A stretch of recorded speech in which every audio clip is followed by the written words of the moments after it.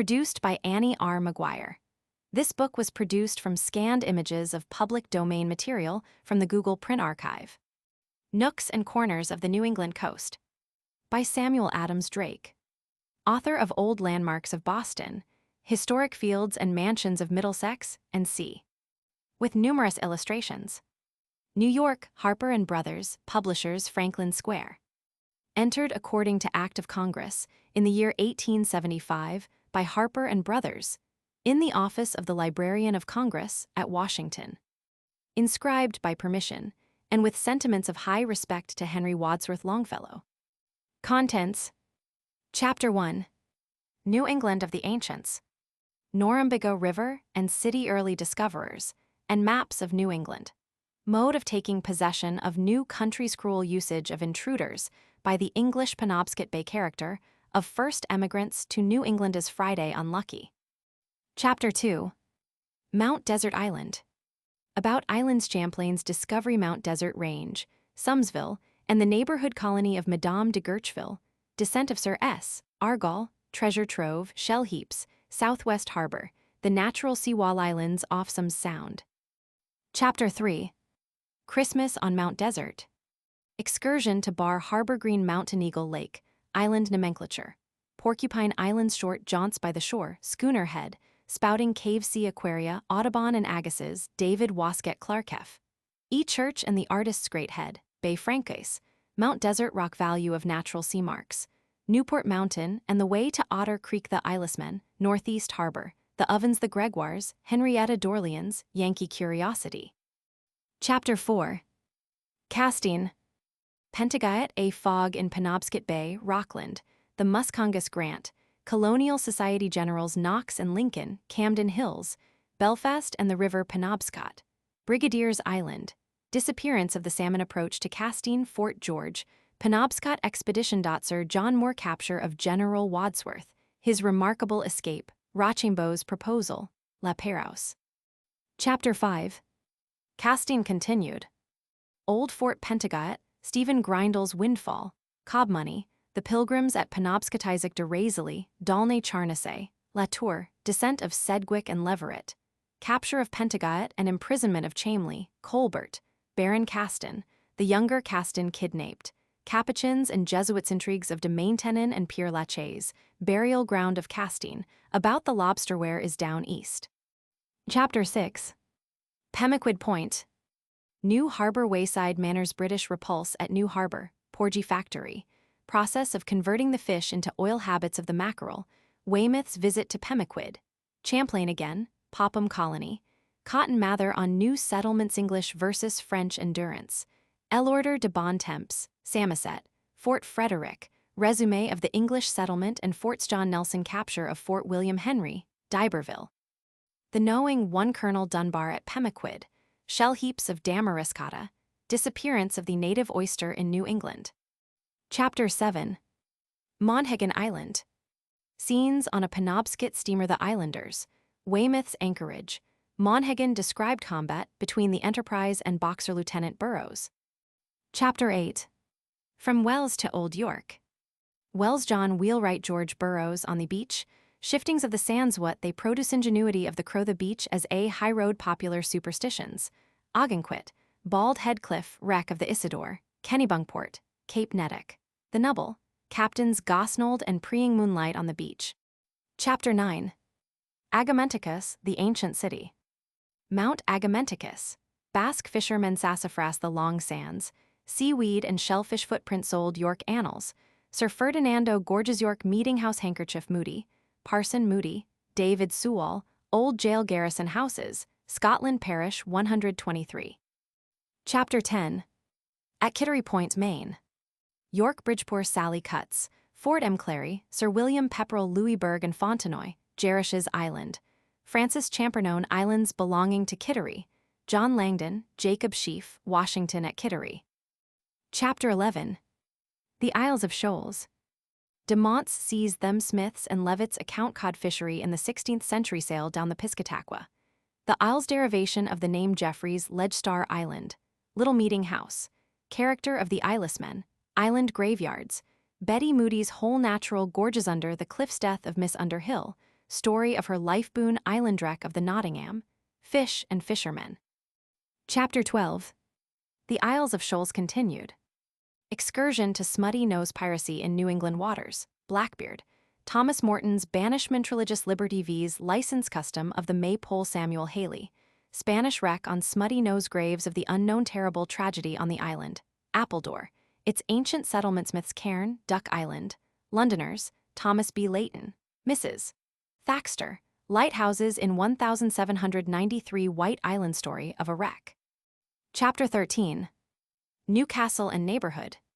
The way to the island, the pool ancient ship's old house, town charter and records influence of the Navy Yard, Fort Constitution, Little Harbor Captain John Mason the Wentworth House, the portraits the governors Wentworth and their wives, Baron Steuben. Chapter 14. Salem Village and 92.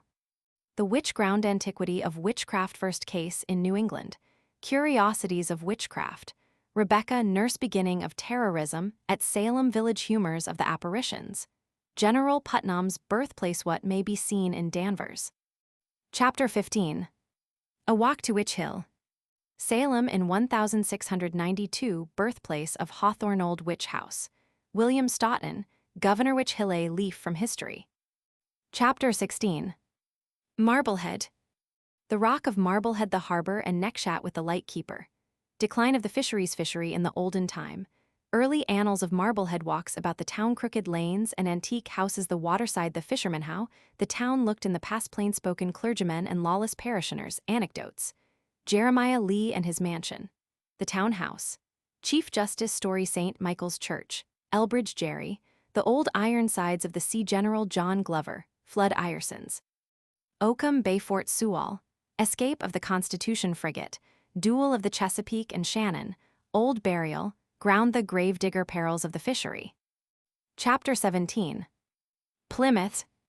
At the American Mecca Court Street Pilgrim Hall and Pilgrim Memorials, Sargent's Picture of the Landing, Relics of the Mayflower, First Duel in New England Old Colony Seal, The Compact, First Execution in Plymouth Old Body of Laws.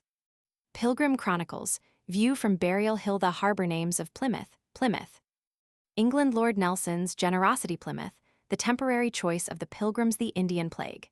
Indian Superstition. Who was first at Plymouth? De Monts and Champlain. Champlain's voyages in New England French pilgrims make the first landing why the natives were hostile to the pilgrims of 1620. Confusion among old writers about Plymouth among the tombstones of Burial Hill the Pilgrims, Church Fortress what a Dutchman saw here in 1627 military. Procession to meeting ancient church customs. Puritans, separatists, and Brownists' flight and political ostracism of the pilgrims their form of worship First Church of Salem.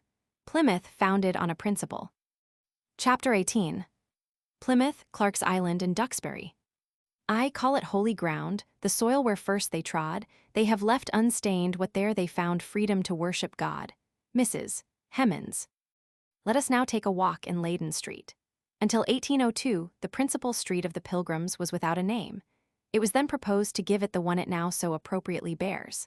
In my descent of the hill into the town square, I passed under the shade of some magnificent elms just putting forth their spring buds. Some of those natural enemies of trees were talking of cutting down the noblest of them all, that has stood for nearly 100 years, and long shaded Governor Bradford's house. Consulting again our old guide, de Rassières, I find he tells us, New Plymouth lies on the slope of a hill stretching east, toward the sea coast, with a broad street about a cannon shot of 800 long leading down the hill, with a street crossing in the middle northward to the rivulet and southward to the land. The houses are constructed of hewn planks, with gardens, also enclosed behind and at the sides with hewn planks, so that their houses and courtyards are arranged in very good order, with a stockade against a sudden attack, and at the ends of the sides with hewn planks, so that their houses and courtyards are arranged in very good order, with a stockade against a sudden attack, and at the ends of the streets there are 3 wooden gates. In the center, on the cross street, stands the governor's house, before which is a square enclosure, upon which 4 pateros are mounted, so as to flank along the streets. We are standing, then, in the ancient place of arms of the Pilgrims. Nearest to us, on the north side of the square, is the site of Governor Bradford's house, with the Church of the Pilgrimage just beyond. The dwelling of the governor was long ago removed to the north part of the town, and this, its successor, does not fulfill our want, as the veritable habitation of the much-honored magistrate would do. Nearly opposite is the old county courthouse, erected in 1749. Up at the head of this enclosed space, which long custom miscalls a square, is the first church, its pinnacles appearing dimly through the interweaving branches of tall elms. There is a coolness as well as a repose about the spot that makes us loiter. After the tragic death of his first wife, Bradford bethought him of Mrs. Southworth, whom he had known and wooed in Old England as Alice Carpenter. She was now a widow. He renewed his suit, and she hearkened to him. But as the governor could not leave his magistracy, the lady, ceding her woman's rights, took ship and came to Plymouth in August 1623. In a fortnight they were married. Bradford tells how the passengers of the ship Anne, of whom Mistress Southworth was one, were affected by what they saw when they first set foot in Plymouth. They were met by a band of haggard men and women, meanly apparelled, and in some cases little better than half naked. The best dish they could set before their friends was a lobster or piece of fish, without other drink than a cup of water. Some of the newly arrived fell weeping. Others wished themselves in England again, while even the joy of meeting friends from whom they had long been separated could not dispel the sadness of others in beholding their miserable condition. The governor has not told us of the coming of Alice Southworth, but says simply there were some very useful persons on board the ship Anne. Here the governor entertained Peer Gabriel Druillettes in 1650 with a fish dinner because, says the good old Jesuit, it was a Friday. The governor was equal to the courtesy, yet, I fancy, fish dinners were often eaten in Plymouth. Bradford's second wife survived him 13 years. With her came his brother-in-law, George Morton, her sister, Bridget Fuller, and 2 daughters of elder Brewster. She lived 30 years with her second husband, and from the tribute of Nathaniel Morton, must have been a woman of an exemplary and beautiful character. Her sister, Mary Carpenter, lived to be 90 years old. She is referred to in the church records of Plymouth as a godly old maid, never married. Apropos of the governor's wedding, I extract this notice of the first marriage in the colony from his history. May 12, 1621, was ye first marriage in this place, which, according to ye laudable custom of ye Low Countries, was thought most requisite to be performed by the magistrate, as being a civil thing, upon which many questions about inheritance do depend, etc. When Edward Winslow was in England as agent of the colony, and was interrogated at the instance of Laud, Archbishop of Canterbury, before the Lords Commissioners of the plantations, he was, among other things, questioned upon this practice of marriage by magistrates. He answered boldly that he found nothing in Scripture to restrict marriage to the clergy. He also alleged that the plantation had long been without a minister, and finished by citing, as a precedent, his own marriage by a magistrate at the Stadthouse in Holland. Morton, who appeared as an accuser of Winslow, says, "The people of New England held the use of a ring in marriage to be a relic of popery, a diabolical circle for the devil to dance in." As soon as they had definitely settled upon a location, the colonists went to work building their town. They began to prepare timber as early as the 23d of December. But the inclemency of the season and the distance, everything was to be transported there were no trees standing within an eighth of a mile of the present Leyden. Street made the work painfully laborious and the progress slow. On the 28th day, the company was consolidated into 19 families, the single men joining some household in order to lessen the number of houses to be built. They then staked out the ground, giving every person half a pole in breadth and 3 in length. Each head of a family chose his homestead by lot, and each man was required to build his own house. By Tuesday, the 9th of January, the common house wanted nothing but the thatch to be complete. Still, although it was only 20 feet square, the weather was so inclement that it took 4 days to cover it. They could seldom work half the week. Captain Smith says, in 1624, the town consisted of 32 houses and about 180 people. The common house is believed to have stood on the south side of Leyden Street, where the abrupt descent of the hill begins. In digging a cellar on the spot, in 1801, sundry tools and a plate of iron were discovered, 7 feet below the surface of the ground. This house is supposed to have served the colonists for every purpose of a public nature until the building of their fortress on Burial Hill. Mert calls it their rendezvous and relates that a few days after completion, it took fire from a spark in the thatch. At the time of the accident, Governor Carver and William Bradford were lying sick within, with their muskets charged and the thatch blazing above them, to their very great danger. In this common house, the working parties slept until their dwellings were made ready. It was worth living 200 years ago to have witnessed one street scene that took place here. John Oldham, the contentious, the incorrigible, dared to return to Plymouth after banishment. He had, with Lyford, tried to breed a revolt among the disaffected of the colony. A rough and tough malignant was Oldham, fiercely denouncing the magistrates to their teeth when called to answer for his misdeeds. He defied them roundly in their grave assembly. Turning to the bystanders, he exclaimed, "My maister's war is your heart's. Now show your courage, you have oft complained to me so and so. Now is ye time if you will do anything, I will stand by you." He returned more choleric than before, calling those he met rebels and traitors in his mad fury. They put him under guard until his wrath had time to cool and set their invention to work. He was compelled to pass through a double file of musketeers, every one of whom was ordered to give him a thump on ye breech with ye but end of his musket, and was then conveyed to the waterside, where a boat was in readiness to carry him away. They then bid him go and mend his manners. The idea of the gantlet was, I suspect, borrowed from the Indians. This little colony of pilgrims was at first a patriarchal community. Everything was in common. Each year an acre of land was allotted to every inhabitant to cultivate. The complete failure of the experiment ought to stand for a precedent, though it seems somehow to have been forgotten.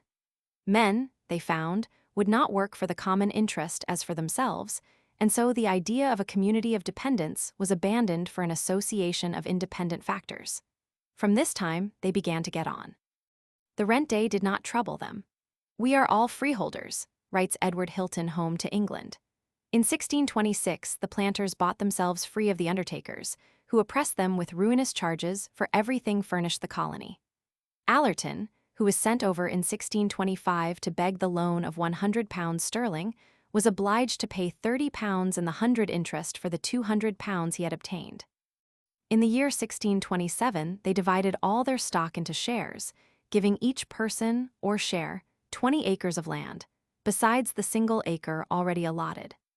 It is time to resume our walk down Leyden Street. On reaching the bluff before mentioned, the street divides, one branch descending the declivity toward the water, while the other skirts the hillside. The Universalist church at the corner marks the site of the Aline House, an ancient dwelling demolished about 1826. By the Plymouth records, it appears that in 1699, Mr. Joseph Aline married Mary Doughton, daughter of Edward, and granddaughter of that Edward Doughton who had come in the Mayflower. Among the children of Joseph Aline born in the old homestead was Mary, who became the mother of that flame of fire, James Otis. The house commanded a fine view of the bay, its foundations being higher than the chimneys in the streets below. It may not, perhaps, be generally known that James Otis, after completing his studies in the office of Jeremiah Gridley, then the most eminent lawyer in the province, came from Boston to Plymouth, where he took an office in the Main Street. He practiced there during the years 1740–49, when his talents called him to a broader field. Mercy, the sister of James Otis, married James Warren, a native of Plymouth. He succeeded General Joseph Warren as president of the Provincial Congress of Massachusetts, but is better known as the author of the celebrated Committee of Correspondence, which he proposed to Samuel Adams while the latter was at his house. Mrs. Warren, at the age of 70, was visited by the Duc de Liancourt. She then retained, he says, the activity of mind which distinguished her as a sister of James Otis, nor had she lost the graces of person or conversational powers, which made her still a charming companion. For reasons apparent to the reader, she resolved not to send her History of the Revolution to the press during her husband's lifetime. Going beyond the church, we come upon the open space of greensward, intersected by footpaths, known as Cole's Hill.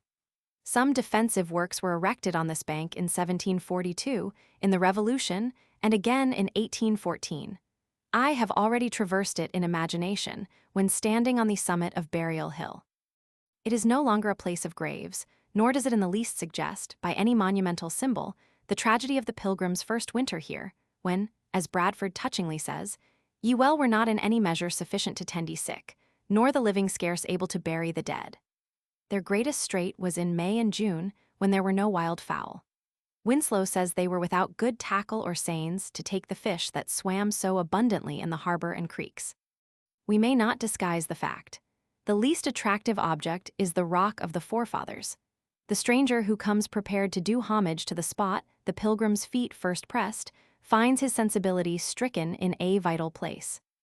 The insignificant appearance of the rock itself, buried out of sight beneath a shrine made with hands, and the separation of the sacred ledge into two fragments, each of which claims a divided regard, give a death blow to the emotions of awe and reverence with which he approaches this cornerstone of American history.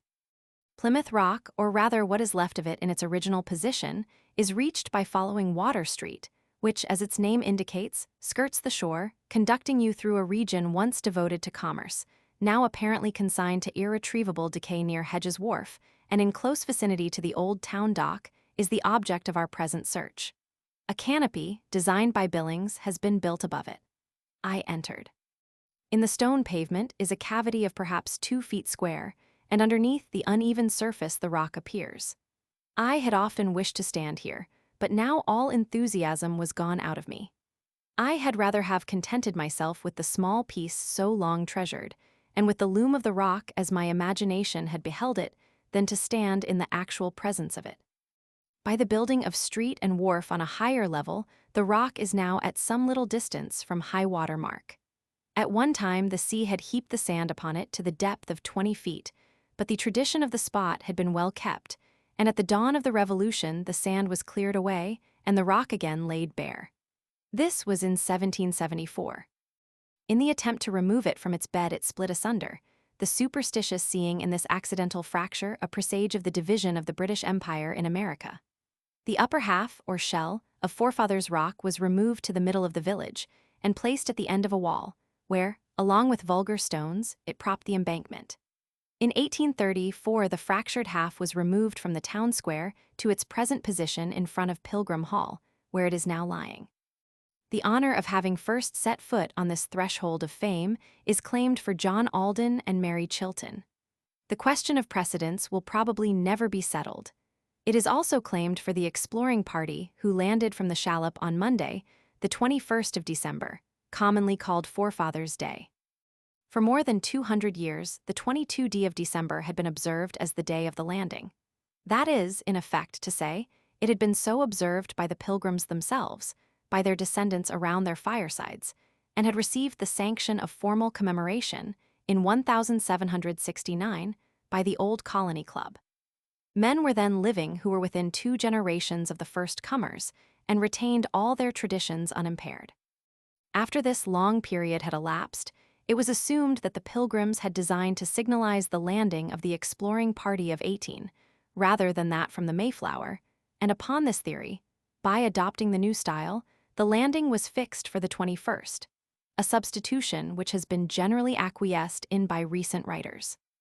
Unless it is believed that the landing of the party of discovery possessed greater significance to the pilgrims, and to those who lived within hearing of the voices of the Mayflower, than the disembarkation of the whole body of colonists on the very strand they had finally adopted for their future home, the presumption of error in computing the difference between old and new style has little force. For 6 weeks, these explorations had continued all along the coastline of Cape Cod, and nothing had been settled until the return of the last party to the ship. The Mayflower then sailed for Plymouth and cast anchor in the harbor on the 16th. But the explorations continued, nor was there a decision until the 20th as to the best point for fixing the settlement. Moreover, there are no precise reasons for saying that the first exploring party landed anywhere within the limits of the present town of Plymouth, nor any tradition of its making the rock a stepping stone. We prefer to believe that the pilgrims meant to illustrate the landing from the Mayflower the event, emphasized by poets, painters, and orators as marking the true era of settlement. That the 22d of December was intelligently adopted by those best able to judge of their intentions, and that an unbroken custom of more than 2 centuries should remain undisturbed, even if it had originated in a technical error, which we do not believe was the case. This rock, says the gifted de Tocqueville, has become an object of veneration in the United States. I have seen bits of it carefully preserved in several towns of the Union. Does not this sufficiently show that all human power and greatness is in the soul of man? Here is a stone which the feet of a few outcasts pressed for an instant, and the stone becomes famous. It is treasured by a great nation. Its very dust is shared as a relic. And what has become of the gateways of 1,000 palaces? Who cares for them? The skeleton of a body was here before them, but, as Carlyle says, the soul was wanting until these men and women came. Mr. Shirley, writing to Bradford, says, "You are the people that must make a plantation and erect a city in those remote places when all others fail and return." I do not find such conspicuous examples of intolerance among the Pilgrims as afterward existed in the Bay Colony. Lyford said they were Jesuits in their ecclesiastical polity, but they permitted him to gather a separate church and perform the episcopal service among them. Beyond question, they were not willing to see the hierarchy from which they had fled establish itself in their midst. The intrigues of such men as Lyford within the colony and Weston in the company at home kept back the remnant of their own chosen associates and reinforced them with churchmen, or else men of no particular religion or helpfulness. In November 1621, the planters received an accession of 35 persons by the fortune. It was the custom in the plantation for the governor to call all the able-bodied men together every day and lead them to their work in the fields or elsewhere. On Christmas Day, they were summoned as usual, but most of the newcomers excused themselves, saying it was against their consciences to work on that day. The governor told them if they made it a matter of conscience he would spare them until they were better informed. He then led away the rest. When those who had worked came home at noon, they found the conscientious observers of the day in the street, at play, some pitching the bar and some at stool ball and like sports. The governor went to them, took away their implements, and told them it was against his conscience they should play while others worked. If they made keeping the day a matter of devotion, they must keep their houses, but there must be no gaming or reveling in the streets. Assuredly, there was some fun in William Bradford, governor. Hutchinson, after all the abuse of him, the fairest historian as to what transpired in advance of the Revolutionary period, gives the Plymouth colonists credit for moderation. When Mrs. Hutchinson was banished by Massachusetts, she and her adherents applied for and obtained leave to settle on Aquidneck, then acknowledged to be within the Plymouth Pact. Before this, Roger Williams, who had been their minister, was, after his banishment from Salem, kindly used, though requested to remove beyond their limits, for fear of giving offense to the Massachusetts colony. Many Quakers probably saved their lives by fleeing to Plymouth, although the Pilgrims detested their worship and enacted laws against them. The town of Swansea was almost wholly settled by Baptists. The relations of the Pilgrims with the Indians were founded in right and justice, and stood on broader grounds than mere policy. This is shown in the unswerving attachment of Massasoit, the fidelity of Samoset, and the friendship of Squanto. The appearance of Samoset in the Pilgrim village was of good augury to the colony, and is worthy of a more appreciative pencil than has yet essayed it. About the middle of March, after many false alarms of the savages, an Indian stalked into the town. Passing silently by the houses, he made straight for the rendezvous. I think I see the matrons and maids peeping through their lattices at the dusky intruder.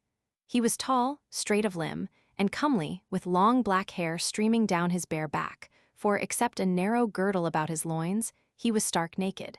When he would have gone into the rendezvous, the guard intercepted him. He was armed with a bow, and in his quiver were only 2 arrows, one headed, the other unheaded, as indicating the pacific nature of his mission. His bearing was frank and fearless, as became a Sagamore.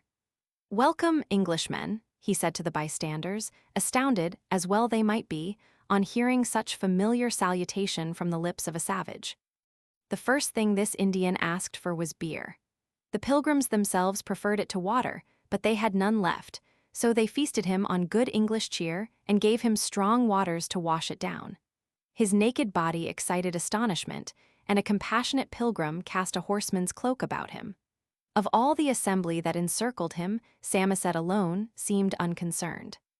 The settlers had seen skulking savages on the hills, but they knew not what to make of this fellow, who thus dropped in on them, as it were, for a morning call.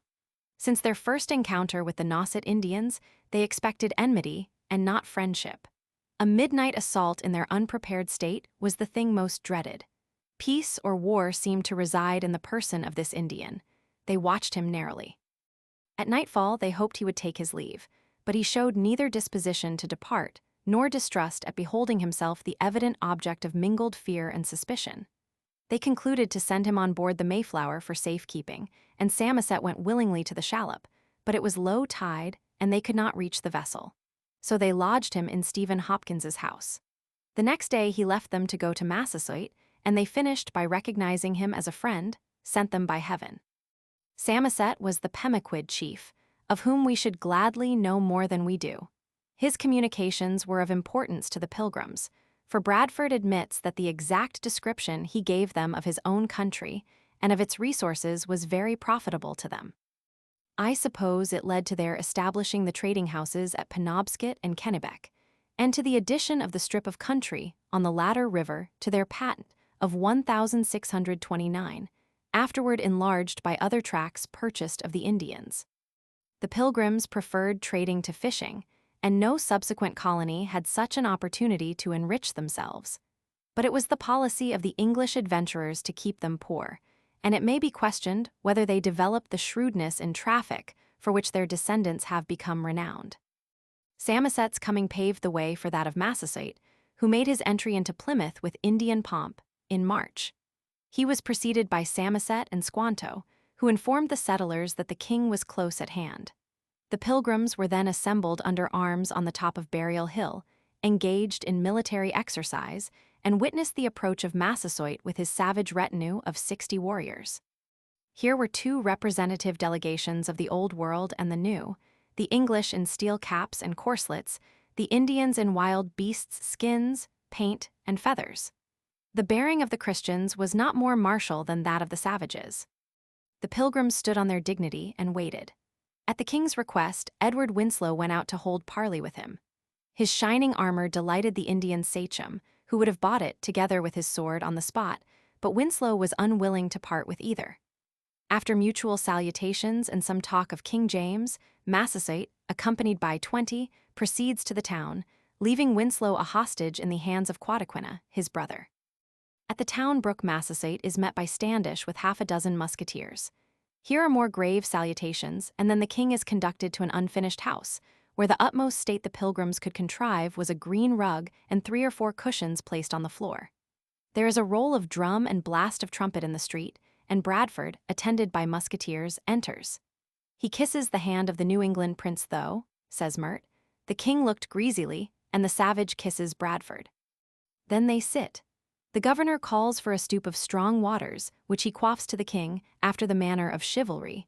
The royal savage drinks, in return a great draught, that makes him sweat all the time after. Give me the cups, and let the kettle to the trumpet speak, the trumpet to the cannoneer without, the cannons to the heavens, the heaven to earth. Now the king drinks to Hamlet. Come, begin. It may interest some readers to know what a real Indian king was like. He was, says an eyewitness, a very lusty man, in his best years an able body, grave of countenance and spare of speech, in his attire little or nothing differing from the rest of his followers, only in a great chain of white bone beads about his neck.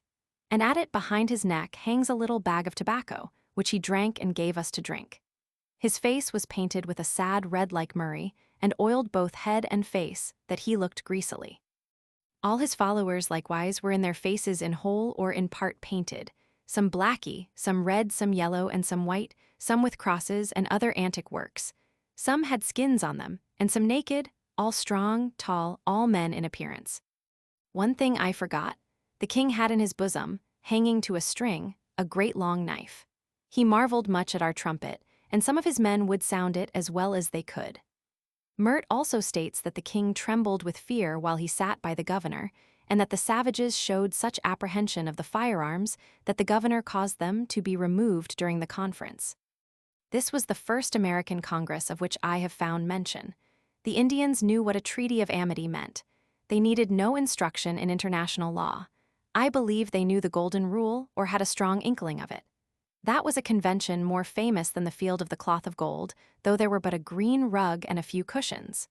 The peace, Bradford writes, hath now, 1645, continued this 24 years. To which I may add, says Prince, yea, 30 years longer, viz., to 1675. The Indians, at the entertainment given them in Plymouth, partook heartily of the food set before them, but they could not be induced to taste spices or condiments. Salt was not used by them. Gosnold regaled them with a picnic at the vineyard, of which John Brereton says, the Indians misliked nothing but our mustard, whereat they made many a sour face. I doubt not the English spread it thickly on the meat, even at the hazard of good understanding. It took these simple natives a long time to comprehend the English method of correspondence. They could not penetrate the mystery of talking paper. There is a story of an Indian sent by Governor Dudley to a lady with some oranges, the present being accompanied with a letter in which the number was mentioned. When out of the town, the Indian put the letter under a stone, and going a short distance off, ate one of the oranges. His astonishment at finding the theft discovered was unbounded. I did not omit a ramble among the wharves, but saw little that would interest the reader. When you are there, the proper thing to do is to take a boat and cross the bay to Clark's Island and Duxbury. We sailed over the submerged piles at the end of Long Wharf, for the pier, once the pride of Plymouth, was fast going to wreck.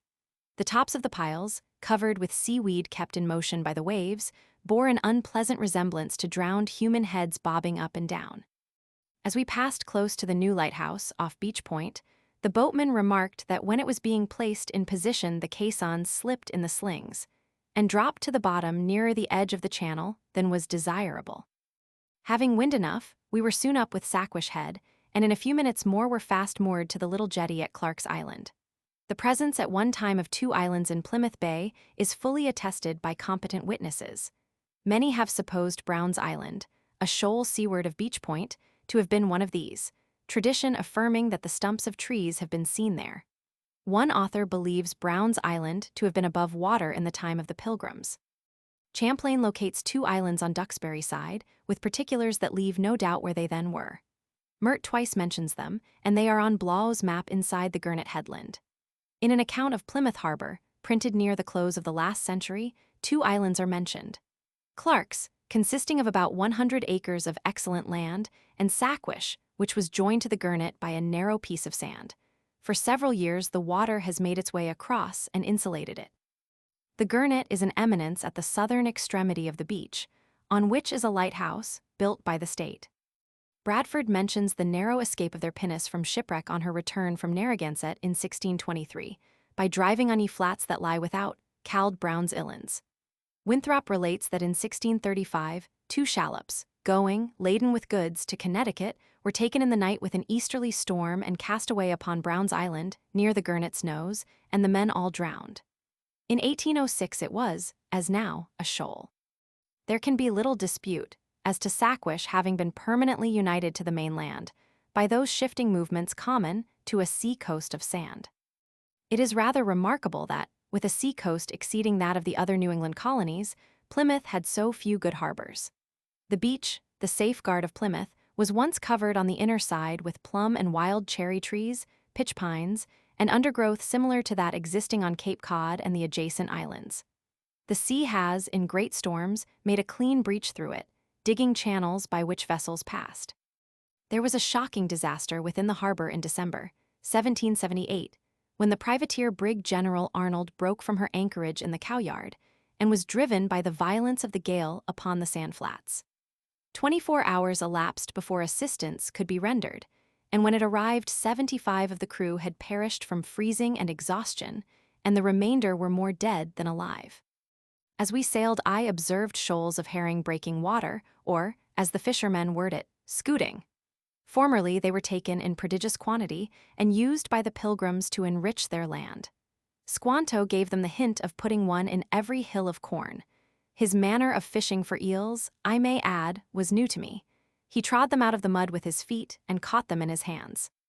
I was surprised at the number of seals continually rising within half a cable's length of the boat, at which they curiously gazed with their bright liquid eyes. We did them no harm as ever and anon one pushed his sleek round head and whiskered muzzle above water. Hundreds of them disport themselves here in summer, though in winter they usually migrate. It is only a little way from the landing place at Clark's Island to the venerable Watson Mansion, seen embowered among trees as we approached.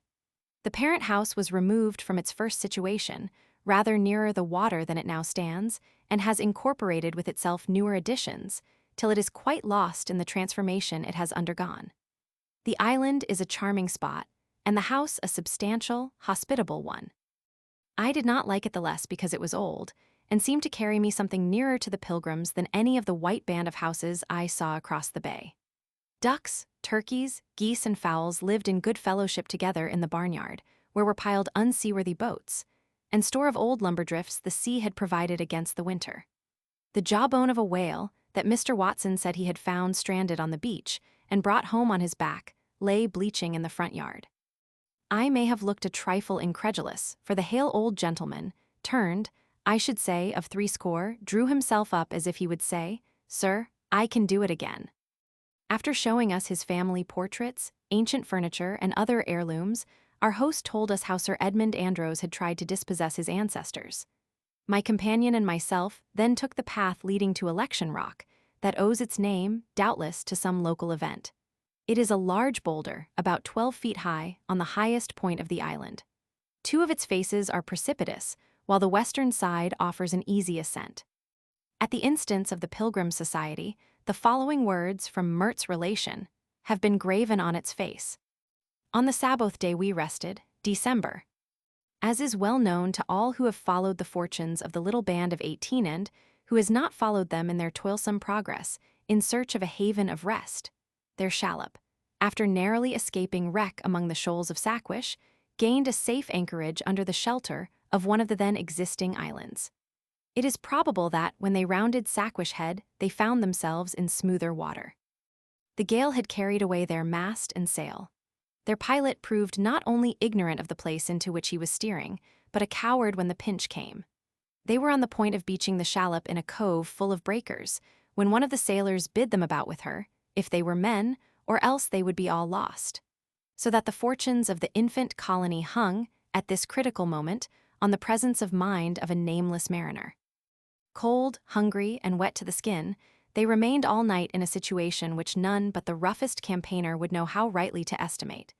The Indians had met them, at Eastham, with such determined hostility that they expected no better reception here.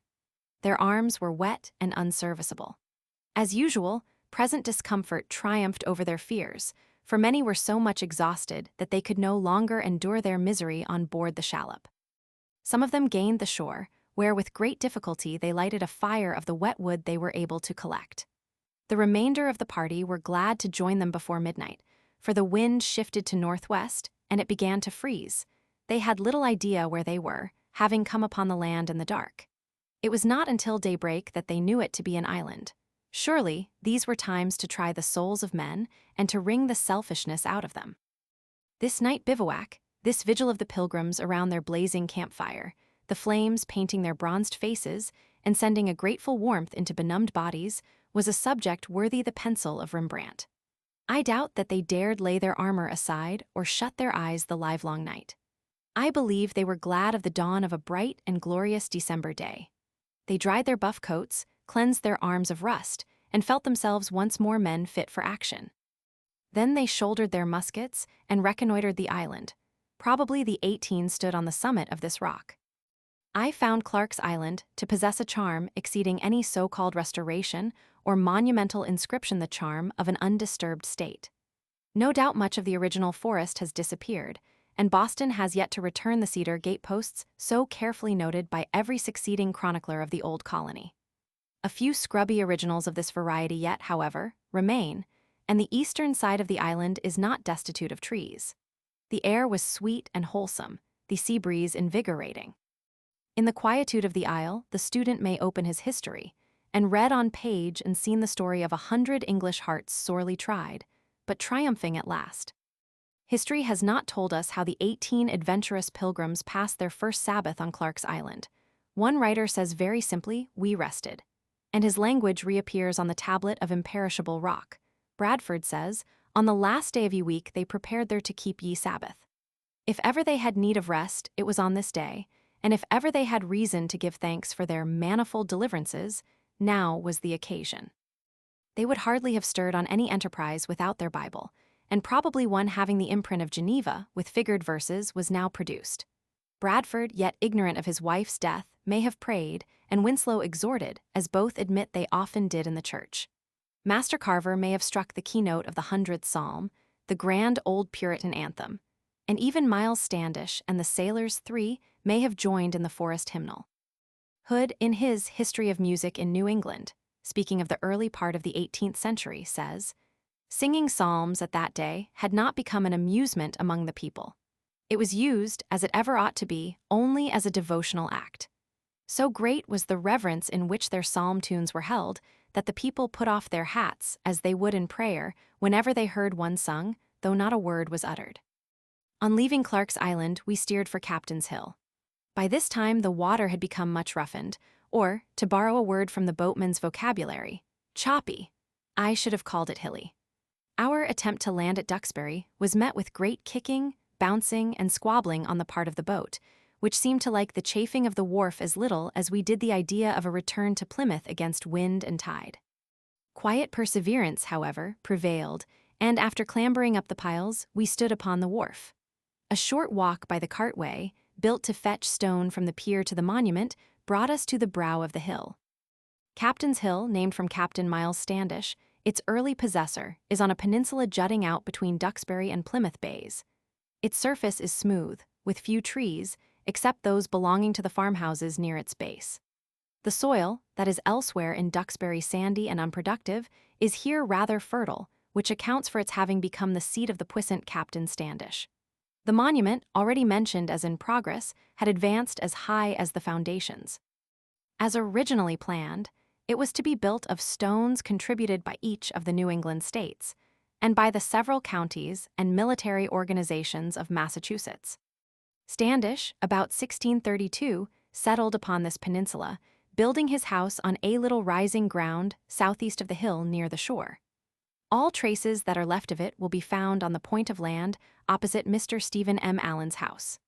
The cellar excavation was still visible when I visited it, with some of the foundation stones lying loosely about. Except a clump of young trees that had become rooted in the hollows, the point is bare and looks anything but a desirable site for a homestead. Plymouth is in full view, as is also the harbor's open mouth. The space between the headland on which the house stood and Captain's Hill was at one time either an arm of the sea, or else in great gales the water broke over the level, forming a sort of lagoon. Mr. Windsor, in his History of Duxbury, says the sea, according to the traditions of the place, once flowed between Standish's house and the hill. The ground about the house, he adds, has been turned up in years past, the search being rewarded by the recovery of several relics of the old inhabitant.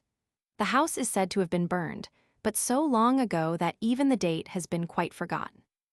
On this same neck Elder Brewster is believed to have lived, but the situation of his dwelling is at best doubtful.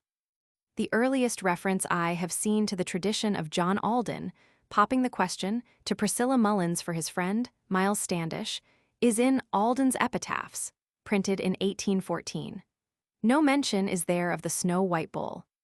Led by a cord that was tied to an iron ring in its nostrils, covered with crimson cloth, and a cushion placed for a saddle.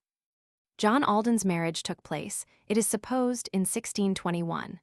The first cattle brought to Plymouth were a bull, a heifer, and 3 or 4 jades, sent by Mr. Shirley, of the Merchants' Association, in 1624. They were consigned to Winslow and Allerton to be sold.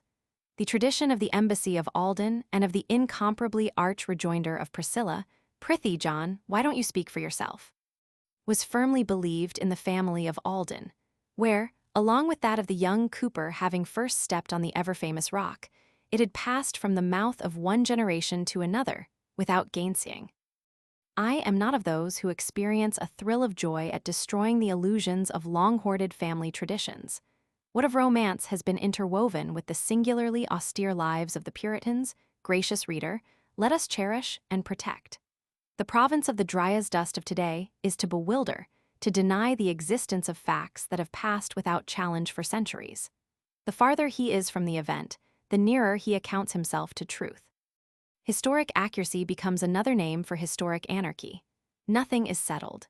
The grand old characters he strips of their hard-earned fame cannot confront him. Would they might?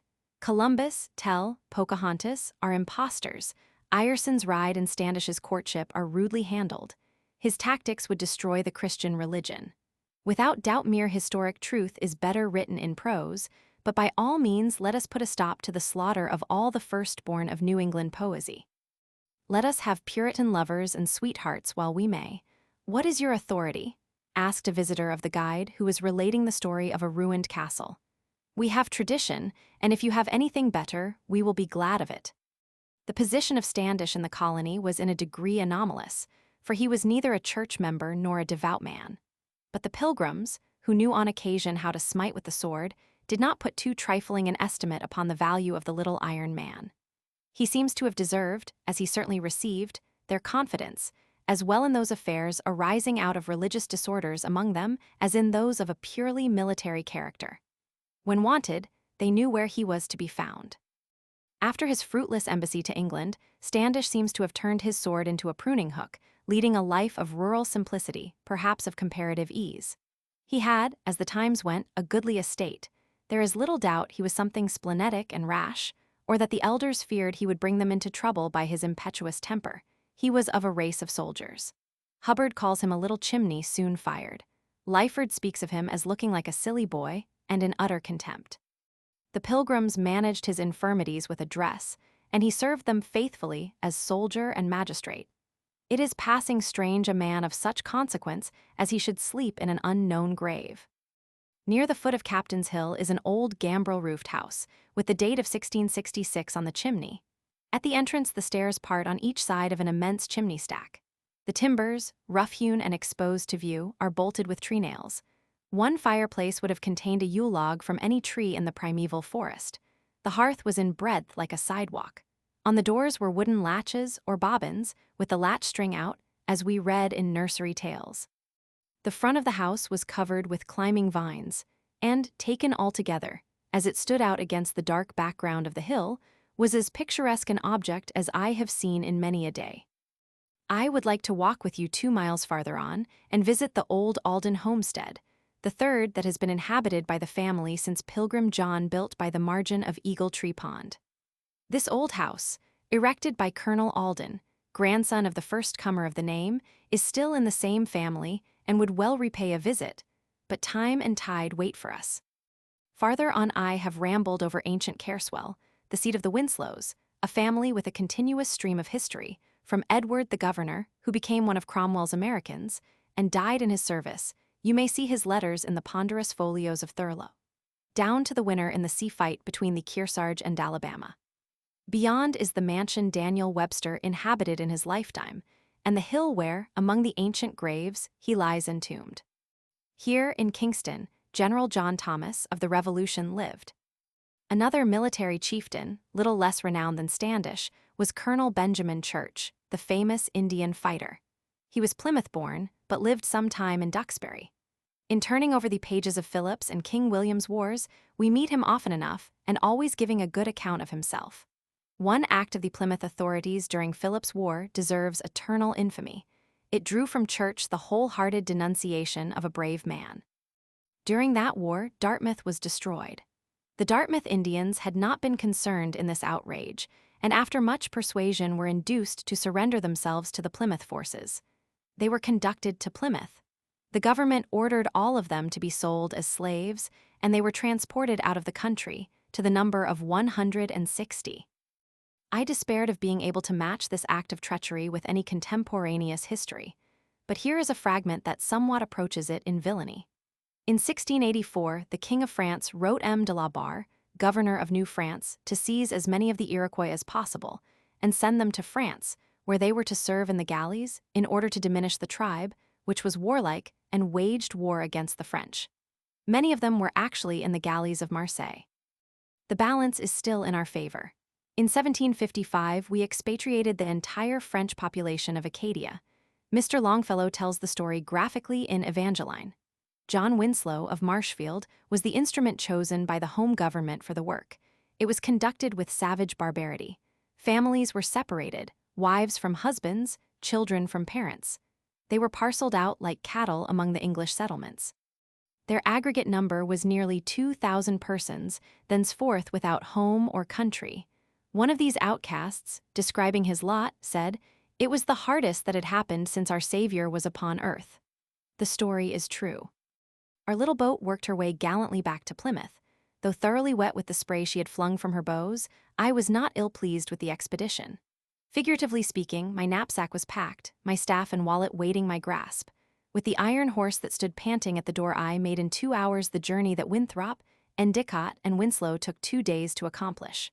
Certainly, I found Plymouth much changed. The pilgrims would hardly recognize it, though now, as in centuries before their coming. The waves that brought them ore still roll in the bay and throw their spray as they break along the shore. Footnotes: these trees are said to have been planted in 1783 by Thomas Davis, wife of Samuel Fuller.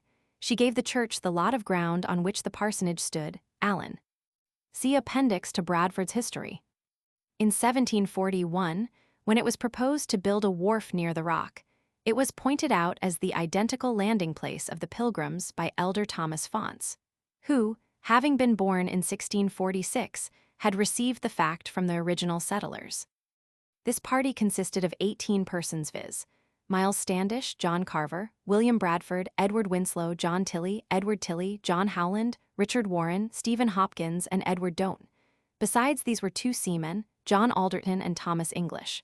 Of the ship's company were Clark and Coppin, 2 of the master's mates, the master gunner, and 3 sailors. This little band of discoverers left the ship at anchor at Cape Cod Harbor on the 16th of December. Mert calls Alderton and English 2 of our seamen, in distinction from the ship's company proper, they having been sent over by the undertakers, in the service of the plantation. On her return voyage, the Fortune was seized by a French man-of-war, Captain Frontenin de Pennart, who took Thomas Barton, master, and the rest prisoners to the Isle of Ré, plundering the vessel of beaver worth £500 belonging to the Pilgrims. The vessel and crew were discharged after a brief detention. British Archives. First spelled Swansea, and named from Swansea in South Wales. Squanto was one of the Indians kidnapped by Hunt and the last surviving native inhabitant of Plymouth. He had lived in London with John Slaney, merchant, treasurer of the Newfoundland Company. Windsor History of Duxbury, p. 26 note. See Ante, also Massachusetts Historical Collections, Volume Roman II, p. 5.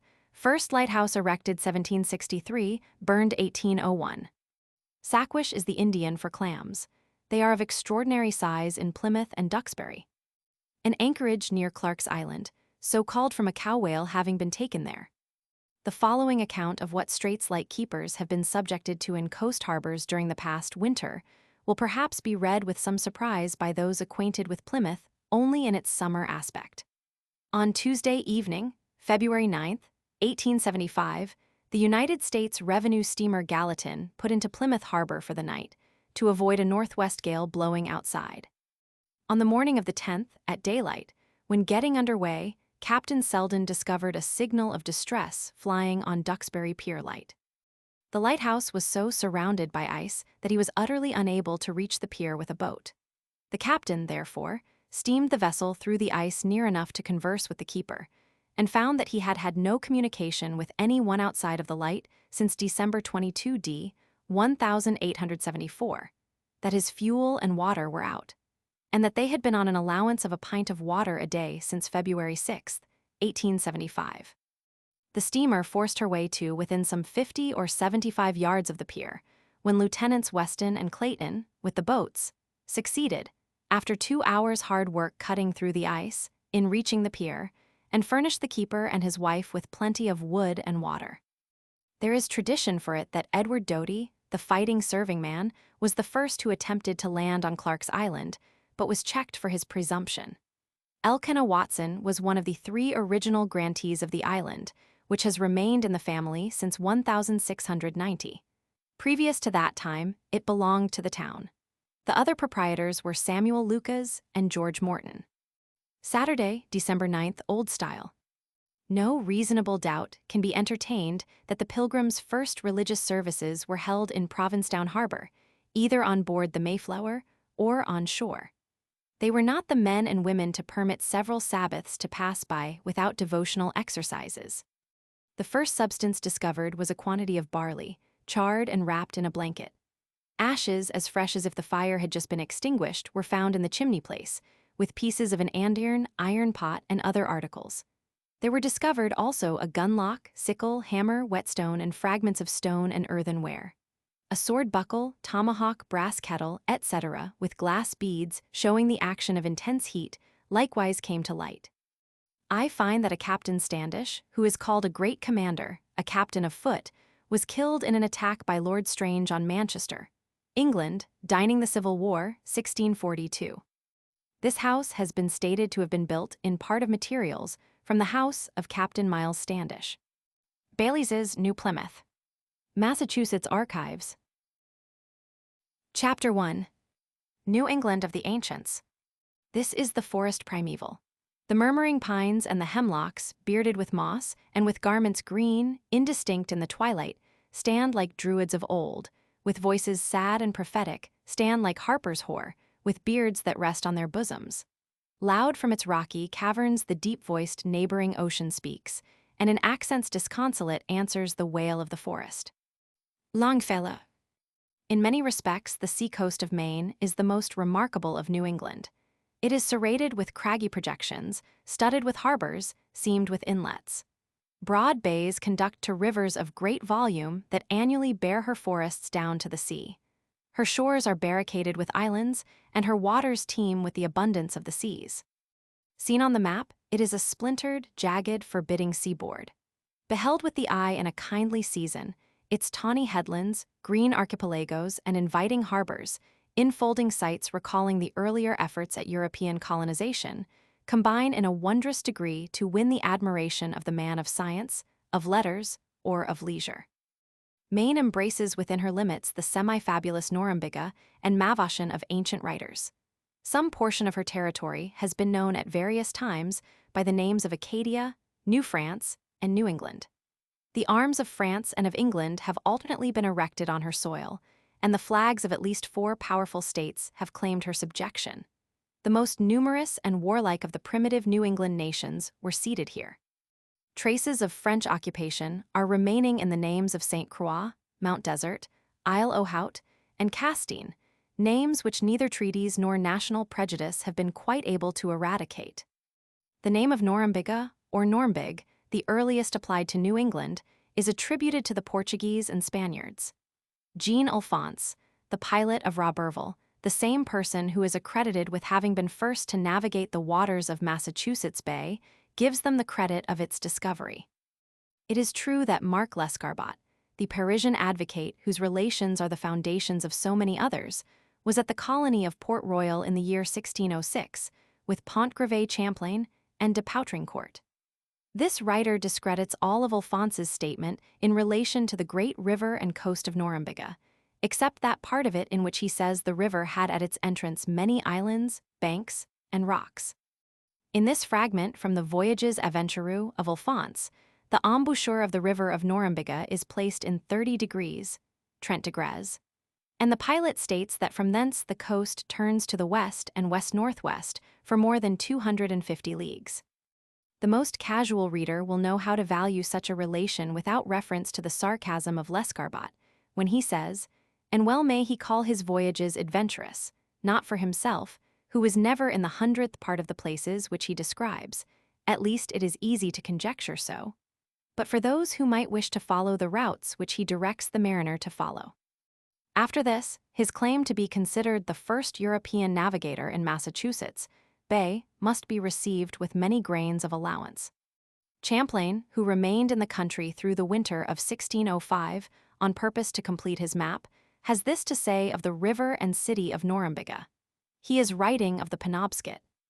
"I believe this river is that which several historians call Norumbig, and which the greater part have written is large and spacious, with many islands, and its entrance in 43 and 43 and a half, and others in 44, more or less, of latitude. As for the declination, I have neither read nor heard any one speak of it. They describe also a great and very populous city of natives, dexterous and skillful, having cotton cloth. I am satisfied that the major part of those who make mention of it have never seen it, and speak from the hearsay evidence of those who know no more than themselves. I can well believe that there are some who have seen the embouchure, for the reason that there are, in fact, many islands there, and that it lies in the latitude of 44 degrees at its entrance, as they say. But that any have entered, it is not credible, for they must have described it in quite another manner to have removed this doubt from many people. With this protest, Champlain admits the country of Norumbega to a place on his map of 1612. In the Histoire universelle des Indes Occidentales, printed at Douai in 1607, the author, after describing Virginia, speaks of Norumbega, its great river and beautiful city. The mouth of the river is fixed in the 44th, and the pretended city in the 45th degree, which approximates closely enough to the actual latitude of the Penobscot. This authority adds that it is not known whence the name originated, for the Indians called it a guncha. It also refers to the island well situated for fishery at the mouth of the great river. On the map of Ortelius, 1603, the two countries of Norumbega and Nova Francia occupy what is now Nova Scotia and New England respectively. The only features laid down in Nova Francia by name are R Grande or Sonora, C de Aguas Islas, and Montagnes Saint Jean. These localities answer reasonably well to as many conjectures as there are mountains, streams, and capes in New England. There is no projection of the coast corresponding with Cape Cod. Champlain names the river Penobscot, Pemategat. By this appellation, with some trivial change in orthography, it continued known to the French until its final repossession by the English. Turning to the painful collections of Master Hakluyt, the old prebendary of Bristol, we find Mavachin described as a country lying to the north and by east of Virginia, between the degrees of 43 and 45, 40 leagues broad and 50 in length, lying in breadth east and west, and in length north and south. It is bordered on the east with a country, the people whereof they call Tarentines, on the west with a Pistamen, on the north with a very great wood, called Senegal Conch, and on the south with the main ocean sea and many islands. In all these relations there is something of fact, but much more that is too unsubstantial for the historian's acceptance. The voyages of the Norsemen, of de Rut and Thevet, are still a disputed and a barren field. I do not propose here to indulge in speculations respecting them. Francis I demanded, it is said, to be shown that clause in the will of Adam which disinherited him in the New World for the benefit of the Spaniards. Under his favor, the Florentine Verrazzani put to sea from Dieppe, in La Dauphine, in the year 1524. By virtue of his discoveries, the French nation claimed all the territory now included in New England. The astute Francis followed up the clue by dispatching, in 1534, Jacques Cartier in La Grande Hermine. Despite the busy times in Europe, near the close of his reign, Henry Roman IV continued to favor projects confirming the footing obtained by his predecessors. Until 1614, when the name of New England first appeared on Smith's map, the French had the honor of adding about all that was known to the geography of its seaboard. There can now be no harm in saying that Captain John Smith was not the first to give a Christian name to New England. The Florentine Verrazzani called it, in 1524, New France, when he traversed the coasts from the 34th parallel to Newfoundland or Prima Vista. Sebastian Cabot may have seen it before him, but this is only conjecture, though our great-grandfathers were willing to spill their blood rather than have it called New France. According to the modern universal history, Cabot confessedly took formal possession of Newfoundland and Norumbega, whence he carried off 3 natives. In the Theatre Universal d'Ortelius, there is a map of America, engraved in 1572, and very minute, in which all the countries north and south are entitled New France. The English, says a French authority, had as yet nothing in that country, and there is nothing set down on this map for them. In Mercator's Atlas of 1623 is a general map of America, which calls all the territory north and south of Canada New France. New England does not find a place on this map. Canada is down as a particular province. Virginia is also there. Captain John Smith's map of New England of 1614 contains many singular features. In his Description of New England, printed in 1616, the Indian names are given of all their coast settlements. Prince Charles, however, altered these to English names after the book was printed. The retention of some of them by the actual settlers might be accidental, but they appear much as if scattered at random over the paper. Plymouth is where it was located 6 years after the date of the map. York is called Boston, and Agamenticus, Snadon Hill. Penobscot is called Pembroke's Bay. The name of Cape Breton is said to occur on very early maps, antecedent even to Cartier's voyage. A map of Henry Roman II is the oldest mentioned. Norumbega is on a map in Le Recueil de Ramusius, tome Roman III, where there is an account of a Frenchman of Deep and a map made before the discovery of Jean Guadier. It is asserted that the Basque and Breton fishermen were on the coast of America before the Portuguese and Spaniards. Baron La Hontan says, "The seamen of French Biscay are known to be the most able and dexterous mariners that are in the world." It is pretty certain that Cape Breton had this name before the voyages of Cartier or Champlain. The Frenchman of Deep is supposed to be Thomas Aubert, whose discovery is assigned to the year 1508. The Atlas of Guillaume and John Blau has a map of America in tome I. There is a second, entitled Nova Belgica and Nova Anglica. New England extends no farther than the Kennebec, where begins the territory of Nova Francii Pars, in which Norumbega is located. The rivers Pentagouet and Chouaquet Saco appear properly placed. The map bears certain marks in its nomenclature and the configuration of the coast of being compiled from those of Champlain and Smith. Researches made in England, France, and Holland, at the instance of Massachusetts and New York, have resulted in the recovery of many manuscript fragments more or less interesting, bearing upon the question of priority of discovery. Of these, the following is not the least curious. If credence may be placed in the author of the Memoirs pour servir à l'histoire de Deep, Recherches sur les voyages et découvertes des navigateurs normands, and Navigateurs Francais, the continent of America was discovered by Captain Cousin in the year 1488. Sailing from Deep, he was carried westward by a gale and drawn by currents to an unknown coast, where he saw the mouth of a large river. Cousin's first officer was Unatranger Name Pinkin o Pinzon, who instigated the men to mutiny and was so turbulent that, on the return of the caravel, Cousin charged him before the magistrates of Deep with mutiny, insubordination, and violence. He was banished from the city and embarked 4 years afterward, say the Deepwa, with Christopher Columbus, to whom he had given information of the New World. In the Bibliothèque Royale of Paris there is, or rather was, existing a manuscript dated in 1545, entitled Cosmographie de Jean Alphonse les Saintongiais. It is undoubtedly from this manuscript that Jean de Marneffe and de Saint-Gelais compiled the Voyages Aventureux d'Alphonse Saintongiais, printed in 1559, which includes an expedition along the coast from Newfoundland southwardly to Une Bay jusques par les 42 degrees, entre la Norumbega et la Floride, in 1543. Of Jean Alphonse, it is known that he was one of Roberval's pilots in his voyage of 1542 to Canada, and that he returned home with Cartier. Roberval expected to find a northwest passage, and Jean Alphonse, who searched the coast for it, believed the land he saw to the southward to be part of the continent of Asia. His cruise within the latitude of Massachusetts Bay is also mentioned by Hakluyt. The claim of Alphonse to be the discoverer of Massachusetts Bay has been set forth with due prominence. Alphonse and Champlain were both from the same old province in the west of France. It goes without dispute that the older French historians knew little or nothing of Hakluyt and Purchas.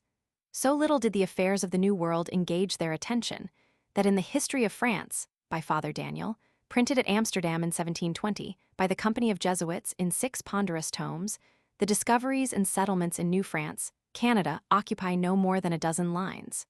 Cartier, Roberval, de Monts, and Champlain are mentioned, and that is all.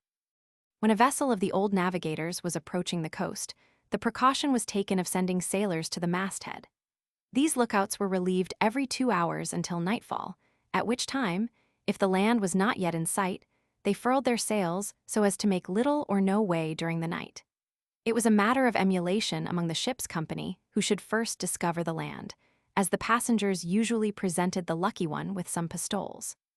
One writer mentions that on board French vessels, after sighting Cape Race, the ceremony known among us as crossing the line was performed by the old salts on the green hands, without regard to season.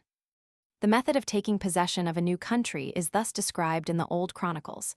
Jacques Cartier erected a cross 30 feet high, on which was suspended a shield with the arms of France and the words, Vive le Roi. Sir Humphrey Gilbert, in 1583, raised a pillar at Newfoundland with a plate of lead, having the Queen's arms graven thereon. A turf and a twig were presented to him, which he received with a hazel wand. The expression, by turf and twig, a symbol of actual possession of the soil and its products, is still to be met with in older New England records. Douglas, the American historian, speaking of Henry Roman IV, says, he planted a colony in Canada which subsists to this day. May it not long subsist, it is a nuisance to our North American settlements. Delenda est Carthago.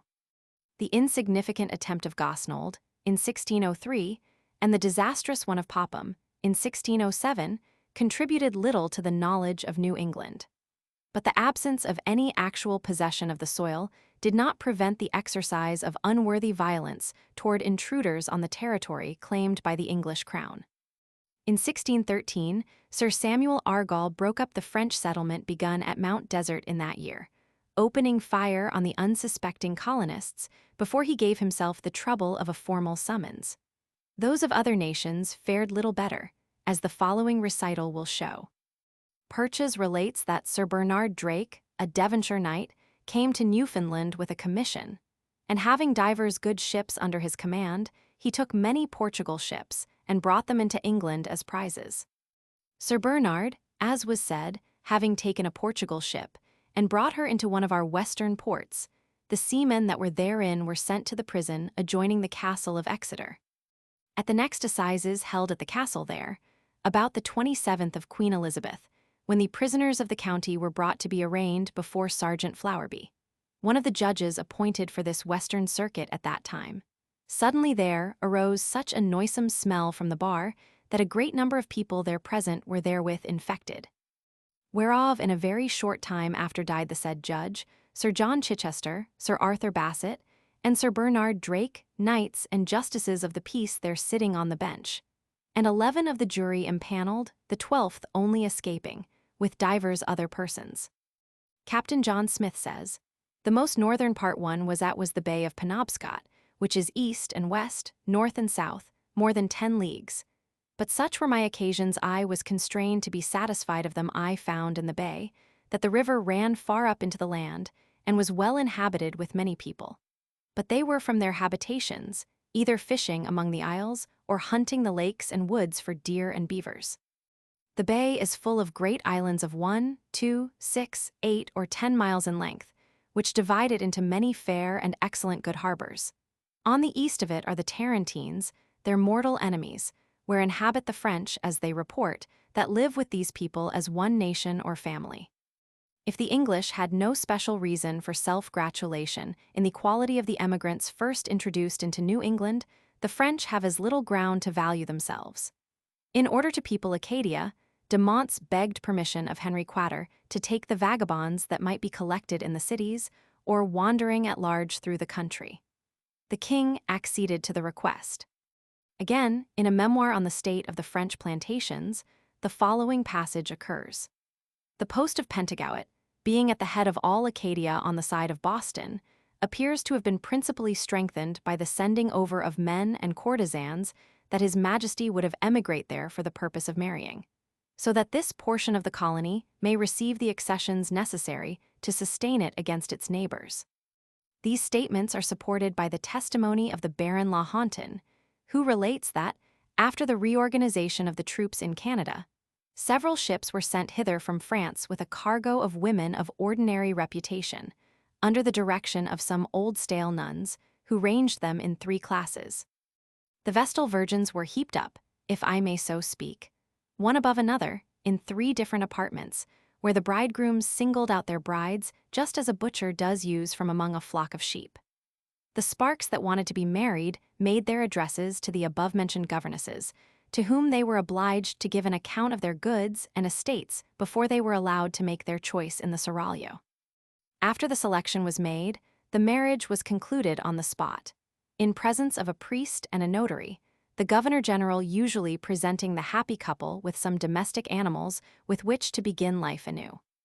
When the number of historical precedents is taken into account, the superstition long current among mariners with regard to setting sail on Friday seems unaccountable. Columbus sailed from Spain on Friday, discovered land on Friday, and returned to Palos on Friday.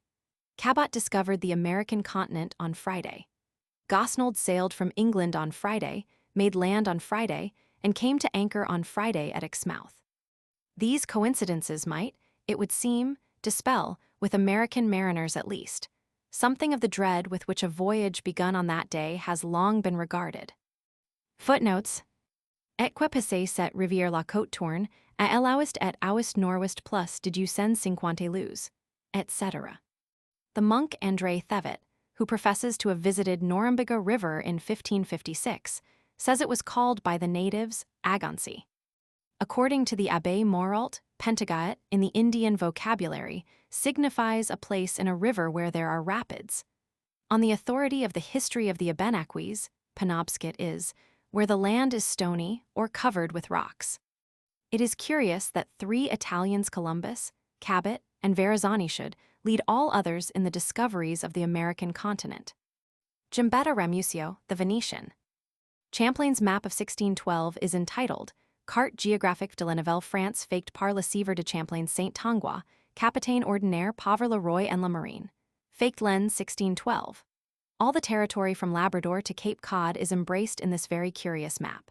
Some of its details will be introduced in successive chapters as occasion may demand. There is another map of Champlain of 1632, Fort Dételay, but of less rarity than the first. By Ben Perlipour and John Roman Broadhead. Massachusetts Archives, French Documents, Volume I, p. 269. Reverend B. F. DaCosta's, Northmen in Maine. Mass. Archives, French Documents. Ibid. Chapter 2. Mount Desert Island. There, gloomily against the sky, the dark isles rear their summits high, and desert rock, abrupt and bare, lifts its gray turrets in the air. Whittier. Islands possess of themselves a magnetism not vouchsafed to any spot of the mainland. In cutting loose from the continent, a feeling of freedom is at once experienced that comes spontaneously and abides no longer than you remain an islander. You are conscious, in again setting foot on the main shore, of a change which no analysis, however subtle, will settle altogether to your liking. Upon islands, the majesty and power of the ocean come home to you, as in multiplying itself, it pervades every fiber of your consciousness, gaining in vastness as you grow in knowledge of it. On islands, it is always present, always roaring at your feet or moaning at your back. Islands have had no little share in the world's doings. Corsica, Elba, and St. Helena are linked together by an unbroken historical chain. Homer and the Isles of Greece, Capri, and Tiberius loom in the twilight of antiquity. Thinking on Garibaldi or Victor Hugo, the mind instinctively lodges on Capua or Guernsey. An island was the death of Philip Roman II, and the ruin of Napoleon. In the New World, Santo Domingo, Cuba, and Newfoundland were first visited by Europeans. The islands of the New England coast have become beacons of her history. Mount Desert, Monhegan, and the Isles of Shoals, Clark's Island, Nantucket, the Vineyard, and Rhode Island have havens where the historian or antiquary must put in before landing on broader ground. I might name a score of others of lesser note. These are planets in our watery system. On this line, many peaceful summer campaigns have been brought to a happy conclusion. Not a few have described the more genial aspects of Mount Desert. It has in fact given employment to many busy pens and famous pencils. I am not aware that its wintry guise has been portrayed on paper or on canvas. The very name is instinctively associated with an idea of desolateness. The gray and thundersmitten pile which marks afar the desert isle. Champlain was no doubt impressed by the sight of its craggy summits, stripped of trees, basking their scarred and splintered steeps in a September sun. I have called it, he says, the Isle of Mont's Deserts. In a little padesh of only 17 or 18 tons burden, he had set out on the 2d of September, 1604, from St. Croix to explore the coast of Norumbega. 2 natives accompanied him as guides. The same day, as they passed close to an island 4 or 5 leagues long, their bark struck a hardly submerged rock, which tore a hole near the keel. They either sailed around the island or explored it by land, as the strait between it and the mainland is described as being not more than 100 paces in breadth. The land, continues the French voyager, is very high, intersected by passes, appearing from the sea like 7 or 8 mountains ranged near each other. The summits of the greater part of these are bare of trees because they are nothing but rocks. It was during this voyage, and with equal pertinence, Champlain named Isle aux Hautes. According to Pierbeard, the savages called the island of Mount Desert Pemetic, meaning, says M. Elabé Morault, that which is at the head. A crowned head it appears, seen on land or sea. It is curious to observe how the embouchure of the Penobscot is on either shore, guarded by 2 such solitary ranges of mountains as the Camden and Mount Desert groups. They embrace about the same number of individual peaks and approximate nearly enough in altitude. From Camden, we may skirt the shores for 150 miles to the west and south before meeting with another eminence, and then it is an isolated hill standing almost upon the line of division between Maine and New Hampshire that is encountered. On the shore of the mainland, west of Mount Desert, is Blue Hill, another lone mountain. Katahdin is still another astray, of grander proportions, it is true, but belonging to this family of lost mountains. Although they appear a continuous chain when massed by distance, the Mount Desert Range is, in reality, broken into little family groups, as exhibited on the map. Another peculiarity of the Mount Desert chain is that the eastern summits are the highest, terminating generally in precipitous and inaccessible cliffs. I asked a village ancient his idea of the origin of these mountains and received it in 2 words, hove up. The cluster numbers 13 eminences, to which the title Old 13 may be more fitly applied than to any political community of modern history.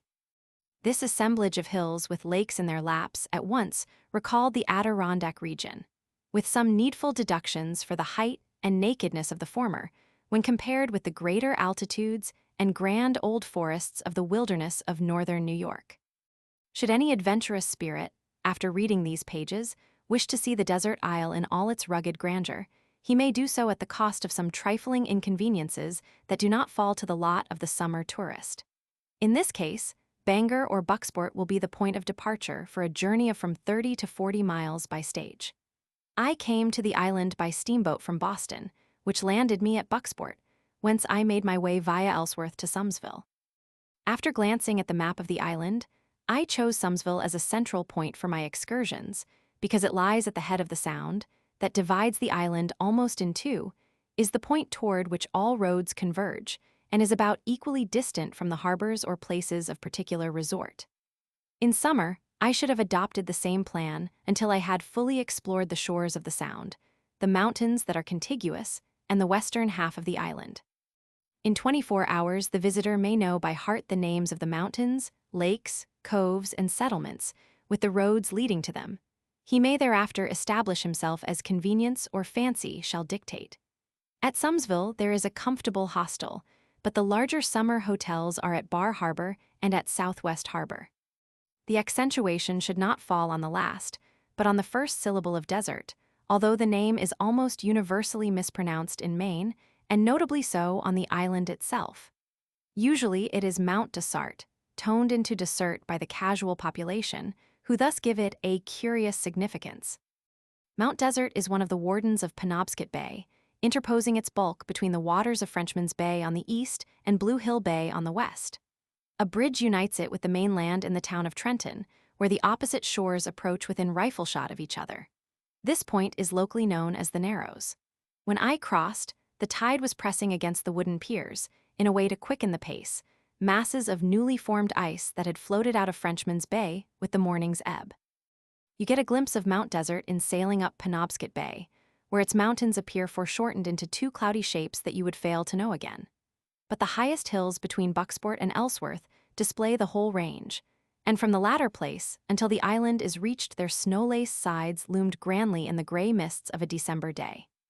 In this condition of the atmosphere, their outlines seemed more sharply cut than when thrown against a background of clear blue sky. I counted 8 peaks, and then, on coming nearer, others that at first had blended with those higher and more distant ones detached themselves. Green Mountain will be remembered as the highest of the chain, Beech and Dog Mountains from their peculiarity of outline. A wider break between 2 hills indicates where the sea has driven the wedge called some sound into the side of the isle. Western Mountain terminates the range on the right, Newport Mountain, with Bar Harbor at its foot, is at the other extremity of the group. In approaching from sea, this order would appear reversed. The Sumsville Road is a nearly direct line drawn from the head of the sound to the Narrows. Soon after passing the bridge, that to Bar Harbor diverged to the left. Crossing a strip of level land, we began the ascent of Town Hill through a dark growth of cedar, fir, and other evergreen trees. A little hamlet, where there is a post office, crowns the summit of Town Hill. Not long after, the sound opened into view one of those rare vistas that leave a picture for after remembrance.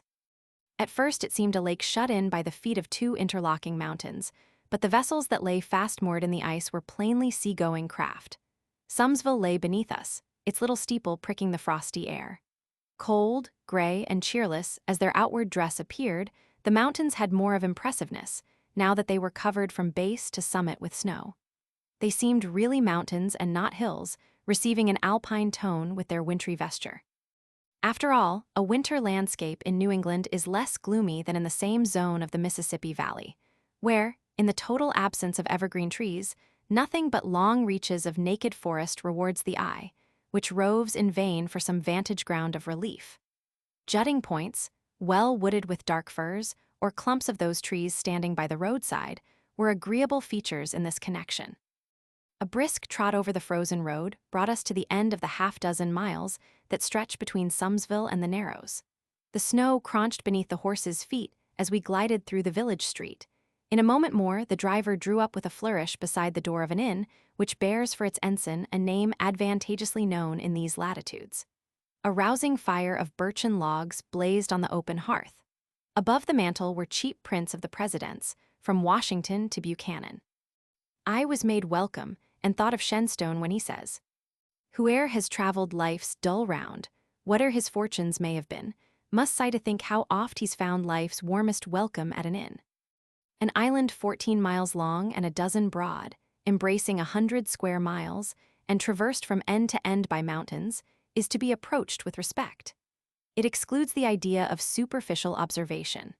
As the mountains bar the way to the southern shores, you must often make a long dater to reach a given point, or else commit yourself to the guidance of a deer path, or the dry bed of some mountain torrent.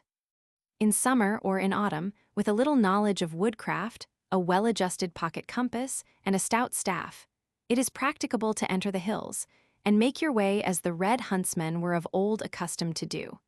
But in winter, a guide would be indispensable, and you should have well-trained muscles to undertake it.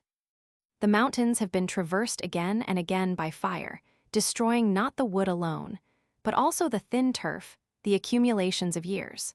The woods are full of the evidences of these fires in the charred remains of large trees that, after the passage of the flames, have been felled by tempests. At a distance of 5 miles, the present growth resembles stubble. On a nearer approach, it takes the appearance of underbrush, and upon reaching the hills, you find a young forest repairing the ravages made by fire, wind, and the woodman's axe. 50 years ago, said Mr. Sums, those mountains were covered with a dark growth. Cedars, firs, hemlocks, and other evergreens, with a thick sprinkling of white birch, and now and then a clump of beeches, make the principal base for the forest of the future on Mount Desert, provided always it is permitted to arrive at maturity. Hitherto, the poverty or greed of the inhabitants has sacrificed every tree that was worth the labor of felling. In the neighborhood of Salisbury's Cove, there are still to be seen in inaccessible places, trees destined never to feel the axe's keen edge. Mine host of the village tavern, Daniel Sums, or Old Uncle Daniel, as he is known far and near, is the grandson of the first settler of the name who emigrated from Gloucester, Massachusetts, and squatted here, a vile phrase, about 1760. Abraham Sums built on the little point of land in front of the tavern door, from which a clump of shrubs may be seen growing near the spot. Other settlers came from Cape Cod and were located at Hulls and other coves about the island. I asked my landlord if there were any family traditions relative to the short-lived settlement of the French, or traces of an occupation that might well have set his ancestors talking. He shook his gray head in emphatic negative. Had I asked him for Tam O'Shanter or the Briggs of Ayr, he would have given it to me stanza for stanza. There are few excursions to be made within a certain radius of Sumsville that offer so much of variety and interest as that on the western side of the Sound, pursuing, with such wanderings as fancy may suggest, the well-beaten road to Southwest Harbor. It is 7 miles of hill and dale, lake and stream, with a succession of charming views constantly unfolding themselves before you. And here I may remark that the roads on the island are generally good and easily followed. The map may have so far introduced the island to the reader that he will be able to trace the route along the side of Robinson's Mountain, which is between the road and the sound, with two summits of nearly equal height, rising 640 and 680 feet above it.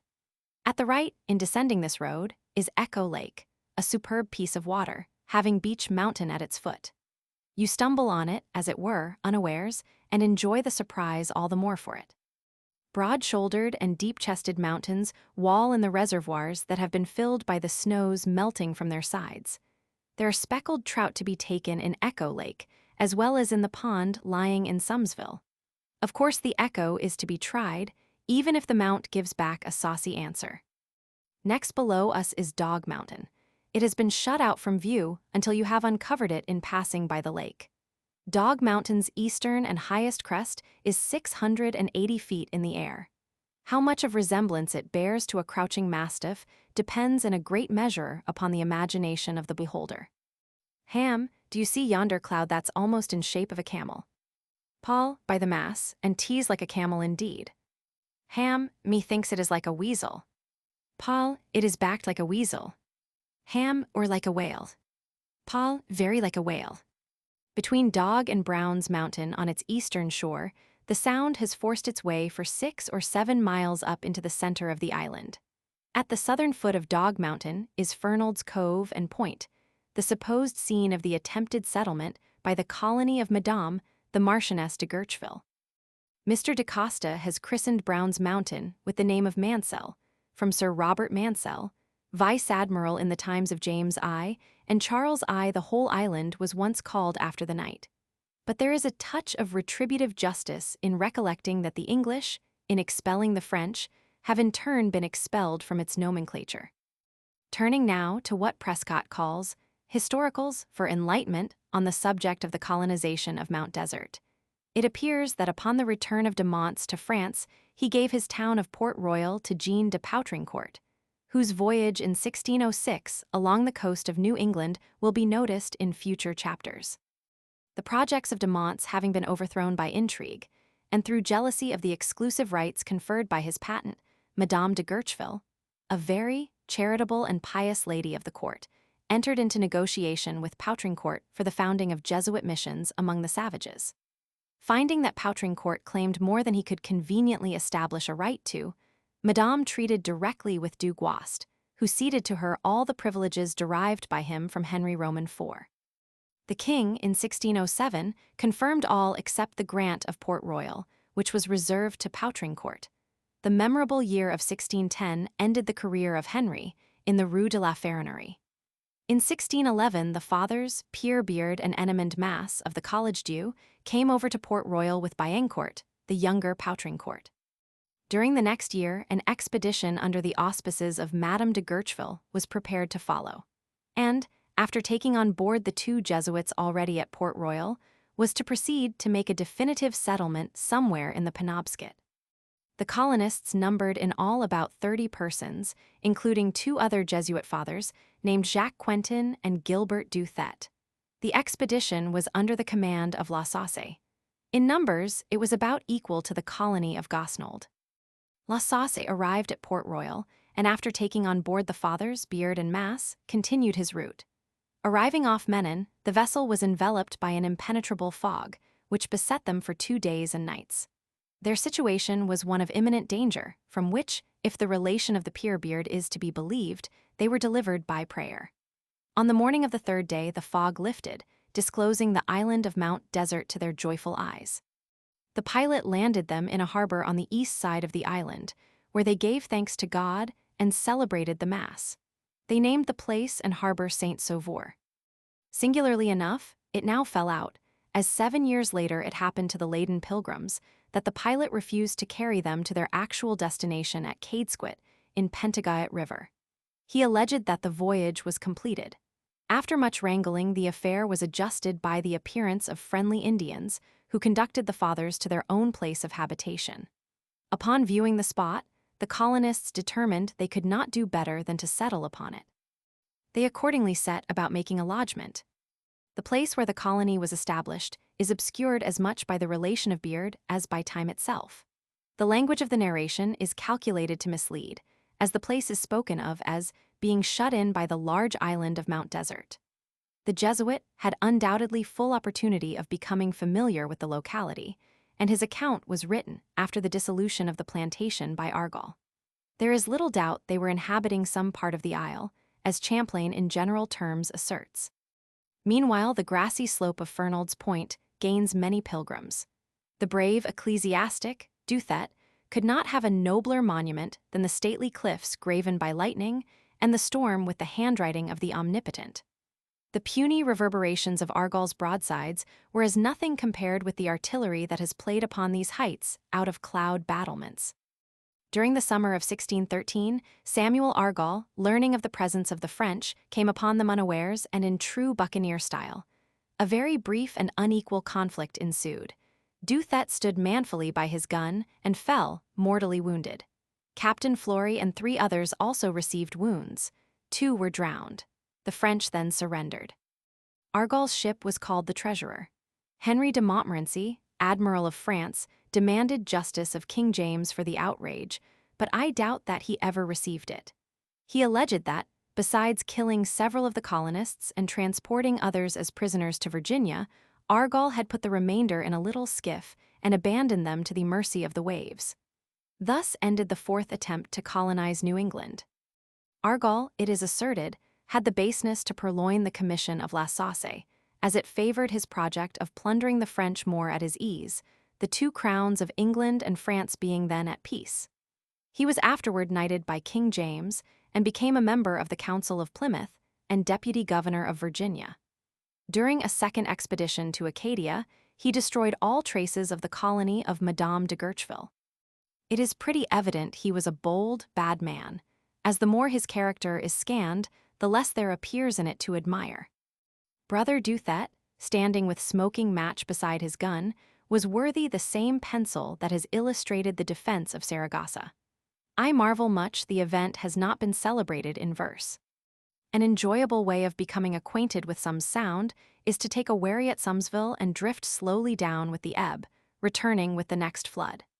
In some respects, it is better than to be under sail, as a landing is always easily made, and defiance may be bidden to head winds.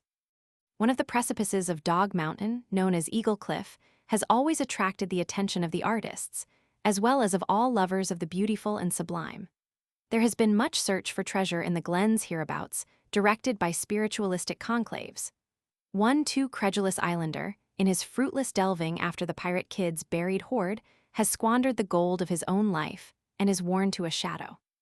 When someone asked Moll Pitcher, the celebrated fortune-teller of Lynn, to disclose the place where this same kid had secreted his wealth, promising to give her half of what was recovered, the old witch exclaimed, "Fool!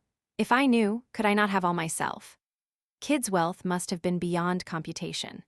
There is scarcely a headland or an island from Montauk to Grand Menon which, according to local tradition, does not contain some portion of his spoil.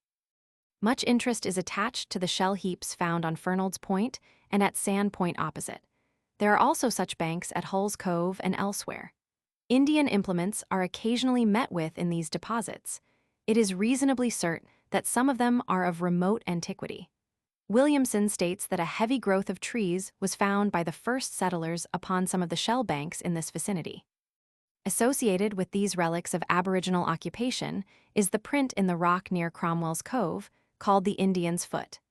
It is in appearance the impression of a tolerably shaped foot, 14 inches long and 2 deep.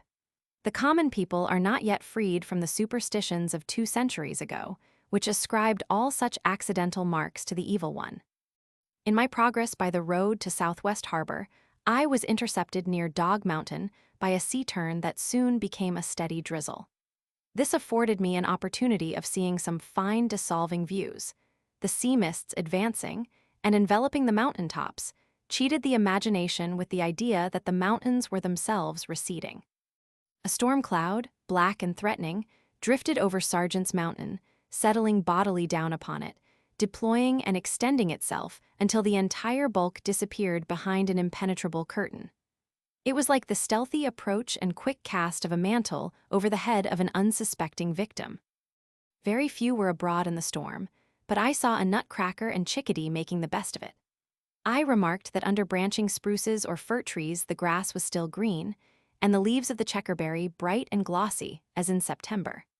On this road admirable points of observation constantly occur from which to view the shifting contours of beach and western mountains, with the broad and level plateau extending along their northern baseline far to the westward. Retracing with the eye this line, you see a little hamlet snugly ensconced on the hither slope of Beech Mountain, while the plateau is rounded off into the bluffs rising above Echo Lake. Southwest Harbor is usually the stranger's first introduction to Mount Desert. The approach to it is consequently invested with peculiar interest to all who know how to value first impressions. Its neighborhood is less wild and picturesque than the eastern shores of the island, but Long Lake and the western range of mountains are conveniently accessible from it. While, by crossing or ascending the Sound, avenues are opened in every direction to the surpassing charms of this favored corner of New England.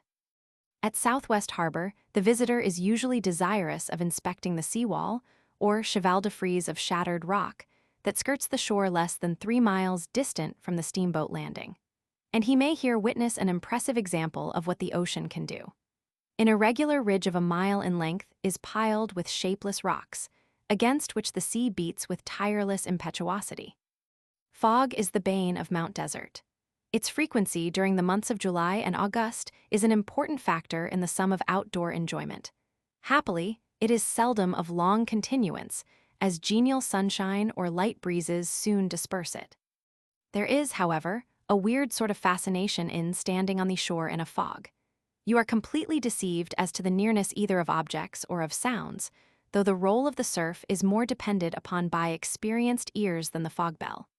In sailing near the land, everyone has noticed the recoil of sounds from the shore, as voices or the beat of a steamer's paddles. Coming through the Muscle Ridge Channel one unusually thick morning, the fog suddenly scaled up, discovering White Head in uncomfortable proximity. The lighthouse keeper stood in his door, tolling the heavy fog bell that we had believed half a mile away. Our pilot gave him thanks with 3 blasts of the steam whistle. Off the entrance to the Sound are several islands: Great Cranberry, of 500 acres, Little Cranberry, of 200 acres, and, farther inshore, Lancaster's Island, of 100 acres. The eastern channel into the Sound is between the 2 last named. Duck Island, of about 50 acres, is east of Great Cranberry, and Baker's, on which is the lighthouse, is the outermost of the cluster. The cranberry is indigenous to the whole extent of the Maine seaboard. It grows to perfection on the borders of wet meadows, but I have known it to thrive on the upland. The culture has been found very remunerative in localities less favored by nature, as at Cape Cod and on the New Jersey coast. Some attempts at cranberry culture have recently been made with good success at Lemming, on the mainland, opposite Mount Desert. Blueberries are abundant on Mount Desert. I saw one young girl who had picked enough in a week to bring her $7. Formerly, they were sent off the island, but they are now in good demand at the hotels and boarding houses. In poorer families, the head of it picks up a little money by shore fishing. He plants a little patch with potatoes, dressing the land with seaweed, which costs him only the labor of gathering it. His firewood is as cheaply procured from the neighboring forest or shore, and in the autumn his wife and children gather berries, which are exchanged for necessaries at the stores. At the extreme southerly end of Mount Desert is Bass Harbor, with 3 islands outlying. It is landlocked and a well-known haven of refuge. Footnotes: Champlain's Voyages, edit. 1613. Mount Desert was also made out by the Boston colonists of 1630. The reader is referred for materials of Mount Desert's history to Champlain, Charlevoix, Lescarbot, Beard, and Purchas, volume Roman 4. She was one of the Queen's ladies of honor, and wife of the Duke of Rochefoucauld-Liancourt. Champlain, Mr. She says he was only a lay brother. This has a resemblance to Kenduskeag, and was probably the present Bangor. Charlevoix says the landing was on the north side of the island. History of Maine, volume I, p. 80. Chapter 3. Christmas on Mount Desert. You should have seen that long hill range, with gaps of brightness riven how through each pass, and hollow streamed the purpling light of heaven. Whittier. Having broken the ice a little with the reader, I shall suppose him present on the most glorious Christmas morning a New England sun ever shone upon. A green Christmas makes a fat churchyard, says an old country proverb. This was a white Nile, cloudless and bright. I saw that the peruke of my neighbor across the Sound, Sergeant's Mountain, had been freshly powdered during the night, that the rigging of the ice-bound craft harbored between us was encased in solid ice, reflecting the sunbeams like burnished steel. The inscription on mine host's signboard was blotted out by the driving sleet. The brown and leafless trees stood transfigured into objects of wondrous beauty. I heard the jingle of bells in the stable-yard and the stamping of feet below stairs, and then I heard nae mair, for Chanticleer shook off the pouthery snaw, and hailed the morning with a cheer cottage rousing craw. The roads from Bar Harbor and from Northeast Harbor unite within a short distance of Sumsville and enter the village together. Within these highways is embraced a large proportion of those picturesque features for which the island is famed. In this area are the highest mountains, the boldest headlands, the deepest indentations of the shores. It is not for nothing, therefore, that Bar Harbor has become a favorite rendezvous of the throngs. That seek the crowd they seem to fly. On Christmas Day, the road to Bar Harbor was an avenue of a winter palace more sumptuous than that by the Neva. Every spray of the dark evergreen trees was heavily laden with a light snow that plentifully besprinkled us in passing beneath the often overreaching branches. The stillness was unbroken. Blasted trees gaunt, withered, and hung with moss like rags on the shrunken limbs of a mendicant were now encrusted with ice crystals that glittered like lustres on gigantic candelabra. On the top of some rounded hill there sometimes was standing the bare stem of a blasted pine, where it shone like the spike on a grenadier's helmet. It was a scene of enchantment.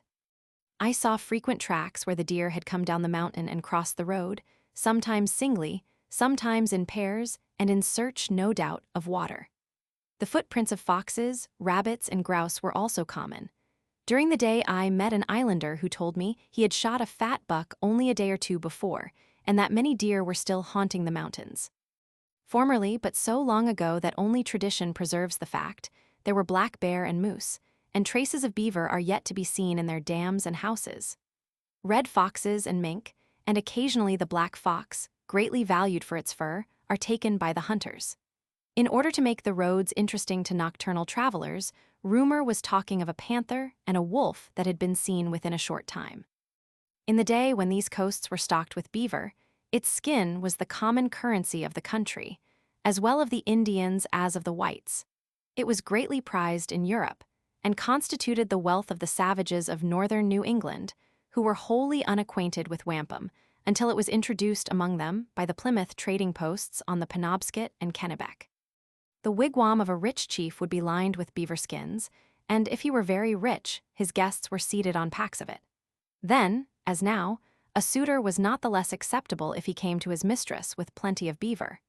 It was the Indians' practice to kill only 2/3 of the beaver each season, leaving 1/3 for increase. The English hunters killed all they found, rapidly exterminating an animal which the Indian believed to be possessed of preternatural sagacity. Our road, after crossing a northern spur of Sergeant's Mountain, which lifts itself more than 1,000 feet above the sea, led on over a succession of hills. Beyond Sergeant's, Green Mountain stood unveiled, with what seemed the tiniest of cottages perched on its summit. Ere long Eagle Lake lay outstretched at the right, but it was in the trance of winter. The painter, Church, whose favorite ground lay about due south, christened the lake, doubtless with a palmful of water from its own baptismal font. The roadway is thrown across its outlet where the timbers of an old mill, that some time ago had gorged itself with the native forest, lay rotting and overthrown. Green Mountain overpeers all the others. On its summit you are 1,535 feet higher than the sea. On this account, it was selected as a landmark for the survey of the neighboring coasts. It is not difficult of ascent, as the mountain road built by the surveyors is considered practicable for carriages nearly or quite to the top. I had anticipated ascending it, but the new-fallen snow rendered walking difficult, and I was forced to content myself with viewing it from all sides of approach. An acquaintance with the Sierras of either half of the continent exercises a restraining influence in presence of an upheaval comparatively slight, yet it is only in a few favored instances that one may stand on the summits of very high mountains and look down upon the sea. New England, indeed, boasts greater elevations at some distance from her seacoast, among which the Mount Desert peaks would appear dwarfed into respectable hills. On a clear day, and under conditions peculiarly favorable, a distant glimpse of Katahdin and of Mount Washington may be had from the crest of Green Mountain. In summer, the little house is open for the refreshment of weary but adventurous pilgrims. Here I would observe that the island nomenclature is painfully at variance with whatever is suggestive of felicitous rapport with its natural characteristics. The name of Mount Desert, it is true, is singularly appropriate, but then it was given by a Frenchman with an eye for truth and picturesqueness. In the year 1796, when the north half of the island was formed into a township, it was called, with sublimated irony, Eden. Green Mountain is not more green than its neighbors. At the ovens I saw plenty of yeast, but not enough to leaven the name. Schooner Head is not more apposite. Just before coming into Bar Harbor, there is an excellent opportunity of observing the cluster of islands to which it owes existence.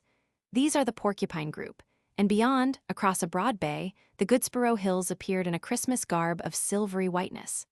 The Porcupine Islands, 4 in number, lie within easy reach of the shore, Bar Island, the nearest being connected with the mainland at low ebb. On Bald Porcupine General Fremont has pitched his headquarters. It was the sea that was fretful when I looked at the islands, though they bristled with erected pines and cedars. The village at Bar Harbor is the sudden outgrowth of the necessities of a population that comes with the roses and vanishes with the first frosts of autumn. It has neither form nor comeliness, though it is admirably situated for excursions to points on the eastern and southern shores of the island as far as Great Head and Otter Creek. A new hotel was building, notwithstanding the last season had not proved as remunerative as usual. I saw that pure water was brought to the harbor by a wooden aqueduct that crossed the valley on trestles, after the manner practiced in the California mining regions, and there called a flume. There is a beach, with good bathing on both sides of the landing, though the low temperature of the water in summer is hardly calculated for invalids. From Bar Harbor, a road conducts by the shore southerly as far as Great Head, some 5 miles distant. After following this route for a long mile, as it seemed it divides, the road to the right leading on 5 miles to Otter Creek, and thence to Northeast Harbor, 7 miles beyond. Excursions to Great Head and to Newport Mountain and Otter Creek should occupy separate days, as the shores are extremely interesting and the scenery unsurpassed in the whole range of the island. In pursuing his explorations at or near low water mark, it will be best for the tourist to begin a ramble an hour before the tide has fully ebbed. The tides on this coast ordinarily rise and fall about 12 feet, and in winter, as I saw, frequently 18 feet. Hence the advance and retreat of the waves is not only rapid, but leaves a broader margin uncovered than in Massachusetts Bay, where there is commonly not more than 8 feet of rise and fall. In many places along the arc of the shore stretching between Bar Harbor and Great Head, the ascent to higher ground is, to say the least, difficult, and in some instances, progress is forbidden by a beetling cliff or impassable chasm. As time is seldom carefully noted when one is fairly engaged in such investigations, it is always prudent first to know your ground, and next to keep a wary eye upon the stealthy approach of the sea. There is a pleasant ramble by the shore to Cromwell's Cove, but here onward movement is arrested by a cliff that turns you homeward by a crosspath through the fields to the road, after having whetted the appetite for what is yet in reserve. Schooner Head is reached by this road in about 4 miles from Bar Harbor and 3 from the junction of the Otter Creek Road. I walked it easily in an hour. The way is walled in on the landward side by the abrupt precipices of Newport Mountain, in the sheer face of which stunted firs are niched here and there. Very much they soften the hard, unyielding lines and cold gray of the crags. The eye lingers kindly on their green chaplets cast about the frowning brows of wintry mountains. This morning all were Christmas trees, and the ancients of the isle hung out their banners to greet the day. Emerging from the woods at a farmhouse at the head of a cove, a footpath leads to the promontory at its hither side. It is thrust a little out from the land, sheltering the cove while itself receiving the full onset of the sea.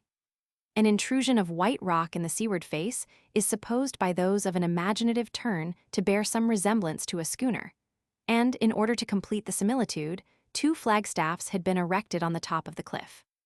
At best, I fancy it will be found a phantom ship to lure the mariner to destruction. I did not find Schooner Head so remarkable for its height, as in the evidences everywhere of the crushing blows it has received while battling with storms. Hard pounding this, gentlemen, but we shall see who can pound longest, said the Iron Duke at Waterloo. Here are the rents and ruins of ceaseless assault and repulse. The ocean is slowly but steadily advancing on both sides of the continent. Perchance it is, after all, susceptible of calculation how long the land shall endure. I clambered among the huge blocks of granite that nothing less than steam could now have stirred, although they had once been displaced by a few drops of water acting together. A terrible rent in the east side of the cliff is locally known as the Spouting Horn. Down at its base, the sea has worn through the rock, leaving a low arch. At the flood, with sufficient sea on and an offshore wind, a wave rolls in through the cavity, mounts the escarpment, and leaps high above the opening with a roar like the booming of heavy ordnance. These natural curiosities are not unfrequent along the coast. There is one of considerable power at Cape Arundel, Maine, that I have heard when 2 miles from the spot. Unfortunately for the tourist, these grand displays are usually in storms, when few care to be abroad. Undoubtedly, the outward man may be protected and the inward exalted at such times. Some of the more adventurous go through the horn. I went around it. I saw here a few ruminant sheep gazing off upon the sea. What should a sheep see in the ocean? On the farther side of the cove is a sea cavern that has the reputation of being the finest on the island. Within its gloomy recesses are rock pools of rare interest to the naturalist. In proper season, they will be found inhabited by the sea anemone and other and more debatable forms of animal life. Some of these aquaria I have seen are of marvelous beauty, recalling the lines. Full many a gem of purest ray, serene the dark unfathomed caves of ocean bear.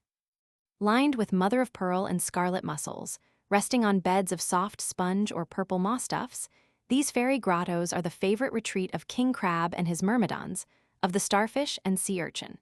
Twice in every 24 hours the basins are refilled with pure seawater, than which nothing can be more transparent. Strange that these rugged crags, where the grasp of man would be loosened by the first wave, should be instinct with life. It required some force to detach a mussel from its bed, and you must have recourse to your knife to remove the barnacles with which the smoother rocks are encrusted. John Adams, when he first saw the sea anemone, compared it, in figure and feeling, to a young girl's breast. Mount Desert has been familiar to 2 of the greatest of American naturalists. When Audubon was preparing his magnificent Birds of America, he visited the island, and I have no doubt the report of his rifle was often heard echoing among the mountains or along the shores. Agassiz was also here, interrogating the rocks, rapping their stony knuckles with his hammer, or pressing their gaunt ribs with playful familiarity. Audubon died in 1851. Agassiz is more freshly remembered by the present generation, to whom he made the pathway of natural science bright by his genius, and pleasant by his genuine, whole-hearted bonhomie. In 1858, the French government devoted itself, with extreme solicitude, to the reorganization of the administration of the Museum of Natural History of the Jardin des Plantes at Paris. It appears that, in spite of a first refusal, several times repeated, Agassiz at length consented to accept the direction of the museum. The emperor, who had formed a personal acquaintance with the celebrated naturalist during his sojourn in Switzerland, pursued with customary pertinacity his favorite idea of alluring M. Agassiz to Paris. He was offered a salary of 25,000 francs, and it was understood he was promised, besides, elevation to the dignity of senator, of which the appointments were worth 25,000 francs more. I have thought it fitting to give Agassiz's own report of his first introduction to an American public. "When I came to Boston," said he, "the first course which I gave had 5,000 auditors, and I was obliged to divide them into 2 sections of 2,500 each, and to repeat each lesson. This course was given in the large hall of the Tremont Temple. Do you think," he was asked, "that in such a crowd it was the fashion or the desire for instruction which dominated?" "No doubt," he replied, "it was a serious desire for instruction. I have plenty of proofs of it coming from persons belonging to the lower classes. For instance, It is usual here to accord to persons who go out to service full liberty after a certain hour in the evening, solely to go to the course of lectures. That is made a part of the agreement. A lady who had a very strong desire to hear me told me that it was impossible for her to do so. Her cook was the first informed of my announcement, took the initiative, and obtained her promise of liberty for the hour of the evening when I taught, and left her mistress to take care of the house alone. On her return, she explained very clearly what I had said. The slow sale of Agassiz's works in Europe decided him to pass 15 months in the United States, and the Revolution of 1848 changed this intention into a purpose of permanent residence. Agassiz was tall, corpulent, bent, rather by continual study than with age. His forehead was broad, high, and a little retreating, his countenance conspicuously Swiss by the largeness of his features, the gravity and benevolence of his expression. His hair was gray and little abundant. He spoke German and English with facility, but had to some extent unlearned his French. Although his conversation was without volubility, when he grew animated in talking upon great questions, his expression became noble and majestic. There was in him a remarkable force of thought and will. He appeared like a man who makes haste slowly, but notwithstanding the adage, no one can withhold an involuntary astonishment at the great works he has been able to achieve. Agassiz belonged to the noblest of science and of literature. When such men die, they cannot be said to leave legitimate successors. Mount Desert has itself produced a man of marked usefulness in David Wascett Clark, D.D., a Wesleyan divine, who was elected bishop in 1864. He accomplished extensive literary labors, was entrusted with high and responsible positions, and although a puny boy, the jest of his companions of a more robust mold, completed nearly 80 years of a laborious and eventful life. From Schooner Head, I pursued my way by the road to Great Head. And while en route I should not forget the Lynham homestead, to which Cole, Church, Gifford, Hart, Parsons, Warren, Bierstadt, and others renowned in American art have from time to time resorted to enrich their studios from the abounding wealth of the neighborhood. One of the first artists to come to the island was Fisher. Church, whose name is associated with its rediscovery, did not always come for work. On one occasion, as leader of a merry party, he was lost on Beech Mountain and passed the night there. With rare prevision, he had provided an axe, with plenty of robes and wraps. At the foot of the mountain, the carriage was sent back to the village. Church was too good a woodman not to use his axe to make a shanty of boughs, while the robes, when spread upon fragrant heaps of spruce, made excellent couches for the laughing girls that were under his protection. Meanwhile, consternation reigned at Sumsville. Messengers were sent hither and thither in haste, but no tidings arrived of the absent ones until the next morning, when they entered the village as if nothing unusual had happened. Great Head is easily found. The road we have been pursuing comes to an abrupt ending at a house within a short half-mile of it. Follow the shore backward towards Schooner Head, and you will stand in presence of the boldest headland in all New England. I saw that no footprint but my own had lately passed that way. There was something in thus having it all to oneself. To appreciate Great Head one must stand underneath it, but the descent, always difficult, was rendered perilous by the newly formed ice. By dint of perseverance, I at last stood upon the ledge beneath, that extends out like a platform for some distance toward deep water. It was the right stage of the tide. I looked up at the face of the cliff. It was bearded with icicles, like the genius of winter. Along the upper edge appeared the interlacing roots of old trees, grasping the scanty soil like monster talons. Stunted birches, bent by storms, skirted its brow, and at sea add to its height. From top to bottom, the face of the cliff is a mass of hard granite, overhanging its foundations in impending ruin, shivered and splintered as if torn by some tremendous explosion. I could only think of the last sketch of Delaroche. The sea rolls in great waves that overwhelm everything within their reach. More than once I started back at the approach of one of them. Just outside the first line of breakers rode a flock of wild fowl, and occasionally the mournful cry of a loon or shriller scream of a seagull mingled with the roar of the surf. Farther out, at the distance of a mile, a wicked-looking rock and ledge was flinging off the seas, flecking its tawny flanks with foam, like a war-horse impatiently champing at his bit. Looking off from Great Head to the eastward, the mainland is perceived trending away until it loses itself in the ocean. At the extremity of this land is Scudic Point and Mountain, with Mosquito Harbor indenting it. The water between is not the true Bay Francois of Champlain, Lescarbot, and others. The appellation belongs of right to the Bay of Fundy, perpetuating as it does the misadventure of Nicholas Aubry, one of the company of de Monts, who was lost in the woods there. As this is not the only historic anachronism by many that may be met with on our coasts, I do not propose to quarrel with it, the less that a Frenchman was the first white here. The name has been current for about a century, though on old French maps it is found to lie farther east. The north wind was beating down yesterday's sea, sweeping over the billows and whirling their crests far away to leeward. Along the rocks the foam lay like wool fleeces, or was whisked about, dabbling the grim face of the cliff with creamy spots. Other headlands were mailed in ice. Mount Desert Rock is about 20 miles south-southeast of the island and from 14 to 18 from the nearest land. It has a lighthouse, built upon naked, shapeless ledges. There is another on Baker's Island, off the entrance to some sound. Natural sea marks, like Great Head Cliff, are preferred by mariners to artificial buoys or beacons. No one that has seen them will be likely to forget the Pan of Matanzas or the Cabanas of Havana.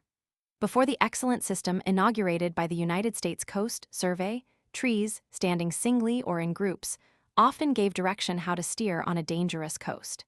Sometimes they were lopped on one side, or made to take some peculiarity of shape that would distinguish them from all others. Thus some solitary old cedar becomes a guide-board known to all who travel on ocean highways. The next point of interest will be found at Otter Creek, which may be reached in good weather by sailing, by the direct road from Bar Harbor, already mentioned, or by crossing the lower ridge of Newport Mountain from Great Head. After a last look at the sea, which was of a dingy green and broke angrily as far as the eye could reach in the offing, I entered the trail that was to bring me to Otter Creek. Newport's southern peak was just overhead, its sharp protuberances made smooth by knobs of ice that resembled the bosses of a target.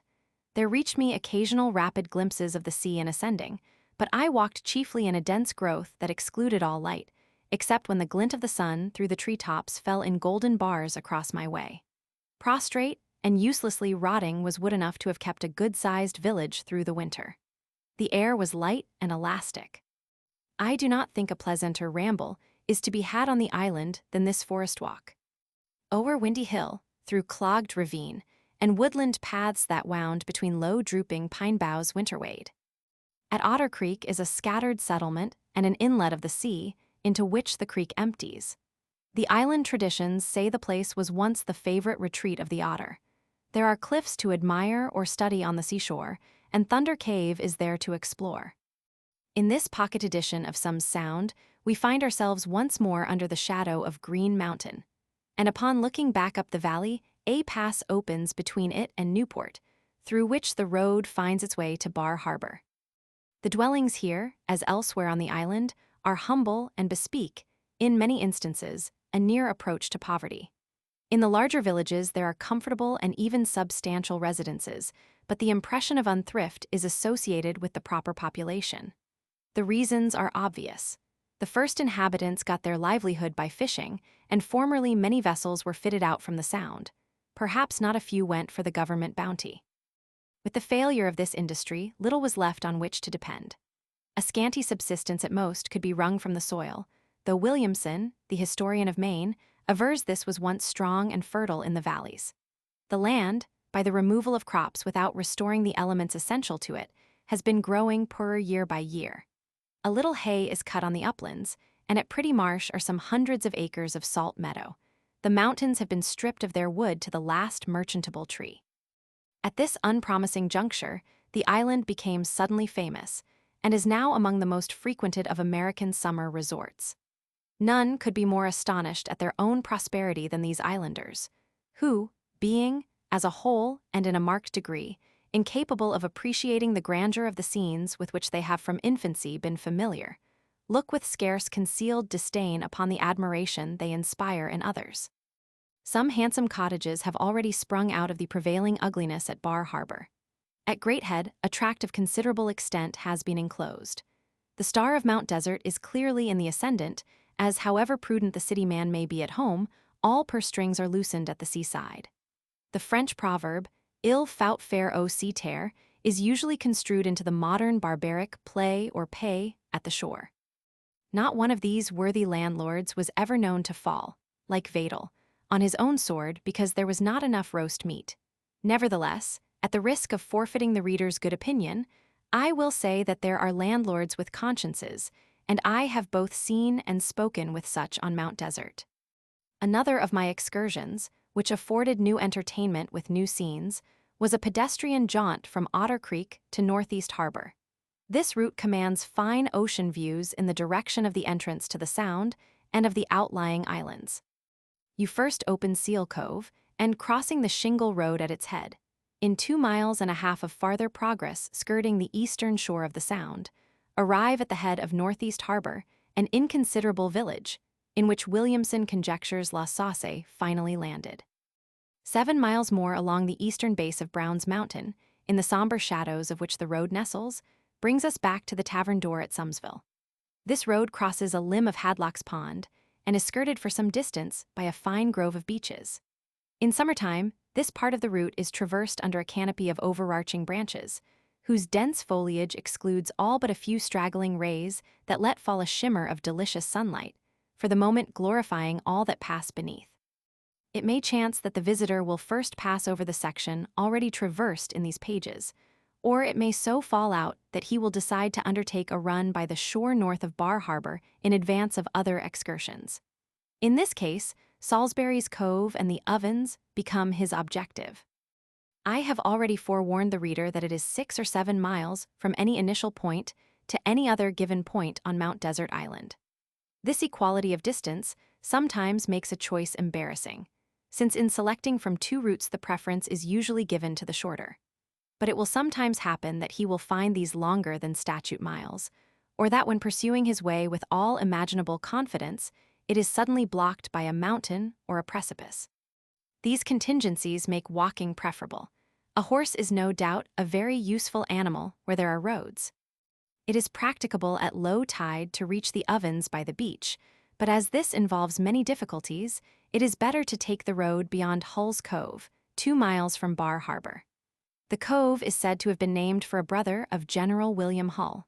It was resorted to quite early in the settlement of the island. Here was the dwelling place of the Gregoires, to whom Massachusetts ceded the whole island upon proof, exhibited in 1787, that Madame Gregoire was the lineal descendant of Cadillac, who claimed under his grant from Louis Roman XIV.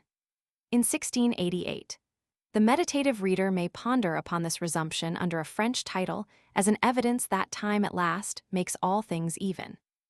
It would not seem inappropriate, inasmuch as two women have had so prominent a share in the history of Mount Desert, to perpetuate the names of Guercheville and Gregoire. The graves of the Gregoires may be seen near the northeast corner of the burial ground. Monsieur is asserted to have been a bon vivant. The Ovens are caverns hollowed out by the waves in the softer masses of the cliffs, when the tide is completely down a pebbly beach shelves away to low water mark. The feldspar and porphyry of which the rocks are composed impart a cheerfulness to the walls of these grottos more pleasing after descending into the gloomy recesses of the south shore. Near the Ovens is a passage driven through a projecting cliff, known as Via Mala. In passing, the reader will give me leave to mention another woman whose influence was felt in the affairs of Acadia. It was Henrietta, Duchess d'Orleans, and aunt of Louis Roman XIV, who obtained the relinquishment of Acadia by her husband, Charles I of unfortunate memory, under the peace of 1632. The fate of the widowed queen is involved in one of the most repulsive chapters of history. According to contemporary accounts, she fell a victim to the reign of the poisoners in the time of Louis. By the testimony of the Marquis d'Anjou and other annalists of the times, the poison had been sent by the Chevalier de Lorraine, her lover, then in England. The reader may now complete the circuit of the island at leisure. In taking leave of these hills, I would observe that although not everyone is possessed of a knowledge of woodcraft, or of the muscles of a mountaineer, it is far better to depart the beaten paths and to seek out new conquests. For my own part, I may safely guarantee that in finding himself for the first time on Mount Desert, the visitor will be as thoroughly surprised as impressed in the presence of natural scenes so pronounced in character, and so unique in their relation to and environment by the sea. In my way to and from this remote corner of New England, it was my fortune to encounter a single instance of that inquisitorial propensity known the world over as Yankee curiosity. On arriving at a late hour at Ellsworth, the landlord, a great burly fellow, drew a chair close to mine, pushed his hat back from his brows. Every body here wears his hat in the house spat in the grate, smote his knees with his big palms, and said, "Look a here, mister, I know t'ant none o' my business, but what might you be agon to Mount Desart arter? And in the same breath, I'm from Mount Desart." "Certes," thought I, "if it's none of your business, why do you ask?" The same publican afterward led a fellow wayfarer and myself a sick horse that proved unfit to travel when we were well upon our journey. I forgave him all but the making me the unwilling instrument of his cruelty to a dumb beast.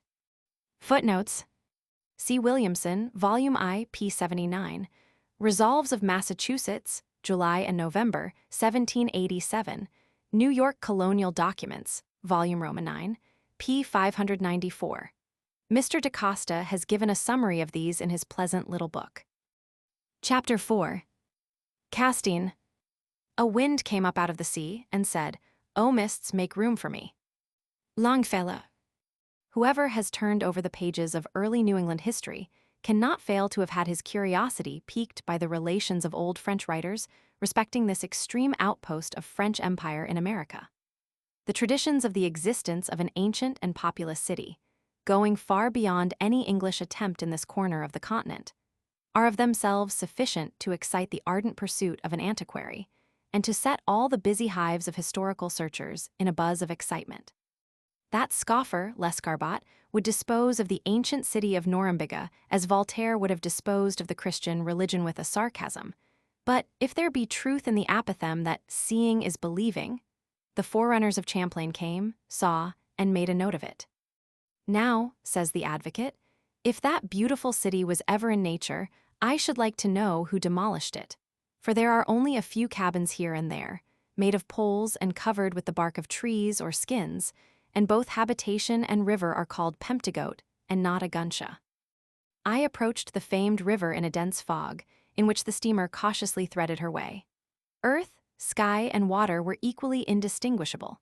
A volume of pent steam gushing from the pipes hoarsely trumpeted our approach, and then streamed in a snow-white plume over the taffrail and was lost in the surrounding obscurity. The decks were wet with the damps of the morning. The few passengers stirring seemed lifeless and unsocial. Here and there, as we floated in the midst of this cloud, the paddles impatiently beating the water, were visible the topmasts of vessels at anchor, though in the dimness they seemed wonderfully like the protruding spars of so many sunken craft. Hails or voices from them sounded preternaturally loud and distinct, as also did the noise of oars in fog-bewildered boats. The blast of a foghorn near or far occasionally sounded a hoarse refrain to the warning that issued from the brazen throat of the Titan chained in our galley.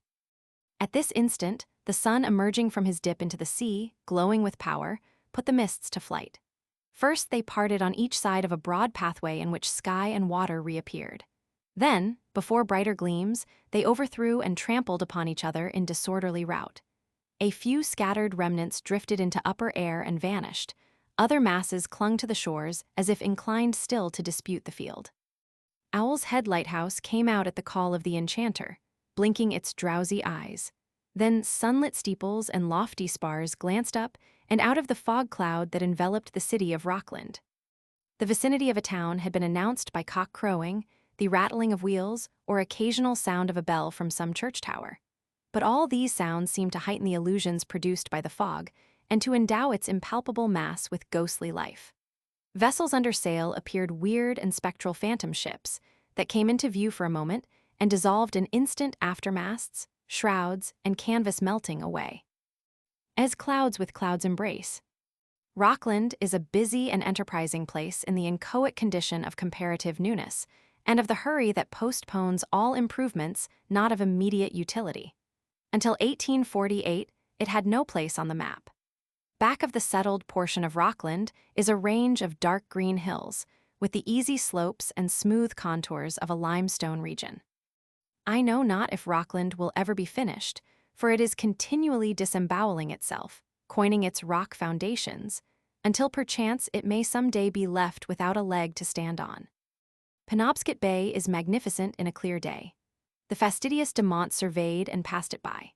Singularly enough, the French, who searched the New England coast from time to time in quest of a milder climate and more fertile soil than that of Canada, were at last compelled to abide by their first discoveries and inhabit a region sterile and inhospitable by comparison. Had it fallen out otherwise, Quebecs and Louisburgs might have bristled along her sea-coast, if not have changed her political destiny. Maine has her forests, her townships of lime, her granite islands, her seas of ice-all, beyond dispute, raw products. Fleets detach themselves from the banks of the Penobscot and float every year away. One goes abroad for merchandise and trading, another stays to keep his country from invading, a third is coming home with rich and wealthy lading. Halloo, my fancy, whither wilt thou go? The sumptuous structures we erect of her granite are only so many monuments to Maine. I have seen, on the other side of the continent, a town wholly built of Maine lumber. While Boston was yet smoking, her neighbor was getting ready the lumber and granite to rebuild her better than ever. So these great rivers become as mere millstreams in the broader sense, and, at need, a telegraphic order for a town or a fleet would be promptly filled. There is no corner, however remote, into which Maine enterprise does not penetrate. The spirit of adventure and speculation has pushed its commerce everywhere. With a deckload of lumber, some shingles or barrels of lime, schooners of a few tons burden, and manned with 3 or 4 hands, may be met with hundreds of miles at sea, steering boldly on in search of a buyer. An English writer narrates his surprise at seeing in the latitude of Hatteras, at the very height of a terrific storm, when the sea, wreathed with foam, was rolling before the gale. One of these buoyant little vessels scudding like a spirit through the mingling tempest, with steady sail and dry decks, toward the distant Bahamas. Rockland was formerly a part of Thomaston, and is upon ground anciently covered by the Muscongas, or Waldo patent, which passed through the ownership of some personages celebrated in their day. A very brief resume of this truly seigneurial possession will assist the reader in forming some idea of the state of the old colonial magnates. It will also account to him for the names of the counties of Knox and Lincoln. Prior to the French Revolution, there were distinctions in society afterward unknown, the vestiges of colonial relations. Men in office, the wealthy, and above all, those who laid claim to good descent, were the gentry in the country. Habits of life and personal adornment were outward indications of superiority. The Revolution drove the larger number of this class into exile, but there still continued to be, on the patriots' side, well-defined ranks of society. There was also a class who held large landed estates, in imitation of the great proprietors of England. These persons formed a country gentry, and were the great men of their respective counties. They held civil and military offices, and were members of the Great and General Court. The Muscongas patent was granted by the Council of Plymouth, in 1630, to John Beauchamp of London and John Leverett of Boston, England. It embraced a tract 30 miles square, extending between the Muscongas and Penobscot, being limited on the west and north by the Kennebec patent, mentioned hereafter as granted to our colony of Plymouth. Besides Rockland and Thomaston, the towns of Belfast, Camden, Warren, and Waldoboro are within its former bounds. In 1719, the Muscongas grant was divided for the purpose of settlement into 10 shares, the 10 proprietors assigning 2/3 of it to 20 associates. I have examined the stiff black-letter parchment of 1719 and glanced at its pompous formalities. At this time, there was not a house between Georgetown and Annapolis, except on Damariscove Island. The Waldo family became in time the largest owners of the patent. Samuel Waldo, the brigadier, was the intimate friend of Sir William Pepperell, with whom he had served at Louisburg. They were born in the same year and died at nearly the same time. Their friendship was to have perpetuated itself by a match between Hannah, the brigadier's daughter, and Andrew, the son of Sir William. After a deal of courtly correspondence that plainly enough foreshadows the bitter disappointment of the old friends, Hannah refused to marry Andrew, the scapegrace. In 6 weeks she gave her hand, a pretty one, Tease said, to Thomas Flucker, and with it went a nice large slice of the patent. Flucker became the last secretary, under Crown rule, of Massachusetts. He decamped with his friends the Royalists in 1776, but his daughter, Lucy, remained behind, for she had given her heart to Henry Knox, the handsome young bookseller of colonial Boston, the trusted friend whom Washington caressed with tears when parting from his comrades of the deathless little army of 76. The old brigadier fell dead of apoplexy at the feet of Governor Pownall, while in the act of pointing out to him the boundary of his lands. Mrs. Knox, the artillerist's wife, inherited a portion of the Waldo patent, and her husband, after the Revolution, acquired the residue by purchase. Here his troubles began, but I cannot enter upon them. He built an elegant mansion at Thomaston, which he called Montpelier. The house has been demolished by the demands of the railway, for which one of its outbuildings now serves as a station. General Knox involved in his personal difficulties his old comrade, General Lincoln, though not quite so badly as Mr. Jefferson would make it appear in his letter to Mr. Madison, in which he says, he took in General Lincoln for $150,000, which breaks him. The same writer has also recorded his opinion that Knox was a fool, but the resentments of Mr. Jefferson are known to have outrun his understanding. Through the embarrassments incurred by his friendship, General Lincoln became interested in the Waldo patent. Lincoln was about 5 feet 9, so extremely corpulent as to seem much shorter than he really was. He wore his hair unpowdered, combed back from his forehead, and gathered in a long queue. He had a full, round face, light complexion, and blue eyes. His dress was usually a blue coat and buff small clothes. An enormous cocked hat, as indispensable to an old officer of the Revolution as to the little corporal, or as the capital to the Corinthian column, completed his attire. He had been wounded in the leg in the battles with Bergen, and always wore boots to conceal the deformity, as Knox concealed his mutilated hand in a handkerchief. This old soldier, Lincoln, who had passed very creditably through the Revolution, was like the fat boy in Pickwick, afflicted with somnolency. In the old Hingham church, in conversation at table, and it is affirmed also while driving himself in a chaise, he would fall sound asleep. During his campaign against Shays and the Massachusetts insurgents of 1786, he snored and dictated between sentences. He considered this an infirmity, and his friends never ventured to speak to him of it. Another charming picture is the approach to the Camden Hills. I saw their summits peering above fog drifts, flung like scarfs of gossamer across their breasts. Heavier masses sailed along the valleys, presenting a series of ever-shifting, ever-dissolving views, dim and mysterious, with transient glimpses of church spires and white cottages, or of the tops of trees curiously skirting a fog bank. Sometimes you caught the warm color of the new-mown hillsides, or the outlines of nearer and greener swells. These hills are a noted landmark for seamen, and the last object visible at sea in leaving the Penobscot. The highest of the Meganticook peaks rises more than 1,400 feet, commanding an unsurpassed view of the bay. After touching at Camden, the steamer continued her voyage. The menial warmth of the sun, with the beauty of the panorama unrolled before them, had brought the passengers to the deck to gaze and admire. I chanced on one family group making a lunch off a dry salted fish and crackers, the females eating with good appetites. Nearby was a German, breakfasting on a hard-boiled egg and a thick slice of black bread. My own compatriots preferred the most indigestible of pies and tarts, with peanuts at discretion. Relics of these repasts were scattered about the decks. The good humor and jollity that had returned with a few rays of sunshine led me to think on the depression caused by the long nights of an Arctic winter, as related by Franklin, Perry, Kane, and Hayes. A greeting to the sun, may he never cease to shine where I walk or lie. Driving her sharp prow onward, the boat soon entered Belfast Bay. Many vessels, some of them fully rigged for sea, were on the stocks in the shipyards of Belfast. The Duke of Rochefoucauld Lioncourt, during his visit in 1797, noticed that some houses were painted. The town then contained the only church in the Waldo patent.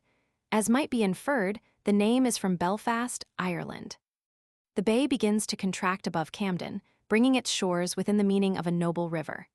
Indeed, as far as I ascended it, the Penobscot will not lose by comparison with the Hudson. The river is considered to begin at Fort Point, the site of Governor Pownall's fort. Above the flow of tidewater, its volume decreases, for the Penobscot does not drain an extensive region like the St. Lawrence, nor has it such a reservoir at its source as the Kennebec. At Orphan Island, the river divides into two channels, making a narrow pass of extreme beauty and picturesqueness between the island and the western shore. Nowhere else, except in the Vineyard Sound, have I seen such a movement of shipping as here. A fleet of coasters were standing wing and wing through the Narrows. Towboats, dragging as many as a dozen heavy-laden lumbermen outward bound, came puffing down the stream. As they entered the broad reach near Fort Point, one vessel after another hoisted sail and dashed down the bay. The Narrows are commanded by Fort Knox, opposite Bucksport. In coming out of Belfast, we approached Brigadier's Island, from which the forest had wholly disappeared. General Knox, whose patent covered all islands within 3 miles of the shore, offered $3,000 to the 7 farmers who then occupied it, in land and ready money, to relinquish their possession. Vessels were formerly built on the island, and it was famous for its plentiful supplies of salmon. In old times, a family usually took from 10 to 60 barrels in a season, which brought in market $8 the barrel. The fish were speared or taken in nets. Owners of jutting points made great captures. The shores of the river are seen fringed with weirs. Salmon, shad, alewives, and smelts are taken in proper season, the crops of the sea succeeding each other with the same certainty as those of the land. Before the beginning of the century, salmon had ceased to be numerous. Their scarcity was imputed to the Penobscot Indians, who destroyed them by fishing every day in the year, including Sundays. This king among fishes formerly frequented the Kennebec, the Merrimack, and were even taken in Ipswich River, and the small streams flowing into Massachusetts Bay. From Belfast, I crossed the bay by Islesboro to Castine. I confess I looked upon this famous peninsula, crowned with a fortress, furrowed with the entrenchments of forgotten wars, deserted by a commerce once considerable, little frequented by the present generation, with an interest hardly inferior to that stimulated by the associations of any spot of ground in New England. The peninsula of Castine presents to view 2 eminences with regular outlines, of which the westernmost is the most commanding. Both are smoothly rounded, and have steep though not difficult ascents. The present town is built along the base and climbs the declivity of the eastern hill, its principal street conducting from the water straight up to its crest, surmounted by the still solid ramparts of Fort George. The long occupation of the peninsula has nearly denuded it of trees. Its external aspects belong rather to the milder types of inland scenery than to the rugged grandeur of the near seacoast. Passing by a bold promontory on which the light tower stands, the tide carries you swiftly through the Narrows to the anchorage before the town. Ships of any class may be carried into Castine, while its adjacent waters would furnish snug harbors for fleets. You have seen, as you glided by the shores, traces, more or less distinct, of the sovereignty of Louis Roman XIV, of George Roman III, and of the Republic of the United States. Puritans and Jesuits, Huguenots and Papists, kings and commons, have all schemed and striven for the possession of this little corner of land. Richelieu, Mazarin, and Colbert have plotted for it. Thurlow, Clarendon, and Bolingbroke have counterplotted. It has been fought over no end of times, conquered and reconquered, and is now of no more political consequence than the distant peak of Katahdin. There is very little appearance of business about Castine. It is delightfully lethargic. Few old houses of earlier date than the Revolution remain to give the place a character of antiquity conformable with its history. Nevertheless, there are pleasant mansions, and cool, well-shaded byways, quiet and still, in which the echo of your own footfall is the only audible sound. The peninsula, which the inhabitants call the Neck, in distinction from the larger fraction of the town, is of small extent. You may ramble all over it in an afternoon. If it is a good maxim to sleep on a weighty matter, so it is well to dine before forming a judgment of a place you are visiting for the first time. Having broken bread and tasted salt, you believe yourself to have acquired some of the rights of citizenship, and if you have dined well, are not indisposed to regard all you may see with a genial and not too critical an eye. Upon this conviction, I acted. At the tavern, the speech of the girl who waited on the table was impeded by the gum she was chewing. While she was repeating the cart, the only words I was able to distinguish were raw fish and clams. As I am not partial to either, I admit I was a little disconcerted, until a young man at my elbow interpreted, sotto voce, the jargon into corned fish and roast lamb. At intervals in the repast, the waiting girl would run into the parlor and beat the keys of the piano, until recalled by energetic pounding upon the table with the haft of a knife. Below stairs, I was present at a friendly altercation between the landlord and maid of all work, as to whether the towel for common use had been hanging a week or only 6 days. But travelers, says Touchstone, must be content, and he was no fool though he wore motley. I ascended the hill above the town on which the normal school is situated, and in a few moments stood on the parapet of Fort George. And perhaps in no part of New England can a more beautiful and extensive view be had with so little trouble. It was simply enchanting. Such a combination of land and water is seldom embraced within a single coupe d'oil. The vision is bounded by those portals of the bay, the Camden Range on the southwest, and the heights of Mount Desert in the east. A little north of east is the solitary Blue Hill, with the windings and broad reaches of water by which Castine proper is nearly isolated from the mainland. Turning still northward, and now with your back to the town, you perceive Old Fort Point, where, in 1759, Governor Pownall built a work to command the entrance to the river. Farther to the westward is Brigadier's Island, and the bay expanding 3 leagues over to Belfast. Fort George, a square, bastioned work, is the best preserved earthwork of its years in New England. A few hours would put it in a very tolerable condition of defense. The moat, excavated down to the solid rock, is intact, the esplanade hardly broken in outline. The position of the barracks, magazine, and guardhouse may be easily traced on the parade, though no buildings now remain inside the fortress. The approach on 3 sides is by a steep ascent, especially is this the case on the side of the town. Each bastion was pierced with 4 embrasures. The position was of great strength and would have been an ugly place to carry by escalade. A matter of a few hours once determined the ownership of Castine for England or the colonies in arms. Now let us take a walk over to the more elevated summit west of Fort George. Here are also evidences of military occupation in fast-perishing embankments and heaps of beach pebbles. What are left of the lines look over toward the English fort and the cove between it and the mainland. A broad, level plateau of greensward extends between the 2 summits, over which neither you nor I would have liked to walk in the teeth of rattling volleys of musketry. Yet such things have been on this very hilltop. The story of these fortifications is drawn from one of the most disgraceful chapters of the Revolutionary War. It is of a well-conceived enterprise brought to a disastrous issue through incapacity, discord, and blundering. There are no longer susceptibilities to be wounded by the relation, though for many years after the event it was seldom spoken of save with mingled shame and indignation. Little enough is said of it in the newspapers of the time, for it was a terrible blow to Massachusetts' pride and struck home. In June 1779, Colonel Francis M. Lean was sent from Halifax with 900 men to seize and fortify the peninsula, then generally known as Penobscot. He landed on the 12th of June, and with the energy and decision of a good soldier, began the work of establishing himself firmly in his position. In the British ranks was one notable combatant, Captain John Moore, of the 51st Foot, who fell under the walls of Corunna while commanding the British Army in Spain. As his military career began in America, I may narrate an incident illustrating his remarkable popularity with his soldiers. In 1799, at Egmont-Topsea, the 92nd fiercely charged a French brigade. A terrific melee ensued, in which the French were forced to retreat.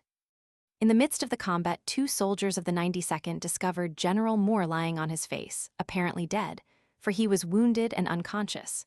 "Here is the general, let us take him away," said one of them, and suiting the action to the word, they bore him to the rear. The general offered a reward of £20, but could never discover either of the soldiers who had aided him. Moore's death inspired Wolfe's admired lines, pronounced by Lord Byron, the most perfect ode in the language. Not a drum was heard, not a funeral note. As his corpse to the rampart we hurried, not a soldier discharged his farewell shot or the grave where our hero we buried. Moore, said Napoleon, was a brave soldier, an excellent officer, and a man of talent.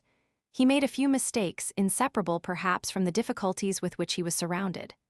Being reminded that Moore was always in the front of battle, and generally unfortunate enough to be wounded, he added, "Ah, it is necessary sometimes." He died gloriously, he died like a soldier. Great alarm was produced by M. Lean's bold dash. Immediate application was made to Massachusetts, of which Maine still formed a part, for aid to expel the invader. Hancock was then governor. General Gates commanded the Eastern Department, with headquarters at Providence. The Massachusetts rulers put their heads together and, thinking on the brilliant achievement of their fathers at Louisbourg in 1745, resolved to emulate it. They raised a large land and naval force with the utmost expedition, laying an embargo for 40 days in order to man their fleet with sailors. General Gates was neither consulted nor applied to for the Continental troops under his orders. The Massachusetts armament appeared off Penobscot on the 25th of July. The army was commanded by Solomon Lovell, the fleet by Captain Saltonstall, of the Warren, a fine new Continental frigate of 32 guns. Peleg Wadsworth was second in command to Lovell. Paul Revere, whom Longfellow has immortalized, had charge of the artillery. The land forces did not number more than 1,200 men, but might be augmented to 1,500 or more with Marines from the fleet. These troops were militia and had only once paraded together under arms. The flotilla was formidable in appearance and in the number of guns it carried, but lacked unity and discipline quite as much as the army. Plenty of courage and plenty of means do not make soldiers or win battles. Emmeline had received intelligence of the sailing of the Massachusetts Armada. His fort was not yet capable of defense. 2 bastions were not begun. The 2 remaining, with the curtains, had not been raised more than 4 or 5 feet, and he had not a single gun mounted. Captain Mowat of detestable memory, with 3 British vessels of small force, was in the harbor. He took a position to prevent a landing on the south side of the peninsula. A deep trench was cut across the isthmus connecting with the mainland, securing that passage. No landing could be effected except beneath the precipice, 200 feet high, on the west. Emmeline dispatched a messenger to Halifax and redoubled his efforts to strengthen his fort. On the 3rd day after their arrival, the Americans succeeded in landing, and, after a gallant fight, gained the heights. This action and augury, it would seem, of good success to the assailants, for the enemy had every advantage of position, and knowledge of the ground is the single crumb of comfort to be drawn from the annals of the expedition. Captain Moore was in this affair. Instead of pursuing his advantage, General Lovell took a position within 750 yards of the enemy's works, and began to entrench. There was fatal disagreement between the general and Saltonstall.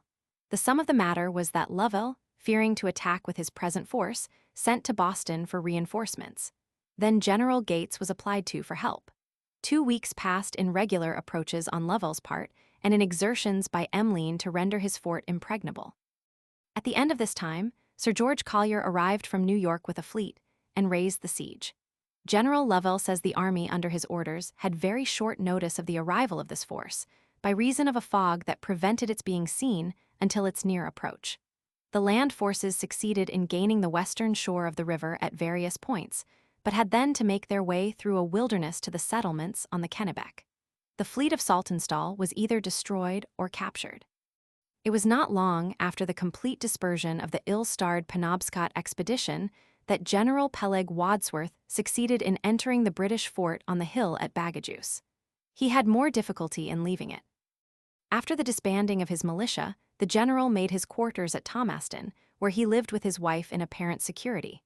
A young lady named Fenno and a guard of 6 militiamen completed his garrison.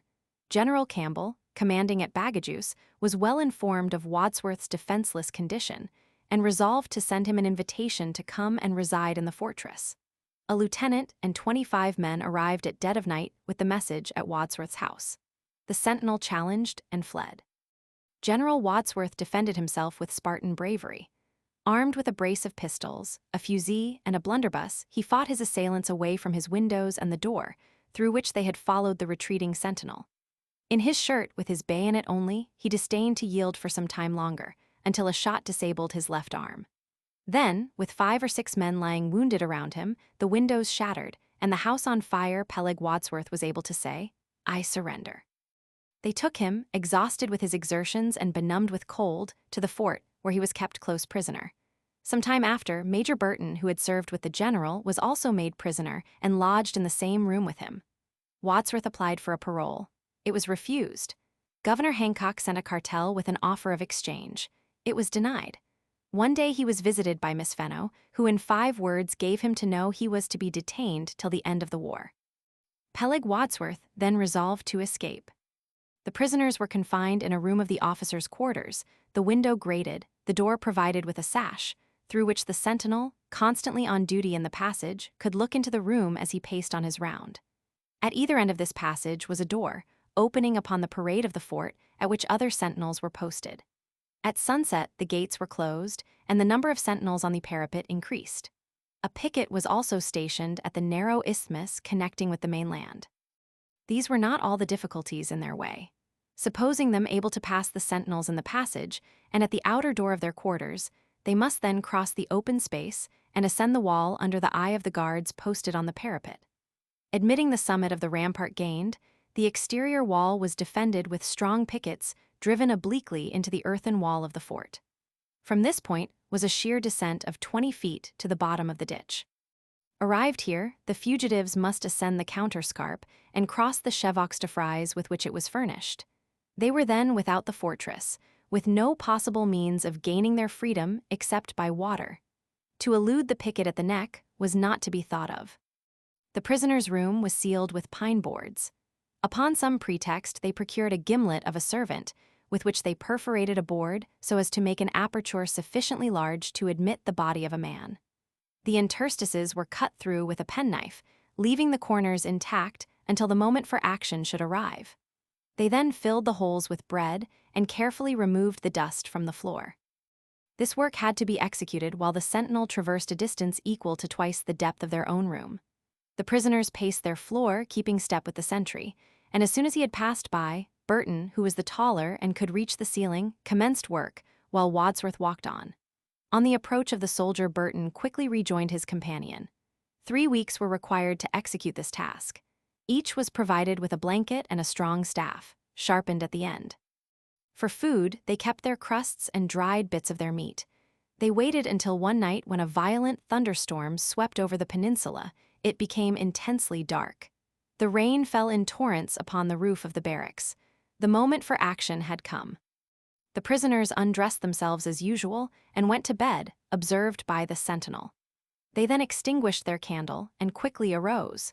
Their plan was to gain the vacant space above their room, creeping along the joists until they reached the passage next beyond, which they knew to be unguarded.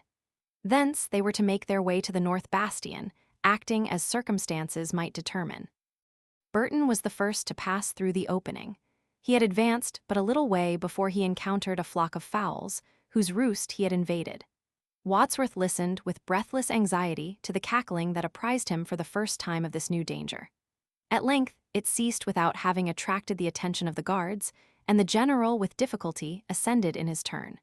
He passed over the distance to the gallery unnoticed, and gained the outside by the door that Burton had left open. Feeling his way along the wall of the barracks to the western side, he made a bold push for the embankment, gaining the rampart by an oblique path. At this moment the door of the guardhouse was flung open, and a voice exclaimed, "Relief, turn out!" Fortunately, the guard passed without seeing the fugitive. He reached the bastion agreed upon as a rendezvous, but Burton was not there. No time was to be lost. Securing his blanket to a picket, he lowered himself as far as it would permit and dropped without accident into the ditch. From here he passed softly out by the watercourse and stood in the open air without the fort. It being low tide, the general waded the cove to the mainland and made the best of his way up the river.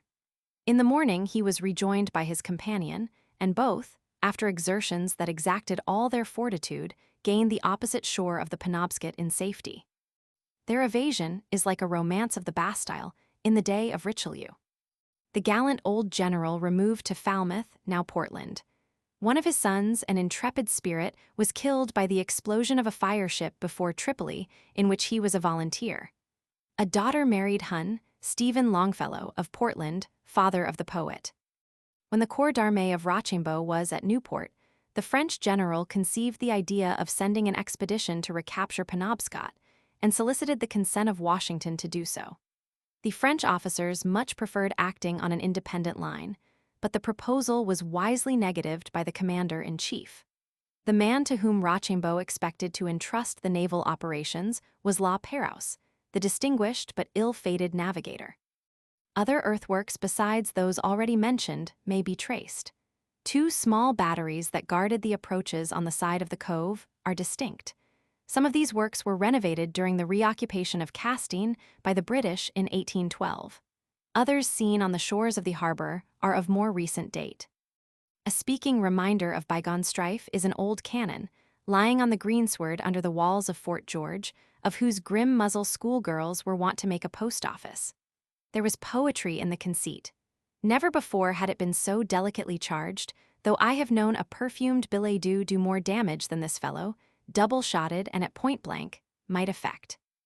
Footnotes: L'Escarbot, Volume Roman II, p. 471. Named for General John Thomas, of the Revolution. Williamson's History of Maine. Jefferson had his Monticello, Washington his Mount Vernon. Its Indian name was Passagewaycag, the place of sights, or ghosts. It contained originally 1,000 acres, which the settlers bought of the heirs of Brigadier Waldo at 2 shillings the acre. Belfast was the first incorporated town on the Penobscot. It suffered severely in the Revolution from the British garrison of Castine. In 1797, there were 20 vessels owned in Penobscot River, 2 of which were in European trade. The upper and larger part is called North Castine. Castine was not incorporated under its present name until 1796. The Indian name of the peninsula was Bagajuice or Bigajuice. Gordon, Volume Roman III, p. 304. The Man Who Destroyed Falmouth, now Portland. Chapter 5. Castine continued. Baron Castine of St. Castine has left his chateau in the Pyrenees and sailed across the western seas. Longfellow.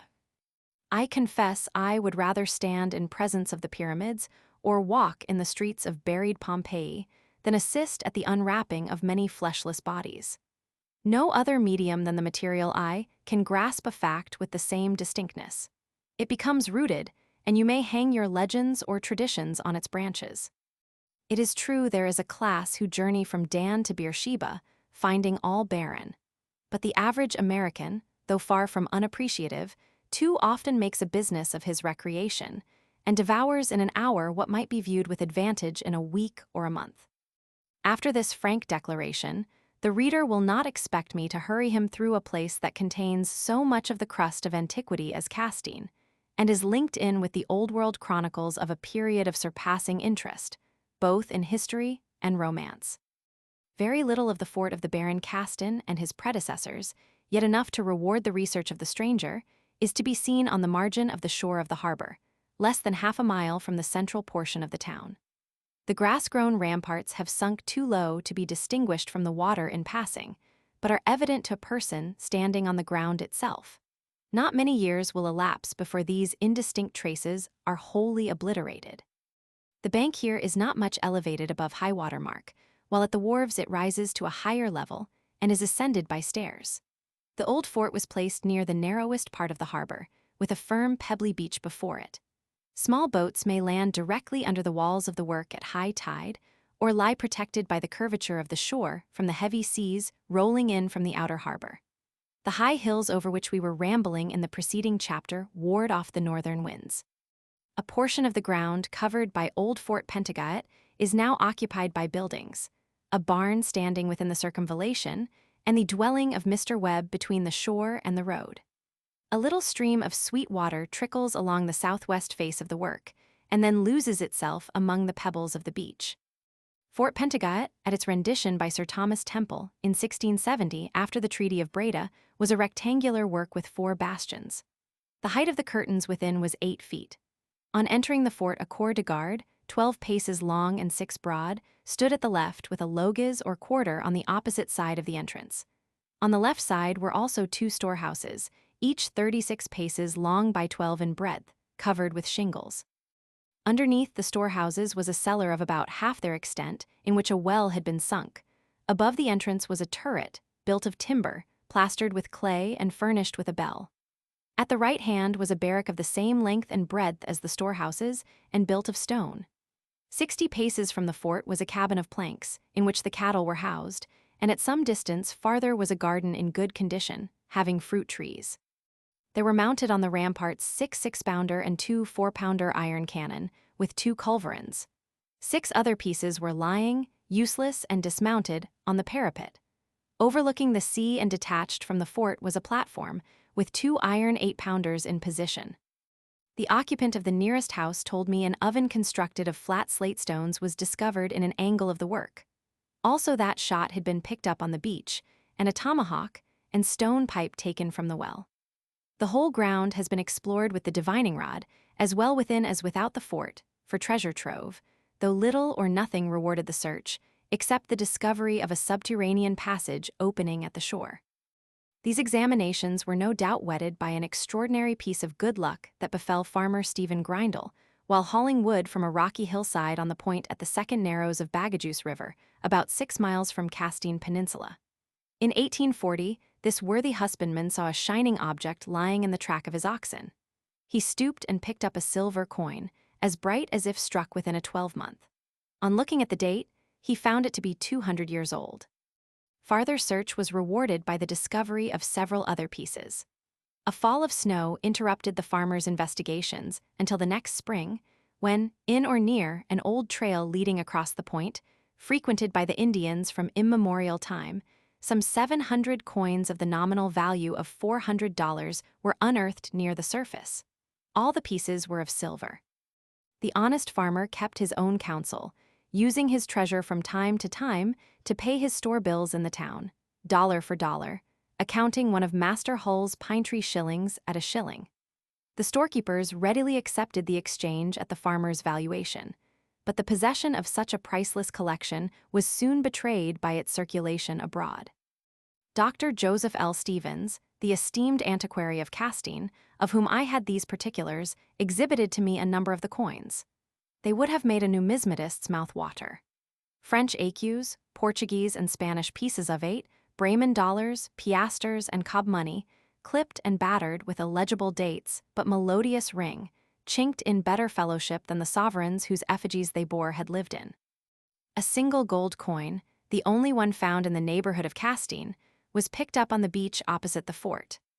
The theory of the presence of so large a sum on the spot where it was found is that when Castine was driven from the fort by Colonel Church in 1704, these coins were left by some of his party in their retreat, where they remained undiscovered for more than a century and a quarter. Or it may have been the hoard of one of the 2 countrymen of Castine, who, he says, were living 2 miles from him in 1687. The detail of old Fort Penobscot just given is believed to describe the place as it had existed since 1654, when captured by the colony forces of Massachusetts. General Sedgwick then spoke of it as a small fort, yet very strong, and a very well-composed piece, with 8 pieces of ordnance, 1 brass, 3 murderers, about 18 barrels of powder, and 18 men in garrison. It would require a volume to set forth in extenso the annals of these mounds, scarce lifted above the surface of the surrounding plateau. But to arouse the reader's curiosity without an endeavor to gratify it were indeed churlish. I submit, therefore, with the brevity, and I hope also the simplicity, that should characterize the historic style, the essence of the matter as it has dropped from my alembic. The reader is referred to what is already narrated of Norumbega for the earliest knowledge of the Penobscot by white men. The first vessel that ascended the river was probably the bark of Du Guast, Sieur de Monts, in the year 1604. De Poutrincourt was there in the year 1606. No establishment appears to have been begun on the Bagajuice Peninsula until our colonists of New Plymouth fixed upon it for the site of a trading post, about 1629. Here they erected a house, defended probably after the fashion of the time, with palisades loopholed for musketry. They were a long way from home, and had need to keep a wary eye abroad. Governor Bradford mentions that the house was robbed by some Isle of Ré gentlemen in 1632.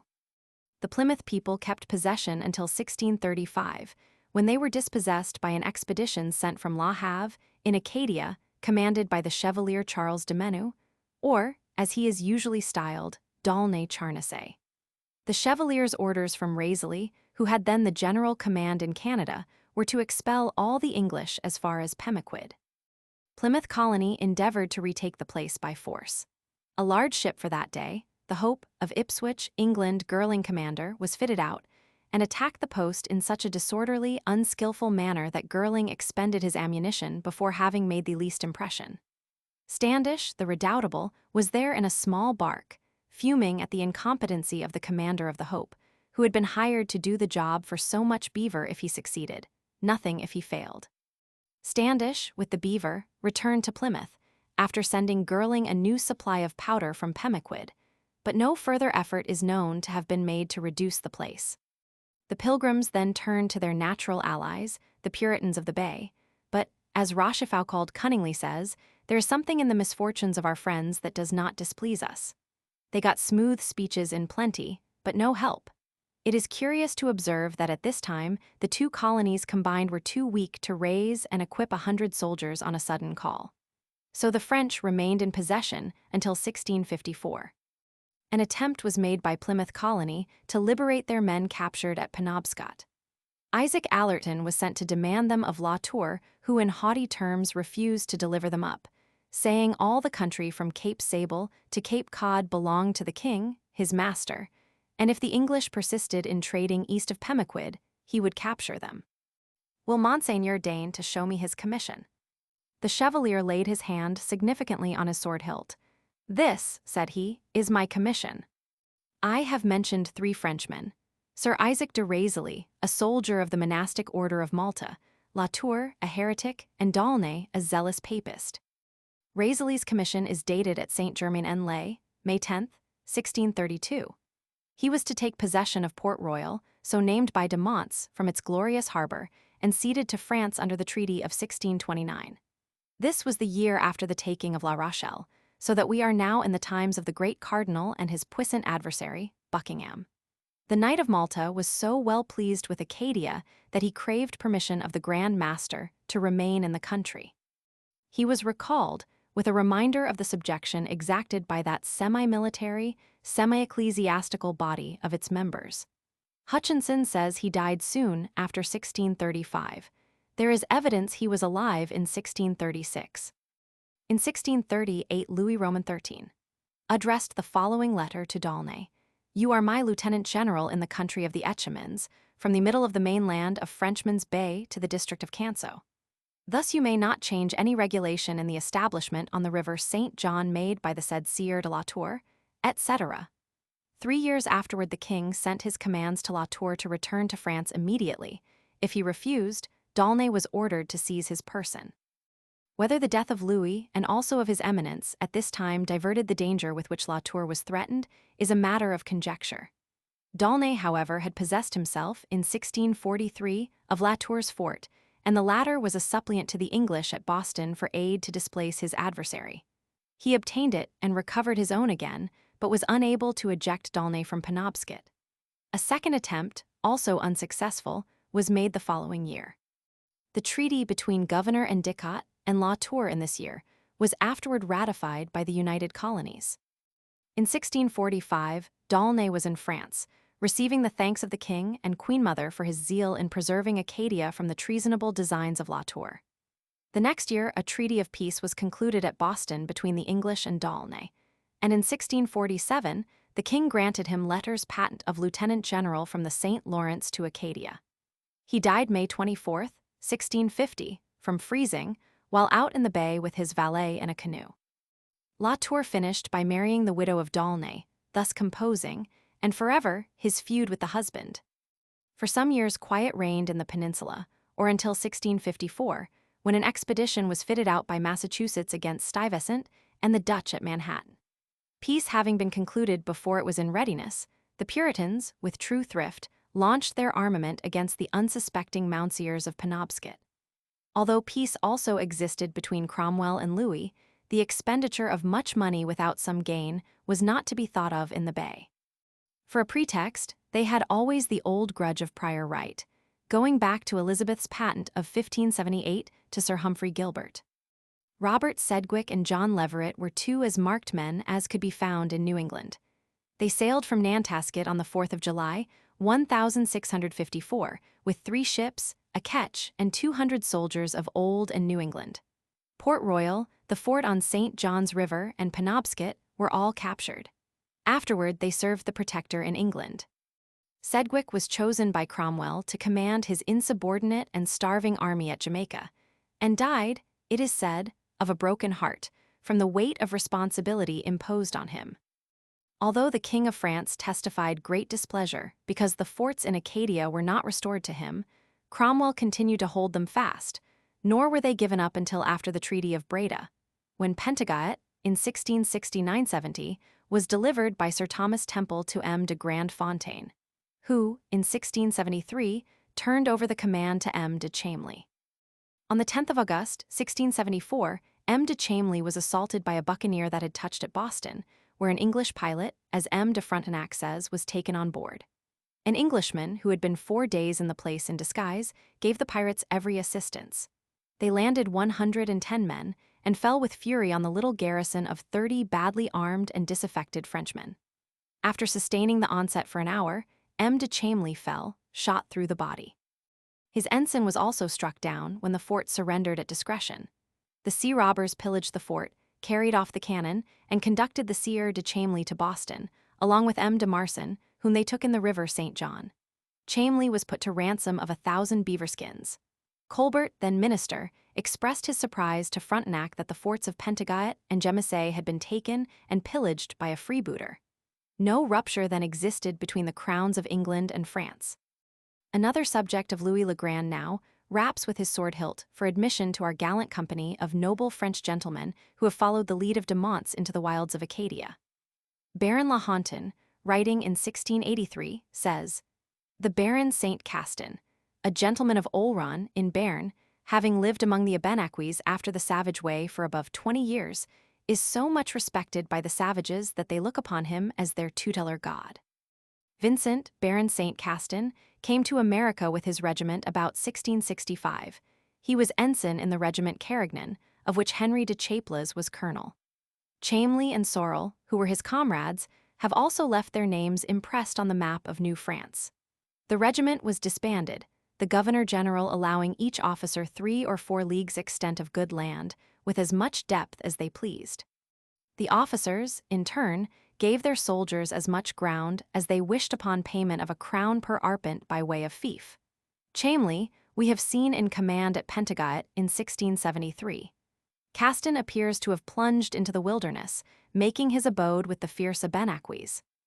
The young Béarnese soon acquired a wonderful ascendancy among them.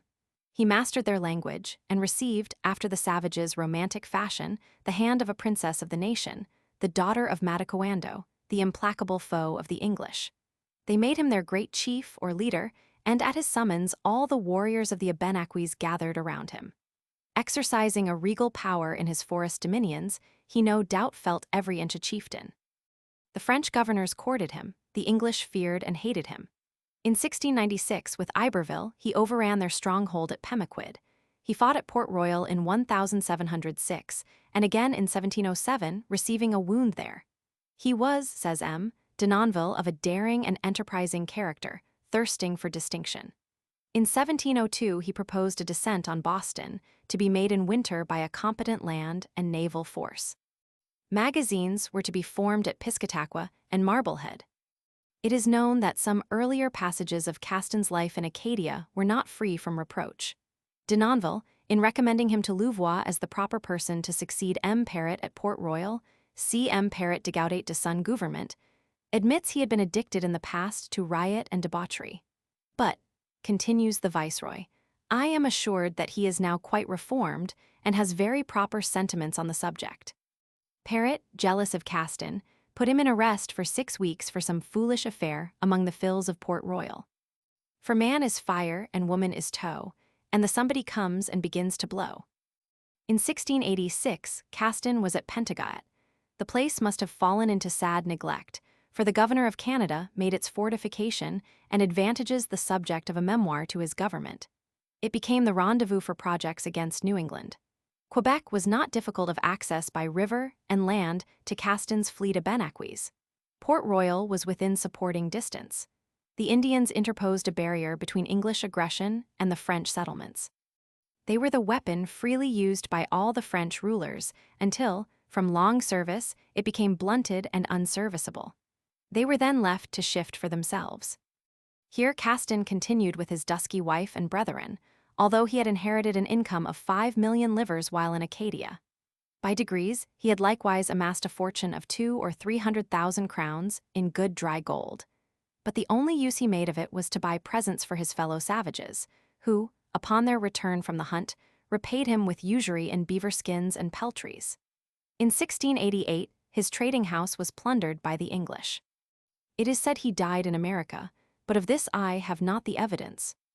Vincent de Castin never changed his wife, as the Indian customs permitted, wishing, it is supposed, by his example to impress upon them the sanctity of marriage as a part of the Christian religion. He had several daughters, all of whom were well married to Frenchmen and had good dowries. One was captured by Colonel Church in 1704. He had also a son. In 1721, during what was known as Lovewell's War, in which Mather intimates, with many nods and winks set down in print, the English were the aggressors. Castin the Younger was kidnapped and carried to Boston a prisoner. His offense was in attending a council of the Abenakis in his capacity of chief. He was brought before the council and interrogated. His mien was frank and fearless. In his uniform of a French officer, he stood with true Indian sang-froid in the presence of men who he knew were able to deal heavy blows. "I am," said he, "an Abenakis by my mother. All my life has been passed among the nation that has made me chief and commander over it. I could not be absent from a council where the interests of my brethren were to be discussed. The Governor of Canada sent me no orders. The dress I now wear is not a uniform, but one becoming my rank and birth as an officer in the troops of the most Christian king, my master." The young baron was placed in the custody of the sheriff of Middlesex. He was kept 7 months a prisoner, and then released before his friends, the Abenakis, could strike a blow for his deliverance. This once formidable tribe was such no longer. In 1689, it scarcely numbered 100 warriors.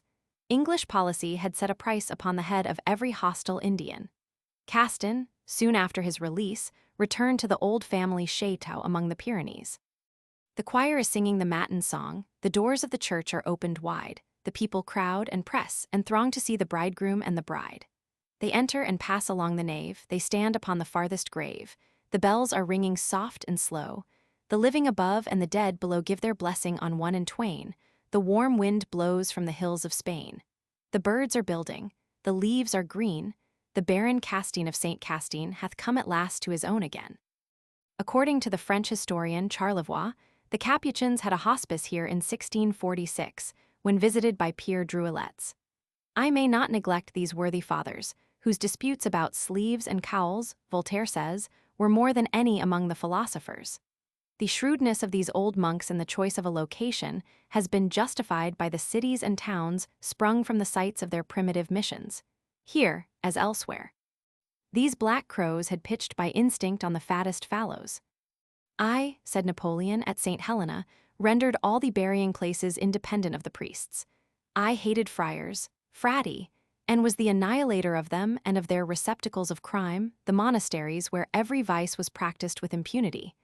A set of miscreants, scelerati, who in general are a dishonor to the human race. Of priests I would have always allowed a sufficient number, but no frati. A Capuchin, says an old dictionary of 1676, is a friar of St. Francis's order, wearing a cowl or capouch, but no shirt nor breeches. Opening our history at the epoch of the settlement of New France, and turning over page by page the period we have been reviewing, there is no more hideous chapter than the infernal cruelties of the Society of Jesus. Their agency in the terrible persecutions of the Huguenots is too well known to need repetition. Saint Bartholomew, the broken pledge of the Edict of Nantes, the massacres of Vivarais, of Rouergue, and of Languedoc are among their monuments. The rigor with which infractions of the discipline of the order were punished would be difficult to believe if unsupported by trustworthy testimony. Francis Selden, a young pupil of the Jesuit college at Paris, was imprisoned 31 years, 17 of which were passed at Sainte Marguerite and 14 in the Bastille. His crime was a lampoon of 2 lines affixed to the college door. A letter de cachet from Louis Roman XIV. Consigned this poor lad of only 16 to the Bastille in 1674, from which he only emerged in 1705 by the assignment of a rich inheritance to the society, impiously called of Jesus. The siege of La Rochelle and slaughter of the Huguenots is believed to have been nothing more than a duel between Richelieu and Buckingham for the favor of Anne of Austria. It was, however, in the name of religion that the population of France was decimated. Colbert, in endeavoring to stem the tide of persecution, fell in disgrace. Louvois seconded with devilish zeal the projects of the Jesuits, which had no other end than the total destruction of the Reformed faith. In 1675, Père Lachaise entered on his functions of father confessor to the king. He was powerfully seconded by his society, but they, fearing his majesty might regard it as a pendant of Saint Bartholomew, hesitated to press a decisive coup d'etat against the Protestants. There was at the court of Louis the widow Scarron, become de Maintenon, declared mistress of the king, who modestly aspired to replace Marie-Therese of Austria upon the throne of France. To her, the Jesuits addressed themselves. It is believed the compact between the worthy contracting parties exacted no less of each than the advancement of their mutual projects through the seductions of the courtesan, and the fears for his salvation the Jesuits were to inspire in the mind of the king. Louis believed in the arguments of Madame de Maintenon and signed the Edict of Nantes. He ceded to the threats or counsels of his confessor and secretly espoused Madame de Maintenon. The 25th October, 1685, the royal seal was, it is not doubted by her inspiration, appended to the barbarous edict, drawn up by the Père Letellier, under the auspices of the Society of Jesus. France had already lost 100,000 of her bravest and most skillful children. She was now to lose many more. Among the fugitives driven from the fatherland were many who fled, as the pilgrims had done into Holland. Some sought the New World, and their descendants were such men as John Jay, Elias Boudinot, James Bodin, and Peter Fanuel. Before the famous Edict of 1685, the Huguenots had been forbidden to establish themselves either in Canada or Acadia. They were permitted to visit the ports for trade, but not to exercise their religion. The Jesuits took care that the edict was enforced in the French possessions. I have thought the oft-cited intolerance of the Puritans might be effectively contrasted with the diabolical zeal with which Catholic Christendom pursued the annihilation of the Reformed religion. The Jesuits obtained at an early day a preponderating influence in Canada and in Acadia. It is believed the governor-generals had not such real power as the bishops of Quebec. At a later day, they were able well-nigh to paralyze Montcalm's defense of Quebec. The fathers of the order, with the crucifix held aloft, preached crusades against the English to the savages they were sent to convert. One of the fiercest Canaba's chiefs related to an English divine that the friars told his people the Blessed Virgin was a French lady, and that her son, Jesus Christ, had been killed by the English. One might say the gray hairs of old men and the blood-dabbled ringlets of innocent children were laid on the altars of their chapels. We can afford to smile at the forecast of Louis when he says to M. de la Barre in 1683, "I am persuaded, like you, that the discoveries of Sieur La Salle are altogether useless, and it is necessary, hereafter, to put a stop to such enterprises, which can have no other effect than to scatter the inhabitants by the hope of gain, and to diminish the supply of beaver." We still preserve in Louisiana the shadow of the scepter of this monarch, whose needy successor at Versailles sold us, for 15 millions, a territory that could pay the German subsidy with a year's harvest. Doubtless the little bell in the hospice turret, tolling for matins or vespers, was often heard by the fisher in the bay, as he rested on his oars and repeated an Ave, or chanted the parting hymn of the Provençal. O Vierge, O Marie, pour moi prise de adieu, adieu patrie, pravas adieu. There is a pleasant ramble over the hill by the cemetery, with the same accompaniments of green turf, limpid bay, and cool breezes everywhere, intermitting puffs, ruffling the water here and there, fill the sails of coasting craft, while others lie becalmed within a few cable lengths of them. Near the northwest corner of the ground I discovered vestiges of another small battery. Castine having assumed the functions of a town within a period comparatively recent, her cemetery shows few interesting stones. The ancients of the little Acadian hamlet lie in forgotten graves. No moss-covered tablets for the antiquary to kneel beside and trace the time-worn course of the chisel are there. Numbers of graves are indicated only by the significant heaving of the turf. In one part of the field is a large and rudely fashioned slate stone standing at the head of a tumulus.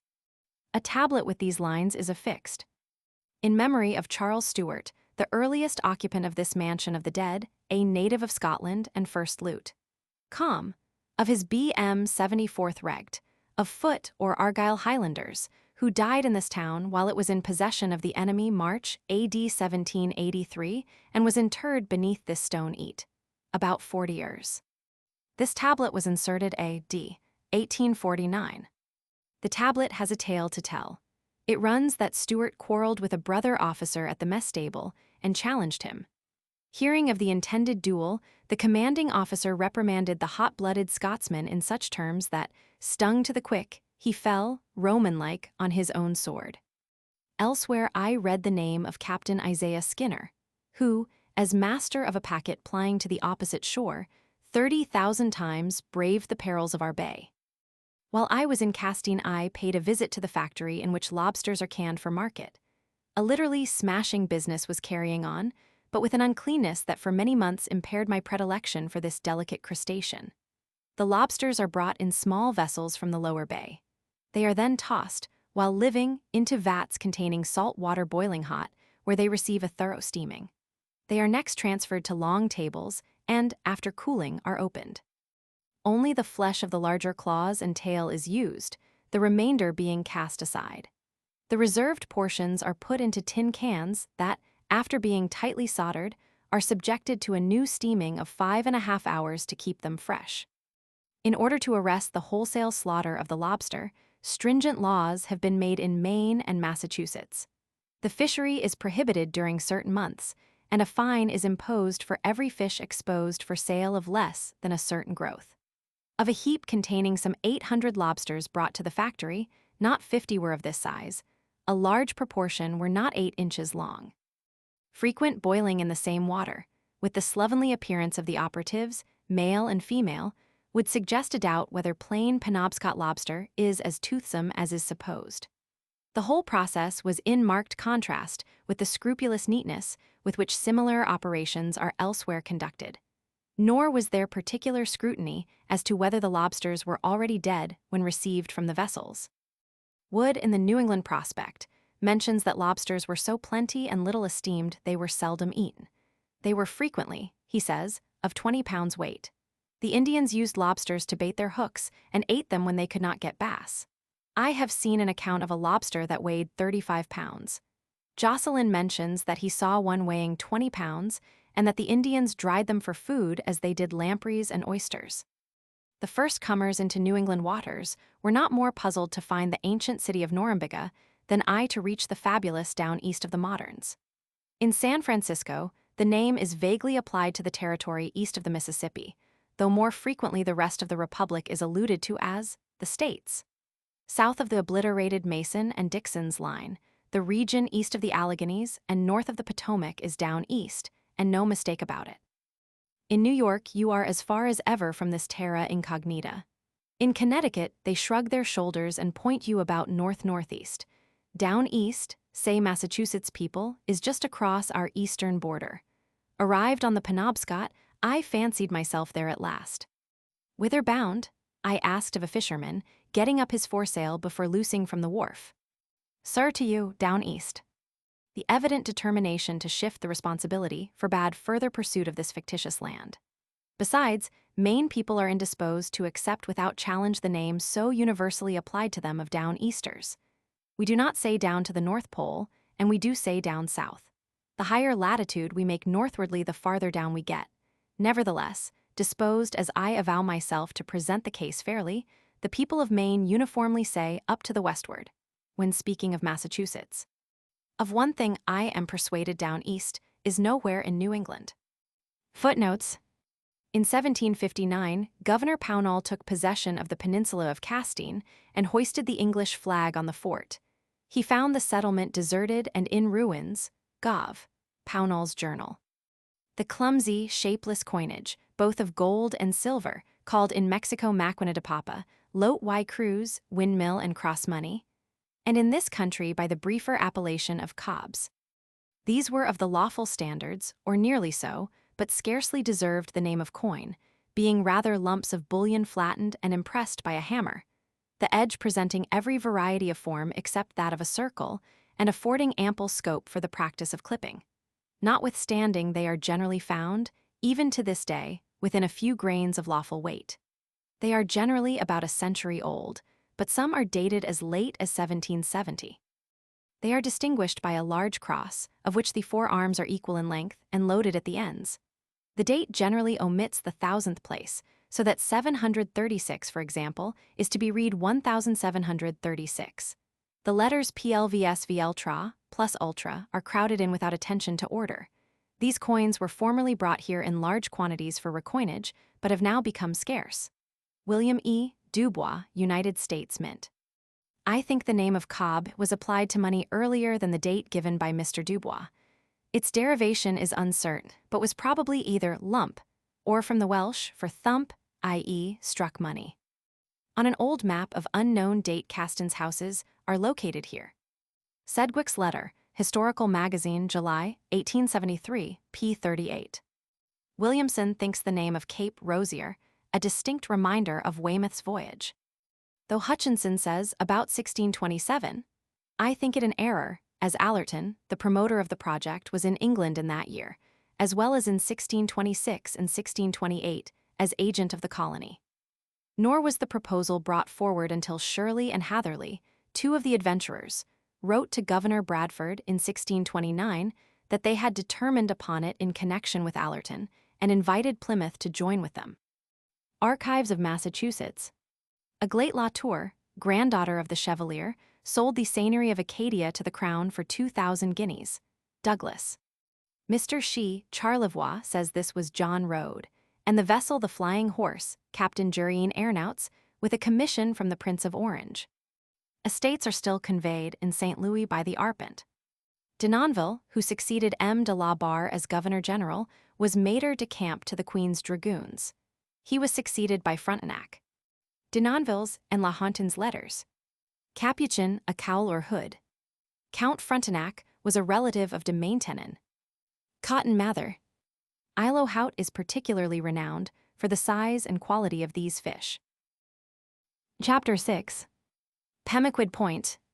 Love thou thy land, with love far brought from out the storied past, and used within the present, but transfused through future time by power of thought. Tennyson. A very small fraction of the people of New England, I venture to say, know more of Pemaquid than that such a place once existed somewhere within her limits.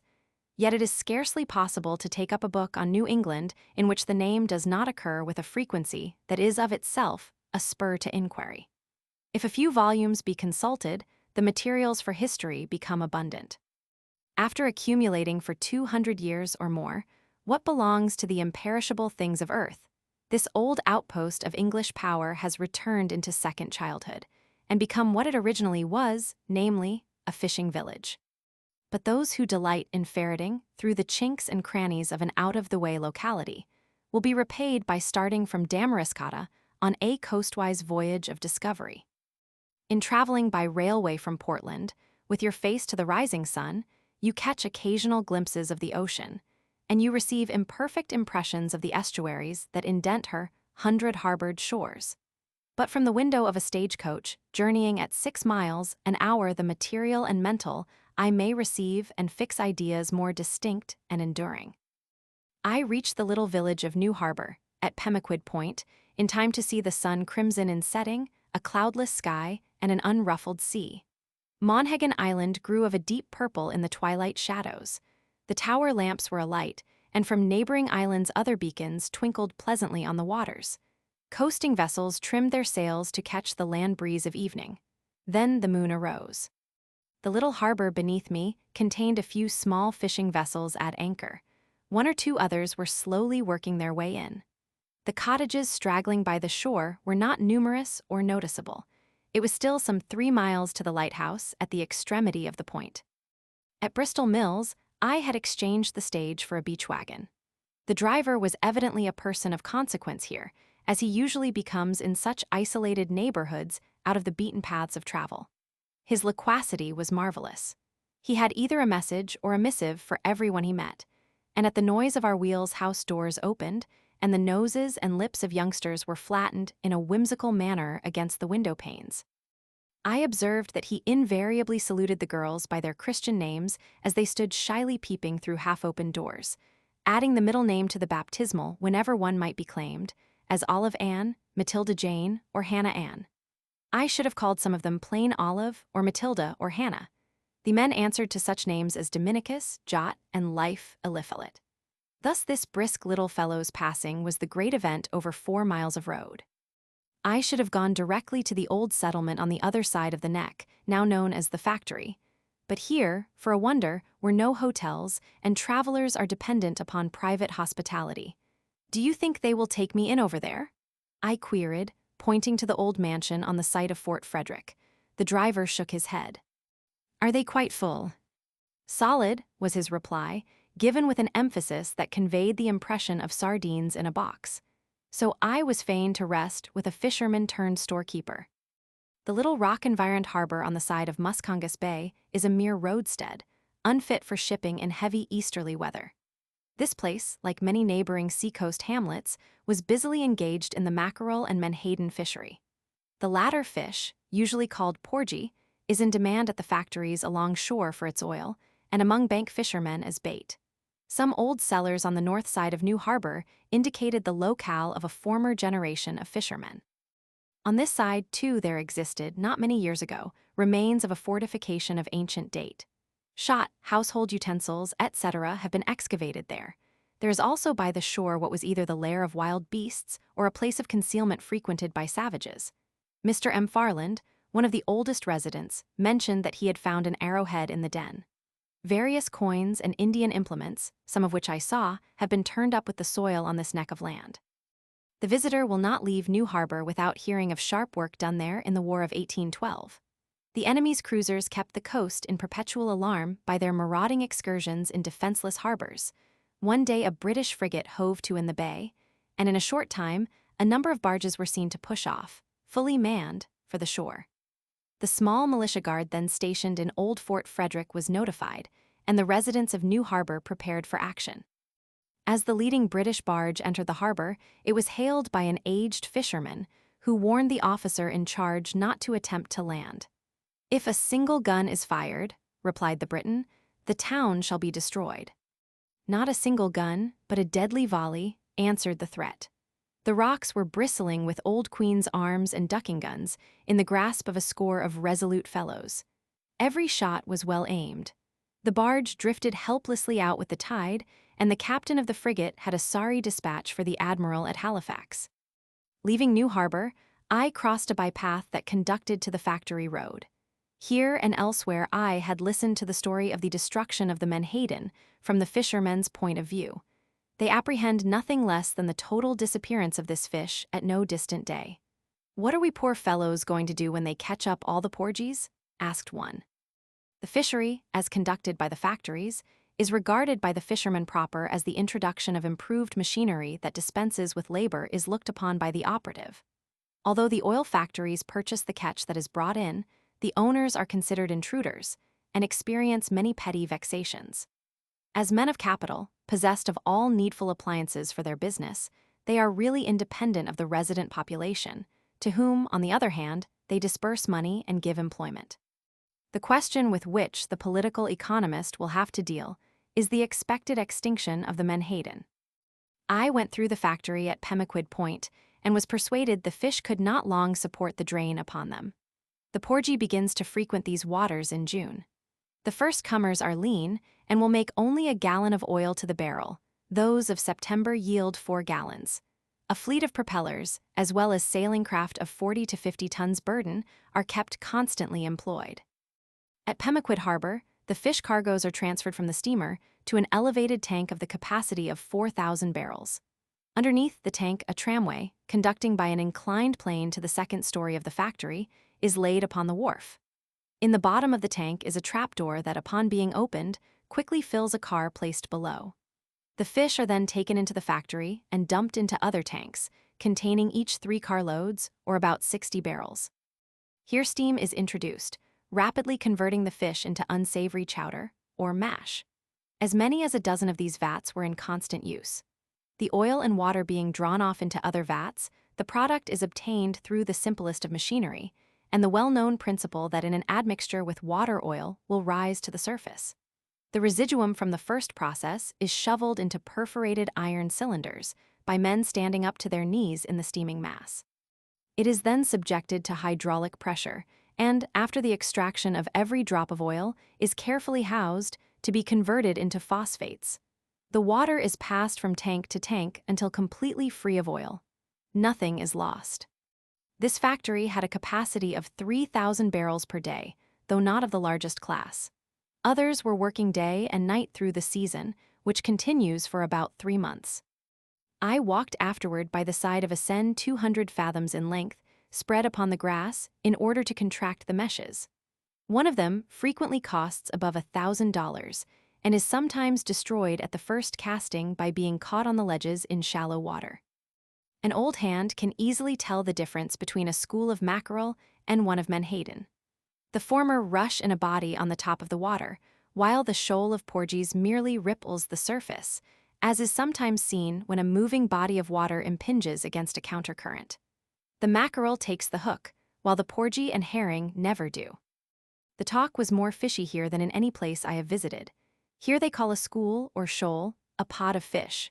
We sought round a pod being a common expression. The small vessels are called seiners. When they approach a school, the seine is carried out in boats, one end being attached to the vessel, except when a bad sea is running.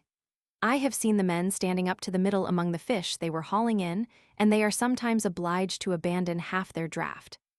The whole process of rendering menhaden into oil is less offensive to the olfactories than might be supposed.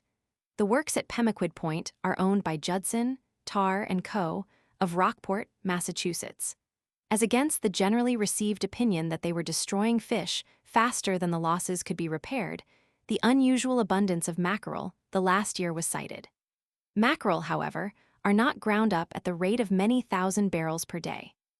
It is easy to conjecture that present profit is more looked to than future scarcity. The product of menhaden is chiefly used in the adulteration of linseed oil. This fish is probably the same called by the French gasparot, and found by them in great abundance on the coasts of Acadia. Some account of the habits of the mackerel, as given by veteran fishermen, is of interest to such as esteem this valuable fish, and the number is legion if not in explanation of the seemingly purposeless drifting of the mackerel fleet along shore, which is, nevertheless, guided by calculation. In early spring, the old breeding fish come into the bays and rivers to spawn. They then return northward. These mackerel are not apt to take the hook, but are caught in weirs and seines, a practice tending to inevitable scarcity in the future. The parent fish come back in September to the localities where they have spawned, and, taking their young in charge, proceed to the warmer waters west and south. Few, if any, mackerel spawn south of Cape Cod. By the time this migration occurs, the young fish have grown to 6 or 7 inches in length and are called tinkers. They frequently take the bait with avidity, but are too small for market. When this school comes along, the fishermen prepare to follow, saying, "The mackerel are bound west, and we must work west with them." These first comers are usually followed by a second school of better size and quality. I have often seen numbers of young mackerel, of 3 to 4 inches in length, left in shallow pools upon the flats by the tide in midsummer. In the midst of a biting school, no sport could be more exciting or satisfying. At such times the mackerel resemble famished wolves, snapping and crowding for the bait, rather than harmless fishes. This unexampled voracity makes them an easy prey, and they are taken as fast as the line can be thrown over. It not unfrequently happens that the school will either sink or suddenly refuse the bait, even while swarming about the sides of the vessels. This is vexatious, but there is no help for it. The fleet must lie idle until the capricious or overfed fish is hungry. Mackerel swim in deep water and are brought to the surface by casting over quantities of ground bait. If they happen to be on the surface in a storm, at the first peal of thunder, they will sink to the bottom. The movements of the fish in the water are like a gleam of light, and it dies hard when out of it. The mackerel was in great abundance when New England was first visited. In the confusion naturally incident to accounts of early discoveries on our coast of New England, it is pleasant to find one vantage ground from which you cannot be dislodged. In this respect, Pemaquid stands almost alone. It has never been called by any other name. Possibly it may have embraced either more or less of the surrounding territory or adjacent waters than at present. Still, there is eminent satisfaction in standing at Pemaquid on impregnable ground. In the minds of some old writers, Pemaquid was unquestionably confounded with the Penobscot. There is a description of Pemaquid River from the Hakluyt Papers, which makes it the easternmost river, one accepted, of Mavoshan, manifestly a name erroneously applied, as the description is as far from coinciding with the true Pemaquid as is its location by Hakluyt. In this account, the Sagadahoc and town of Kennebec are also mentioned. Like many others, it is more curious than instructive. It also appears, to the student's dismay, that in some instances the discoverers were apprehensive of drawing attention to any newfound port or harbor, as it would render their monopoly of less value. The account of Weymouth's voyage by James Rosier omitted the latitude, doubtless with this object. His narrative, if not written to mislead, was confessedly not intended to instruct.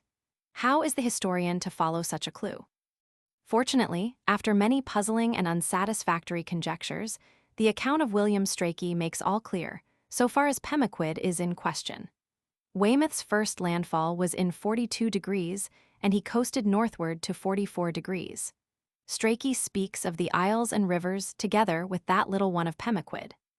Sir F. Gorges, in his brief narration, mentions that it pleased God to bring Captain Weymouth on his return in 1605 into the harbor of Plymouth, where he, Sir Ferdinando, then commanded.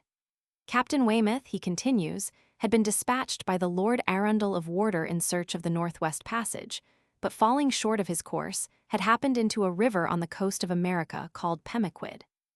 In the reprint of Sir F. Gorges's invaluable narrative, the word Penobscot is placed after Pemaquid in brackets.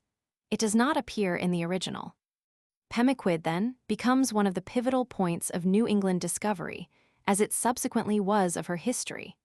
As the French had directed their early efforts toward the Penobscot, so the English had imbibed strong predilections for the Sagadahoc or Kennebec. Weymouth and Preing had paved the way. The Indians transported to England had been able to give an intelligible account of the country, the configuration of the coasts, the magnitude of the rivers, and power of the nations peopling the banks. The Kennebec was known to the French earlier than to the English, and by its proper name. Champlain's voyage in the autumn of 1604 extended, it is believed, as far as Monhegan, as he names an isle 10 leagues from Queanbequet, and says he went 3 or 4 leagues beyond it. Moreover, he had coasted both shores of the Penobscot Bay, penetrating at least as far as the Narrows, below Bucksport. He calls the Camden Hills Bedabedec, and says the Kennebec and Penobscot Indians were at enmity. De Monts followed Champlain in June, 1605, having sailed from St. Croix 2 days after Weymouth's departure from the coast for England. He was more than 2 months in exploring 120 leagues of sea-coast, visiting and observing the Kennebec, of which a straightforward story is told. Even then, the river was known as a thoroughfare to Canada. The mouth of the Kennebec is interesting as the scene of the third attempt to obtain a foothold on New England's soil. This was the colony of Chief Justice Popham, which arrived off Monhegan in August, 1607. This undertaking was intended to be permanent. There were 2 well-provided ships and 120 colonists. The leader of the enterprise, George Popham, was accompanied by Captain Raleigh Gilbert, nephew and namesake of Sir Walter Raleigh. A settlement was effected on Hunwell's Point, at the mouth of the Kennebec. The winter was one of unexampled severity, and the newcomers had been late in preparing for it. Encountering privations similar to those afterward endured by the Plymouth settlers, they lost courage, and when news of the death of their patron, the Chief Justice, reached them, were ready to abandon the project. Popham, having died in February, was succeeded by Gilbert, whose affairs recalling him to England, the whole colony deserted their settlement at Fort St. George in the spring of 1608. Popham was the first English magistrate in New England. Mather attributes the failure of attempts to colonize the parts of New England north of Plymouth to their being founded upon the advancement of worldly interests. A constant series of disasters has confounded them, avers the witch-hating old divine. One minister, he says, was exhorting the eastern settlers to be more religious, putting the case to them much in this way, when a voice from the congregation cried out, "Sir, you are mistaken. You think you are preaching to the people of the bay. Our main end was to catch fish." Did you ever see Cotton Mather's History of New England, one of the oddest books I ever perused, but deeply interesting? The question is put by Southey, and I repeat it, as if you have not read Mather's Magnalia Christi Americana, you have not seen the cornerstone of New England historical and ecclesiastical literature. Apropos of the immigration into New England, it was openly bruited in England that King Charles I would have been glad if the thousands who went over were drowned in the sea. Between the years 1628 and 1635, the exodus was very great and gave the king much displeasure. No one was permitted to remove without the royal permission. Even young Harry Vane had to solicit the good offices of his father, Sir Harry, to obtain a pass. He was then out of favor at court and at home through his Geneva notions about kneeling to receive the sacrament and other Puritan ideas. "Let him go," growls an old writer, "has not Sir Harry other sons but him?" The colony of Popham began better than it ended. A fort, doubtless no more than a palisade with platforms for guns, was marked out. A trench was dug about it, and 12 pieces of ordnance were mounted. Within its protection, 50 houses, besides a church and storehouse, were built. The carpenters framed a pretty pinnace of 30 tons, which they christened the Virginia. There is no earlier record of shipbuilding in Maine. The tenacity of the English character has become proverbial. Nevertheless, the opinion is hazarded that no nation so ill accommodates itself to a new country. The English colonies of Virginia, New England, and Jamaica are striking examples of barrenness of resource when confronted with unforeseen privations. The Frenchman, on the contrary, possesses in an eminent degree the capacity to adapt himself to strange scenes and unaccustomed modes of life. Everything is made to contribute to his wants. Let the reader consult, if he will, the campaign of the Crimea, where thousands of English soldiers gave way to hardships unknown in the French camps. The elastic gaiety of the one is in contrast with the gloomy despondency of the other. The Popham colony abandoned a well-matured, ably seconded design through dread of a New England winter and through homesickness. Clearly, it was not of the stuff to found a state. The previous winter was passed by the French at their new settlement of Port Royal, commenced within 2 years. The seasons of 1605 and of 1606 were extremely rigorous. The colony of De Monts went through the first in rude cabins, hastily constructed, on the island of St. Croix. The next autumn, the settlement was transferred to Port Royal. Winter found them domiciled in their new quarters under no better roofs than they had quitted.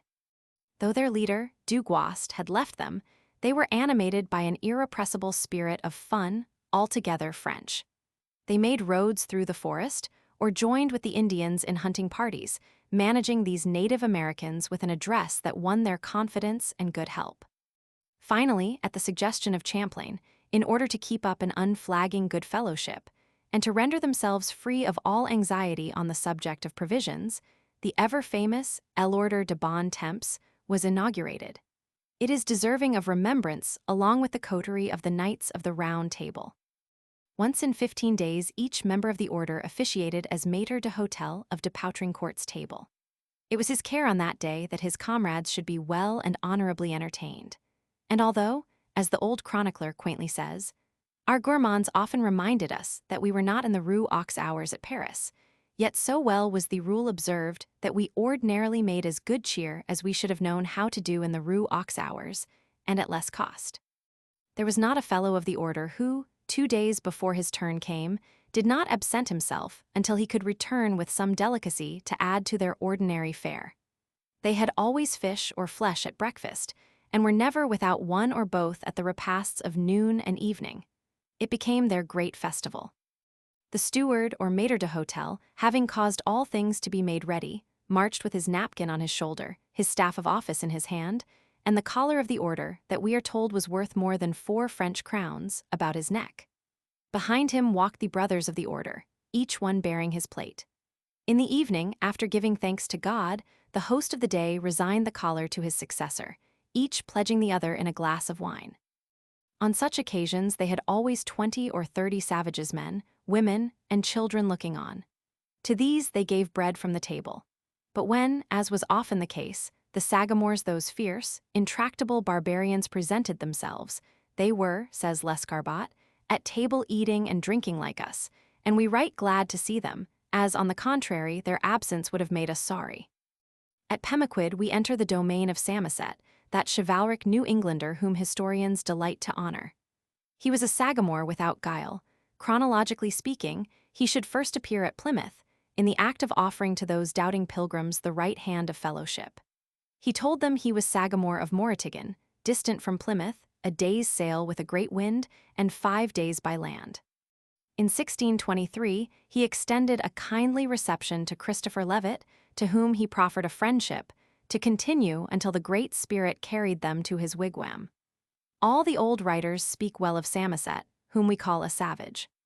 I next visited the little point of land on which are the ruins of old Fort Frederick.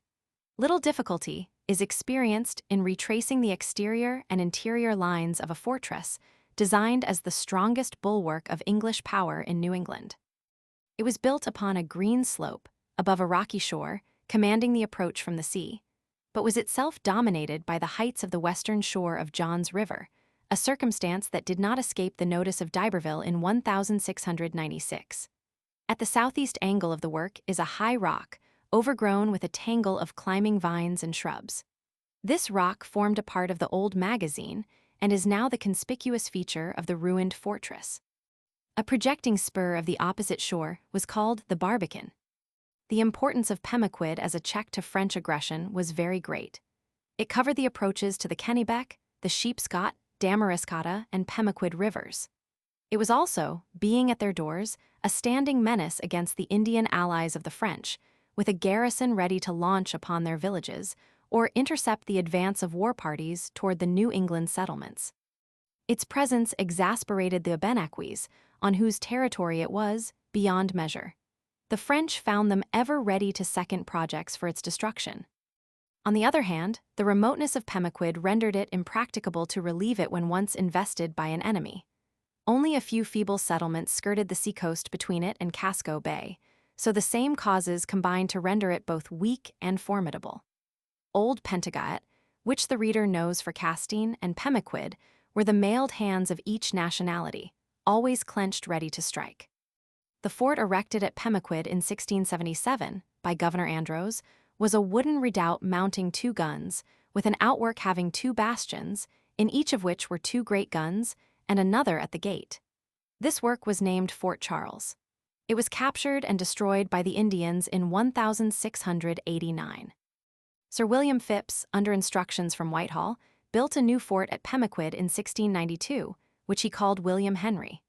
Captains Wing and Bancroft were the engineers, the work being completed by Captain March.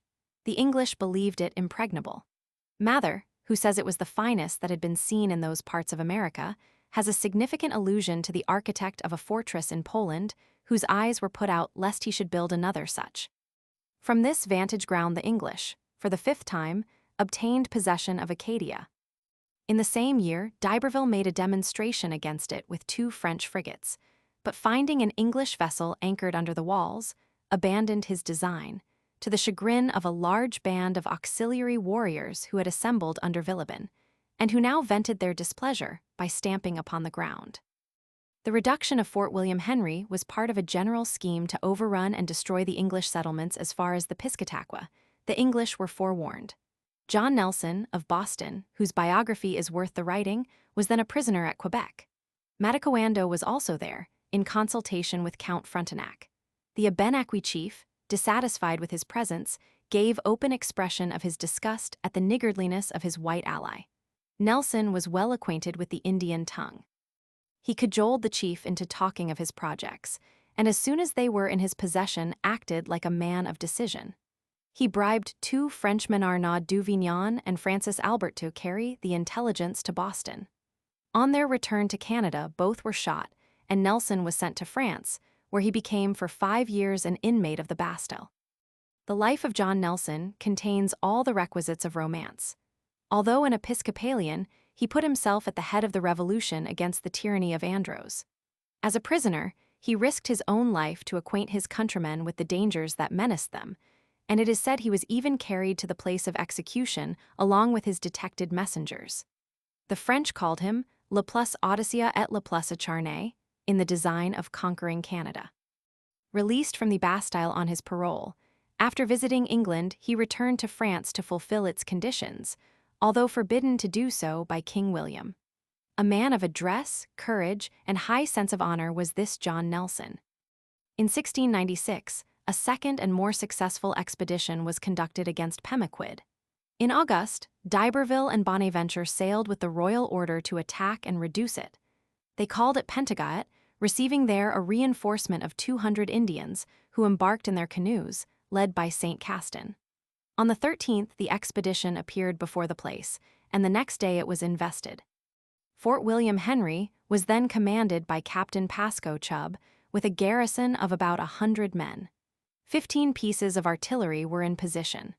The French expected an obstinate resistance, as the place was well able to withstand a siege. Chubb, on being summoned, returned a defiant answer. D'Iberville then began to erect his batteries. The account of Charlevoix states that the French got possession of 10 or 12 stone houses, forming a street leading from the village square to the fort. They then entrenched themselves, partly at the cellar door of the house next the fort and partly behind a rock on the seashore. A second demand made by St. Castin, accompanied by the threat that if the place were assaulted the garrison might expect no quarter, decided the valiant Chubb, after a feeble and inglorious defense, to surrender. The gates were opened to the besiegers. On finding an Indian in irons in the fortress, Castin's warriors began a massacre of the prisoners, which was arrested by their removal, at command of d'Iberville, to an island, where they were protected by a strong guard from further violence. The name of William Henry has been synonymous with disaster to colonial strongholds. The massacre of 1757, at Lake George, forever infamous, obscures with blood the fair fame of Montcalm. The novelist Cooper, in making it the groundwork of his Mohicans, has not overstated the horrors of the tragedy enacted by the placid Saint Sacrament. 2 days were occupied by the French in the destruction of Pemaquid Fort. They then set sail for St. John's River, narrowly escaping capture by a fleet sent from Boston in pursuit. The French, who had before claimed to the Kennebec, subsequently established their boundary of Acadia at St. George's River. On the beach, below where the Martello Tower had stood, I discovered many fragments of bricks among the rock debris. Some of these were as large as were commonly used in the hearths of our most ancient houses. The arch by which the tower was perhaps supported remained nearly intact, though completely concealed by a thicket formed of interweaving shrubs. Some have conjectured it to have been a hiding place of smugglers. Fragments of shot and shell have likewise been picked up among the rubbish of the old fortress. Not far from the spot is a graveyard, in which time and neglect have done their work. It has been attempted to show that a large and populous settlement existed from a very early time at Pemaquid, with paved streets and some of the belongings of a permanent population. Within a few years, excavations have been made, exhibiting the remains of pavement of beach pebble at some distance below the surface of the ground. It is not doubted that a small plantation was maintained here antecedent to the settlement in Massachusetts Bay. But it certainly lacks confirmation that it had assumed either the proportions or outward appearance of a well and regularly built town at any time during the 17th century. If it were true, as Sullivan states, that in 1630 there were, exclusive of fishermen, 84 families about Sheepscot, Pemaquid, and St. George's, it also becomes important to know by what means these settlements were depopulated previous to the Indian Wars. The commissioners of Charles Roman II, sent over in 1665, reported that upon the rivers Kennebec, Sheepscot, and Pemaquid were 3 plantations, the largest containing not more than 30 houses, inhabited, say they, by the worst of men. The commissioners gave impartial testimony here, for they were trying to dispossess Massachusetts of the government she had assumed over Maine since 1652. They wrote further that neither Kittery, York, Wells, Scarborough, nor Falmouth had more than 30 houses, and those mean ones. This was the entirety of the grand old pine tree state 2 centuries ago. Colonel Romer had recommended, about 1699, the fortifying anew of Pemaquid and the building of supporting works at the next point of land and on John's Island. Nothing, however, appears to have been done until the arrival of Colonel David Dunbar in 1730 to resume possession of the Sagadahoc territory in the name of the Crown. Dunbar repaired the old works, giving them the name of Fort Frederick. At Pemaquid Point, he laid out the plan of a city, which he divided into lots, inviting settlers to repopulate the country. Old grants and titles were considered extinct. His possession at Pemaquid conflicting with the Muscongas patent was revoked through the efforts of Samuel Waldo. The garrison was replaced by Massachusetts troops, and the so-called Sagadahoc territory annexed to the county of York. When in the neighborhood, the visitor will feel a desire to inspect the extensive shell heaps of the Damariscotta, about a mile above the town of Newcastle. They occur on a jutting point of land, in such masses as to resemble low chalk cliffs of guano deposits. The shells are of the oyster, now no longer native in New England waters, but once abundant, as these and other remains testify. The highest point of the bank is 25 feet above the river. The deposits are rather more than 100 rods in length, with a variable width of from 80 to 100 rods. The shells lie in regular layers, bleached by sun and weather. Among the many naturalists who have visited them may be named Dr. Charles T. Jackson and Professor Chadbourne of Bowdoin College. Some animal remains found among the shells were submitted to Agassiz, who concurred in the received opinion that the shells were heaped up by men. From point to point, excavations have been made with the expectation of finding the Indian implements, which have occasionally rewarded such investigations. Williamson mentions a tradition that human skeletons had been discovered in these beds. The bones of animals and of birds have been found in them. Situated in the immediate vicinity of the shell deposits is a kiln for converting the shells into lime, which is produced of as good quality as that obtained from limestone rock. In walking along the beach at low tide, I had an excellent opportunity of surveying these remains. A considerable growth of trees had sprung from the soil collected above them, the roots of some having penetrated completely through the superincumbent shells to the earth beneath. From an observation of several cavities near the surface and in the sides of the oyster banks, the shells, in some instances, appear to have been subjected to fire. The entire stratum was in a state of decomposition that sufficiently attests the work of years. Even those shells lying nearest the surface in most cases crumbled in the hands, while at a greater depth, the closely packed valves were little else than a heap of lime. The shell heaps are of common occurrence all along the coast. The reader knows them for the feeding places of the hordes preceding European civilization. Here they regaled themselves on a delicacy that disappeared when they vanished from the land. The Indians not only satisfied present hunger, but dried the oyster for winter consumption. Their summer camps were pitched in the neighborhood of well-known oyster deposits, the squaws being occupied in gathering shellfish, while the men were engaged in fishing or in hunting. Jocelyn mentions the long-shelled oysters peculiar to these deposits. He notes them of 9 inches in length from the joint to the toe, that were to be cut in 3 pieces before they could be eaten. Wood professes to have seen them of a foot in length. I found many of the shells here of 6 inches in length. Winthrop alludes to the oyster banks of Mystic River, Massachusetts, that impeded its navigation. During recent dredgings here, oyster shells of 6 to 8 inches in length were frequently brought to the surface. The problem of the oyster's disappearance is yet to be solved. Footnotes. This work is on an old map of the Kennebec patent. It was about 20 rods square, a bastion. A house now stands in the space it formerly occupied. Purchas, Volume Roman 4, 1874.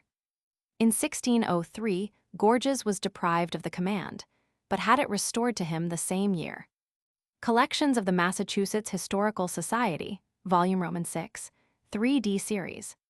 See Lescarbot, p. 497. Strachey, Gorges says August 8th, Smith, August 11th. A Flyboat, The Gift of God, George Popham. Mary and John, of London, Raleigh Gilbert. Samoset, in 1625, sold Pemaquid to John Brown. His sign manual was a bended bow, with an arrow fitted to the string. The deed to Brown also fixes the residence, at Pemaquid, of Abraham Shirt, agent of Elbridge and Aldworth, in the year 1626. New York Colonial Documents, Volume Roman 3, p. 256. Some primitive defensive works had existed as early as 1630, rifled in 1632 by the freebooter Dixie Bull. It was of stone, a quadrangle 737 feet in compass without the outer walls, 108 feet square within the inner ones, pierced with embrasures for 28 cannons, and mounting 14, 6 being 18-pounders. The south wall fronting the sea was 22 feet high and 6 feet thick at the ports. The great flanker, or round tower, at the west end of the line was 29 feet high. It stood about a score of rods from high water mark, Mather, Volume Roman II, p. 537.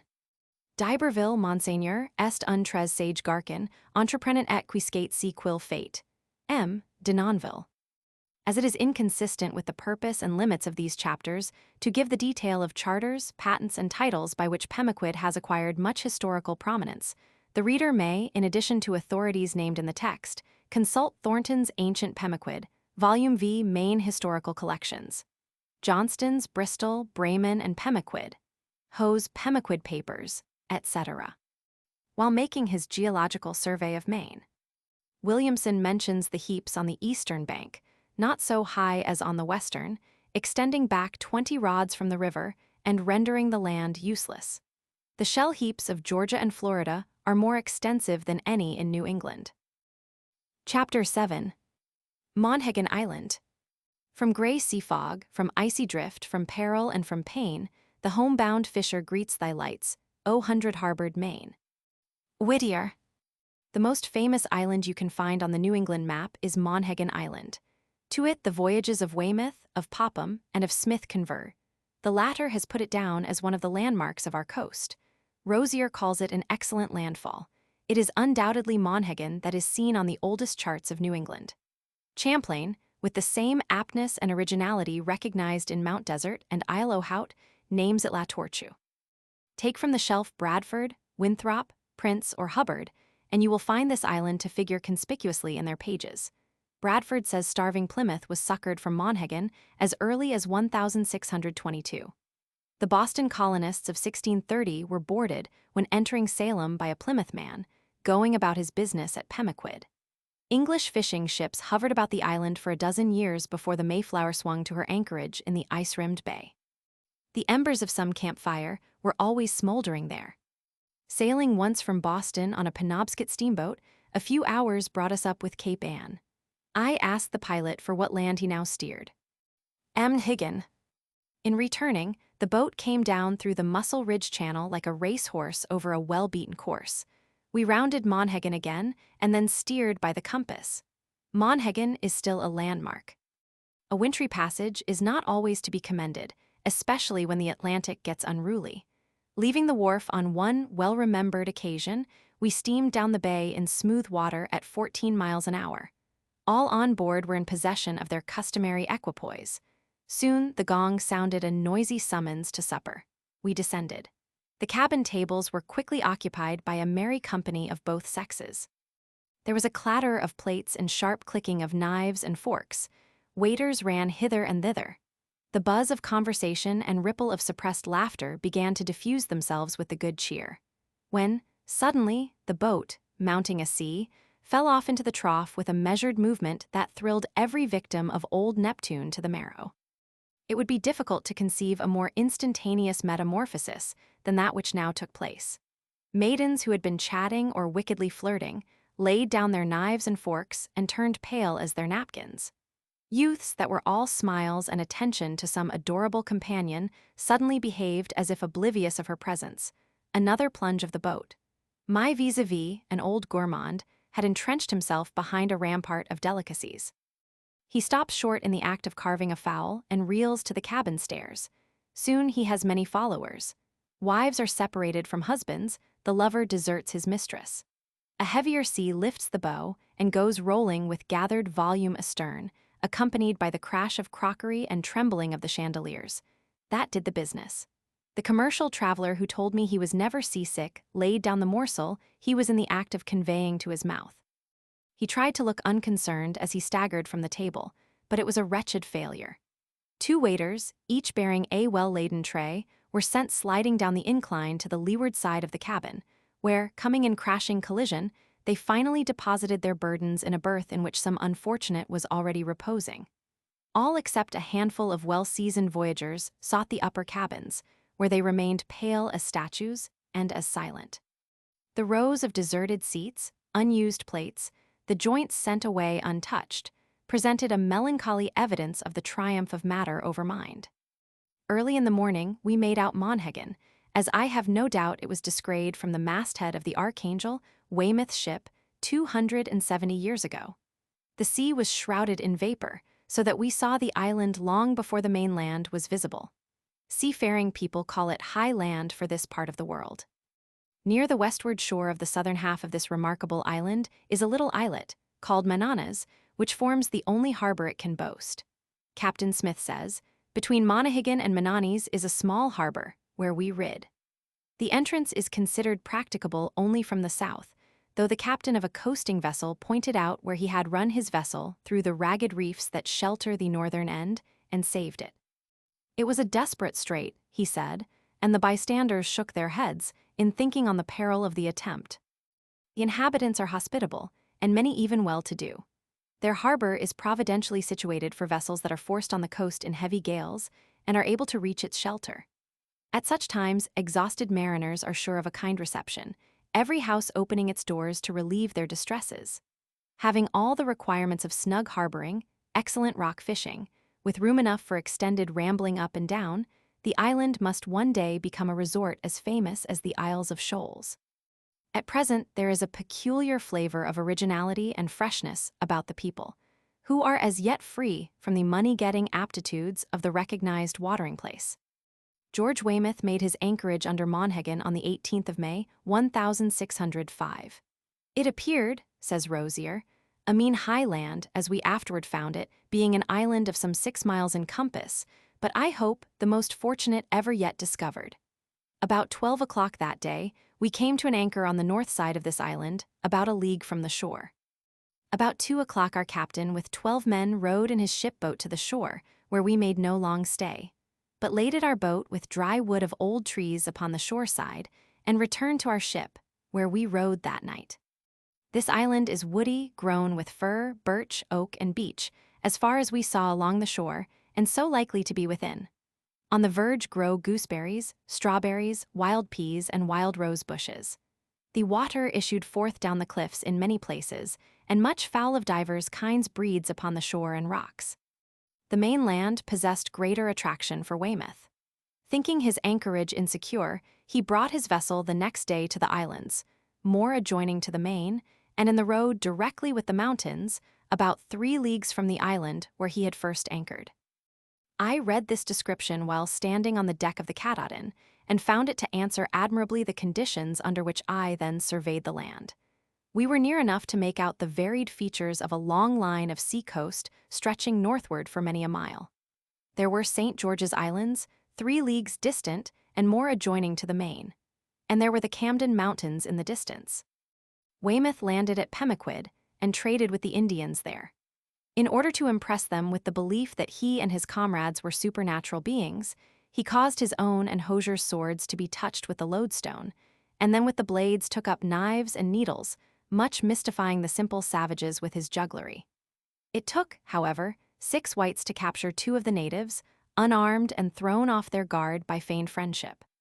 But one compensation can be found for Weymouth's treachery in kidnapping 5 Indians here, and that is in the assertion of Sir F. Gorges that this circumstance first directed his attention to New England colonization. At least 2 of the captive Indians found their way back again. One returned the next year, another Skitwars came over with Popham. A strange tale these savages must have told of their adventures beyond seas. Some credence has been given to the report of the existence of a rock inscription on Monaghan Island, supposed by some to be a reminiscence of the Northmen. The Society of Northern Antiquaries of Copenhagen has reproduced it in their printed proceedings. The best-informed American antiquaries do not believe it to possess any archaeological significance. I also heard of another of the Devil's footprints on Mananas, but did not see it. Between Monaghan and Pemaquid Point was the scene of the sea fight between the Enterprise and Boxer. Some of the particulars I shall relate I had of eyewitnesses of the battle. In September 1814, the American brig Enterprise quitted Portsmouth Roads. She had seen service in the wars with the French Directory and with Algiers. She had been rebuilt in 1811 and had already gained the name of a lucky vessel. Her cruising ground was along the Maine coast, where a sharp lookout was to be kept for privateers coming out of the enemy's ports. In times past her commanders were such men as Sterrett, Hull, Decatur, and Blakely, in whom was no more flinching than in the mainmast. Lieutenant Burrows, who now took her to sea, had been first officer of a merchant ship and a prisoner to the enemy. As soon as exchanged, he was given the command of the enterprise. He was a good seaman, bound up in his profession, and the darling of the common sailors. Taciturn and misanthropic among equals, he liked to disguise himself in a pea-jacket and visit the low haunts of his shipmates. It was believed he would be killed sooner than surrender. The Boxer had been fitted out at St. John's with a view of meeting and fighting the enterprise. Every care that experience and seamanship could suggest had been bestowed upon her equipment. She was, moreover, a new and strong vessel. In armament and crews, the two vessels were about equal, the inferiority, if any, being on the side of the American. The two brigs were, in fact, as equally matched as could well be. They were prepared, rubbed down, and polished off, like pugilists by their respective trainers. They were in quest of each other. The conquered, however, attributed their defeat to every cause but the true one, namely, that of being beaten in a fair fight on their favorite element. The Boxer, after worrying the fishermen and keeping the sea-coast villages in continual alarm, dropped anchor in Pemaquid Bay on Saturday, September 4th, 1814. There was then a small militia guard in Old Fort Frederick. The inhabitants of Pemaquid Point, fearing an attack, withdrew into the woods, where they heard at evening the music played on board the enemy's cruiser. The next morning, a peaceful Sabbath, the lookout of the Boxer made out the Enterprise coming down from the westward with a fair wind. In an instant the Britain's decks were alive with men. Sails were let fall and sheeted home with marvelous quickness, and the Boxer, with every rag of canvas spread, stood out of the bay. From her anchorage to the westward of John's Island, the Boxer, as she got under way, threw several shot over the island into the fort by way of farewell. Both vessels bore off the land about 3 miles when they stripped to fighting canvas. The American, being to windward, had the weather gauge and, after taking a good look at her antagonist, brought her to action at 20 minutes past 3 o'clock in the afternoon. Anxious spectators crowded the shores, but after the first broadsides, for the 40 minutes the action continued, nothing could be seen except the flashes of the guns. Both vessels were enveloped in a cloud. At length the firing slackened, and it was seen the Boxer's maintopmast had been shot away. The battle was decided. This combat, which proved fatal to both commanders, was, for the time it lasted, desperately contested. The Enterprise returned to Portland, with the Boxer in company, on the 7th. The bodies of Captain Samuel Blythe, late commander of the English brig, and of Lieutenant William Burroughs of the Enterprise, were brought on shore draped with the flags each had so bravely defended. The same honors were paid the remains of each, and they were interred side by side in the cemetery at Portland. Blythe had been one of poor Lawrence's pallbearers. This was the first success that had befallen the American Navy since the loss of the Chesapeake. It revived, in a measure, the confidence that disaster had shaken. The Boxer went into action with her colors nailed to the masta useless bravado that no doubt cost many lives. Her ensign is now among the trophies of the Naval Academy at Annapolis, while that of the Enterprise has but lately been reclaimed from among the forgotten things of the past, to array its tattered folds beside the flags of the Bonhomme Richard and of Fort McHenry. Among the recollections of his lost youth, the author of Evangeline, a native of Portland, tells us, "I remember the sea fight far away, how it thundered o'er the tide, and the dead captains, as they lay in their graves o'erlooking the tranquil bay, where they in battle died."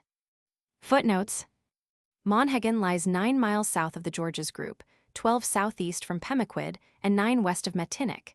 It contains upward of 1,000 acres of land.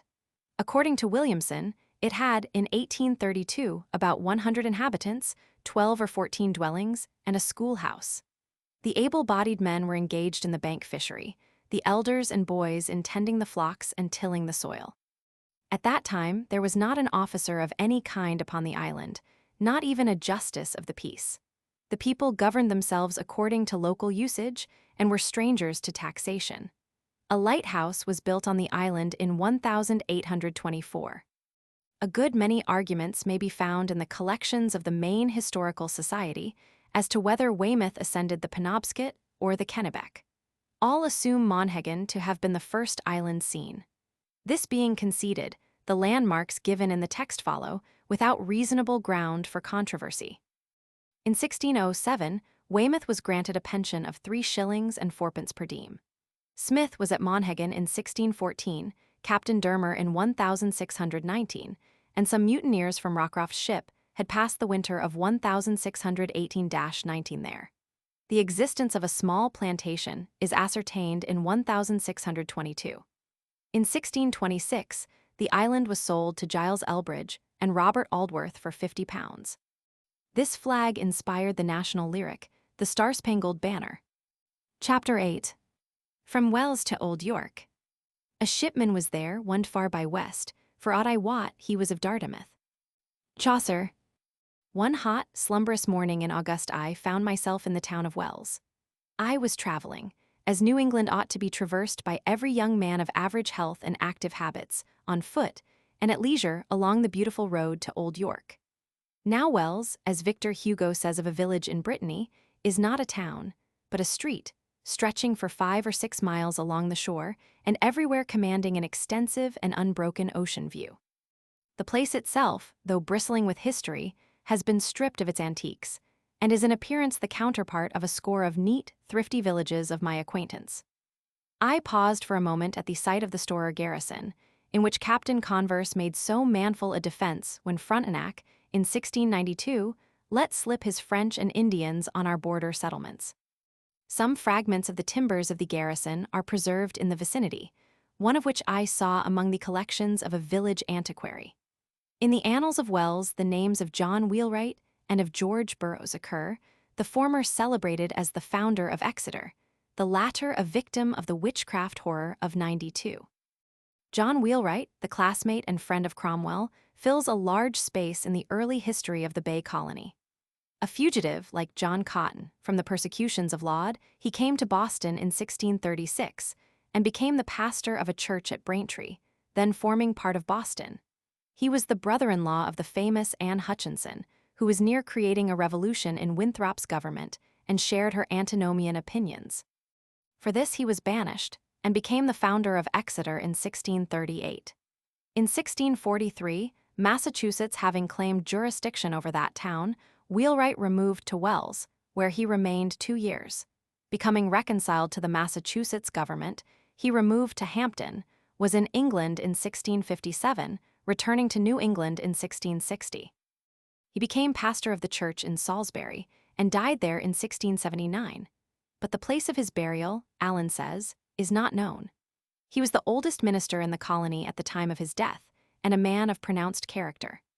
The settlement of the island of Rhode Island occurred through the removal of William Coddington and others at the same time, and for the same reasons that caused the expulsion of Wheelwright from Boston, as Roger Williams had been expelled from Salem 7 years before. Wheelwright's deed has been the subject of a long and animated controversy among antiquaries. Some, like Mr. Savage, pronouncing it a forgery because it is dated in 1629, the year before the settlement of Boston. This deed was a conveyance from the Indian Sagamores to Wheelwright of the land on which stands the flourishing town of Exeter, and although copies of it have been recorded in several places, the original long ago disappeared. Cotton Mather, who saw it, testifies to its appearance of antiquity, and the advocates of its validity do not appear as yet to have the worst of the argument. George Burroughs, who fell fighting against terrorism on Gallows Hill a single spot, may claim in New England the terrible distinction of this name was, if tradition says truly, apprehended by officers of the Bloody Council at the church door, as he was leaving it after divine service. A little dark man, and an athlete, whose muscular strength was turned against him to fatal account.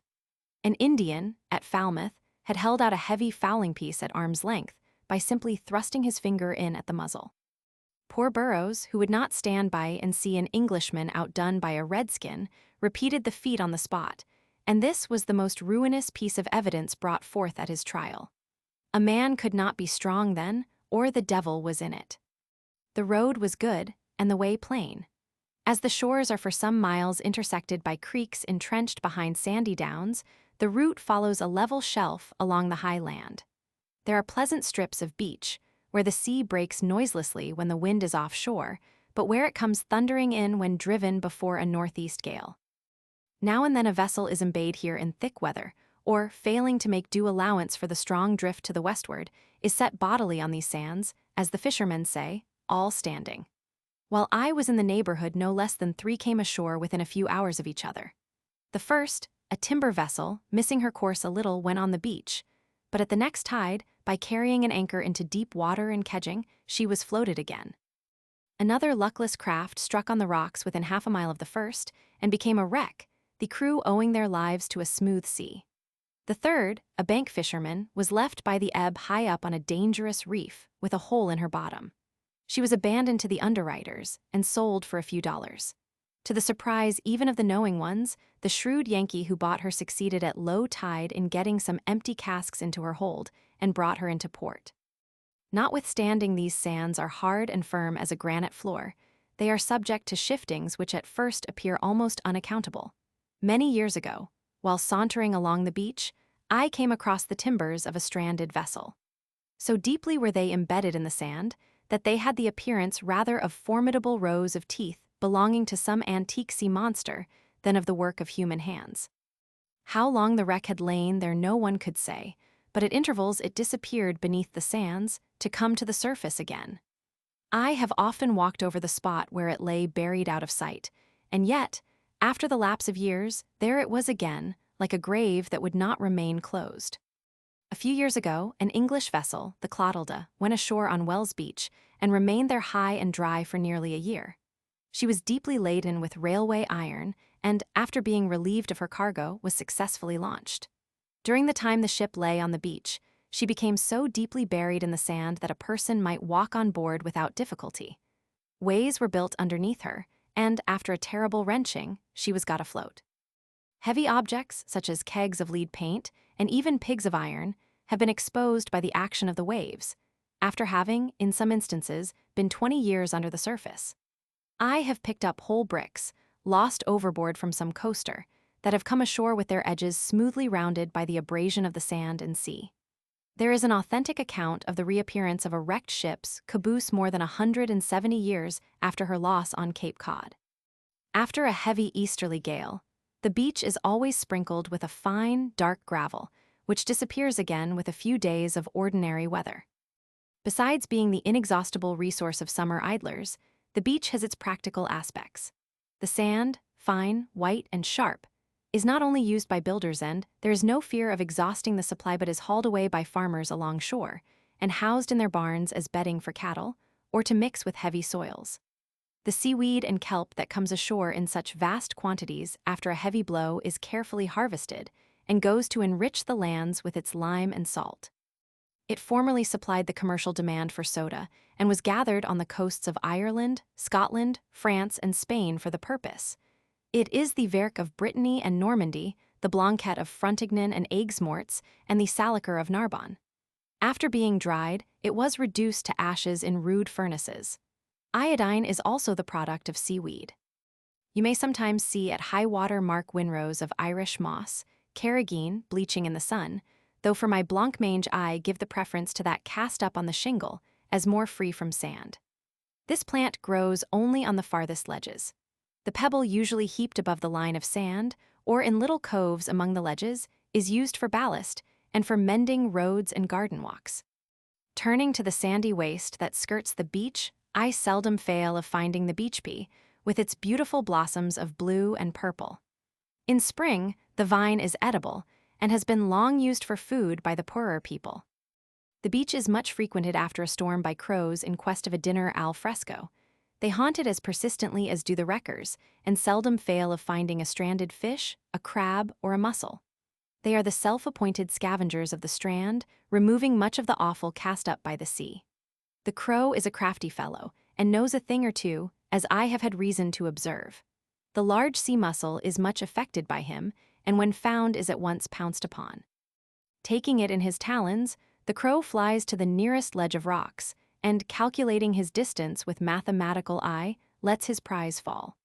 Of course the mussel is dashed in pieces, and the crow proceeds to make a frugal meal.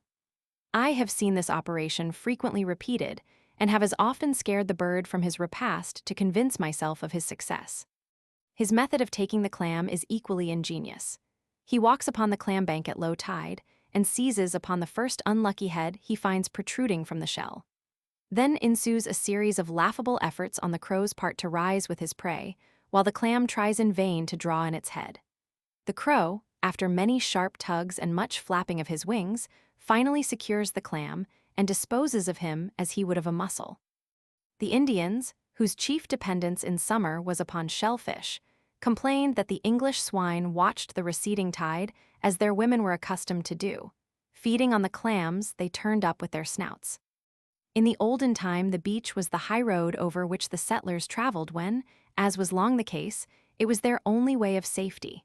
It was often beset with danger, so much so that tradition says the mail from Portsmouth to Wells was for 7 years brought by a dog, the pouch being attached to his collar. This faithful messenger was at last killed by the savages. For miles around this bay, the long-abandoned King's Highway may be traced where it hugged the verge of the shore, climbing the roughest ledges or crossing from one beach to another by a strip of shingle. Here and there an old cellar remains to identify its course and tell of the stern lives those pioneers led. When the tide is out, I also keep at low water mark, scrambling over ledges or delving among the crannies for specimens. It does not take long to fill your pockets with many-hued pebbles of quartz, jasper, or porphyry that, in going a few rods farther, you are sure to reject for others more brilliant. At full sea I walk along the shore, where, from between those envious little stone walls, I can still survey the unchanged. After all that has been printed since the Tractatus Petri Hispani, it is a question whether there are not as many popular superstitions today among plain New England country folk as at any time since the settlement of the country. The belief in the virtue of a horseshoe is unabated. At York, I saw one nailed to the end of a coaster's bowsprit. To spill salt, break a looking-glass, or dream of a white horse are still regarded as of sinister augury. A toothpick made from a splinter of a tree that has been struck by lightning is a sure preventive of the toothache. Exceeding all these, however, is the generally accepted superstition that has led to the practice of bathing on Saco Beach on the 26th of June in each year. On this day, it is religiously believed that the waters, like Siloam of old, have miraculous power of healing all diseases with which humanity is afflicted. The people flock to the beach from all the country round, in every description of vehicle, to dip in the enchanted tide. A similar belief existed with regard to a medicinal spring on the River Dee, in Scotland, called Januarich Wells, one author gravely asserting that so great was the faith in its efficacy that those afflicted with broken legs have gone there for restoration of the limb. I have found it always impracticable to argue with the pilgrims as to the grounds of their belief. They are ready to recount any number of wonderful cures at too great a distance for my investigation to reach, and may not, therefore, be gainsaid. It is a custom. All this time I was nearing Ogunquit, a little fishing village spliced to the outskirts of Wells, being itself within the limits of York.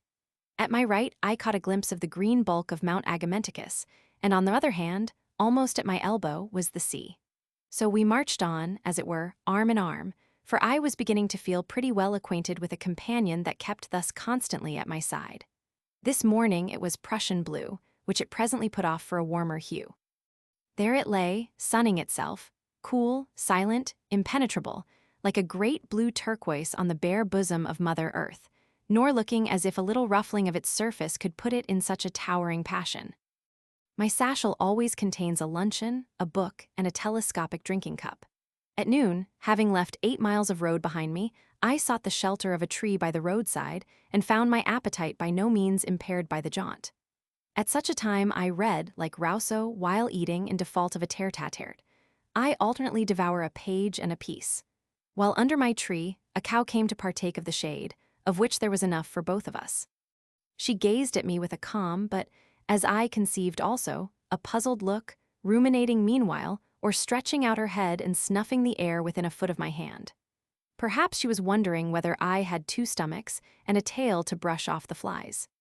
From the village of Ogunquit there are 2 roads. I chose the one which kept the shore, in order to take in my way Bald Head Cliff, a natural curiosity well worth going some distance to see. The road so winds across the rocky waste on which the village is in part built that in some places you almost double on your own footsteps. Occasionally a narrow lane issues from among the ledges, tumbling rather than descending to some little cove, where you catch a glimpse of brown-roofed cottages and a fishing boat or 2, snugly moored. The inhabitants say there is not enough soil in Ogunquit with which to repair the roads, a statement no one who tries it with a vehicle will be inclined to dispute.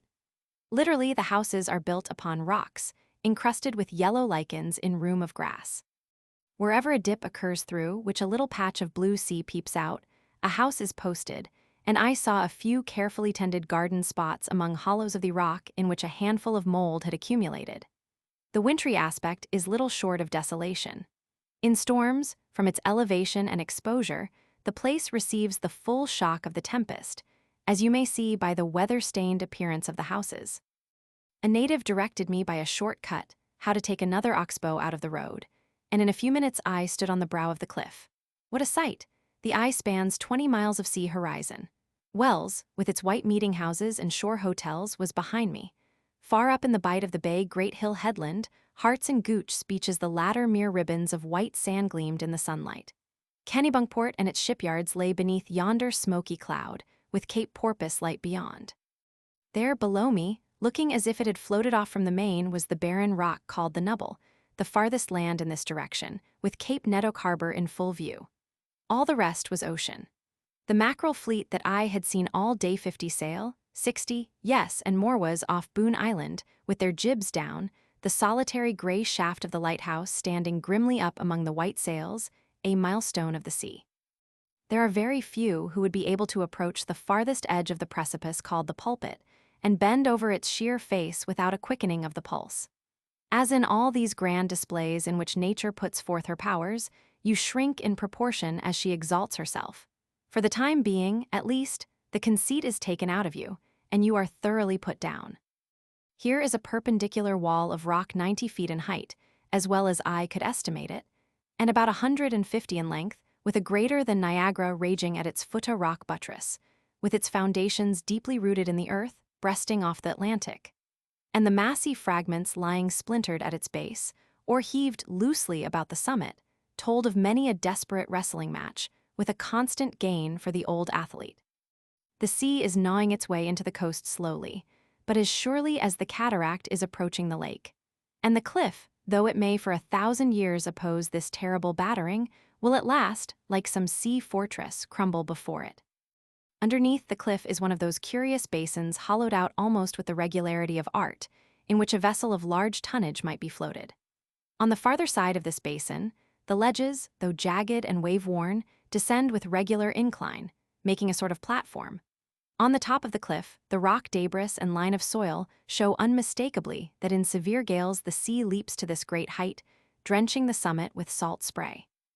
At such a time, the sea must be superb, though awful, for I doubt if a human being could stand erect before such a storm. The exposed side of Bald Head Cliff faces south of east, and is the result of ages of wear and tear. The sea undermines it, assails it in front and from all sides. Here are dikes, as at Star Island, in which the trap rock has given way to the continual pounding, thus affording a vantage ground for the great lifting power of the waves.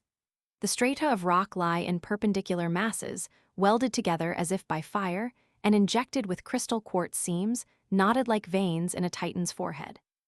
Blocks of granite weighing many tons, honeycombed by the action of the water, are loosely piled where the cliff overhangs the waves, and you may descend by regular steps to the verge of the abyss. The time to inspect this curiosity is at low tide, when, if there be sea enough, the waves come grandly in, whelming the shaggy rocks, down whose sides 100 miniature cascades pour as the waters recede.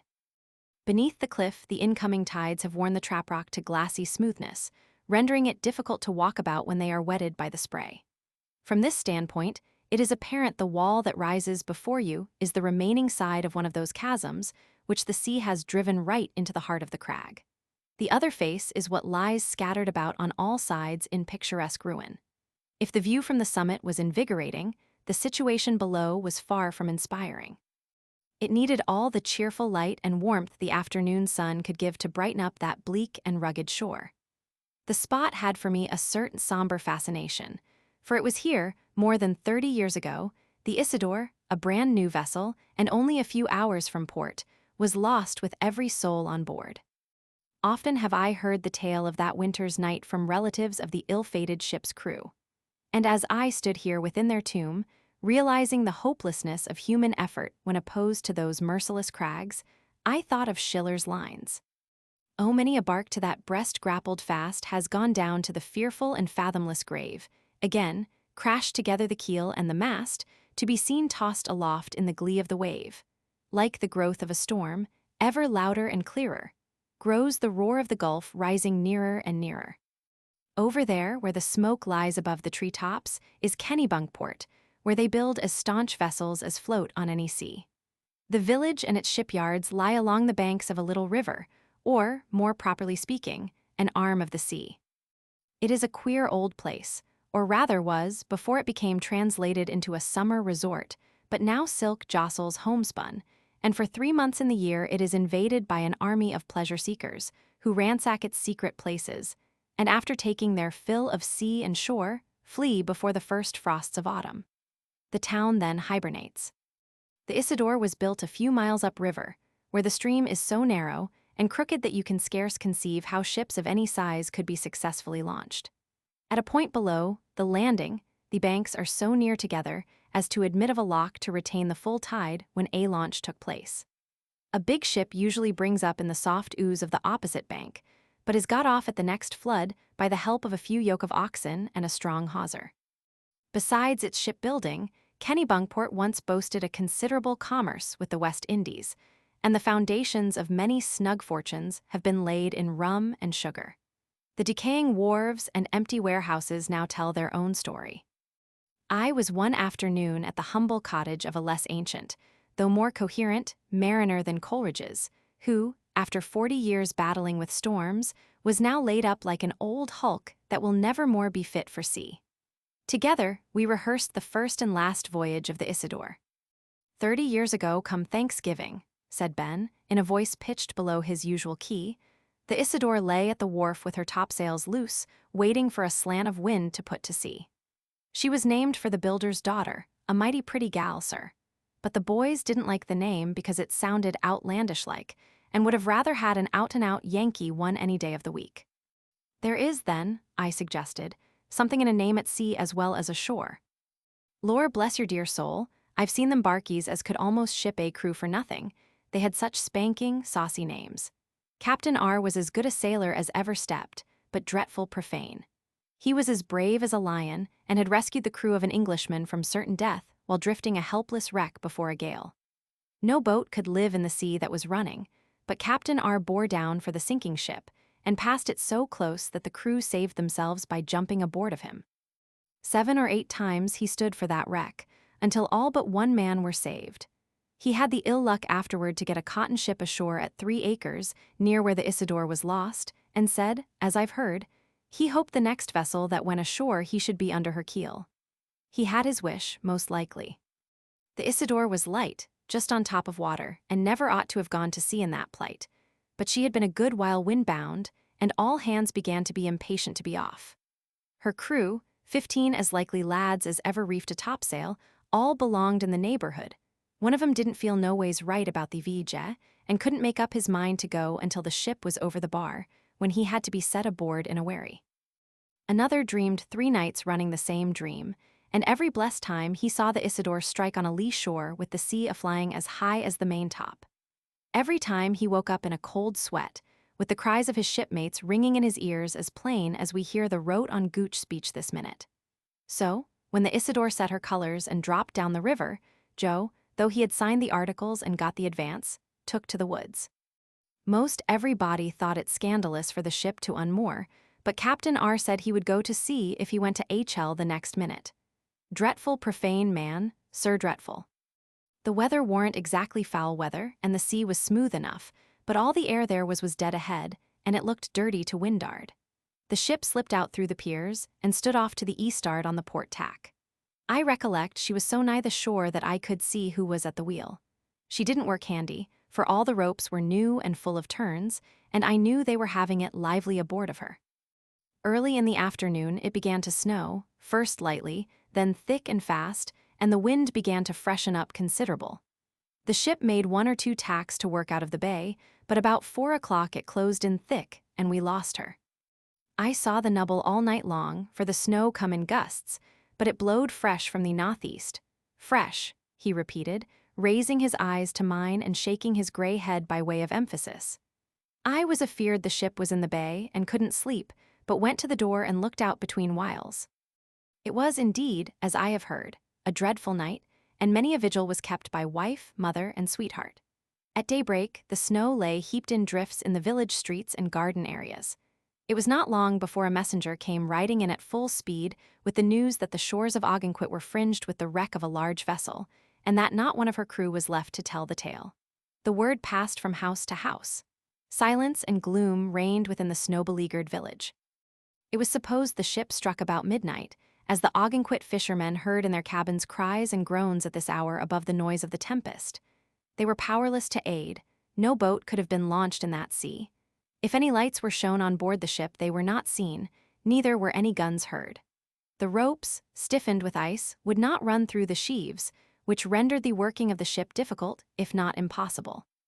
No doubt the doomed vessel drove helplessly to her destruction, the frozen sails hanging idly to the yards, while her exhausted crew miserably perished with the lights of their homes before their eyes.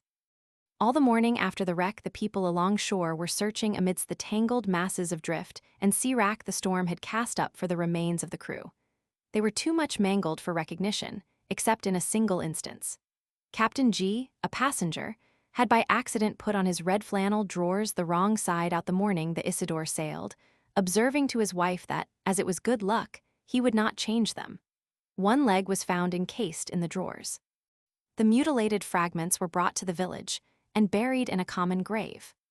Some of the old people at the port declare to this day that on the night of the wreck they heard shrieks as plainly as ever issued from human throats, and you could not argue it out of them, though the spot where the Isidore's anchors were found is 10 miles away. As for Joe B., the runaway, he cannot refrain from shedding tears when the Isidore is mentioned. "But Ben, do you believe in dreams?" I asked with my hand on the latch. "Believe in dreams," he repeated. "Why, Joe's a living man, but where's his mates? Perhaps they died as men should die, clinging round their lonely wreck, their winding sheet the sky, and their sepulchre the deck. And the steersman held the helm till his breath grew faint and fainter still. There was one short fatal thrill, then he sank into the chill arms of death." I turned away from the spot with the old sailor's words in mind. A wicked place where she struck, and the sea drove right on.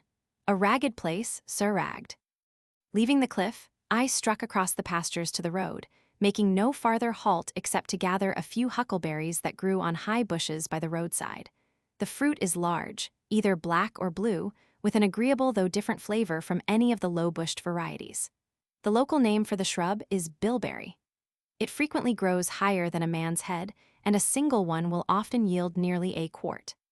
It was a year of plenty, and I had seen the pickers busy in the berry pastures as I passed by. The fruit, being for the time a sort of currency not quite so hard by the by, as the musket bullets of the colonists is received in barter at the stores. Whole families engage in the harvest, making fair wages, the annual yield exceeding in value that of the corn crop of the state. Maine grows her corn on the western prairies and pays for it with canned fish and berries. At the village store, I saw a woman drive up with a bushel of huckleberries, with which she bought enough calico for a gown, half a pound of tobacco, and some knickknacks for the children at home. Affixed in a conspicuous place to the wall was the motto, "Quick sales and small profits." Half an hour was spent in beating the shopkeeper down a cent in the yard, and another quarter of an hour to induce him to heave in, as she said, a spool of cotton. The man, after stoutly contesting the claim, finally yielded both points. The woman, thought I, evidently only half believes in your seductive motto. All along the road I had met women and children, going or returning with pails or baskets. One man, evidently a fast picker, had filled the sleeves of his jacket with berries, after having first tied them at the wrists. Another, who vaulted over the stone wall at my side, when asked if he was going to try the huckleberries, replied, "Well, yes, think I'll try and accumulate a few." Descending the last hill before reaching Cape Nettock Harbor, I had a good view of the Nubble, which several writers have believed was the savage rock of Gosnold, and the first land in New England to receive an English name. The reliable accounts of the early voyagers to our coasts are much too vague to enable later historians to fix the points where they made the land with the confidence with which many undertake to fix them. A careful examination of these accounts justifies the opinion that Gosnold made his landfall off Agamenticus and first dropped anchor, since leaving Falmouth at Cape Ann. The latitude, if accurately taken, would of itself put the question beyond controversy.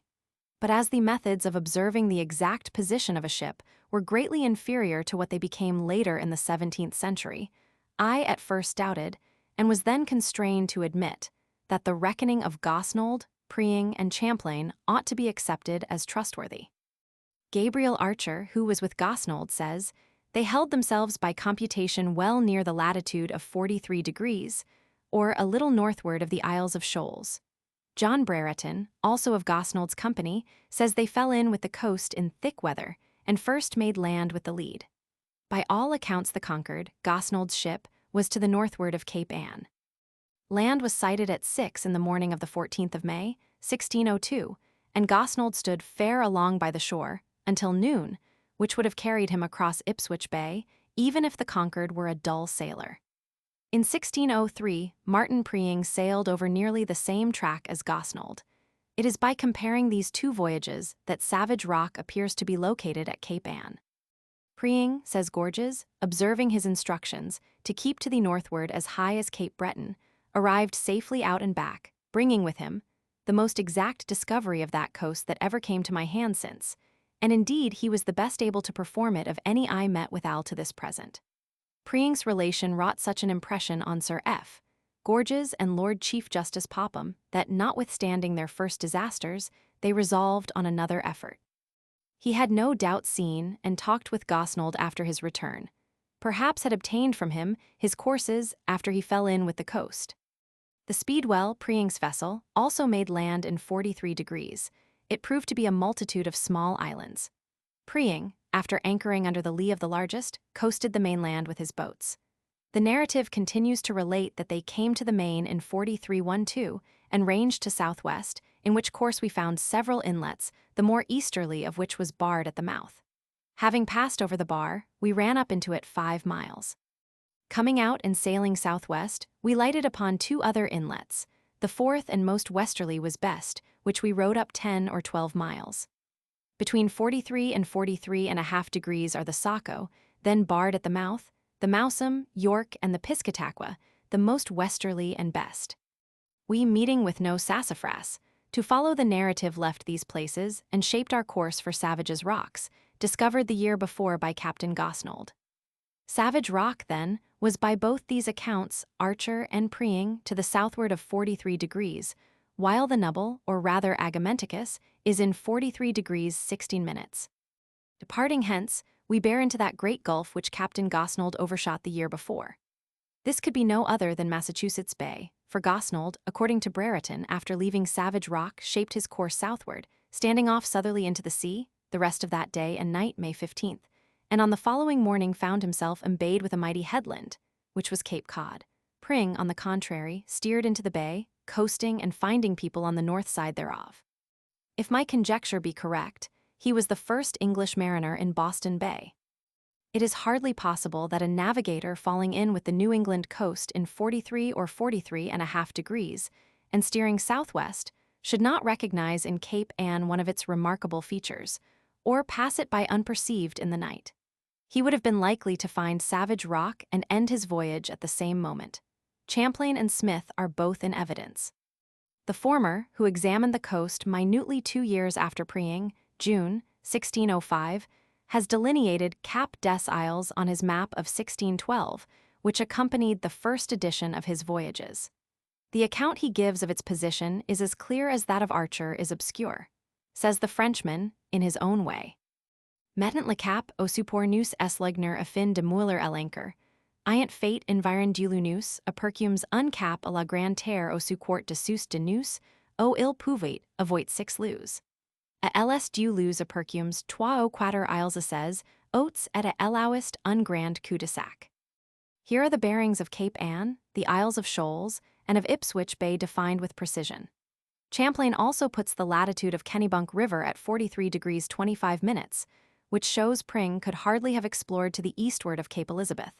Smith, in 1614, described Cape Ann and Cape Cod as the 2 great headlands of New England, giving to the former the name of Tragibixanda. But Champlain had preceded him, as Gosnold had preceded Champlain. On the whole, Gosnold, Preen, and Champlain agree remarkably in their latitude and in their itinerary. At Cape Nettoke I put up, or rather was put up, an expression applied alike to man and beast in every public house in New England at the Old Freeman Tavern, a famous stopping place in bygone years, when the mail coach between Boston and Portland passed this way. Since I knew it, the house had been brushed up with a coat of paint on the outside, the tall signpost was gone, and nothing looked quite natural except the capacious red barn belonging to the hostel. The barroom, however, was unchanged, and the aroma of old Santa Cruz still lingered there, though the pretty hostess assured me, on the word of a landlady, there was nothing in the house stronger than small beer. It was not so of yore, when all comers appeared to have taken the famous Highgate oath, never to drink small beer when you could get ale, unless you liked small beer best. The evening tempted me to a stroll down to the harbor, to see the wood coasters go out with the flood. Afterward I walked on the beach. The full moon shone out clear in the heavens, lighting up a radiant isle encrusted with silver pavement on the still waters, broad at the shore, receding until lost in the deepening mystery of the farther sea.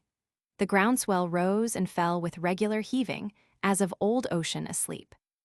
As a breaker wavered and toppled over, a bright gleam ran along its broken arch like the swift flashing of a train. Occasionally some craft crossed the moon's track, where it stood out for a moment with surprising distinctness, to be swallowed up an instant later in the surrounding blackness. Boone Island had unclosed its brilliant eyets light in the window for the mariner. It had been a perfect day, but the night was enchanting. Footnotes: Colonel Storer kept up the stockades and one or more of the flankarts until after the year 1760, as a memorial rather than a defense. This relationship is disputed by Mr. Joseph L. Chester, the eminent antiquary. Winthrop, it would seem, ought to have known. Eliot and Allen repeat the authority, the latter giving the full name of Mary Hutchinson. Both sides have been ably presented by Dr. N. Bouton and Hun, Charles H. Bell. Once and much better, Arundel from the Earl of Arundel. An old sea chart says, Saco River bear place at low water. Chapter 9. Agamenticus, the ancient city. Land of the forest and the rock, of dark blue lake and mighty river, of mountains reared aloft to mock the storm's career, the lightnings shock my own green land forever. Whittier. Ho for Agamenticus. It is an old saying, attributed to the Iron Duke, that when a man wants to turn over it is time for him to turn out. As there are 6 good miles to get over to the mountain, and as many to return, I was early astir. The road is chiefly used by wood teams, and was well beaten to within half a mile of the hills. From thence it dwindled into a green lane, which in turn becomes a footpath bordered by dense undergrowth. Agamenticus is not a high mountain, although so noted a landmark. There are in reality 3 summits of nearly equal altitude, ranging northeast and southwest, the westernmost being the highest. At the mountain's foot is a scattered hamlet of a few unthrifty-looking cabins, tenanted by woodcutters, for, notwithstanding the axe has played sad havoc in the neighboring forests, there are still some clumps of tall pines there fit for the king's ships. You obtain your first glimpse of the hills when still 2 miles distant, the road then crossing the country for the rest of the way, with the mountain looming up before you. Along shore and in the countryside, the people call the mount indifferently Edi Menticus and Head-O Menticus. Some, who had lived within a few miles of it since childhood, told me they had never had the curiosity to try the ascent.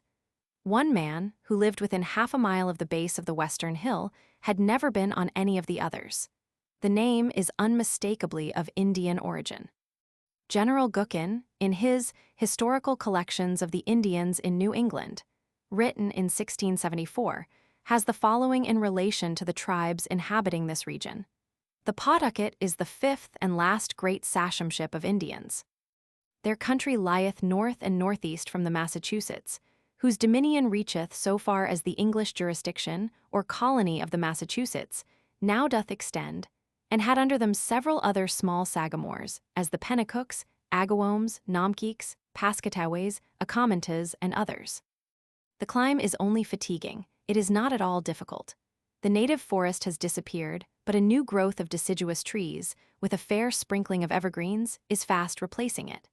In some places, the slender stems of the birch or pine shoot up, as it were, out of the solid rock. following the dry bed of a mountain torrent and turning at every step to wonder and admire. In half an hour I stood on the top. The summit contains an acre or more of bare granite ledge, with tufts of wiry grass and clumps of tangled vines growing among the crevices. Some scattered blocks had been collected at the highest point, and a cairn built. I seated myself on the topmost stone of the monument. A solitary mountain lifting itself above the surrounding country is always impressive. Agamenticus seems an outpost of the White Hills, left stranded here by the glacier or upheaved by some tremendous throe. The day was not of the clearest, or rather, the morning mist still hung in heavy folds about the ocean, making it look from my airy perch as if sky and sea had changed places. Capes and headlands were revealed in a striking and mystical way, as objects dimly seen through a veil. Large ships resembled toys, except that the blue space grasped by the eye was too vast for playthings. Cape Elizabeth northward and Cape Anne in the southern board stretched far out into the sea, as if seeking to draw tribute of all passing ships into the ports between. Here were the Isles of Shoals, lying in a heap together. That luminous, misty belt was Rye Beach. And here was the Piscataqua, and here Portsmouth, Kittery, and Old York, with all the seashore villages I had so lately traversed. As the sun rose higher, the murky curtain was rolled away, and the ocean appeared in its brightest azure. The sea is what you seldom tire of, especially where its nearness to the chief New England marts shows it crowded with sails bearing up for port. Craft of every build, flags of every nation, pass Agamenticus and its 3 peaks in endless procession stately ships. That courts why to them, do them reverence as they fly by on their woven wings. Old ocean parts before the eager prow. You fancy you see the foam roll away and go glancing astern. Here is a bark with the bottom of the Tagus, and another with the sands of the Golden Horn, sticking to the anchor fluke. And here a smoke on the horizon's rim heralds a swifter messenger from the old world some steamship climbing the earth's rotundity. And yet water, they say, will not run uphill. When I looked forth upon this moving scene, my lungs began to crow like chanticleer. I waved my hat and shouted a good voyage to sailors that could not hear me. I had no fear of listeners, for the old man of the mountain tells no tales. To stand on a mountaintop is better, to my mind, than to be up any distance in a balloon. You have at least something under you and can come down when you like. What a fulcrum Agamenticus would have made for the lever of Archimedes. Landward, the horizon is bounded by the white hills, the crystal mountains, daunting terrible, of the first explorer.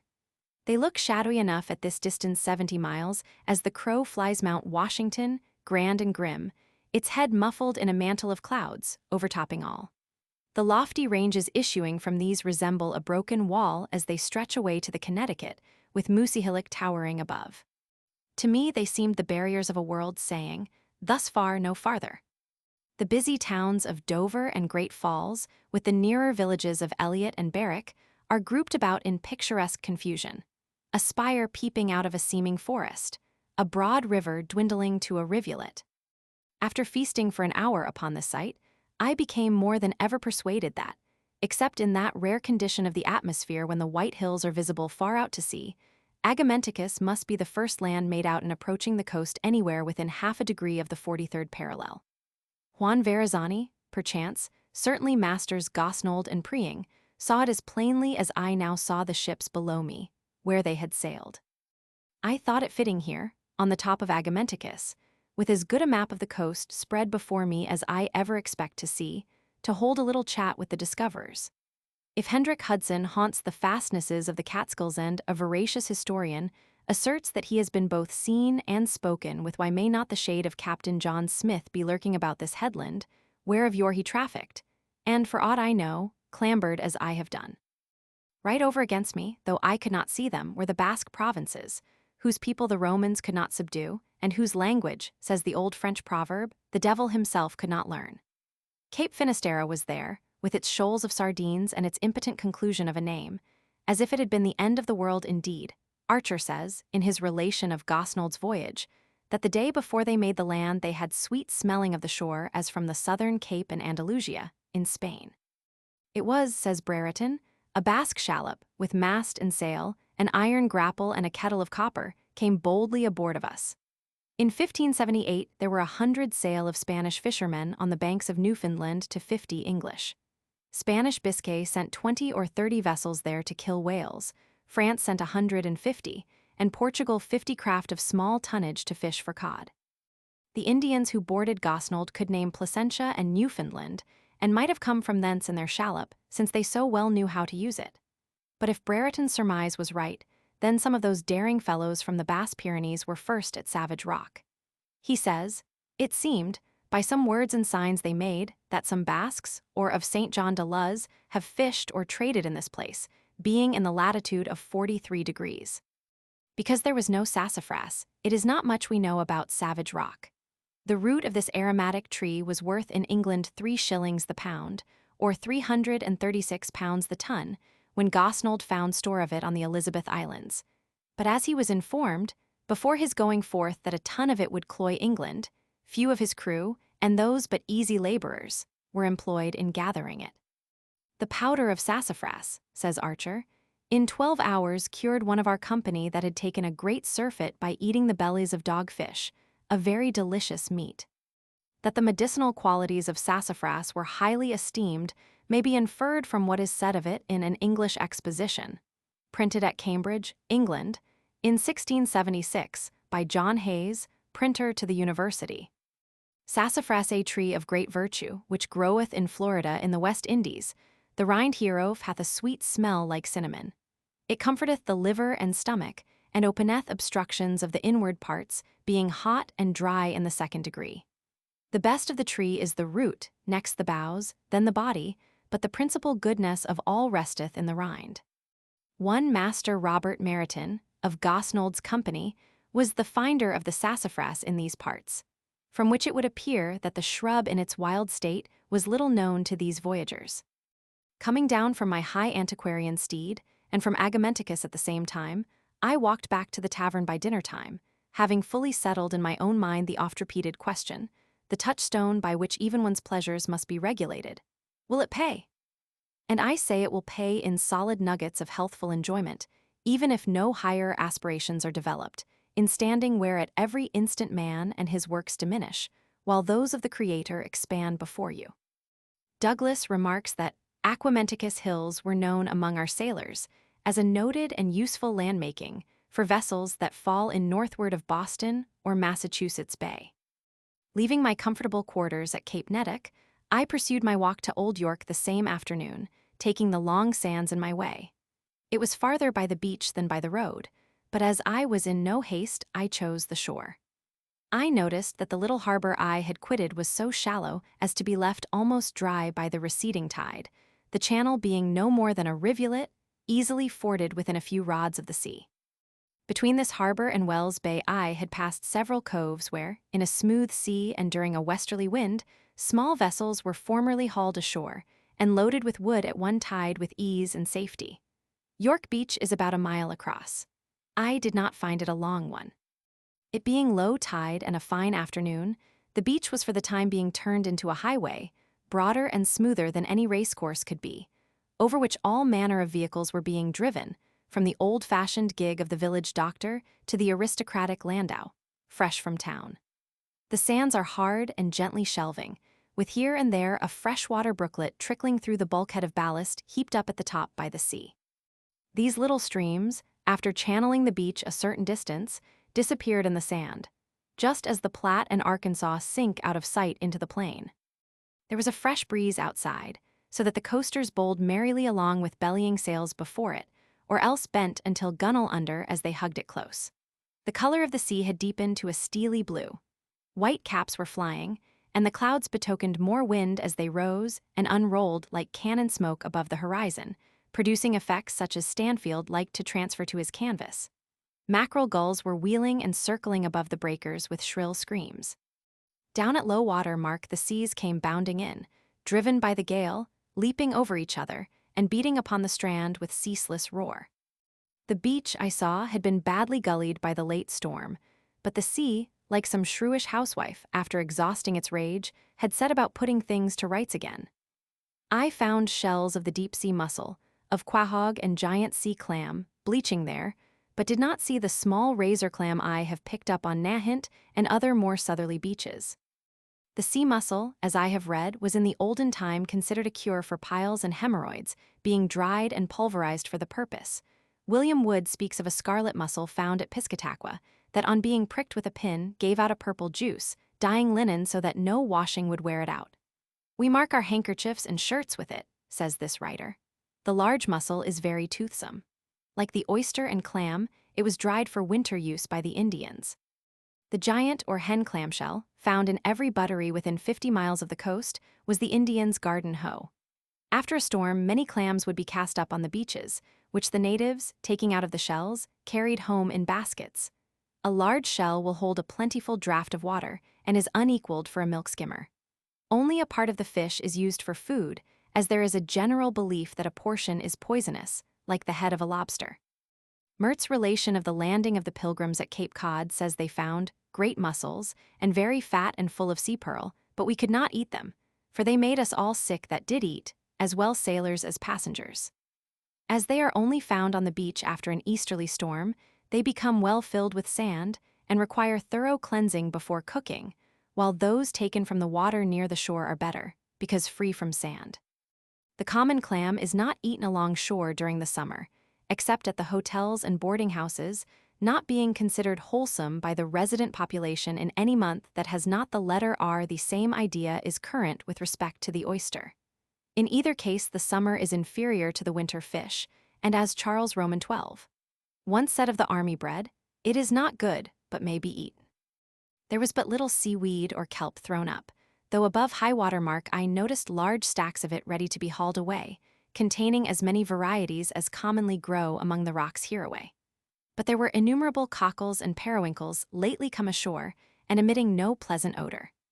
The natives used both these shells to manufacture their wampum or wampumpeak, the delicate inner wreath of the periwinkle being preferred. Now and then I picked up a sea chestnut, or whore's egg, as they are called by the fishermen.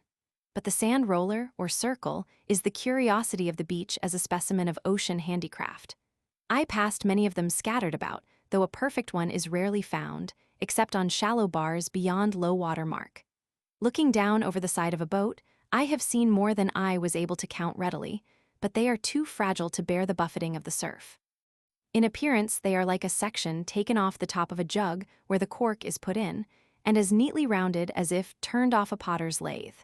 Naturalists call them the nest of the cockle. Going down the sands as far as the sea would allow, I remarked that the nearest breakers were discolored with the rubbish of shredded seaweed and by the particles of sand they held in solution.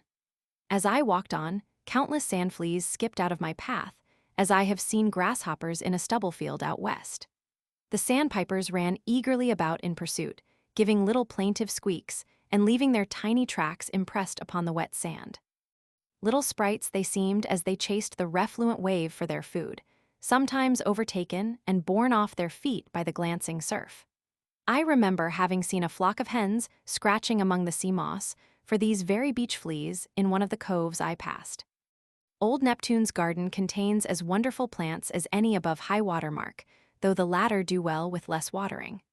I have thought the botany of the sea worth studying, and, as it is sometimes inconvenient to pluck a plant or a flower when you want it, the beach is the place for specimens. Some years ago, delicate sea mosses were in request. They were kept in albums, pressed like autumn leaves, or displayed in frames on the walls at home. It was a pretty conceit, and employed many leisure fingers at the seaside, but appears to have been discarded of late. One day, during a storm, I went down to the beach, to find it encumbered with devil's apron and kelp whitening where it lay. I picked up a plant having a long stalk, slender and hollow, of more than 10 feet in length, resembling a gutta percha tube. The root was firmly clasped around 5 deep-sea mussels, while the other end terminated in broad, plaited leaves. It had been torn from its bed in some sea cranny, to be combined with terrestrial vegetation. But to the mussels, it was equal whether they died of thirst or of the grip of the talon-like root of the kelp. There were tons upon tons of weed and moss, which the farmers were pitching with forks higher up the beach, out of reach of the sea, the kelp, as it was being tossed about, quivering as if there were life in it. I found the largest mass of sponge I have ever seen on shore as big as a man's head end was at a loss how to describe it, until I thought of the mops used on shipboard and made of rope yarns. For this body of sponge was composed of slender branches of 6 to 12 inches in length, each branching again, coral-like, into 3 or 4 offshoots. The pores were alive with sand fleas, who showed great partiality for it. What at first seems paradoxical is that with the wind blowing directly on shore, the kelp will not land, but is kept just beyond the surf by the undertow. It requires an inshore wind to bring it in. One who has walked on the beach weaves of its seaweed a garland. From Bermuda's reefs, from edges of sunken ledges, on some far-off bright azure, from Bahama and the dashing, silver-flashing surges of San Salvador. Ever drifting, drifting, drifting on the shifting currents of the restless Maine. I had before walked round the Cape one way, and now, passing it from a contrary direction, had fairly doubled it. After leaving York Beach, I pushed on for Old York, finding little to arrest my steps, until at nightfall I arrived at the harbor, after a 20-mile tramp, with an appetite that augured ill for mine host. It was not my first visit to Old York, but I found the place strangely altered from its usual quiet and dullness.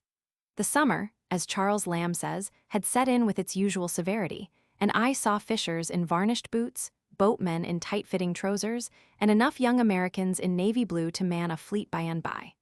Parasols fluttered about the fields, and silks swept the wet floor of the beach. I had examined with a critical eye, as I walked, the impressions of dainty boots in the sand, keeping step with others of more masculine shape, and marked where the pace had slackened or quickened, and where the larger pair had diverged for a moment to pick up a stone or a pebble, or perchance in hurried self-communing for a question of mighty import. Sometimes the footprints diverged not to meet again, and I saw the gentleman had walked off with rapid strides in the opposite direction. For hours on the beach I had watched these human tracks, almost as devious as the birds, until I fancied I should know their makers. Not unfrequently I espied a monogram, traced with a stick or the point of a parasol, the lesser initials lovingly twined about the greater.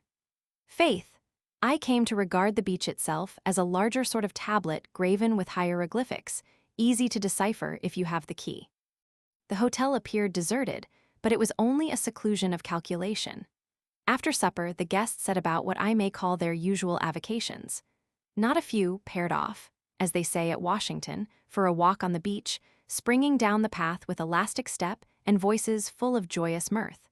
One or two maidens I had seen rowing on the river showed blistered hands to condoling cavaliers. Young matrons, carefully shawled by their husbands, sauntered off for a quiet evening ramble or mingled in the frolic of the juveniles going on in the parlor. The dowagers all sought a particular side of the house, where, out of earshot of the piano, they solaced themselves with the evening newspapers, damp from presses 60 miles away. A few choice spirits gathered in the smoking room, where they maintained a frigid reserve toward all newcomers, their conversation coming out between puffs, as void of warmth as the vapor that rises from ice. On the beach, and alone with inanimate objects, I had company enough and to spare. Here, with 100 of my own species, it was positively dreary. I took a turn on the piazza, and soon retired to my cell, for in these large caravanseries man loses his individuality and becomes a number. Old York, be it remembered, is one of those places toward which the history of a country or a section converges. Thus, when you are in Maine, all roads, historically speaking, lead to York. Long before there was any settlement, it had become well known from its mountain and its position near the mouth of the Piscataqua. Its first name was Agamenticus. Says Smith, Acaminticus and Pascataquac are two convenient harbors for small barks, and a good country within their craggy cliffs. This in 1614. He could not have sounded, perhaps not even ascended, the Piscataqua. Christopher Levitt, in his voyage, begun in 1623 and ended in 1624, says of this situation. About 2 leagues farther to the east of Piscataqua is another great river called Aquamenticus. There, I think, a good plantation may be settled, for there is a good harbor for ships, good ground, and much already cleared, fit for planting of corn and other fruits, having heretofore been planted by the savages, who are all dead. There is good timber, and likely to be good fishing, but as yet there hath been no trial made that I can hear of. Levitt was one of the Council of New England, joined with Robert Gorges, Francis West, and Governor Bradford. From his account, Agamenticus appears to have been a permanent habitation of the Indians, who had been stricken by the same plague that desolated what was afterward New Plymouth. The first English settlement was begun probably in 1624, but not earlier than 1623, on both sides of York River, by Francis Norton, who had raised himself at home from the rank of a common soldier to be a lieutenant colonel in the army. This was Norton's project, and he had the address to persuade Sir Ferdinando Gorges to unite in the undertaking. Artificers to build mills, cattle, and other necessaries for establishing the plantation were sent over. A patent passed to Ferdinando Gorges, Norton, and others, of 12,000 acres on the east to Norton and 12,000 on the west of Agamenticus River to Gorges. Captain William Gorges was sent out by his uncle to represent that interest. The plantation at Agamenticus was incorporated into a borough in 1641 and subsequently, in 1642, into a city under the name of Gorgina. Thomas Gorges, cousin of Sir F. Gorges and father of Ferdinando, was the first mayor. It was also made a free port.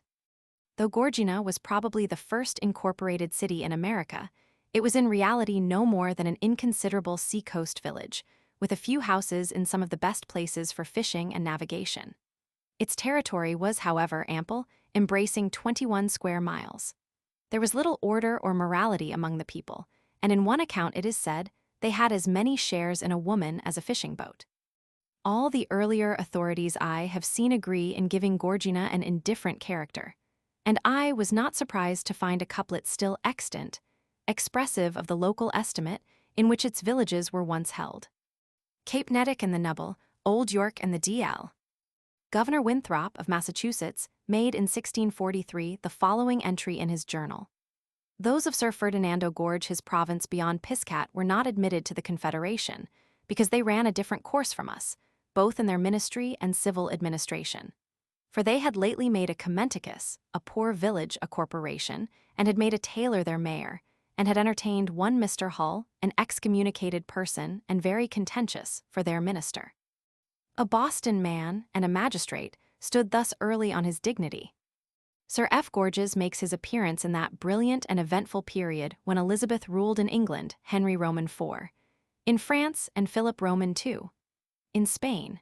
He is said to have revealed the conspiracy of Devereux, Earl of Essex, to Sir Walter Raleigh after having himself been privy to it.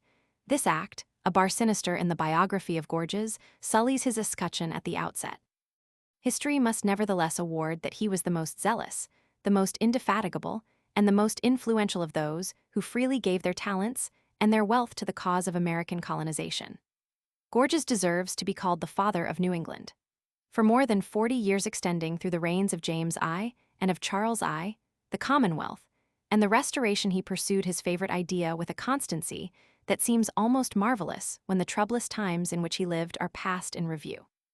In a letter to Buckingham on the affairs of Spain, Gorges says he was sometimes thought worthy to be consulted by Elizabeth. Sir Ferdinando commanded at Plymouth, England, with his nephew William for his lieutenant, when Captain Weymouth returned to that port from New England.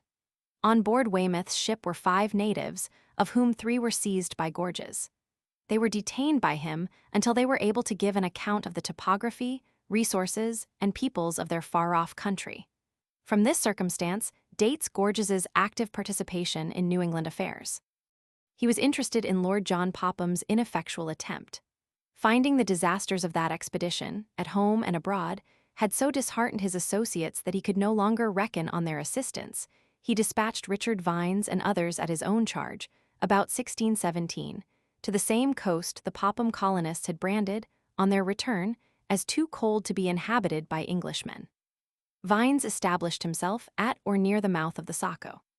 Between the years 1617 and 1620, Gorges sent Captains Hobson, Rockcroft, and Dermer to New England, but their voyages were barren of results. In 1620, Gorges and others obtained from the king a separate patent, with similar privileges, exemption from custom, subsidies, etc., such as had formerly been granted the Virginia Company. By this patent, the adventurers to what had heretofore been known as the Northern Colony in Virginia, and the Second Colony in Virginia, obtained an enlargement of territory, so as to include all between the 40th and 48th parallels, and extending westward to the South Sea or Pacific Ocean. This was the Great Charter of New England, out of which were made the subsequent grants within its territory. The incorporators were styled the Council of Plymouth. The Virginia Company, whose rights were invaded, attempted to annul the Plymouth Company's patent. Defeated before the Lords, they brought the subject the next year, 1621, before Parliament, as a monopoly and a grievance of the Commonwealth. Gorges was cited to appear at the bar of the House, and made his defense, Sir Edward Coke being then Speaker. After hearing the arguments of Gorges and his lawyers on 3 several occasions, the House, in presenting the grievances of the kingdom to the throne, placed Sir Ferd. Gorges's patent for sole fishing in New England at the head of the catalogue, but Parliament, having made itself obnoxious to James, was dissolved, and some of its members committed to the Tower. The patent was saved for a time. Before this affair of the Parliament, the Pilgrims had made their ever-famous landing in New England. Finding themselves, contrary to their first intention, located within the New England patent, they applied through their solicitor in England to Gorges for a grant, and in 1623 they obtained it. This was the first patent of Plymouth Colony. In 1629 they had another, made to William Bradford and his associates. In 1623, the frequent complaints to the Council of Plymouth of the abuses and disorders committed by fishermen and other intruders within their patent determined them to send out an officer to represent their authority on the spot. Robert Gorges, son of Sir Ferdinando, was fixed upon, and became for a short time invested with the powers of a civil magistrate. According to Belknap, he was styled Lieutenant General of New England. George Popham was the first to exercise a local authority within her limits. The Great Charter of New England was surrendered to the Crown in April 1635, and the territory embraced within it was parceled out among the patentees, Gorges receiving for his share a tract of 60 miles in extent, from the Merrimack to the Kennebec, reaching into the country 120 miles. This tract was called the province of Maine. It was divided by Gorges into 8 bailiwicks or counties, and these again into 16 hundreds, after the manner of the Chiltern Hundreds, a fief of the English crown. The hundreds were subdivided into parishes and tithings. It would fatigue the reader to enter into the details of the government established by Gorges within what he calls my province of Maine. It was exceedingly cumbrous, and the few inhabitants were in as great danger of being governed too much as later communities have often been. An annual rental was laid on the lands, and no sale or transfer could be made without consent of the council. This distinction, as against the neighboring colony of Massachusetts, where all were freeholders, was fatal. The Crown, in confirming the grant to Gorges, vested him with privileges and powers similar to those of the Lords Palatine of the ancient city of Durham. Under this authority, the plantation at Agamenticus was raised to the dignity of a city, and a quasi-ecclesiastical government founded in New England. Belknap says further that there was no provision for public institutions. Schools were unknown, and they had no minister till, in pity of their deplorable state, 2 went thither from Boston on a voluntary mission. There are yet some interesting objects to be seen in York, though few of the old houses are remaining at the harbor. These few will, however, repay a visit. Prominent among her antiquities is the meeting house of the first parish. An inscription in the foundation records as follows. Founded A.D. 1747, the Revd. Mr. Moody, Pa. The church is placed on a grassy knoll, with the parsonage behind it. Its exterior is plain. If such a distinction may be made, it belongs to the third order of New England churches, succeeding to the square tunnel-roofed edifice, as that had succeeded the original barn-like house of worship. Entering the porch, I saw 2 biers leaning against the staircase of the bell tower, and noticed that the bell-ringer or his assistants had indulged a passion for scribbling on the walls, though not, as might be inferred from scripture texts. The interior is as severe as the exterior. Besides its rows of straight-backed pews, it was furnished at one end with a mahogany pulpit, communion table, and sofa covered with black haircloth. Hanging in a frame against the pulpit are facsimiles of letters from the church at York to that of Rowley, bearing the date of 1673. The tower is an ingenious piece of joinery that reminded me of Hingham Church. Schubel Dummer, the first minister of this parish, was killed in 1692 at the sacking of the place by the Indians. He was shot down in the act of mounting his horse at his own door, a short distance toward the harbor. Mather, in his Magnalia, indulges in a strain of eulogy toward this gentleman that we should now call Hifalutin.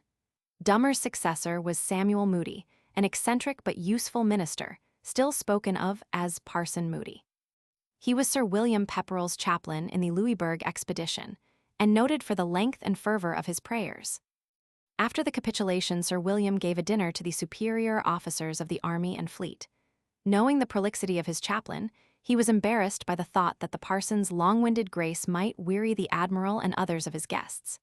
In this dilemma, he was astonished to see the parson advance and address the throne of grace in these words: "O Lord, we have so many things to thank thee for, that time will be infinitely too short for it. We must therefore leave it for the work of eternity." A second parish was formed in York about 1730. Reverend Joseph Moody, the son of Samuel, was ordained its first pastor in 1732. At the death of his wife, he fell into a settled melancholy and constantly appeared with his face covered with a handkerchief. From this circumstance, he was called Handkerchief Moody. He was possessed of wit, and some dreary anecdotes are related of him. Mr. Hawthorne has made the incident of the handkerchief the framework of one of his gloomiest tales. I know of no authority other than tradition to support the statement made in a note accompanying the tale, that in early life he, Moody, had accidentally killed a beloved friend. It is only a short distance from the church to the old burying ground, and I was soon busy among the inscriptions, though I did not find them as interesting as I had anticipated. The place seemed wholly uncared for. The grass grew rank and tangled, making the examination difficult, and at every step I sank to the knee in some hollow. The yard is ridged with graves, and must have received the dust of many generations, going back even to those who acknowledged the first James for their dread lord and sovereign. As usual, the older stones, when I had found them, were too much defaced to be deciphered, and I remarked that the slate gravestone of Parson Moody preserved but few of its original lines. Beside him lay the remains of his wife.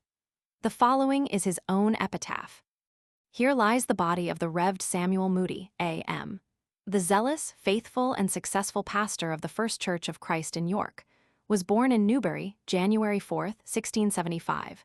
Graduated 1697. Came hither May 16th, died here November 13th, 1747. For his farther character read the 2 D Corinthians, D chapter and first 6 verses." In the corner of the ground, next the main street, is the monumental tablet of Hun, David Sewall. A plain slab of slate at his side marks the resting place of his wife. On this are enumerated some of the public offices held by her husband, and the 2 monuments might furnish the reader with materials for a biography. Mr. Adams, in his diary, notes meeting his old friend and classmate at York when he was going the circuit in 1770. Sewall had just returned from a party of pleasure at Agamenticus, and the talk was of erecting a beacon upon it. At this time, he was looked upon as a Tory, but became a zealous Whig before hostilities with the mother country began. In 1640, says Letchford, nothing was read nor any funeral sermon made at a burial, but at the tolling of the bell all the neighborhood came together, and after bearing the dead solemnly to the grave, stood by until it was closed. The ministers were commonly, but not always, present. In these few and simple rites our fathers testified the emptiness of human pride, the nothingness of man. On a rising ground opposite the townhouse is the old jail of York. I have deemed it worthy a passing notice. It is a quaint old structure, and has held many culprits in former times, when York was the seat of justice for the county, though it would not keep your modern burglar an hour. It is perched, like a bird of ill omen, on a rocky ledge, where all might see it in passing over the high road. Thus, in the early day, the traveler on entering the county town encountered, first, the stocks and whipping post. Continuing his route, he in due time came to the gallows at the town's end. The exterior of the jail is not especially repulsive, now that it is no longer a prison, but the inside is a relic of barbarism, just such a place as I have often imagined the miserable witchcraft prisoners might have been confined in. The back wall is of stone. The doors are 6 inches of solid oak, studded with heavy nails, the grating secured with the blades of mill saws, having the jagged teeth upward. The sills, locks, and bolts are ponderous, and unlike anything the present century has produced. The dungeons, of which there are 2, admitted no ray of light except when the doors were opened. And these doors were of 2 thicknesses of oaken planks banded between with plates of iron, and on the outside with rusty blades of mill saws, as were also the crevices through which the jailer passed bread and water to the wretched criminals. The gloom and squalor of these cachots oppressed the spirits of even the casual visitor, free to come and go at pleasure. What must it, then, have been to the wretches condemned to inhabit them? Above these dungeons were 2 or 3 cells, secured by precautions similar to those below, while other apartments were reserved for the jailer's use. The house was inhabited, and children were playing about the floor. I fancied their merry laughter issuing from solitary dungeons, where nothing but groans and imprecations had once been heard. Perchance there have been Hester Prynnes and Cassandra Southwicks immured within these walls. As I never feel quite at home within a prison, I made haste to get into the open air again. I noticed, what is common in the country, that an underpinning of boards had been placed around the foundation at the distance of a foot, the space within being filled with earth. That, said a whimsical fellow, is to keep the coarsest of the cold out. They have a jail at Alfred hardly more secure than the old. I was told of a prisoner who coolly informed the jailer one morning that if he did not supply him with better victuals he would not stay another day. He was as good as his word, making his escape soon after. Wagner, the Isles of Shoals murderer, also broke jail at Alfred, but was recaptured. I should have liked to devote a few moments to the old courthouse, its eminent and distinguished judges and barristers of the provincial courts, not forgetting its crier and constables. I should, I repeat, like to open the court and marshal the jurors, witnesses, and even the idlers to their places in the king's name. I should like to hear some of those now antiquated, but then oft quoted, scraps of law from the statutes of Richard Roman II or 6th Edward. But it is all past. Bagwigs, black gowns, and silver buckles are no more seen, except in family portraits of the time, and the learned counsel of today no more address each other as Brother A or B. There do remain, however, in front of the old courthouse, 4 beautifully spreading elms, planted by David Sewall in 1773. To look at them now, it is not easy to fancy they could be grasped with the hand when the Battle of Lexington was fought. I passed on by the old tavern stand where Woodbridge, in 1770, swung his sign of Billy Pitt, and underneath, the words entertainment for the Sons of Liberty, a hint to Tories to take their custom elsewhere. I should have enjoyed a pipe with that landlord, as John Adams says he did. In Old York they have a precinct known as Scotland, said to have been first settled by some of the prisoners of Cromwell's victory at Dunbar, and shipped overseas to be sold as apprentices for a term of years. I was bound thither to see the garrison houses that had withstood the onset of the Indians in King William's War.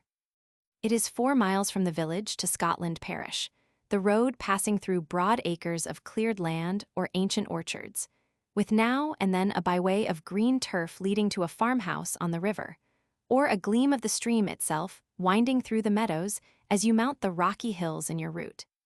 Cider Hill is a classic locality, which the traveler must pass through. It is well named, I should say, the trees, though old, being laden with apples, fit only for the cider press.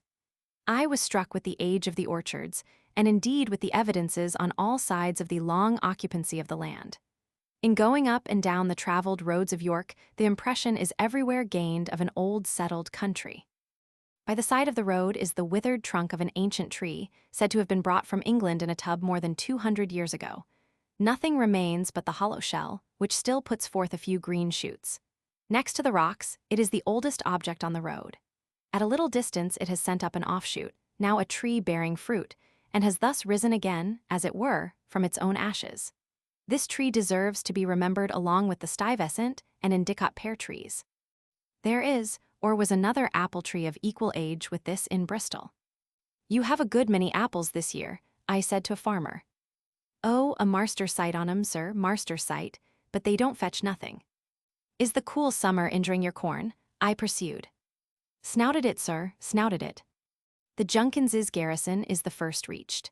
It is on the brow of a high hill overlooking the river meadows, where, if good watch were kept, a foe could hardly have approached unseen. It cannot survive much longer. It is dilapidated inside and out to a degree that every blast searches it through and through. The doors stood ajar, the floors were littered with corn fodder, and a hen was brooding in a corner of the best room. Having served as dwelling and castle, it embodies the economy of the one with the security of the other. The chimney is of itself a tower, the floor timbers of the upper story project on all sides so as to allow it to overhang the lower. This was a type of building imported from England by the early settlers, common enough in their day, and of which specimens are still extant in such of our older towns as Boston, Salem, and Marblehead. Its form admitted, however, of a good defense. The walls are of hewn timber about 6 inches thick and bulletproof. On the northeast, and where the timbers were 10 inches thick, they have rotted away under their long exposure to the weather. I observed a loophole or two that had not been closed up, and that the roof frame was of oak, with the bark adhering to it. In one room was an old handloom, in another a spinning wheel lay overturned, and in the fireplace the iron crane, blackened with soot, was still fixed as it might have been when the garrison was beset in '92. Between the house and the road is the Junkinses' family burying ground. The house attracts many curious visitors, though it lacks its ancient warlike accessories, its lookouts, palisades, and flankarts. A few rods farther on, in descending the hill, is the Emmentaire garrison. It is on the opposite side of the barrack road from the house, through which I have just hurried the reader, and, except that a newer addition has been joined to the garrison part, does not materially differ from it. Mr. Emmentaire, now the owner of both houses, showed me an opening in the floor of the projection through which, according to the family tradition, boiling water was poured upon the heads of any who might try to force an entrance. It has been supposed that these two garrisons were erected as early as 1640 or 1650. As no motive existed for building such houses at that time, the tradition is not entitled to credit. Few of the Indians were possessed of firearms, as the sale to them was strictly prohibited in the English colonies. The digging up of the hatchet by the Eastern Indians, in 1676, during Philip's War, probably first led to the building of fortified houses in all the seacoast towns. During the attack of 1692, the 4 garrisons in York saved the lives of those they sheltered, while 50 of the defenseless inhabitants were killed outright, and 150 were led prisoners to Canada. It is not my purpose to pursue farther the history of ancient Agamenticus. The state of the settlement, 5 years after its destruction by the Indians, appears in a memorial to the French minister, prepared in order to show the feasibility of a thorough wiping out of the English settlements from Boston to Pemaquid. From Wells Bay to York is a distance of 5 leagues. There is a fort within a river. All the houses having been destroyed 5 years ago by the Indians, the English have reassembled at this place in order to cultivate their lands. The fort is worthless and may have a garrison of 40 men. As a memorial of the dark days when settler fought with savage, the Junkinses' garrison house appeals for protection in its decrepit old age. Its frame is still strong. A few boards and a kindly hand should not be wanting to stay its ruin. I left it, as for nearly 200 years it has stood. On its windy site, uplifting gabled roof and palisade, and rough walls of unhewn timber with the moonlight overlaid. Footnotes: Massachusetts Historical Collections, 1792, Volume I. An Irishman, Darbyfield by name. Purchas, Volume IV, 1647. In England, there is a cockle called the purple, from the coloring matter it contains, believed to be one of the sources from which the celebrated Tyrian dye was obtained. The discovery is attributed in mythical story to a dog. The Tyrian Hercules was one day walking with his sweetheart by the shore, followed by her lapdog, when the animal seized a shell just cast upon the beach. Its lips were stained with the beautiful purple flowing from the shell, and its mistress, charmed with the color, demanded a dress dyed with it of her lover. Situated on Stage Neck, a rocky peninsula connected with the main shore by a narrow isthmus, on which is a beach, there was formerly a fort on the northeast point of the neck. Sir F. Gorges's own relation. About 1647, the settlements at Agamenticus were made a town by the name of York, probably from English York. Confederation of the colonies for mutual protection. Elizabeth died while Martin Preing was preparing to sail for America, and Essex and Raleigh both went to the block. The insertion of the lengthy title in full appears unnecessary. The celebrated commentator. We are warranted in the belief that the first services held in this plantation were those of the Church of England.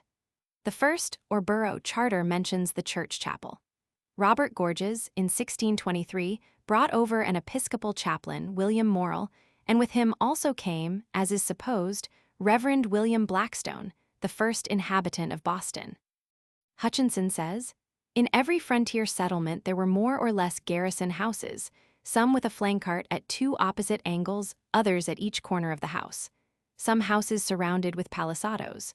Others, which were smaller, built with square timber, one piece laid horizontally upon another, and loopholes at every side of the house. And besides these, generally in any more considerable plantation there was one garrison house capable of containing soldiers sent for the defense of the plantation, and the families near, whose houses were not so fortified. It was thought justifiable and necessary, whatever the general rule of law might be, to erect such forts, castles, or bulwarks as these upon a man's own ground, without commission or special license therefor." History of Massachusetts, Volume Roman II, p. 67. Chapter 10. At Kittery Point, Maine. We have no title deeds to house or lands. Owners and occupants of earlier dates from graves forgot stretch their dusty hands, and hold in Mortmain still their old estates. Longfellow, Louis Roman 15, said to Burritt, the financier, "You are indeed a singular person not to have seen Marley. Call upon me there, and I will show it to you." Our way lies from Old York to Kittery Point. To get from the one to the other, you must pass the bridge over York River, built in 1761. It inaugurated in New England the then novel method of laying the bridge superstructure on a framework formed of wooden piles driven into the bed of the river. The inventor was Major Samuel Sewall, of York, whose bridge was the model of those subsequently built over the Charles, Mystic, and Merrimack. Kittery Point is separated from Kittery Foreside by Spruce Creek. It is also divided from Jerish's Island, the outermost land of the eastern shore of the Piscataqua, by Chauncey's Creek. It is important at Kittery Point to get used to the names of Cuts, Jerish, Sparhawk, Pepperell, Waldron, Chauncey, and Champernowne. They recur with remarkable frequency. If coming from Portsmouth, the visitor will first traverse the village, with its quaint little church, built in 1714, its secluded cemetery, and fine old elms. They say the frame of the meeting house was hewn somewhere about Dover and floated down the stream. There are few older churches in New England, or that embody more of its ancient homeliness, material and spiritual. Since I was there, it has been removed about 60 feet northward, and now fronts the south, entirely changing the appearance of that locality. Formerly, in leaving the church door, you were confronted by a somber old mansion, having, in despite of some relics of a former splendor, an unmistakable air of neglect and decay. The massive entrance door hung by a single fastening, the fluted pilasters on either side were rotting away, window panes were shattered, chimney tops in ruins, the fences prostrate. It was nothing but a wreck ashore. This was the house built by Lady Pepperell after the death of Sir William. Report said it was haunted. Indeed, I found it so, and by a living phantom. Repeated and long-continued knocking was at length answered by a tremulous effort from within to open the door, which required the help of my companion and myself to effect. I shall never forget the figure that appeared to us. We stood and gazed on her sunburned face with silent awe, her tattered mantle, and her hood of straw. Poor Sally Cutts, a harmless maniac, was the sole inhabitant of the old house. She and it were fallen into hopeless ruin together. Her appearance was weird and witch-like, and betokened squalid poverty. An old calash almost concealed her features from observation, except when she raised her head and glanced at us in a scared, furtive sort of way. Yet beneath this wreck, and what touched us keenly to see, was the instinct of a lady of gentle breeding that seemed the last and only link between her and the world. With the air and manner of the drawing-room of 50 years ago, she led the way from room to room. We tracked with our feet the snow that had drifted in underneath the hall door. The floors were bare and echoed to our tread. Fragments of the original paper, representing ancient ruins, had peeled off the walls, and vandal hands had wrenched away the pictured tiles from the fireplaces. The upper rooms were but a repetition of the disorder and misery below stairs.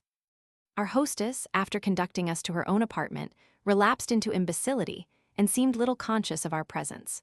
Some antiquated furniture, doubtless family heirlooms, a small stove, and a bed constituted all her worldly goods. As she crooned over a scanty fire of 2 or 3 wet sticks, muttering to herself and striving to warm her withered hands, I thought I beheld in her the impersonation of want and despair.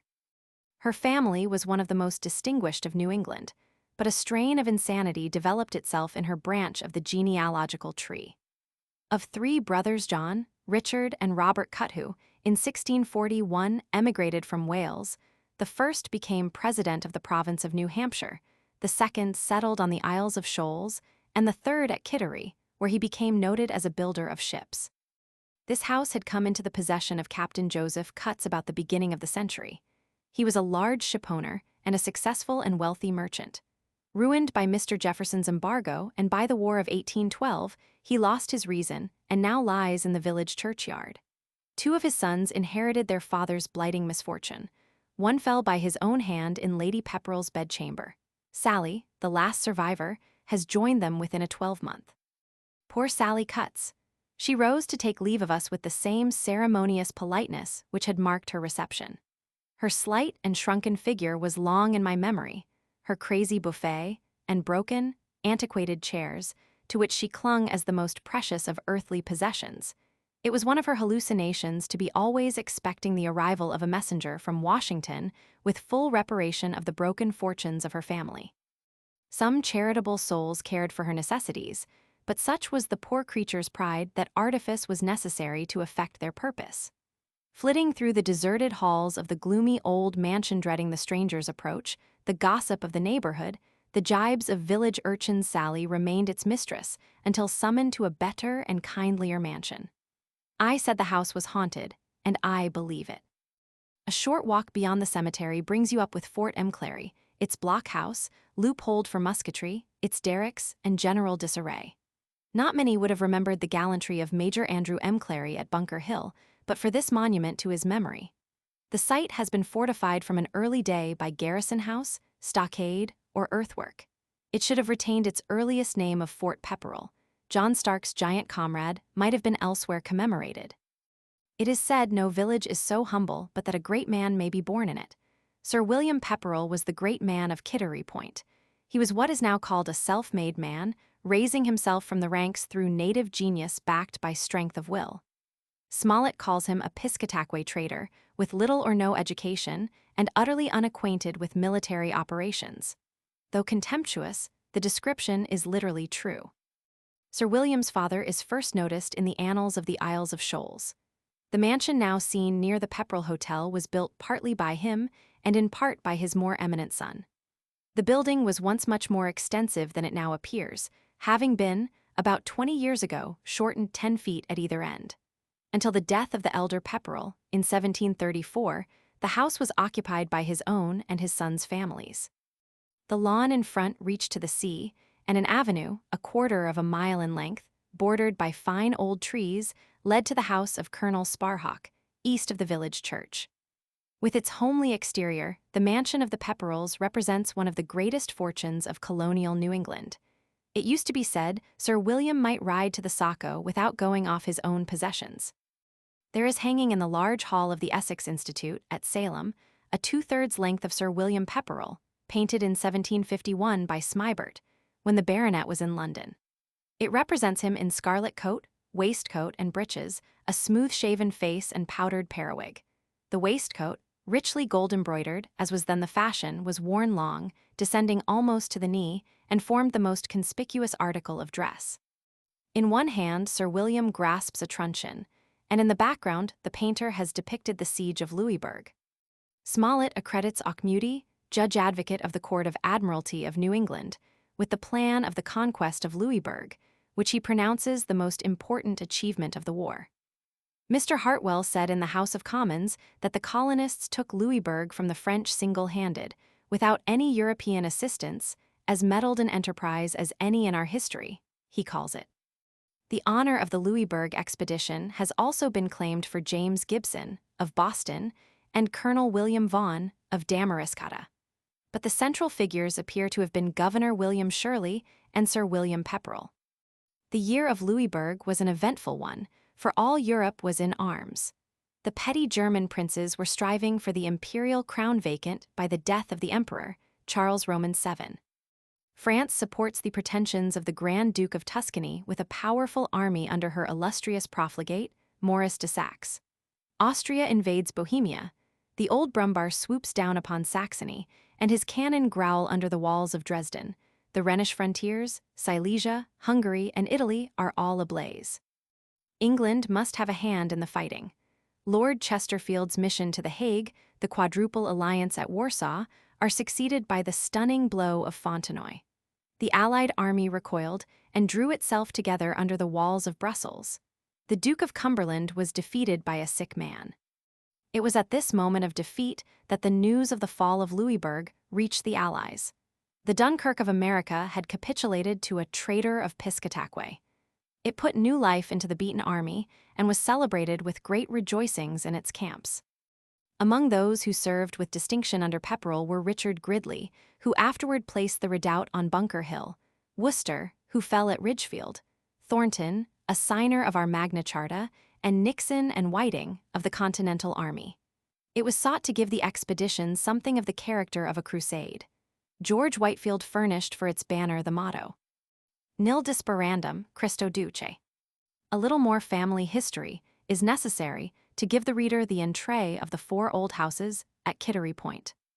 The elder Sir William, by his will, made the son of his daughter Elizabeth and Colonel Sparhawk his residuary legatee, requiring him, at the same time, to relinquish the name of Sparhawk for that of Pepperrell. The baronetcy, extinct with the death of Sir William, was revived by the king for the benefit of his grandson, a royalist of 1775, who went to England at the outbreak of hostilities. The large family estates were confiscated by the Patriots. The tomb of the Pepperrells, built in 1734, is seen between the road and the Pepperrell Hotel. When it was repaired some years ago, at the instance of Harriet Hearst Sparhawk, the remains were found lying in a promiscuous heap at the bottom, the wooden shelves at the sides having given way, precipitating the coffins upon the floor of the vault. The planks first used to close the entrance had yielded to the pressure of the feet of cattle grazing in the common field, filling the tomb with rubbish. About 30 skulls were found in various stages of decomposition. A crypt was built in a corner, and the scattered relics carefully placed within. Dr. Eliot, the pioneer among American biographers, says Dr. Belknap often mentioned to him that his desire to preserve the letters of Sir William Pepperrell led to the founding of the Massachusetts Historical Society. This object does not seem to have been wholly accomplished, as it is well known the baronet's papers have become widely scattered. Not far from the mansion of the Pepperrells is the very ancient dwelling of Bray, whose daughter, Marjorie, became Lady Pepperrell. It was long before the old shipwright made up his mind to consent to match his daughter so unequally. This house is considered to be 225 years old and is still habitable. Down at the waterside are seen the rotting timbers of the wharf where the Pepperrells, father and son, conducted an extensive trade. A little east of the hotel, and the pleasant manse below the river makes a noble sweep, enclosing a favorite anchorage for storm or wind-bound craft. Not unfrequently, 100 may be seen quietly riding out a northeaster at snug moorings. At such times, this harbor and Gloucester are havens of refuge for all coasters caught along shore. The sight of the fleet getting underway with the return of fine weather is worth going to see. When at Kittery Point, the visitor may indulge in a variety of agreeable excursions by land or water. The means are always at hand for boating and driving, and there is no lack of pleasant rambles. I first went to Jerish's Island on a wild November day and in a northeast snowstorm. I never enjoyed myself better. In the first place, this island is one of the headlands of history as well as of the Piscataqua. It was conveyed as early as 1636 by Sir F. Gorges to Arthur Champernowne, a gentleman of Devon. The island was to take the name of Dartington from the manor of the Champernownes. In this indenture Brave Boat Harbor is mentioned. The province of Maine was then sometimes called New Somersetshire. There is something in this endeavor of all the promoters of New England to graft upon her soil the time-honored names of the old, to plant with her civilization something to keep her in loving remembrance, that appeals to our protection. These names are historical and significant. They link us to the high renown of our mother isle. No political separation can disinherit us. I think the tie is like the mystery of the electric wave that passes under the sea, unseen yet acknowledged of all, active though invisible. The island, with many contiguous acres, became the property of Francis, son of Arthur Champernowne, and nephew of Sir F. Gorges, who is buried there, his grave distinguished by a heap of stones. Tradition said he forbade in his last testament any stone to be raised to his memory. In the hands of subsequent proprietors, the island was called Cuts's, Friars, and Jerish's Island. It is usually spoken of as two islands, being nearly though not quite subdivided by Chauncey's Creek. The venerable Cuts's farmhouse on the shore of the island is 230 years old by family account. All the islands lying northward of the ship channel belong to Kittery. Many of them have interesting associations.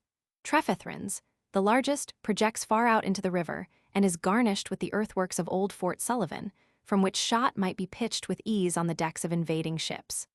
Fernolds, now Navy Yard Island, became in 1806 the property of the United States by purchase of Captain William Dennett for the sum of $5,500. Badgers, anciently Langdon's Island, is a reminiscence of one of the noblest of the old Romans of the Revolutionary time. His still elegant mansion adorns one of the handsomest streets in Portsmouth. Washington, when there, considered it the finest private house in the town. Langdon was 6 feet tall, with a very noble presence. Duke Rochefoucauld Liancourt mentions that he had followed the sea first as mate, then as master of a ship. He ultimately became an eminent merchant and shipbuilder. A devoted patriot, he was one of the leaders in the first act of aggression committed by the Portsmouth Whigs against the Crown. As the words of a man of action and a model legislator in time of invasion by a foreign enemy, his well-known speech to the New Hampshire Assembly is worth the quoting. This is his manner of cutting short useless debate. "Gentlemen, you may talk as much as you please, but I know the enemy is upon our frontiers, and I am going to take my pistols and mount my horse and go and fight in the ranks of my fellow citizens." And he did it. Yet a little more about Langdon. Chasselox relates that when on his way to Gates's camp he was followed by a favorite slave. The Negro, who beheld the energy with which his master pressed on, without other repose than could be snatched in the woods, said to him at last, "Master, you undergo great hardships, but you go to fight for liberty. I also should suffer patiently if I had the same liberty to defend." "Then you shall have it," said John Langdon. "From this moment I give you your freedom." Continental Agent Langdon became the superintendent of warships ordered here by Congress. He presided at the building of the Ranger, the Alliance, and the America, the last a 74-gun ship, generously given to Louis Roman XVI, for one of his lost on our coast. Paul Jones was much here, a brave braggart, quarreling with Langdon and Congress, writing choirs of memorials, little esteemed among his peers, though a lion on his own quarterdeck. Though Langdon was a member-elect of the old Congress, as his state stipulated that only 2 of the delegates were to go to Philadelphia, his does not appear among the names signed to the declaration. Matthew Thornton, elected after Langdon, was allowed to sign when he took his seat in November. Langdon became an opponent of the measures and administration of Washington, joining with Jefferson, Pierce Butler, and a few others in organizing the Republican Party of that day. They had 5 votes in the Senate. In the House was Andrew Jackson, a member from Tennessee, who attracted little attention, though he voted with the small coterie of the upper house, including Langdon, Butler, and Colonel Burr. Jacob Sheaffe, who in his day carried on a more extensive business than any other merchant in Portsmouth, became the successor of Langdon as government agent. It is said he purchased the island where the Navy Yard now is. One of the 6 frigates ordered under Washington's administration was begun here. We had voted to build these vessels to punish the Algerine corsairs. We then countermanded them.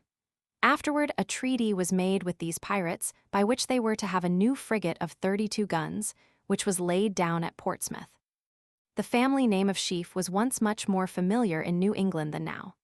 It was of Peggy Sheaffe, a celebrated Boston beauty, that Baron Steuben perpetrated the following mot.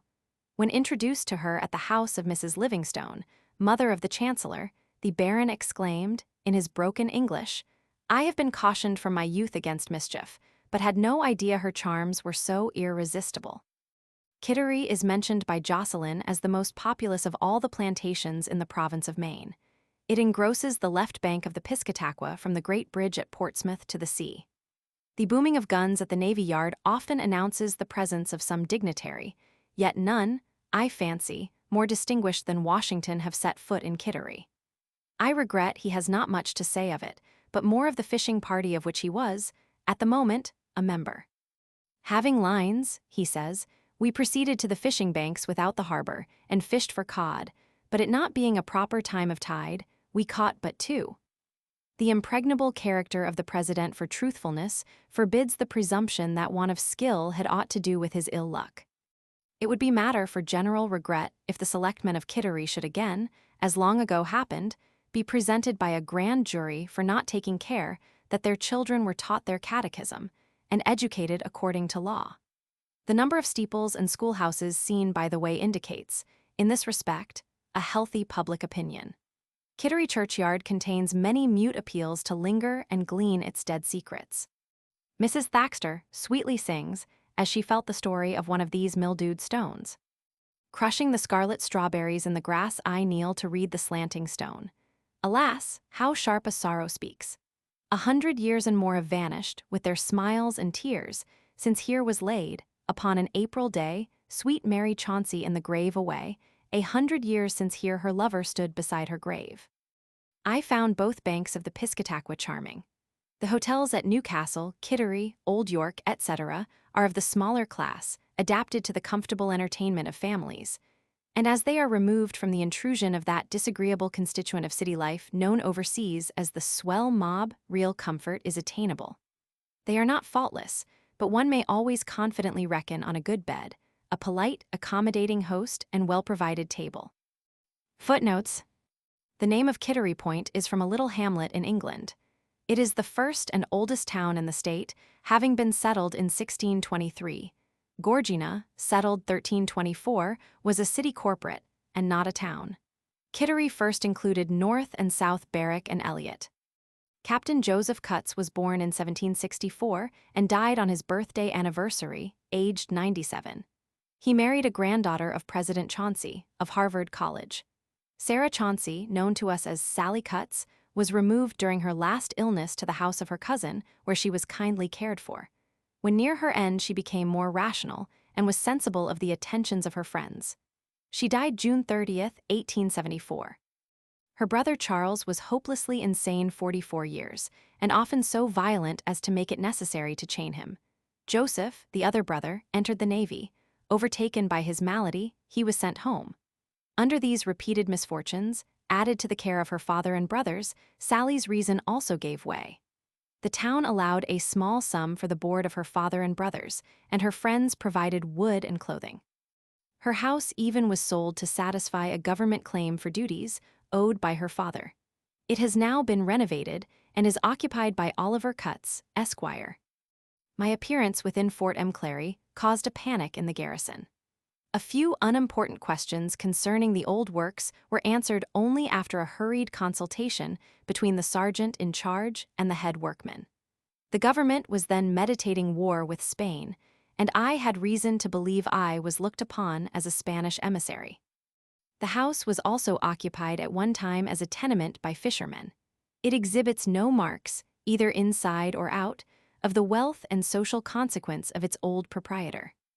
Mr. Longfellow has, at Cambridge, a painting by Copley representing two children in a park. These children are William Pepperell and his sister, Elizabeth Royal Pepperell, children of the last baronet. Both were made colonels in the regular British establishment. Their regiments, numbered the 50th and 51st respectively, were afterward disbanded. Marshal Saxe, unable to mount his horse, was carried along his lines in a litter. The year 1745 was also signalized by the death of Pope in June, and of the old Duchess of Marlborough in October, who died at 85, immensely rich, and very little regretted either by her own family or the world in general. Smollett. Mr. E. F. Safford, the proprietor, exercises watch and ward over this and other relics of the Pepperells with a care worthy of imitation all along the coast. Mr. Sabine notes in his Loyalists that the tomb, when entered some years ago, contained little else than bones strewed in confusion about its muddy bottom. Among them, of course, the remains of the victor of Louisbourg, deposited in it at his decease in 1759. The best biography of Sir William Pepperell is that by Dr. Usher Parsons. The relation in Purchas, Volume Roman 4, p. 1935, of the voyage of Robert, Earl of Essex, to the Azores in 1597 has a supplementary or larger relation, written by Sir Arthur Gorges, Knight, a captain in the Earl's fleet of the ship Wastspite. There is mention of a Captain Arthur Champernowne, who appears to have sailed with the admiral in this expedition. The father of James Anthony Froude, the historian, was rector of Dartington. The historian was born there. He is fully recognized as a personage of distinction in the beginnings of Kittery. Charles W. Tuttle gives him a touch of royal blood. I failed to find such a provision in his own draft of his will. They are, in descending the river, Badgers, Navy Yard Trefethrons or Seavies, Clarks, and Jerish's Island. In Pleasant, near Court Street. Chapter 11. The Isles of Shoals. O warning lights, burn bright and clear, hither the storm comes. Leagues away it moans, and thunders low and drear burn, till the break of day. Celia Thaxter. On the 15th of July, 1605, as the sun was declining in the west, a little bark of 15 tons, manned by Frenchmen, was standing along the coast of New England, in quest of a situation to begin a settlement.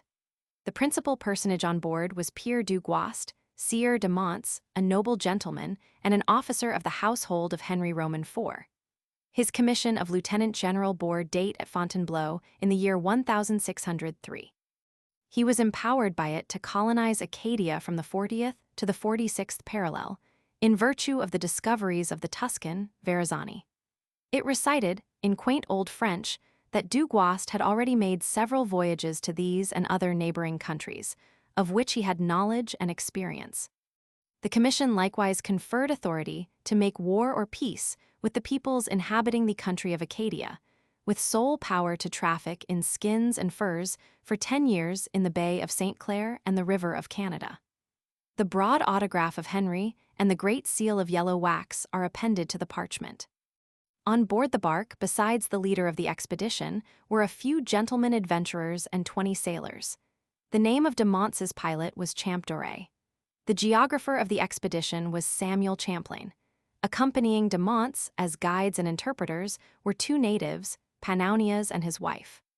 Since the 15th of June, de Monts had been minutely examining the New England coast from St. Croix, where he had wintered, to near the 43rd parallel, in the hope of finding a place more suitable for habitation and of a milder temperature than the inhospitable region he had first pitched upon. The greater part of de Monts's colony remained at the Isle of St. Croix. After leaving the mouth of the Saco and looking in at the entrance of Kennebunk River, de Monts, still keeping as close in as was prudent with the land, which Champlain describes as flat and sandy, plat et sablonneuse, found himself on that July afternoon in presence of 3 striking landmarks. Cape Ann bore south, a quarter east, 6 leagues distant. To the west was a deep bay into which, the savages afterward told him, a river emptied, and in the offing they perceived 3 or 4 islands of fair elevation. These last, historians agree, were the Isles of Shoals. Notwithstanding the isles are not identified on either of Champlain's maps, 1612 and 1632, it is no longer doubtful that de Monts made them out 9 years before Smith saw them, though the latter has first given them on a map a locality and a name. But I take Preing to have been the first to mention them, when, 2 years before de Monts, he sighted a multitude of small islands in about 43 degrees and anchored under the shelter of the greatest. Gosnold must have seen the isles, but thought them hardly worth entering in his log. Prince Charles, afterward Charles I, graciously confirmed the name Smith had, in 1614, given the isles. Yet he has little or no title to be considered their discoverer, and has left no evidence that he ever landed upon them. The French, Smith relates, had 2 ships 40 leagues to the westward of Monhegan that had made great trade while he was on the coast. Beyond all these, the Basque shallop seen in these waters by Gosnold remains a nut for historians to crack. De Poutrincourt's expedition of 1606 into Massachusetts Bay was the sequel to that of 1605. De Monts, a heretic, through the jealousy of rivals and Jesuit intrigue, was soon deprived of the privileges with which he had been endowed by his fickle monarch. In this, his experience was not unlike that of Gorges and the Council of Plymouth. De Monts was really the head of a commercial company, organized by Chauvin, governor of Deep. The detail of his voyage along the New England coast in 1605 is the first intelligible record to be found.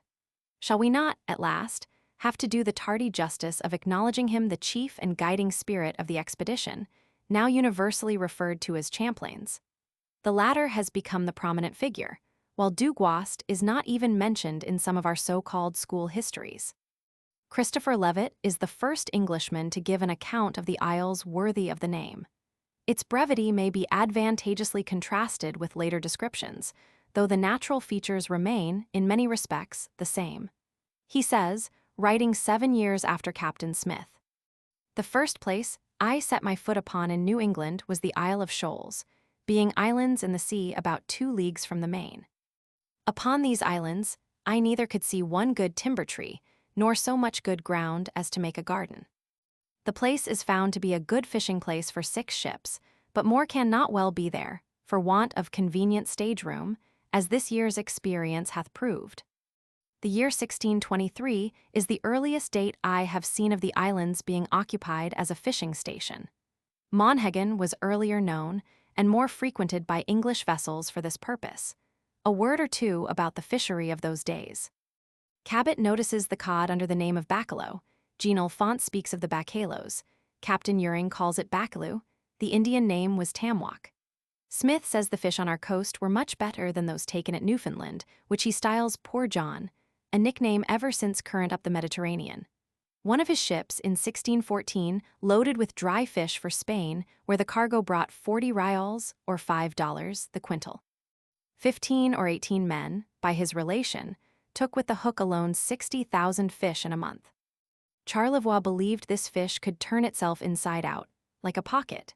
He says they found bits of iron and glass, and even pieces of broken pots, in the stomachs of fish caught on the banks of Newfoundland, and adds that some people believed they could digest them. Jocelyn says the fishermen used to tan their sails and nets with hemlock bark to preserve them. Allusion has been made to the number of fishermen frequenting the Grand Banks in 1578. Without the evidence, few would be willing to believe the fishery had attained such proportions at that early day, on a coast we have been accustomed to regard as almost unknown.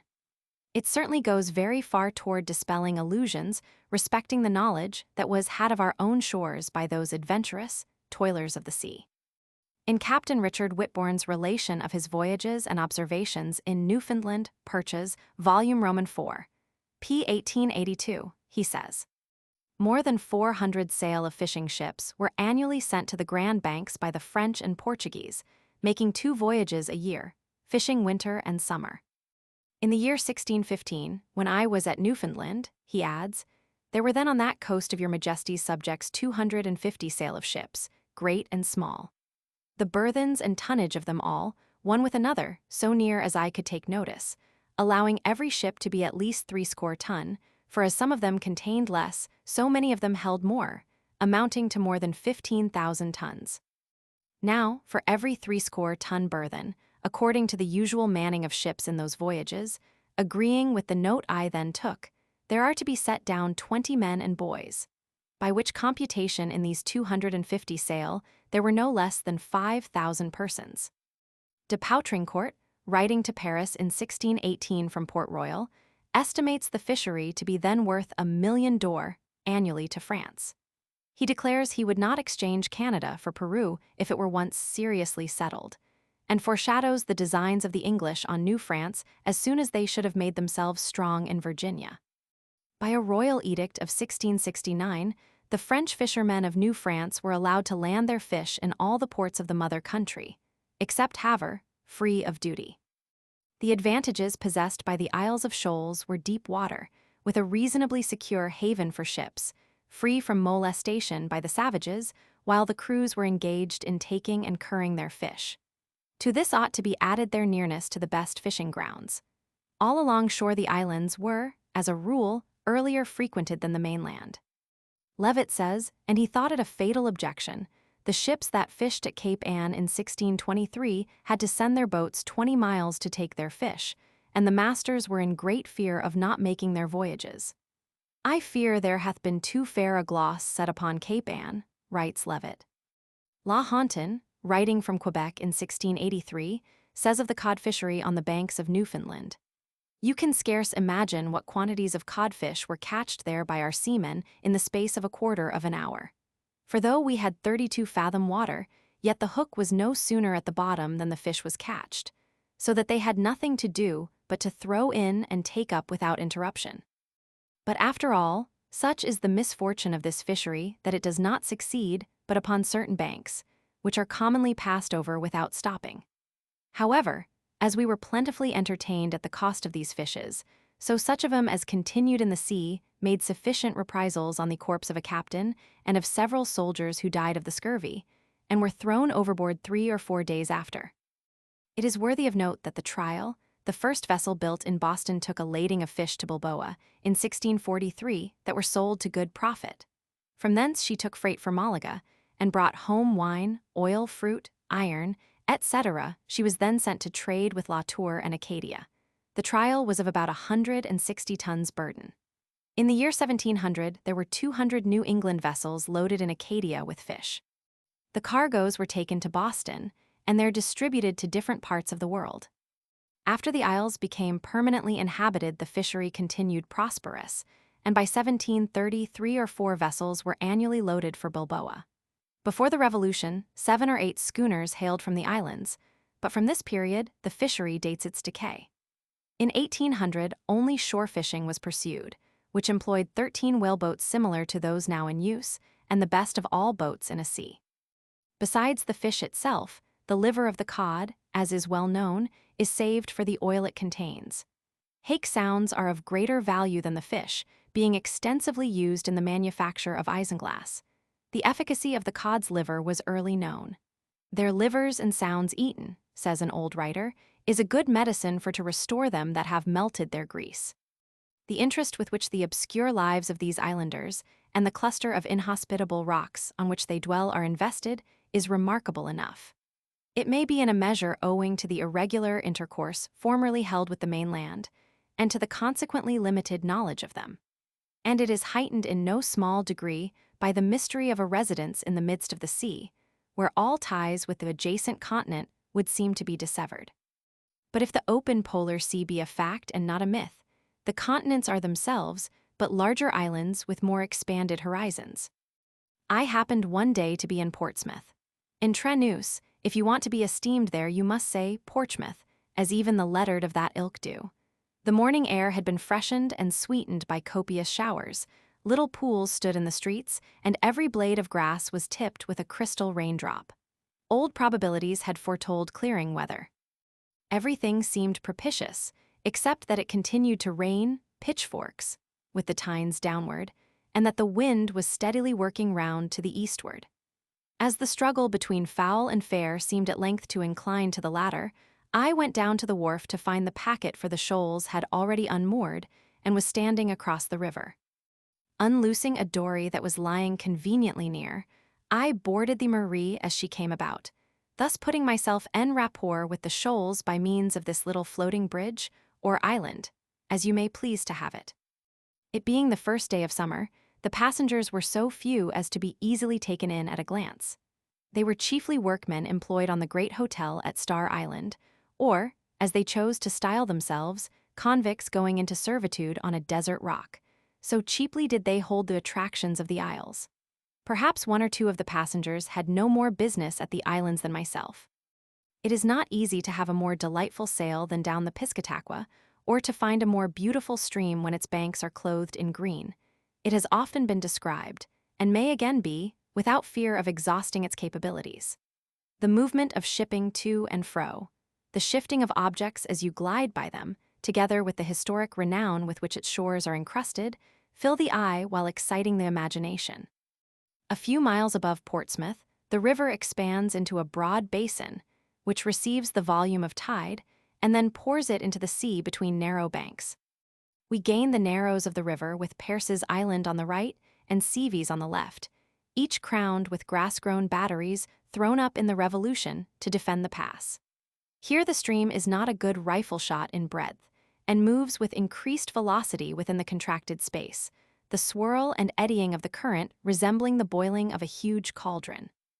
Its surface is ringed with miniature whirlpools, and at flood tide, the mid-channel seems lifted above the level of the river, as I have seen the mighty volume of the Missouri during its annual rise. It is not strange the place should have received the anathemas of mariners from immemorial time, or boast a name so unconventional withal as Pullin Bdd Point. Clearing the Narrows, we left behind us the city steeples, the big ship houses, lazy warships, and tall chimneys on Kittery side. The wind being light, the skipper got up a staysail from the forehatch. As it was bent to the halyards, a bottle labeled ginger ale, but smelling uncommonly like schnapps, rolled out of its folds. We were now slowly forging past Newcastle, or Great Island. The sun came out gloriously, lighting up the spire of the little church at Kittery Point and the masts of vessels lying at anchor in the roads. Glancing astern, I remarked 4 wherries coming down at a great pace with the ebb. They kept directly abreast of each other, as if moved by a single oarsman, while the rowers talked and laughed as they might have done on the pavement ashore. I could see by the crates piled in the stern of each boat that they were lobstermen, going outside to look after their traps. As they went by, they seemed so many huge water spiders skimming the surface of the river. Fort Constitution, with its dismantled walls and frowning portholes, is now past, and Whale's Back, with twin lighthouses, shows its ledges above water. We opened the mouth of the river with Odiern's Point on the starboard and Jerish's Island on the port bow, the swell of ocean lifting our little bark and making her courtesy to the great deep. The islands had appeared in view when we were off Newcastle, the hotel on Star Island, where it loomed like some gracy fortress, being the most conspicuous object. As we ran off the shore, the Cape of the Mainland and the cul-de-sac of Champlain came out and fixed themselves where he had seen them. One by one, the islands emerged from the dark mass that involved the whole and became individuals. The wind dying away off Duck Island, I was fain to take an oar in the whaleboat towing astern. We rowed along under Appledore into the little haven between that island and Star, with no sound but the dip of our oars to break the stillness, and beached our boat as the evening shadows were deepening over a stormy sea. There had been a striking sunset. Great banks of clouds were massed above the western horizon, showing rifts of molten gold where the sun burst through, which the sea, in its turn, reflected. As I looked over toward White Island, the lamps were lighted in the tower, turning their rays hither and thither over a blackness that recalled Poe's sensuous imagery of lamplight gloating over purple velvet. The weather-wise predicted a northeaster, and I went to bed with the old sea moaning all round about the island. I passed my first night, and a rude one it was, on Star Island. When I arose in the morning and looked out, I fancied myself at sea, as indeed I was. The ocean was on every side, the plash of the waters being the last sound heard at night and the first on waking. I saw the sun rise over Smutty Nose through the same storm clouds in which it had set at evening. I am an early riser, but even before I was astir a wherry crossed the little harbor my window overlooked. The islands lie in 2 states and are 7 in number. Duck Island, the most dangerous of the group, Appledore, sometimes called Hog Island, Smutty Nose, or Haley's and Cedar belong to Maine. Star, White, and Londoners, or Lounging Island, are in New Hampshire. Appledore is the largest and Cedar the smallest. In one instance, I have known Star called Staten Island, though it was formerly better known as Gosport, the name of its fishing village, whose records go back to 1731. Counting Malaga, a little islet attached to Smutty Nose by a breakwater, and there are 8 islands in the cluster. They are 9 miles southeast of the entrance of the Piscataqua and 21 northeast from Newburyport Light. The harbor, originally formed by Appledore, Star, and Haley's Islands, was made more secure by a seawall, now much out of repair, from Smutty Nose to Cedar Island. The roadstead is open to the southwest and is indifferently sheltered at best. Between Cedar and Star is a narrow passage used by small craft, through which the tide runs as in a sluiceway. The group is environed with several dangerous sunken rocks. Square Rock is to the westward of Londoners, White Island Ledge southwest of that isle, Anderson's Ledge is southeast of Star Island, and Cedar Island Ledge south of Smutty Nose. The name of the Isles of Shoals is first mentioned by Christopher Levitt in his narrative of 1623. The mariners of his day must have known of the description and the map of Smith, but they seem to have little affected the name he gave the islands. It would not be unreasonable to infer that the group was known by its present name even before it was seen by Smith, and that his claims were of little weight with those matter-of-fact fishermen. Some writers have made a difficulty of the meaning of the name, attributing it to the shoals or schools of fish seen there as everywhere along the coast at certain seasons of the year. East of the islands, toward the open sea, there is laid down on old charts of the province an extensive shoal called Geoffrey's Ledge, named perhaps for one of the first inhabitants of the isles, and extending in the direction of the coast from the latitude of Cape Porpoise to the southward of the shoals. On either side of this shallow, which is not of great breadth, are soundings in 70 fathoms, while on the ledge the lead brings up coarse sand in 30, 35, and 45 fathoms. The presence of this reef tends to strengthen the theory that these islands, as well as the remarkable system of Casco Bay, once formed part of the mainland. The earlier navigators who approached the coast, cautiously feeling their way with the lead, soon after passing over this shoal came in sight of the islands, which, it is believed, served to mark its presence. Geoffrey's Ledge has been a fishing ground of much resort for the islanders since its first discovery. To whatever cause science may attribute the origin of the isles, I was struck, at first sight, with their resemblance to the bald peaks of a submerged volcano thrust upward out of the waters, the little harbor being its crater. The remarkable fissures traversing the crust of the several members of the group, in some cases nearly parallel with the shores, strengthens the impression. In winter, or during violent storms, the savagery of these rocks, exposed to the full fury of the Atlantic and surrounded by an almost perpetual surf, is overwhelming.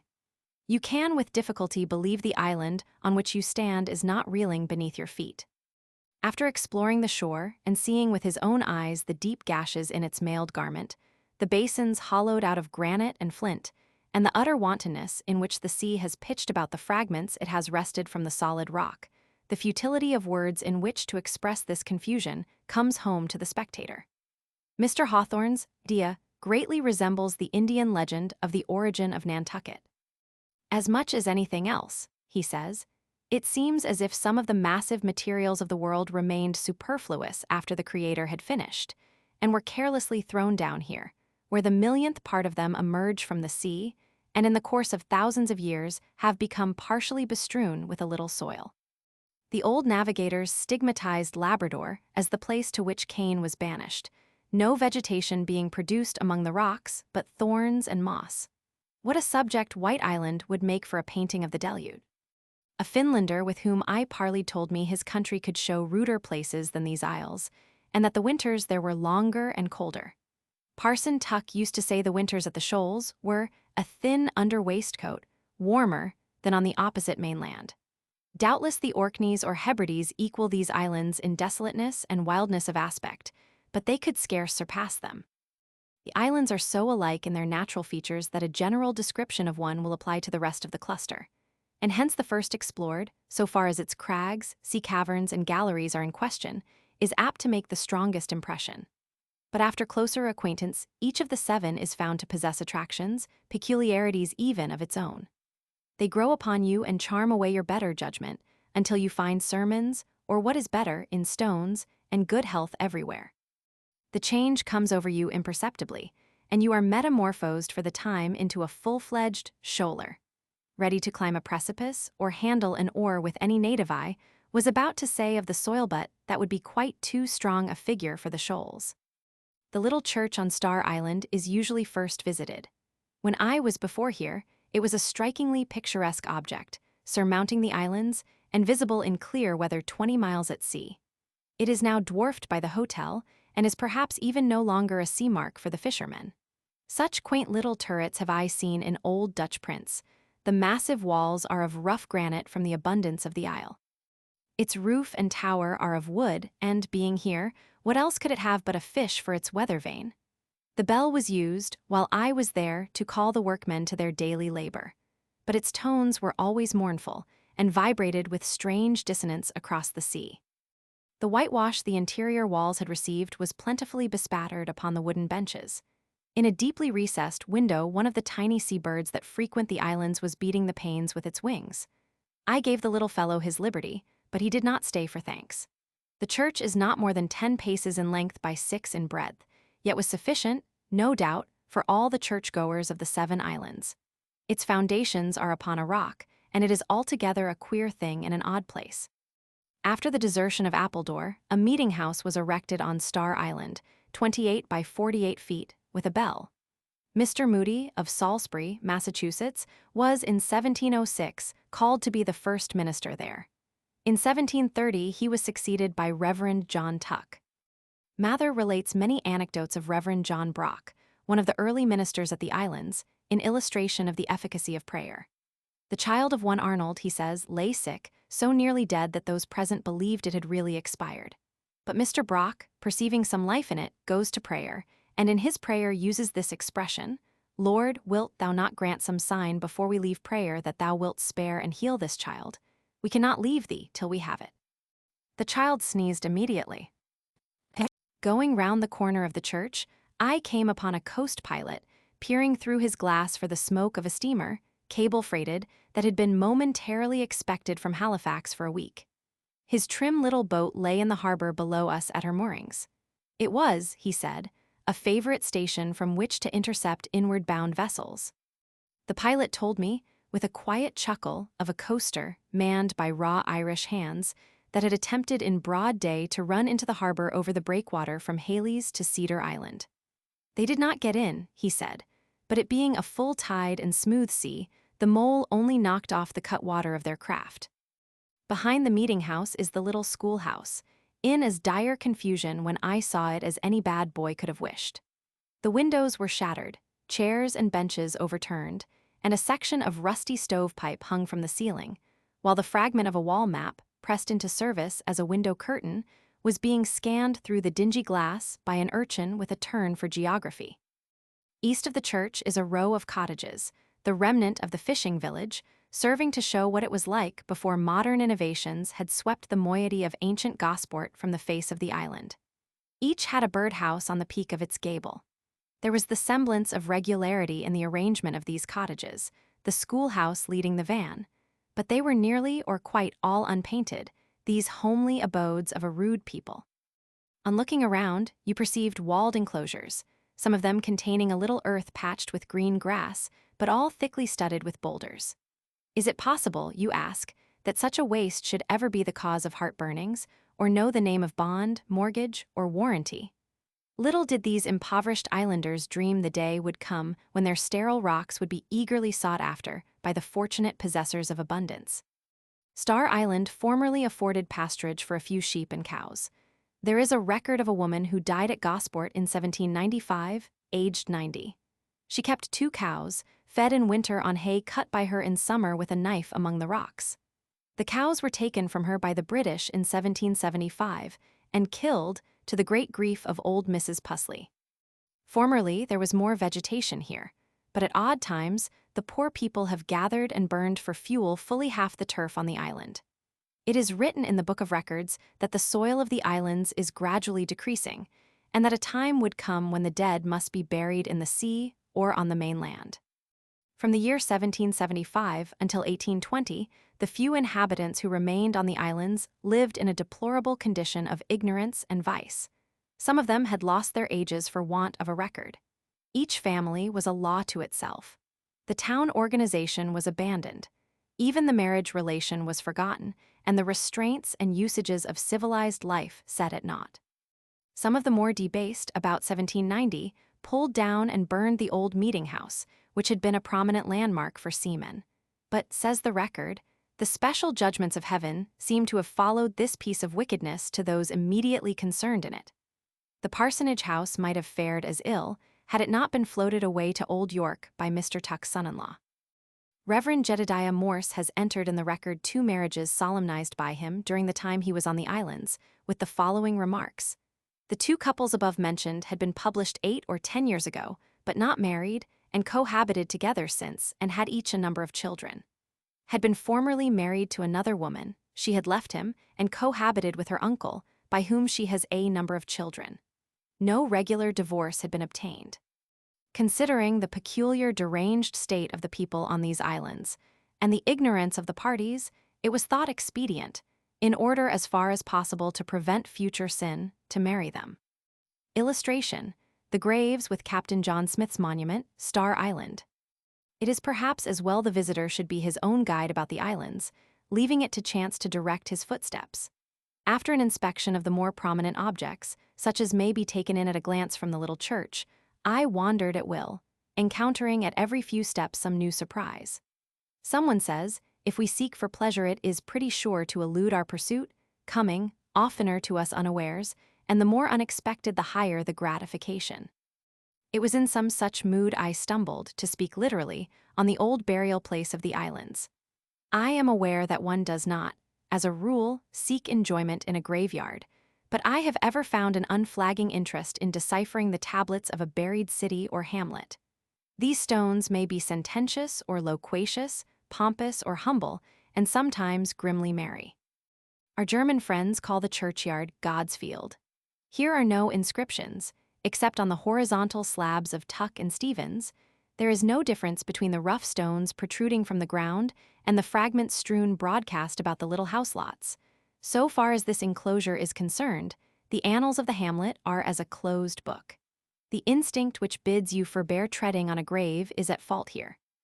It requires sharp eyes and a close scrutiny to discover that some effort has been made to distinguish this handful of graves by head and foot stones, that some are of greater and some of lesser length, or that the little hollows and hillocks have their secret meaning. The two shepherds lie at the head of their little fold, in vaults composed of the rude masses found ready at hand. For fear their inscriptions might one day be effaced, I transcribed them. In memory of the Reverend Josiah Stevens, a faithful instructor of youth and pious minister of Jesus Christ, supported on this island by the Society for Propagating the Gospel, who died July 2, 1804, aged 64 years. Likewise of Mrs. Susanna Stevens, his beloved wife, who died Dec. 7, 1810, aged 54 years. Underneath are the remains of the Reverend John Tuck, A.M. He graduated at Harvard College, A.D. 1723, was ordained here July 26, 1732, and died Aug. 12, 1773 eat. 72. He was affable and polite in his manner, amiable in his disposition, of great piety and integrity, given to hospitality, diligent and faithful in his pastoral office. Well learned in history and geography, as well as general science, and a careful physician both to the bodies and the souls of his people, erected 1800, in memory of the just. For 20 years this pious man labored in his stony vineyard. His parishioners agreed to give him a quintal per man of winter fish their best. They covenanted to carry his wood from the landing home for him. With this he was content. He was their minister, teacher, physician, and even kept the accounts of a little store in a scrupulously exact way. I have been poring over his old-time chirography, clear-cut and beautiful as copperplate. There are the good old English names of Ruth, Nabby, and Judy, of Betty, Patsy, and Love. We get a glimpse of their household economy in the porringers, pewter lamps, and pint pots, the horn combs, thread, tape, and endless rows of pins for womenfolk, the knitting needles that clicked by the fireside in long winter nights, while the lads were away on Jeffrey's Ledge. From here I wended my way to Smith's monument, erected in 1864, a triangular shaft of marble, rising 8 or 10 feet above a craggy rock. It is placed on a pedestal of rough stone and protected by a railing from vandal hands. Its situation on one of the highest eminences of Star Island has exposed the inscription to the weather, until it has become difficult to decipher. The 3 sides of the pillar are occupied by a lengthy eulogium on this hero of many adventures. Of moving accidents by flood and field, of hairbreadth scapes I the imminent deadly breach. Like Temple Bar of old, the monument is crowned with heads those of the 3 Moslems slain by Smith, and seen on his scutcheon, as given by Stowe, where they are also quartered. I know of no other instance of decapitated heads being set up in New England since King Philip's was struck off and stuck on a pike at Plymouth in 1676. 2 of the heads had fallen down, and the 3rd seemed inclined to follow. Then the monument will be as headless as the doughty captain's tombstone in the pavement of Saint Sepulchres, worn smooth by many feet. In brief, the 3 Turks' heads stick no better than the name given by Smith to the islands, off Cape Ann after, they had been named by de Monts. Smith says he had 6 or 7 charts or maps of the coast so unlike each other as to do him no more good than waste paper. He gives credit to Gosnold and Weymouth for their relations.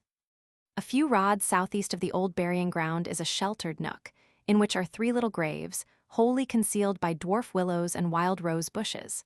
They are tenanted by 3 children: Jessie, 2 years, Millie, 4 years, and Mitty, 7 years old, the daughters of Reverend George Beebe, sometime missionary to these isles. Under the name of the little one last named are these touching, tearful words: "I don't want to die, but I'll do just as Jesus wants me to." A gentle hand has formed this retreat and protected it with a wooden fence. While I stood there, a songbird perched above the entrance and poured forth his matin lay. There is a 3rd burial place on the harbor side, but it lacks interest. Another historic spot is the ruined fort on the west point of the island, overlooking the entrance to the roadstead. Its contour may be traced, and a little of the embankment of one face remains. The well was filled to the curb with water. It once mounted 9 4-pounder cannon, but at the beginning of the Revolution was dismantled and the guns taken to Newburyport. I suppose the inhabitants for a long time to have neglected precautions for defense, as Colonel Romer, in his report to the Lords of Trade, about 1699, makes no mention of any fortification here. One of its terrible 4-pounders would not now make a mouthful for our seacoast ordnance. Continuing my walk by the shore, I came to the cavern popularly known as Betty Moody's Hole. It is formed by the lodgment of masses of rock, so as to cover one of the gulches common to the isle. Here, says tradition, Betty concealed herself with her 2 children while the Indians were ravaging the isles and carrying many females into captivity. The story goes that the children, becoming frightened in the cavern, began to cry, whereat their inhuman mother, in an excess of fear, strangled them both. Others say she was drowned here. The affair is said to have happened during Philip's War. I do not find it mentioned by either Mather or Hubbard. At times during the fishing season, there was hardly a man left upon the islands, a circumstance well known to the Indians. A memoir extracted from the French archives gives a picture of the Isles in 1702, when an attack appears to have been meditated. The Isles de Choules are about 3 leagues from Piscataway to the south-southeast from the embouchure of the river, where a great quantity of fish are taken. These are 3 isles in the form of a tripod, and at about a musket shot one from the other. There are at these 3 islands about 60 fishing shallops, manned each by 4 men. Besides these are the masters of the fishing stages, and, as they are assisted by the women in taking care of the fish, there may be in all about 280 men. But it is necessary to observe that from Monday to Saturday there are hardly any left on shore, all being at sea on the fishing grounds. Taking note of the ragged fishers, which tradition ascribes to the day of the crucifixion, I clambered down one of the rocky gorges from which the softer formation has been eaten out by the consuming appetite of the waves. Sometimes the descent was made easy by irregular steps of trap rock, and again a flying leap was necessary from stone to stone. The perpendicular walls of the gorge rose near 50 feet at its outlet, at the shore. It was a relief to emerge from the dripping sides and pent-up space into the open air. The flume, on Star Island, is a fine specimen of the intrusion of igneous rock among the harder formation. If you would know what the sea can do, go down one of these gulches to the water's edge and be satisfied. I could not find a round pebble among the debris of shattered rock that lay tumbled about, only fractured pieces of irregular shapes. Those rocks submerged by the tide were blackened as if by fire and shagged with weed. Overhead, the precipitous cliffs caught the sun's rays on countless glittering points, the mica with which they are so plentifully bespangled dazzling the eye with its brilliancy. Elsewhere they were flint, of which there was more than enough to have furnished all Europe in the 30 Years' War, or else granite. Looking up from among the abatis which girds the isle about, you are confronted by masses of overhanging rocks that threaten to detach themselves from the cliff and bury you in their ruins. It is not for the timid to attempt a ramble among the rocks on the Atlantic side at low tide. He should be sure-footed and supple-jointed who undertakes it, with an eye to estimate the exact distance where the incoming surf wave is to break. The illusions produced in the mind by the great waves that roll past are not the least striking sensations experienced. The speed with which they press in, and the noise accompanying their passage through the gullies and rents of the shore contribute to make them seem much larger than they really are. It was only by continually watching the waves and measuring their farthest reach that I was able to await one of these curling monsters with composure. And even then, I could not avoid looking suddenly round on hearing the rush of a breaker behind me. And ever and anon one of greater volume destroyed all confidence by bursting far above the boundaries the mind had assigned for its utmost limits. Nothing struck me more than the idea of such mighty forces going to pure waste. A lifting power the Syracusan never dreamed of literally throwing itself away.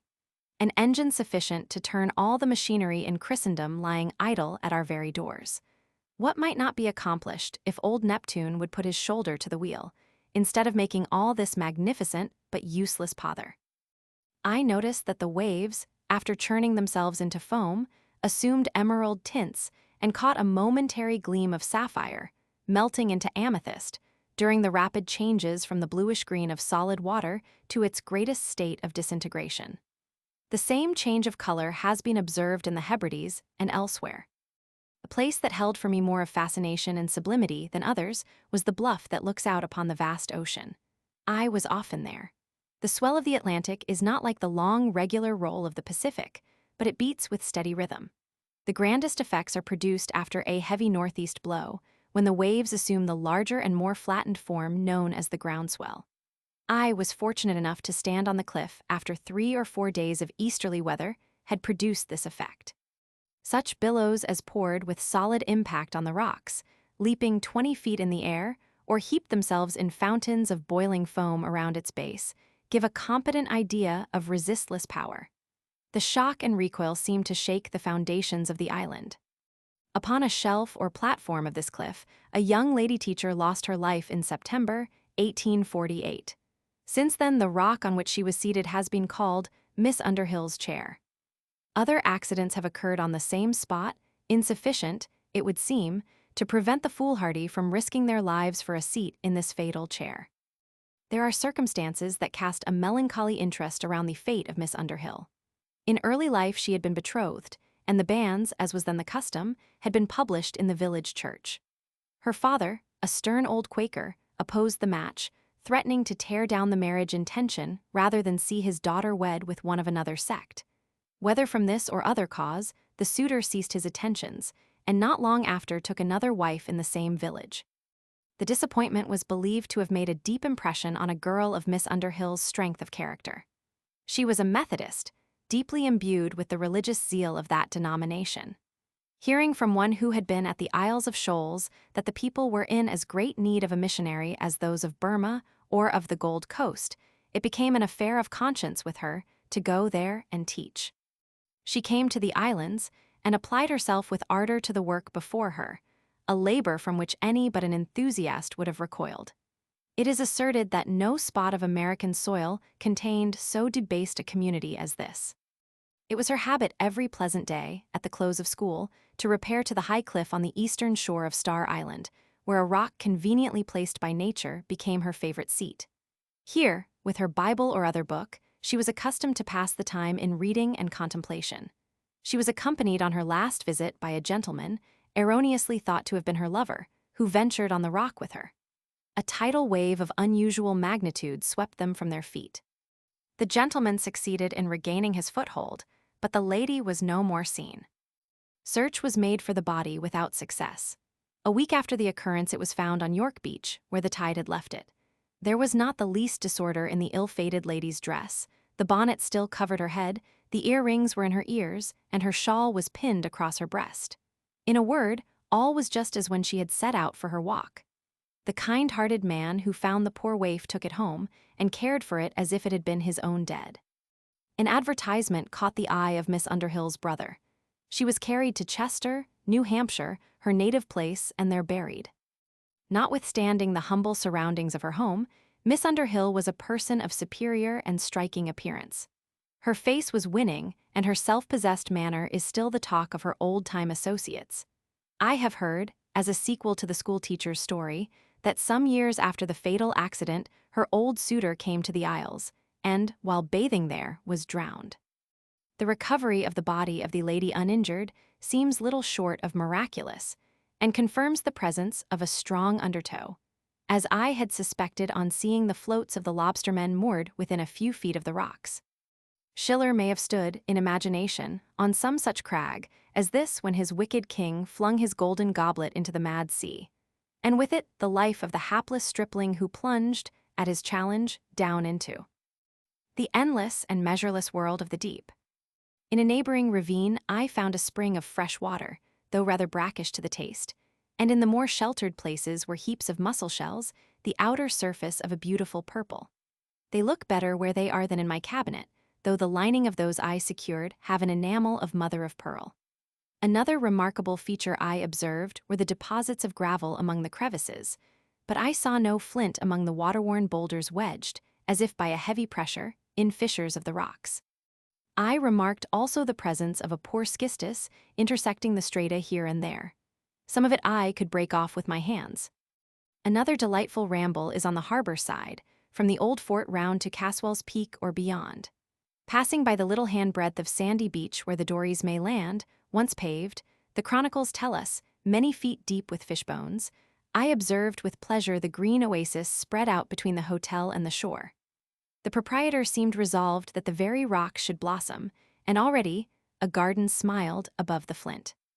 There is a sight worth seeing from the cupola of the hotel, of the White Hills and Agamenticus, with the sands of Rye, Hampton, and Squam stretching along shore. I could see the steeples of Portsmouth and of Newburyport, the bluff at Boar's Head, and the smoke of a score of inland villages. Following with the eye the south coast where it sweeps round Ipswich Bay, one sees Cape Ann and Thatcher's Island outlying, the gateway of the busy bay beyond, into which all manner of craft were pressing sail. Northward were Newcastle, Kittery, and York, and farther eastward the lonely rock of Boone Island. Shoreward is Appledore, with the turret of its hotel visible above, and right below us the little harbor so often a welcome haven to the storm-tossed mariner. Most visitors to the islands are familiar with the terrible story of the wreck of the Nottingham galley, of London, in the year 1710. She was bound into Boston, and having made the land to the eastward of the Piscataqua, shaped her course southward, driven before a northeast gale, accompanied with rain, hail, and snow. For 10 or 12 days succeeding they had no observation. On the night of the 11th of December, while under easy sail, the vessel struck on Boone Island. With great difficulty the crew gained the rocks. The ship having immediately broken up, they were able to recover nothing eatable, except 3 small cheeses found entangled among the rockweed. Some pieces of the spars and sails that came ashore gave them a temporary shelter, but everything else had been carried away from the island by the strong drift. In a day or two, the cook died. Day by day their sufferings from cold and hunger increased. The main land being in full view before them, they built a boat and got it into the water. It was overset and dashed in pieces against the rocks. One day they descried 3 boats in the offing, but no signals they were able to make could attract notice.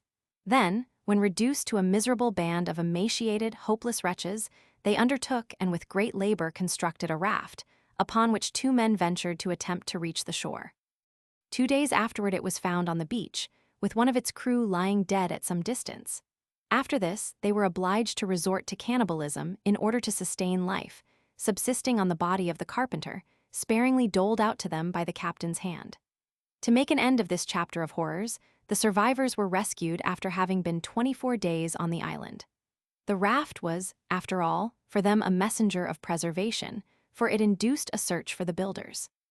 No one can read this narrative without feeling his sympathy strongly excited for the brave John Deane, master of the wrecked vessel.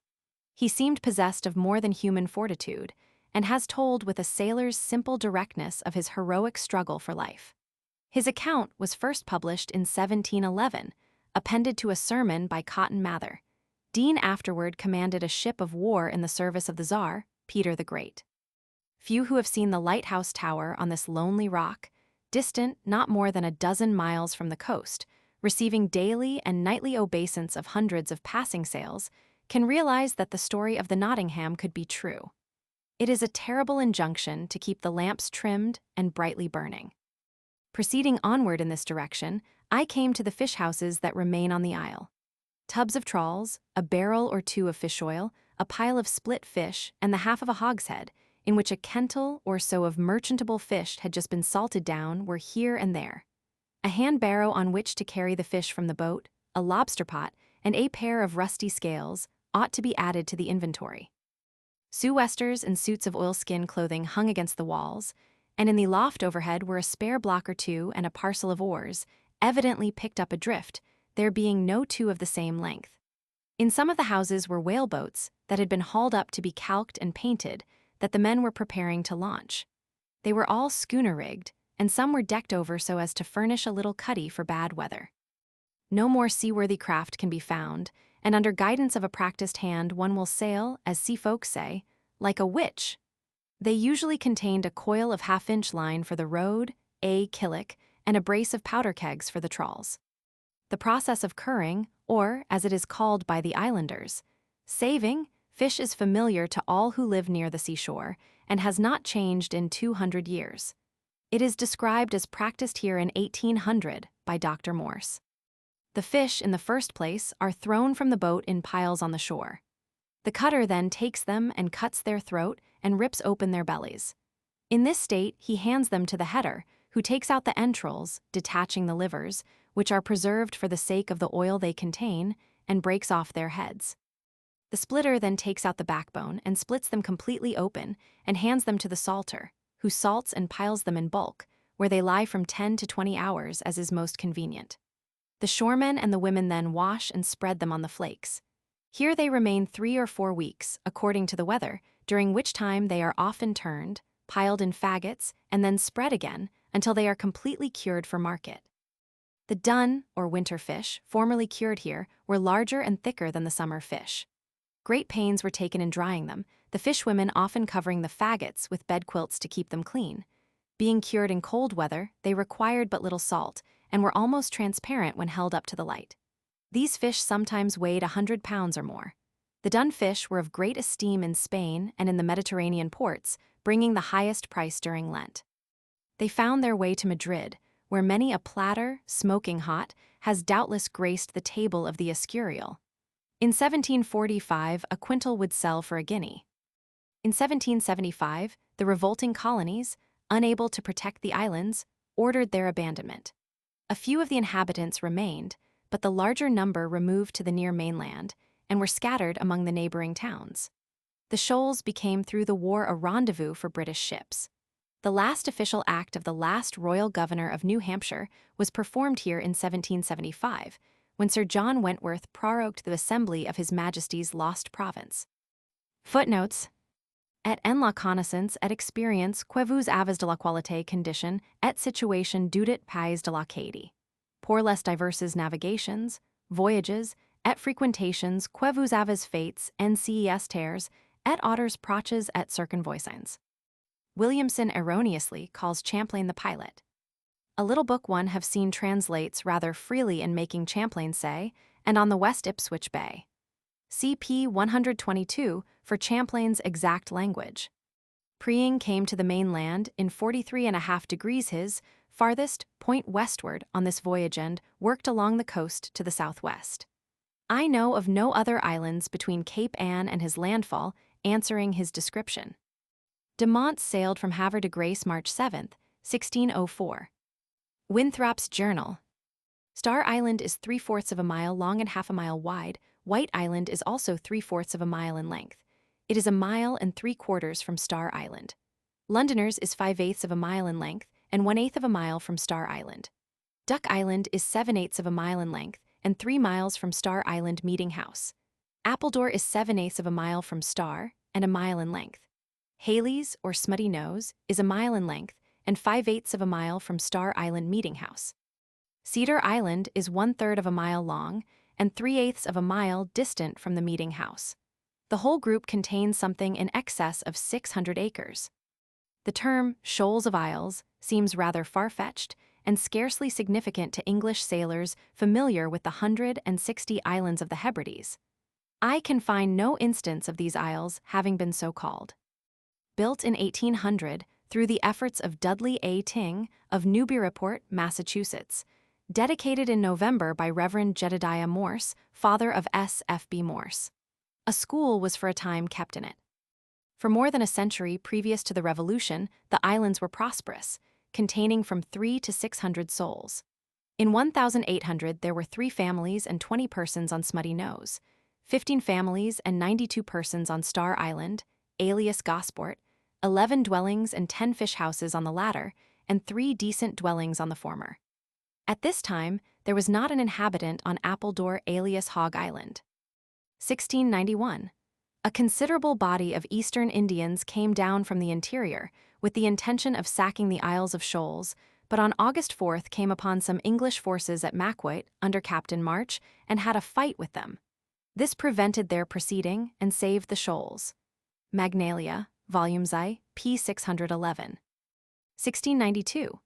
Governor Fletcher examined 3 deserters or renegados, as he calls them, from Quebec, who came before him September 23d. They said 2 men of war had arrived at Quebec and were fitting out for an expedition along the coast, with a design to fall on Wells, Isle of Shoals, Piscataqua, etc. New York Colonial Documents, Volume Roman III, p. 855. 1724. After the Indians had cut off Captain Winslow and 13 of his men in the river St. George, encouraged by this success, the enemy made a still greater attempt by water and seized 2 shallops at the Isles of Shoals Hutchinson's, Massachusetts, Volume Roman II, p. 307. Mountains seen off the coast. Agamenticus, 12 miles north of the entrance of the Piscataqua. 3 inferior summits, known as Frost's Hills, at a less distance on the northwest. In New Hampshire, the first ridge is 20 or 30 miles from sea. In the towns of Barrington, Nottingham, and Rochester, the summits, known as Tenerife, Saddleback, Tuckaway, etc., their general name is the Blue Hills. Beyond these are several detached summits, Mount Major, Moose Mountain, etc., also a third range farther inland, with Chocorua, Ossipee, and Kearsarge. In the lofty ridge, separating the waters of the Merrimack and the Connecticut, is Grand Monadnock, 22 miles east of the Connecticut River. 30 miles north of this is Sunapee, and 48 farther Moosehillock. The ranges then trend away northeast and are massed in the White Hills. John Ward Dean, of Boston, the accomplished antiquary, has elicited this and other facts relative to his namesake. On Boone Island, it is said there is no soil except what has been carried there. Chapter 12. The Isles of Shoals continued. There be land rats and water rats, water thieves and land thieves, I mean pirates. Merchant of Venice. My next excursion was to Smutty Nose, or Haley's. Seen from Star Island, it shows 2 eminences, with a little hamlet of 4 houses, all having their gable ends toward the harbor, on the nearest rising ground. Round the southwest point of Smutty Nose is the little haven already alluded to in the previous chapter, made by building a causeway of stone over to Malaga, where formerly the sea ran through. This Mr. Samuel Haley did at his own cost, expending part of a handsome fortune on the work. Into this little haven, we are told, many distressed vessels have put in and found safe anchorage. The chronicles, speaking by the pen of a fair islander, say old Mr. Haley, in building a wall, turned over a large flat stone, beneath which lay 4 bars of solid silver, with which, adds tradition, he began his sea mole. I should have thought, had this precious discovery gained currency, no stone would have been left unturned by the islanders, and that Haley's wall might have risen with magical celerity. It is certain these islands were in former times the resort of freebooters, with such names as Dixie Bull, Low, and Argall, a licensed and titled buccaneer, who left the traces of their own lawlessness in the manner of life of the islanders.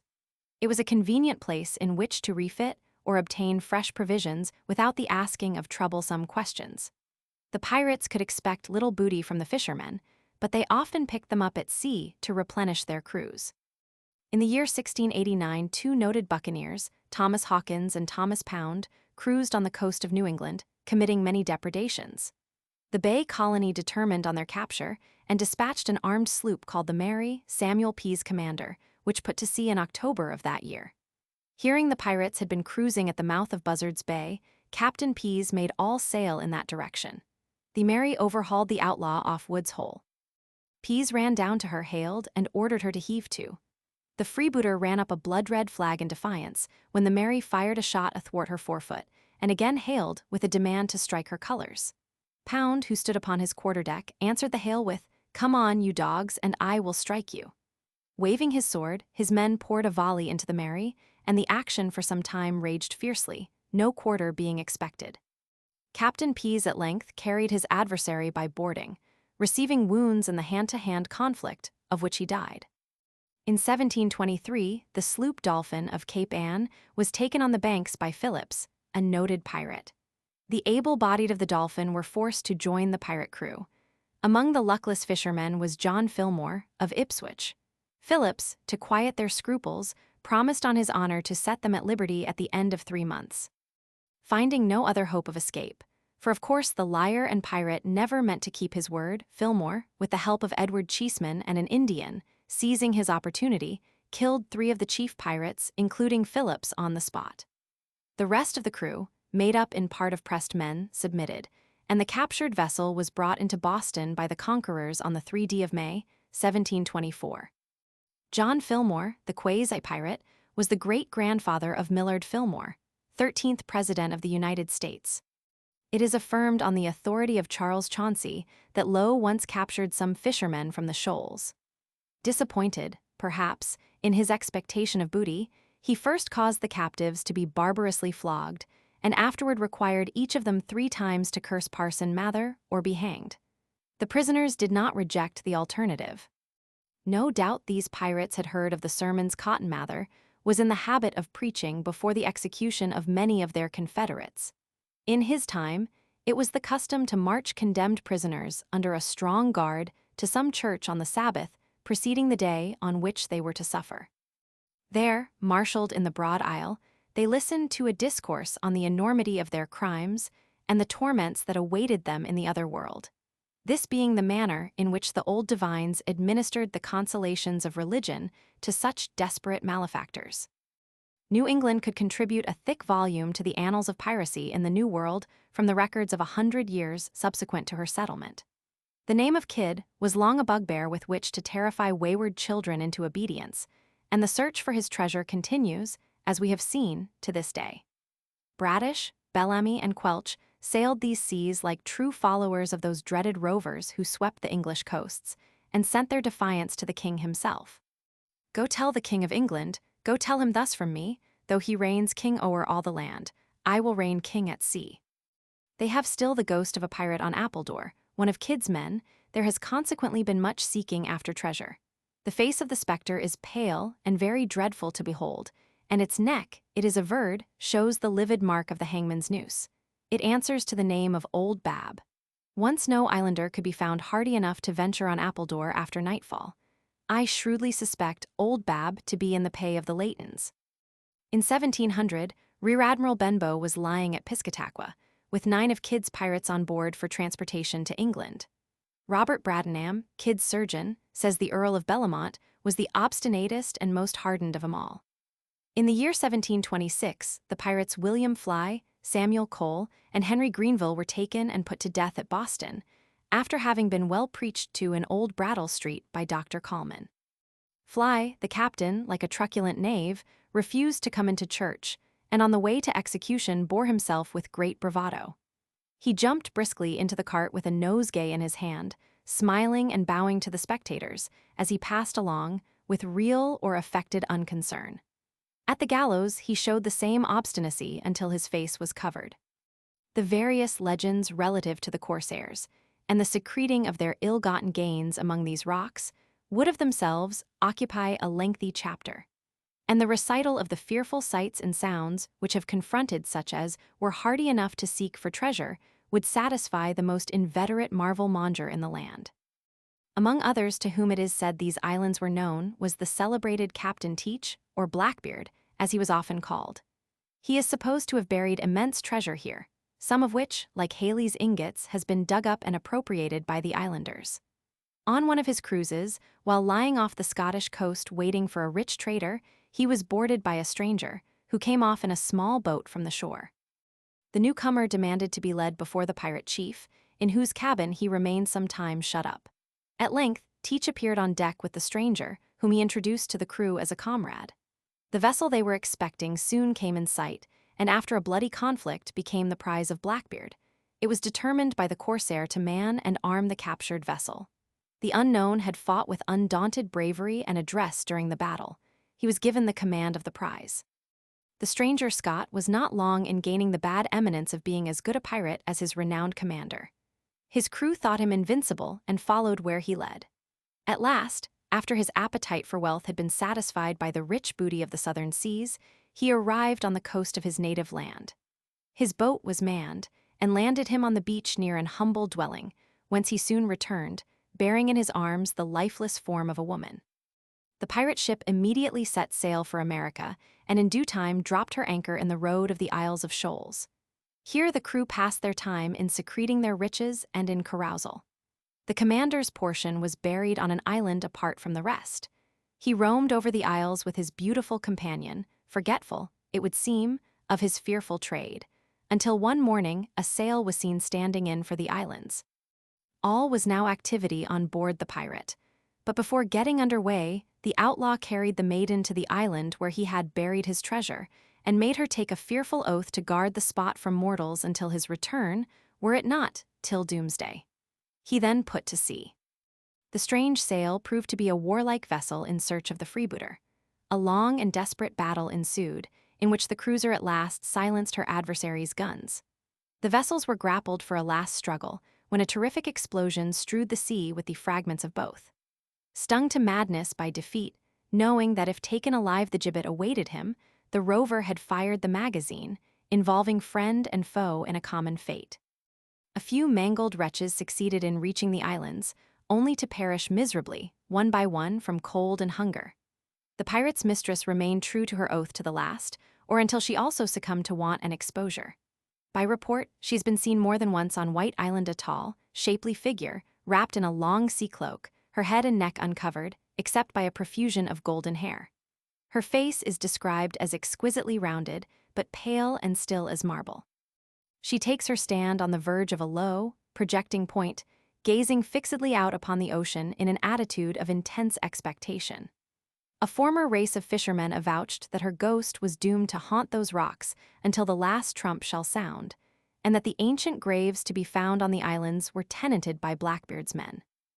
These islands were also the favorite haunt of smugglers. Many a runlet of Canary has been passed here that never paid duty to king or Congress. It must have been a very paradise of free traders, who, doubtless, had the sympathies of the inhabitants in their illicit traffic. "What a smuggler's isle," was my mental ejaculation when I first set foot on Star Island. What a retreat for some Dirk Hatterake or outlawed Jean Lafitte. I rowed over to Smutty Nose in a wherry. The name has a rough significance. Looking at the islands at low tide, they present well-defined belts of color. First is the dark line of submerged rockweed, which led some acute fishermen to hit off with effect the more popular name of Haley's Island. Next comes a strip almost as green as the grass in the rocky pastures. Above these again, shaded into browns or dingy yellows, the rocks appear of a tawny hue, and then blanched to a ghastly whiteness, a little relieved by dusky patches of green. I remarked that the schooners of 20 or 30 tons burden lying in the harbor were all at moorings, ready to run after a school of fish or away from a storm. It is only a few years since 3 of these vessels were blown from their moorings and stranded on the rocks of Smutty Nose and Appledore. In 1635, the ship James, Captain Taylor, of Bristol, England, had a narrow escape from being wrecked here. After losing 3 anchors, she was with difficulty guided past the great rocks into the open sea. The curious reader will find the details quaintly set forth in the journal of Reverend Richard Mather, the ancestor of a celebrated family of New England divines. She had on board 100 passengers for the Massachusetts colony. While lying on our oars in this basin, where so many antique craft have been berthed, it is perhaps not amiss to allude to Thomas Morton, of Mount Wollaston, alias Merry Mount. To do so, it will not only be necessary to clamber up the crumbling side of the ship in which he was being sent a prisoner to England, but to surmount prejudices equally decrepit, that, like the spectre of Old Bab, continue to appear long after they have been decently gibbeted. The incident derives a certain interest from the fact that Morton's was the first instance of banishment in the New England colonies. The only consequence of Thomas Morton, of Clifford's Inn, Gent, is due to the effort to cast obloquy upon the Pilgrims. In the year 1628, the ship Whale was riding at the Isles of Shoals, Morton having been seized by order of Plymouth Colony, and put on board for transportation to England. What manner of ship the Whale was may be gathered from Morton's own account of her. The master he calls Mr. Weathercock, and the ship, a pitiful, weather-beaten craft, in which he was in more danger than Jonah in the whale's belly.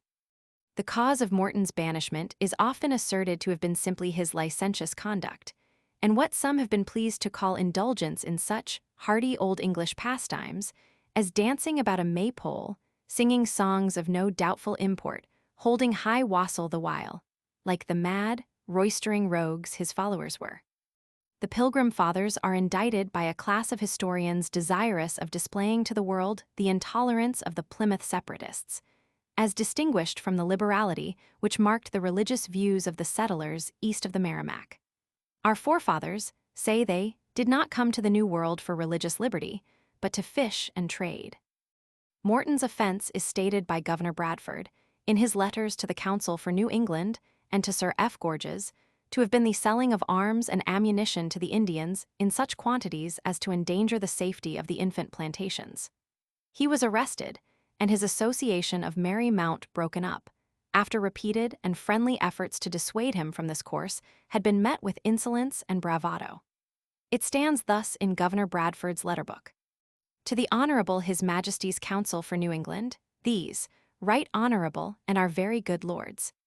Necessity hath forced us, His Majesty's subjects of New England in general, after long patience, to take this course with this troublesome planter, Mr. Thomas Morton, whom we have sent unto your honors that you may be pleased to take that course with him, which to your honorable wisdom shall seem fit.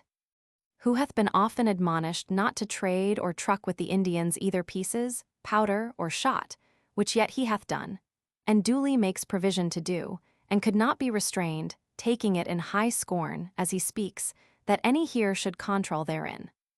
Now the general weakness of us, His Majesty's subjects, the strength of the Indians, and at this time their great preparations to do some affront upon us, and the evil example which it gives unto others, and having no subordinate general government under your honors in this land to restrain such misdemeanors, causeth us to be troublesome to your lordships to send this party unto you for remedy and redress hereof.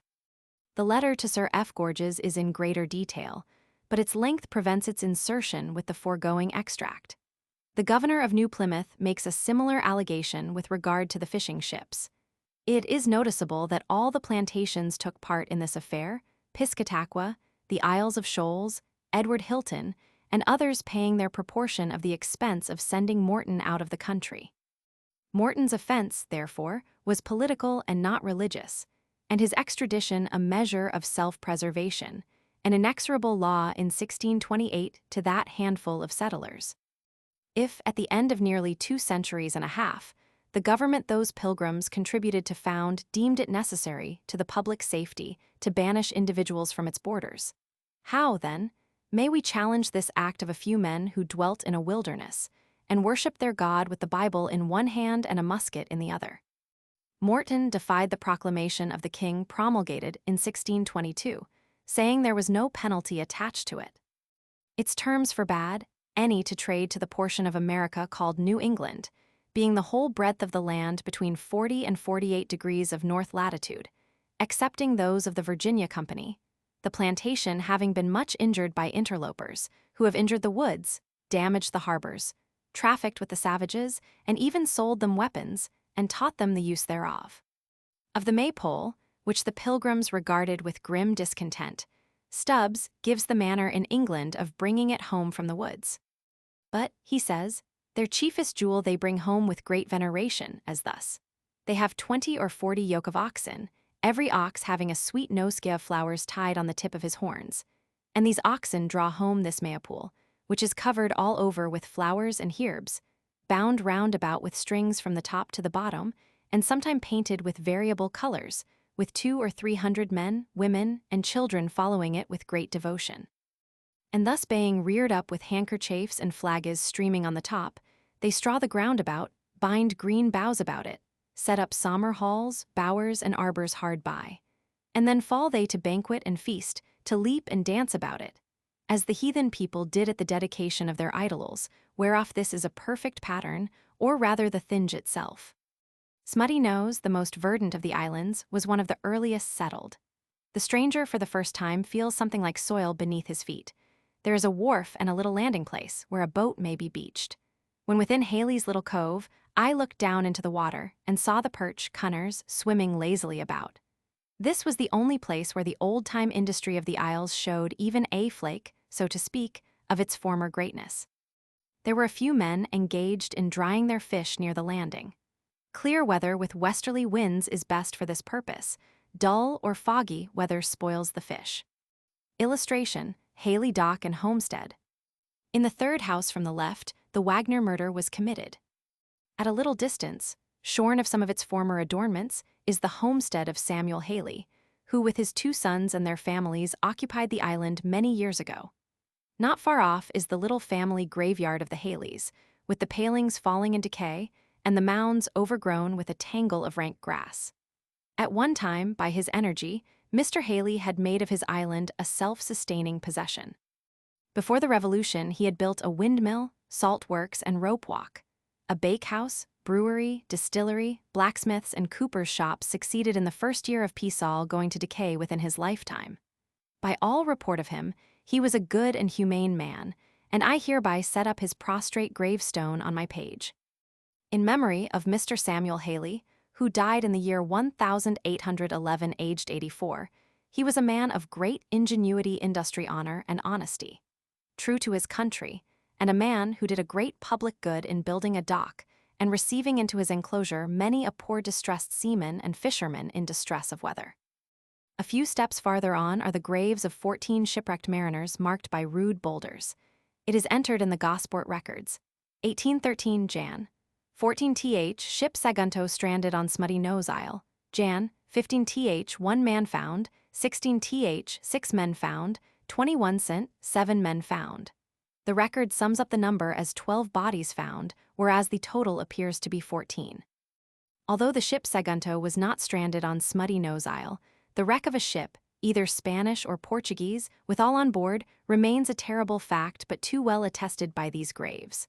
The horror of the event is deepened and strengthened by the simple word, unknown.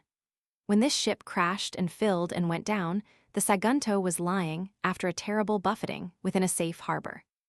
It was in a blinding snowstorm, and a gale that strewed the shore from the Penobscot to Hatteras with wrecks, that a ship built of cedar and mahogany was thrown on these rocks.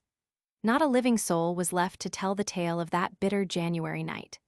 The ill-fated vessel was richly laden, no doubt, for boxes of raisins and almonds from Malaga drifted on shore the next morning. On a piece of the wreck that came in a silver watch of English make was found, with the letters P.S. graven on the seals, and among the debris was a Spanish and part of an American ensign, for it was wartime then between England and the American states. The watch had stopped at exactly 4 o'clock, or when time ceased for those hapless Spaniards. There were also found some 20 letters, addressed south of New York. Conjecture said it was a Spanish ship from Cadiz, bound for Philadelphia. This is the story of this little clump of graves, and of the wreck, to this day unknown. It has been told many times in prose and poetry, but not often truly. Samuel Haley had been quietly lying in his grave 2 years. The reader may or may not believe he found the frozen bodies of some of the crew next morning reclining on his wall. Here is a wild flower of island growth, of a handful cast upon these fading mounds. O sailors, did sweet eyes look after you the day you sailed away from sunny Spain, bright eyes that followed fading ship and crew melting in tender rain? I wondered that these 14 the old sea had strangled and flung up here could rest so peacefully in ground unblessed by Holy Church. Perchance the spot has witnessed midnight mass, with incense and with missal. No doubt beads have been told, and a pater and ave said by pious pilgrims. It is not pleasant to think that the island has become more widely known through the medium of an atrocious murder committed here in March 1873. Formerly, the islanders dated from some well-remembered wreck. Now it is before or since the murder on Smutty Nose they reckon. On the morning of March 6th, the Norwegian who lives opposite Star Island, on Appledore, heard a cry for help. Going to the shore, he saw a woman standing on the rocks of Malaga in her night dress. He crossed over and brought the poor creature to his cottage when it appeared that her feet were frozen. She was half dead with fright and exposure, but told her tale as soon as she was able. John Hauntfit, a fisherman, occupied one of the 3 houses on Smutty Nose, the third counting from the little cove as you look at it from Star Island. On the night of the 5th of March, he was at Portsmouth, leaving 3 women, Mary, his wife, Aneth and Karen Christensen, at home. They went to bed as usual, Aneth with Mrs. Hauntfit in the bedroom, Karen on a couch in the kitchen. It was a fine moonlight night, though cold, and there was snow on the ground. Sometime during the night a man entered the house, it is supposed for the purpose of robbery. He fastened the door between the kitchen, which he first entered, and the bedroom, thus isolating the sleeping women. Karen, having awoke, cried out when she was attacked by the intruder with a chair. The noise having aroused the 2 women in the bedroom, Mary Hauntfit jumped out of bed, forced open the door leading into the kitchen, and succeeded in getting hold of the wounded girl, Karen, whom she drew within her own chamber. All this took place in the dark.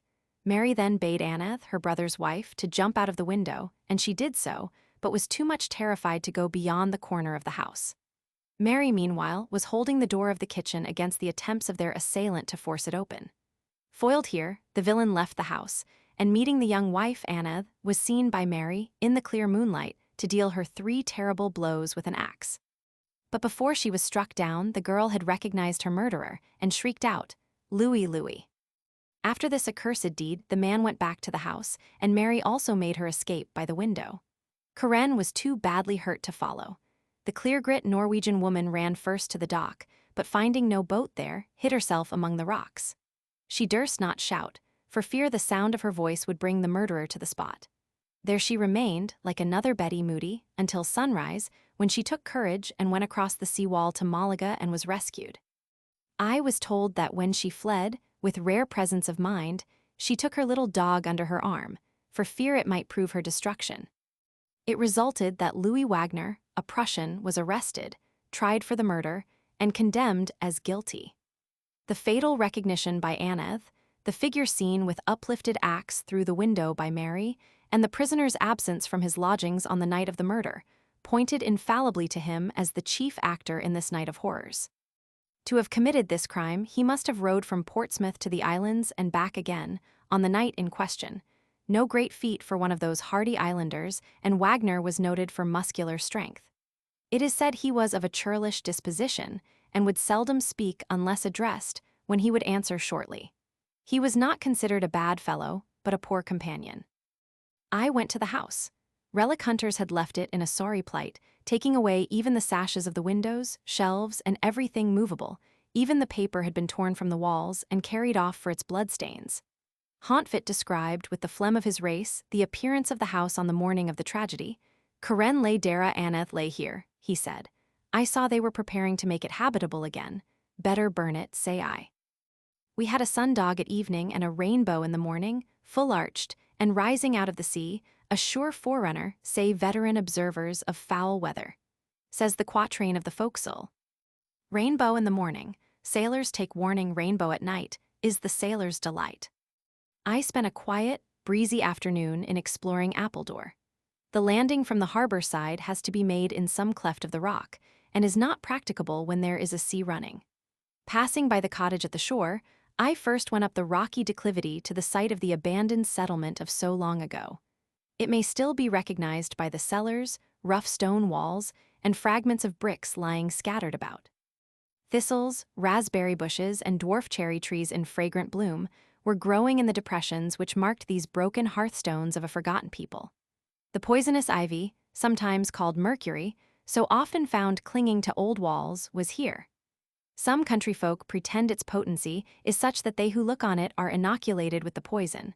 A scratch, as I know to my cost, will suffice.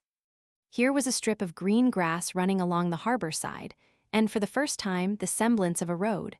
I followed it until it lost itself among the rocks.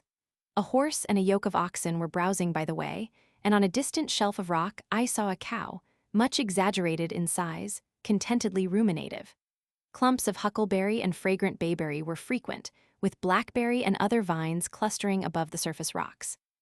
I am inclined to doubt whether, after all, the habitation of Appledore was abandoned on account of the Indians, for Star Island, as has been remarked, could give no better security. Probably the landing had much to do with it.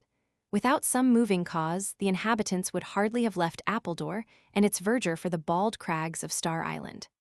The choice of Appledore by the first settlers was probably due to its spring of pure water, the only one on the islands. The year 1628 is the first in which we can locate actual settlers at the shoals. Mr. Jeffrey and Mr. Burslem, then assessed £2 for the expenses of Morton's affair, are supposed to have been living there.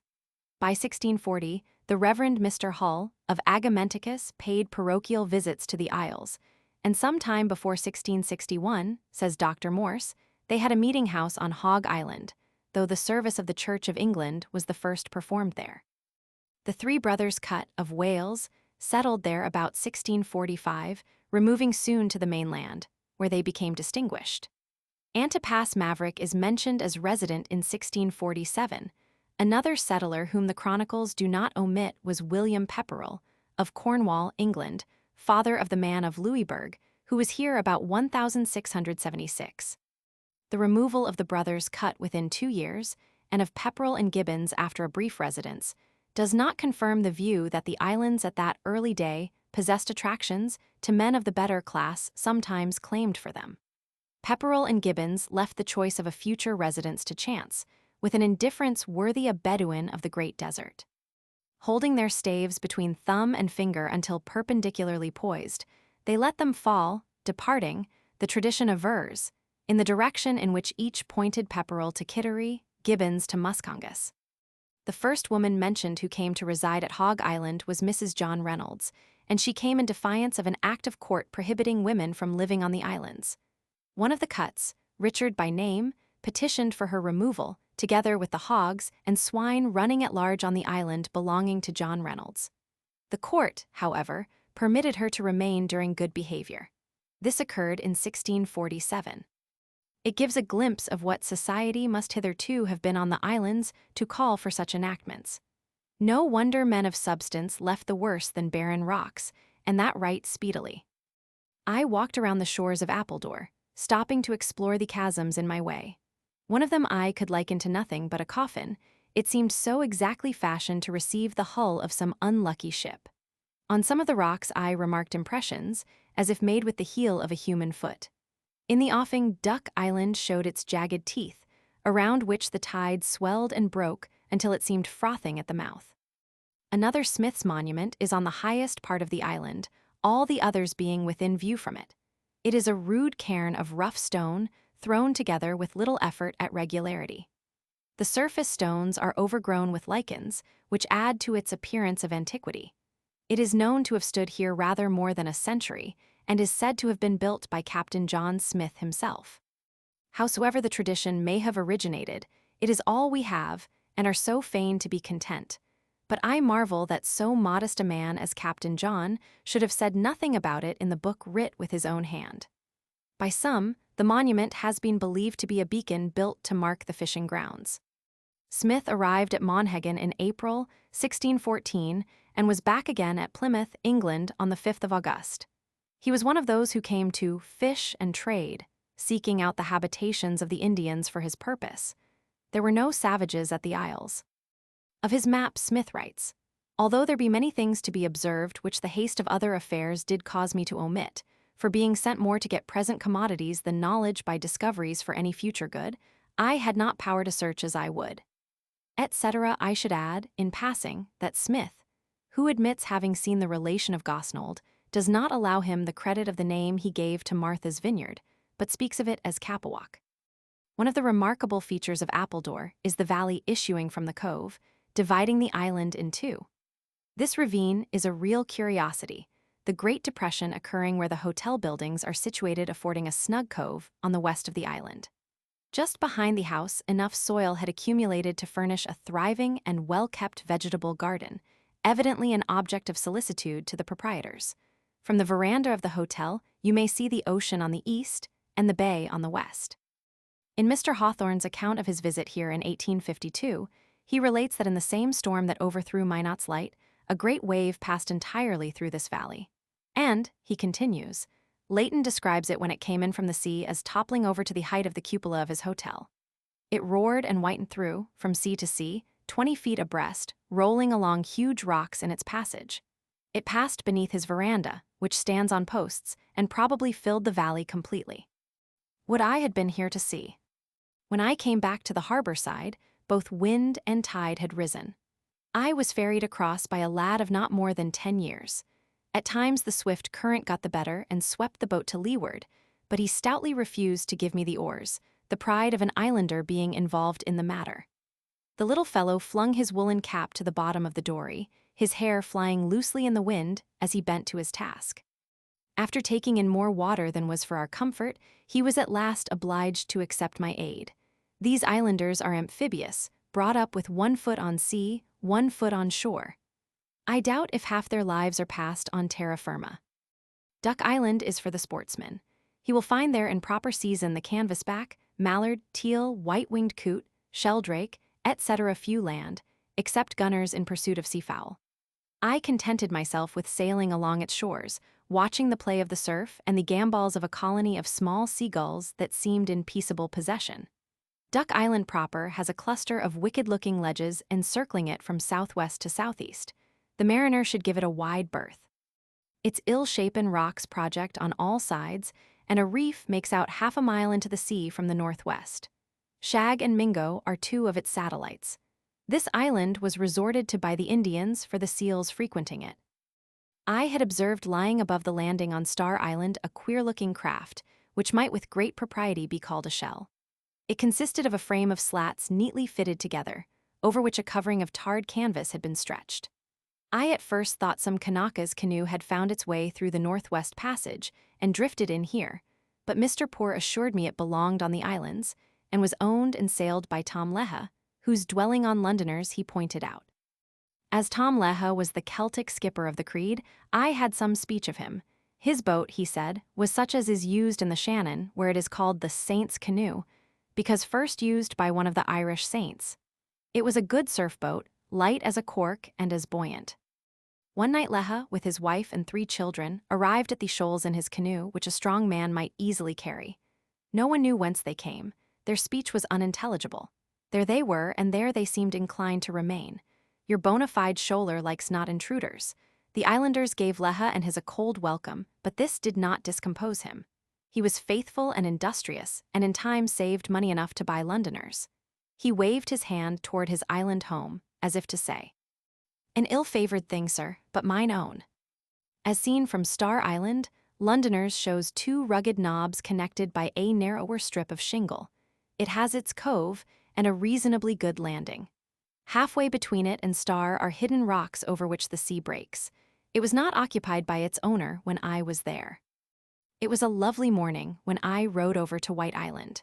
Once clear of the harbor, I found outside what sailors call an old sea, the relics of the late northeaster. But these wherries will live in any sea that runs on the New England coast. I have heard of the bank fishermen being out in them for days together when their vessel could not lie at anchor in the tremendous swell. White Island is now the most picturesque of the group, a distinction once conceded to Star. It owes this preference to its lighthouse, standing on a cliff at the east head of the isle, that rises full 50 feet out of water. At least it seemed so high to me as I lay underneath it in my little boat at low tide. Against this cliff, the waves continually swelled, rushing into crannies, where I could hear them gurgling and soughing as if some monster were choking to death in their depths. This is not so forbidding as Boone Island, but it is enough. The lighthouse was of brick, as I could see where the weather had worn off last year's coat of whitewash. It was not yet time for the tender to come and brighten it up again. The long gallery conducting from the keeper's cottage up to the tower was once torn away from its fastenings and hurled into the deep gorge of the rocks which it spans. I saw nothing to hinder if the Atlantic had a mind again to play at bowls with it. The island owes its name to the blanched appearance of its crags, little different in this respect from its fellows. At high tides, the westward end is isolated from the rest, making 2 islands of it in appearance, but inseparable as the Siamese twins. The lighthouse is much visited in summer, especially by those of a romantic turn, and by those to whom its winding stairs, huge tanks of oil, and powerful Fresnel possess the charm of novelty. By its side is the section of an earlier building, a reminiscence of the former state of the Isles. For many years, the keeper of the light was Thomas B. Layton, afterward proprietor of Appledore. On account of some political disappointment, he removed from Portsmouth to the Isles, making, it is said, a vow never again to set foot on the mainland. Fortune followed the would-be recluse against his will. As keeper of a boarding house on Appledore, he is reported to have expressed little pleasure at the coming of visitors, even while receiving them with due hospitality. He was glad of congenial spirits, but loved not overmuch the stranger within his gates. His sons succeeded to their father at the Appledore. His daughter has told with charming naivete the story of the lighthouse, whose lamps she often trimmed and lighted with her own hands. I lit the lamps in the lighthouse tower, for the sun dropped down and the day was dead. They shone like a glorious clustered flower, 2 golden and 5 red. In 1793, there were only 8 lighthouses within the jurisdiction of Massachusetts. Of these, one was at the entrance of Nantucket and another of Boston Harbor. There were twin lights on the north point of Plymouth Harbor, on Thatcher's Island, off Cape Ann, and at the northerly end of Plum Island, at the mouth of the Merrimack. The latter were not erected until 1787. They were of wood, so contrived as to be removed at pleasure, in order to conform to the shifting of the sandbar on which they stood. The lights on Baker's Island, at the entrance of the port of Salem, were not built until 1798. But neither compass, sextant, fixed and revolving lights, storm signals, careful soundings, buoys, nor beacons, with all the improvements in modern shipbuilding, have yet reduced traveling over the sea to the same certainty as traveling over the land. We commit ourselves to the mercy of Father Neptune just as fearfully as ever, and annually pay a costly tribute of lives for the privilege of traversing his dominions. During the winter of 18, so runs the story, the keeper of this light was a young islander, with a single assistant. For nearly a week northeasterly, winds had prevailed, bringing in from the sea a cold, impenetrable haze that enveloped the islands and rendered it impossible to discern objects within a cable's length of the lighthouse. At the turn of the tide on the 6th day, the expected storm burst upon them with inconceivable fury. The sea grew blacker beneath the dead white of the falling snow.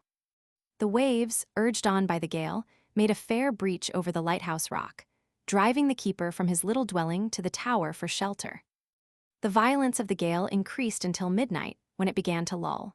The spirits of the oppressed watchers rose as the storm abated. One made ready a smoking platter of fish and potatoes, while the other prepared to snatch a few moments' sleep. While thus occupied, a loud knock was heard at the door. It was repeated. The 2 men stood rooted to the spot. They knew no living thing except themselves was on the island. They knew nothing of mortal shape might approach it in such a fearful tempest. At a 3rd knock, the assistant, who was preparing their frugal meal, fell upon his knees, making the sign of the cross, and calling upon all the saints in the calendar for protection, like the good Catholic he was. The keeper, who had time to recollect himself, advanced to the door and threw it open. On the outside stood a gigantic Negro, of muscular frame, clothed in a few rags, the blood streaming from 20 gashes in his body and limbs. A brig had been cast away on the rocks a few rods distant from the light, and the intrepid black had ventured to attempt to gain the lighthouse. The keeper ran to the spot. Peering into the darkness, he could discover the position of the vessel only by the flapping of her torn sails in the wind. The roar of the sea drowned every other sound. If the shipwrecked crew had cried for help, they could not have been heard. Availing himself of his knowledge of every inch of the shore, the keeper succeeded in gaining a projecting ledge, from which he attracted the attention of those on board the brig, and after many fruitless efforts a line was got to land. The wreck, as the keeper could now see, was driven in a little under the shelter of a projecting point. Moments were precious. He sought in vain for some projection on which he might fasten his rope. He did not hesitate, but wound it about his body, and fixed himself as firmly as he could in a crevice of the rock. Here, with his feet planted on the slippery ledge, where every sea that came in drenched him to the skin, the brave fellow stood fast until every man of the crew had been saved. There is nothing that moves the imagination like a lighthouse. John Quincy Adams said, when he saw one in the evening, he was reminded of the light Columbus saw the night he discovered the New World. I have been moved to call them telegraph posts, standing along the coast, each flashing its spark from cape to headland, the almost commingling rays being golden threads of happy intelligence to all mariners. What a glorious vision it would be to see the kindling of each tower from Florida to Prima Vista, as the broad streets of the city are lighted, lamp by lamp. Here ended my wanderings among these islands, seated like immortals in the midst of eternity. The strong southwesterly current bore me swiftly from the lighthouse rock. We hoisted sail and laid the prow of our little bark for the river's mouth, but I leaned over the taffrail and looked back at the beacon tower till it faded and was lost. Even at this distance I can see the tides, upheaving, break unheard along its base, a speechless wrath that rises and subsides in the white lip and tremor of the face. "Sail on," it says, "sail on, ye stately ships, and with your floating bridge the ocean span. Be mine to guard this light from all eclipse, be yours to bring man nearer unto man." Footnotes: 1670. The General Court being informed that there is a ship riding in the road at the Isle of Shoals suspected to be a pirate, and hath piratically seized the sage ship and goods from some of the French nation in amity with the English, and doeth not come under command, this court doeth declare and order that neither the sage ship or goods or any of the company shall come into our jurisdiction, or be brought into any of our ports, upon penalty of being seized upon and secured to answer what shall be objected against them. Massachusetts Colonial Records, Volume Roman 4, Part 2, p. 449. After execution, the bodies of the pirates were taken to the little island in Boston Harbor known as Nix's Mate, on which there is a monument. Fly was hung in chains, and the other two buried on the beach. The total disappearance of this island before the encroachments of the sea is the foundation of a legend. Bird Island, in the same harbor on which pirates have been executed, has also disappeared. It formerly contained a considerable area. A somewhat more authentic naval conflict occurred during the War of 1812 with Great Britain, when the American privateer, Governor Plummer, was captured on Jeffreys Ledge by a British cruiser, the Sir John Sherbrooke. The American had previously made many captures. Off Newfoundland, she sustained a hard fight with a vessel of 12 guns sent out to take her. She also beat off 6 barges sent on the same errand. 1686. Ordered that no ships do unliver any part of their lading at the Isles of Shoals before they have first entered with the collector of H.M. Customs, and also with the officer receiving his madge imposts and revenues arising upon wine, sperm, and sea, imported either in Boston, Salem, or Piscataqua, and that all ships and vessels trading to the eastward of Cape Porpoise shall enter at some of the aforesaid ports, or at the town of Falmouth in the Prov. Of Maine, Massachusetts Council Records, Volume I, p. 43. Boston, 1850. Original in possession of Dorchester Antiquarian Society. Mount Wollaston, Quincy, Massachusetts. Present residence of John Quincy Adams, Esquire. See Massachusetts Historical Collections, Volume Roman 3, p. 63. British State Papers, Calendars. Spanish ship Sagunto, Carrera, 73 days from Cadiz for New York, arrived at Newport on Monday, January 11th, out of provisions and water and the crew frostbit. Cargo, wine, raisins, and salt. Saw no English cruisers and spoke only one vessel, a Baltimore privateer. Columbian Sentinel, January 16, 1813. Appledore, a small seaport of England, county of Devon, parish of Northampton, on the Torridge, at its mouth in Barnstable Bay, 2¼ miles north of Bideford. It is resorted to in summer as a bathing place, and has a harbor subordinate to the port of Barnstable. Gazetteer. Levitt says, upon these islands are no salvages at all. Mrs. Celia Leighton Thaxter.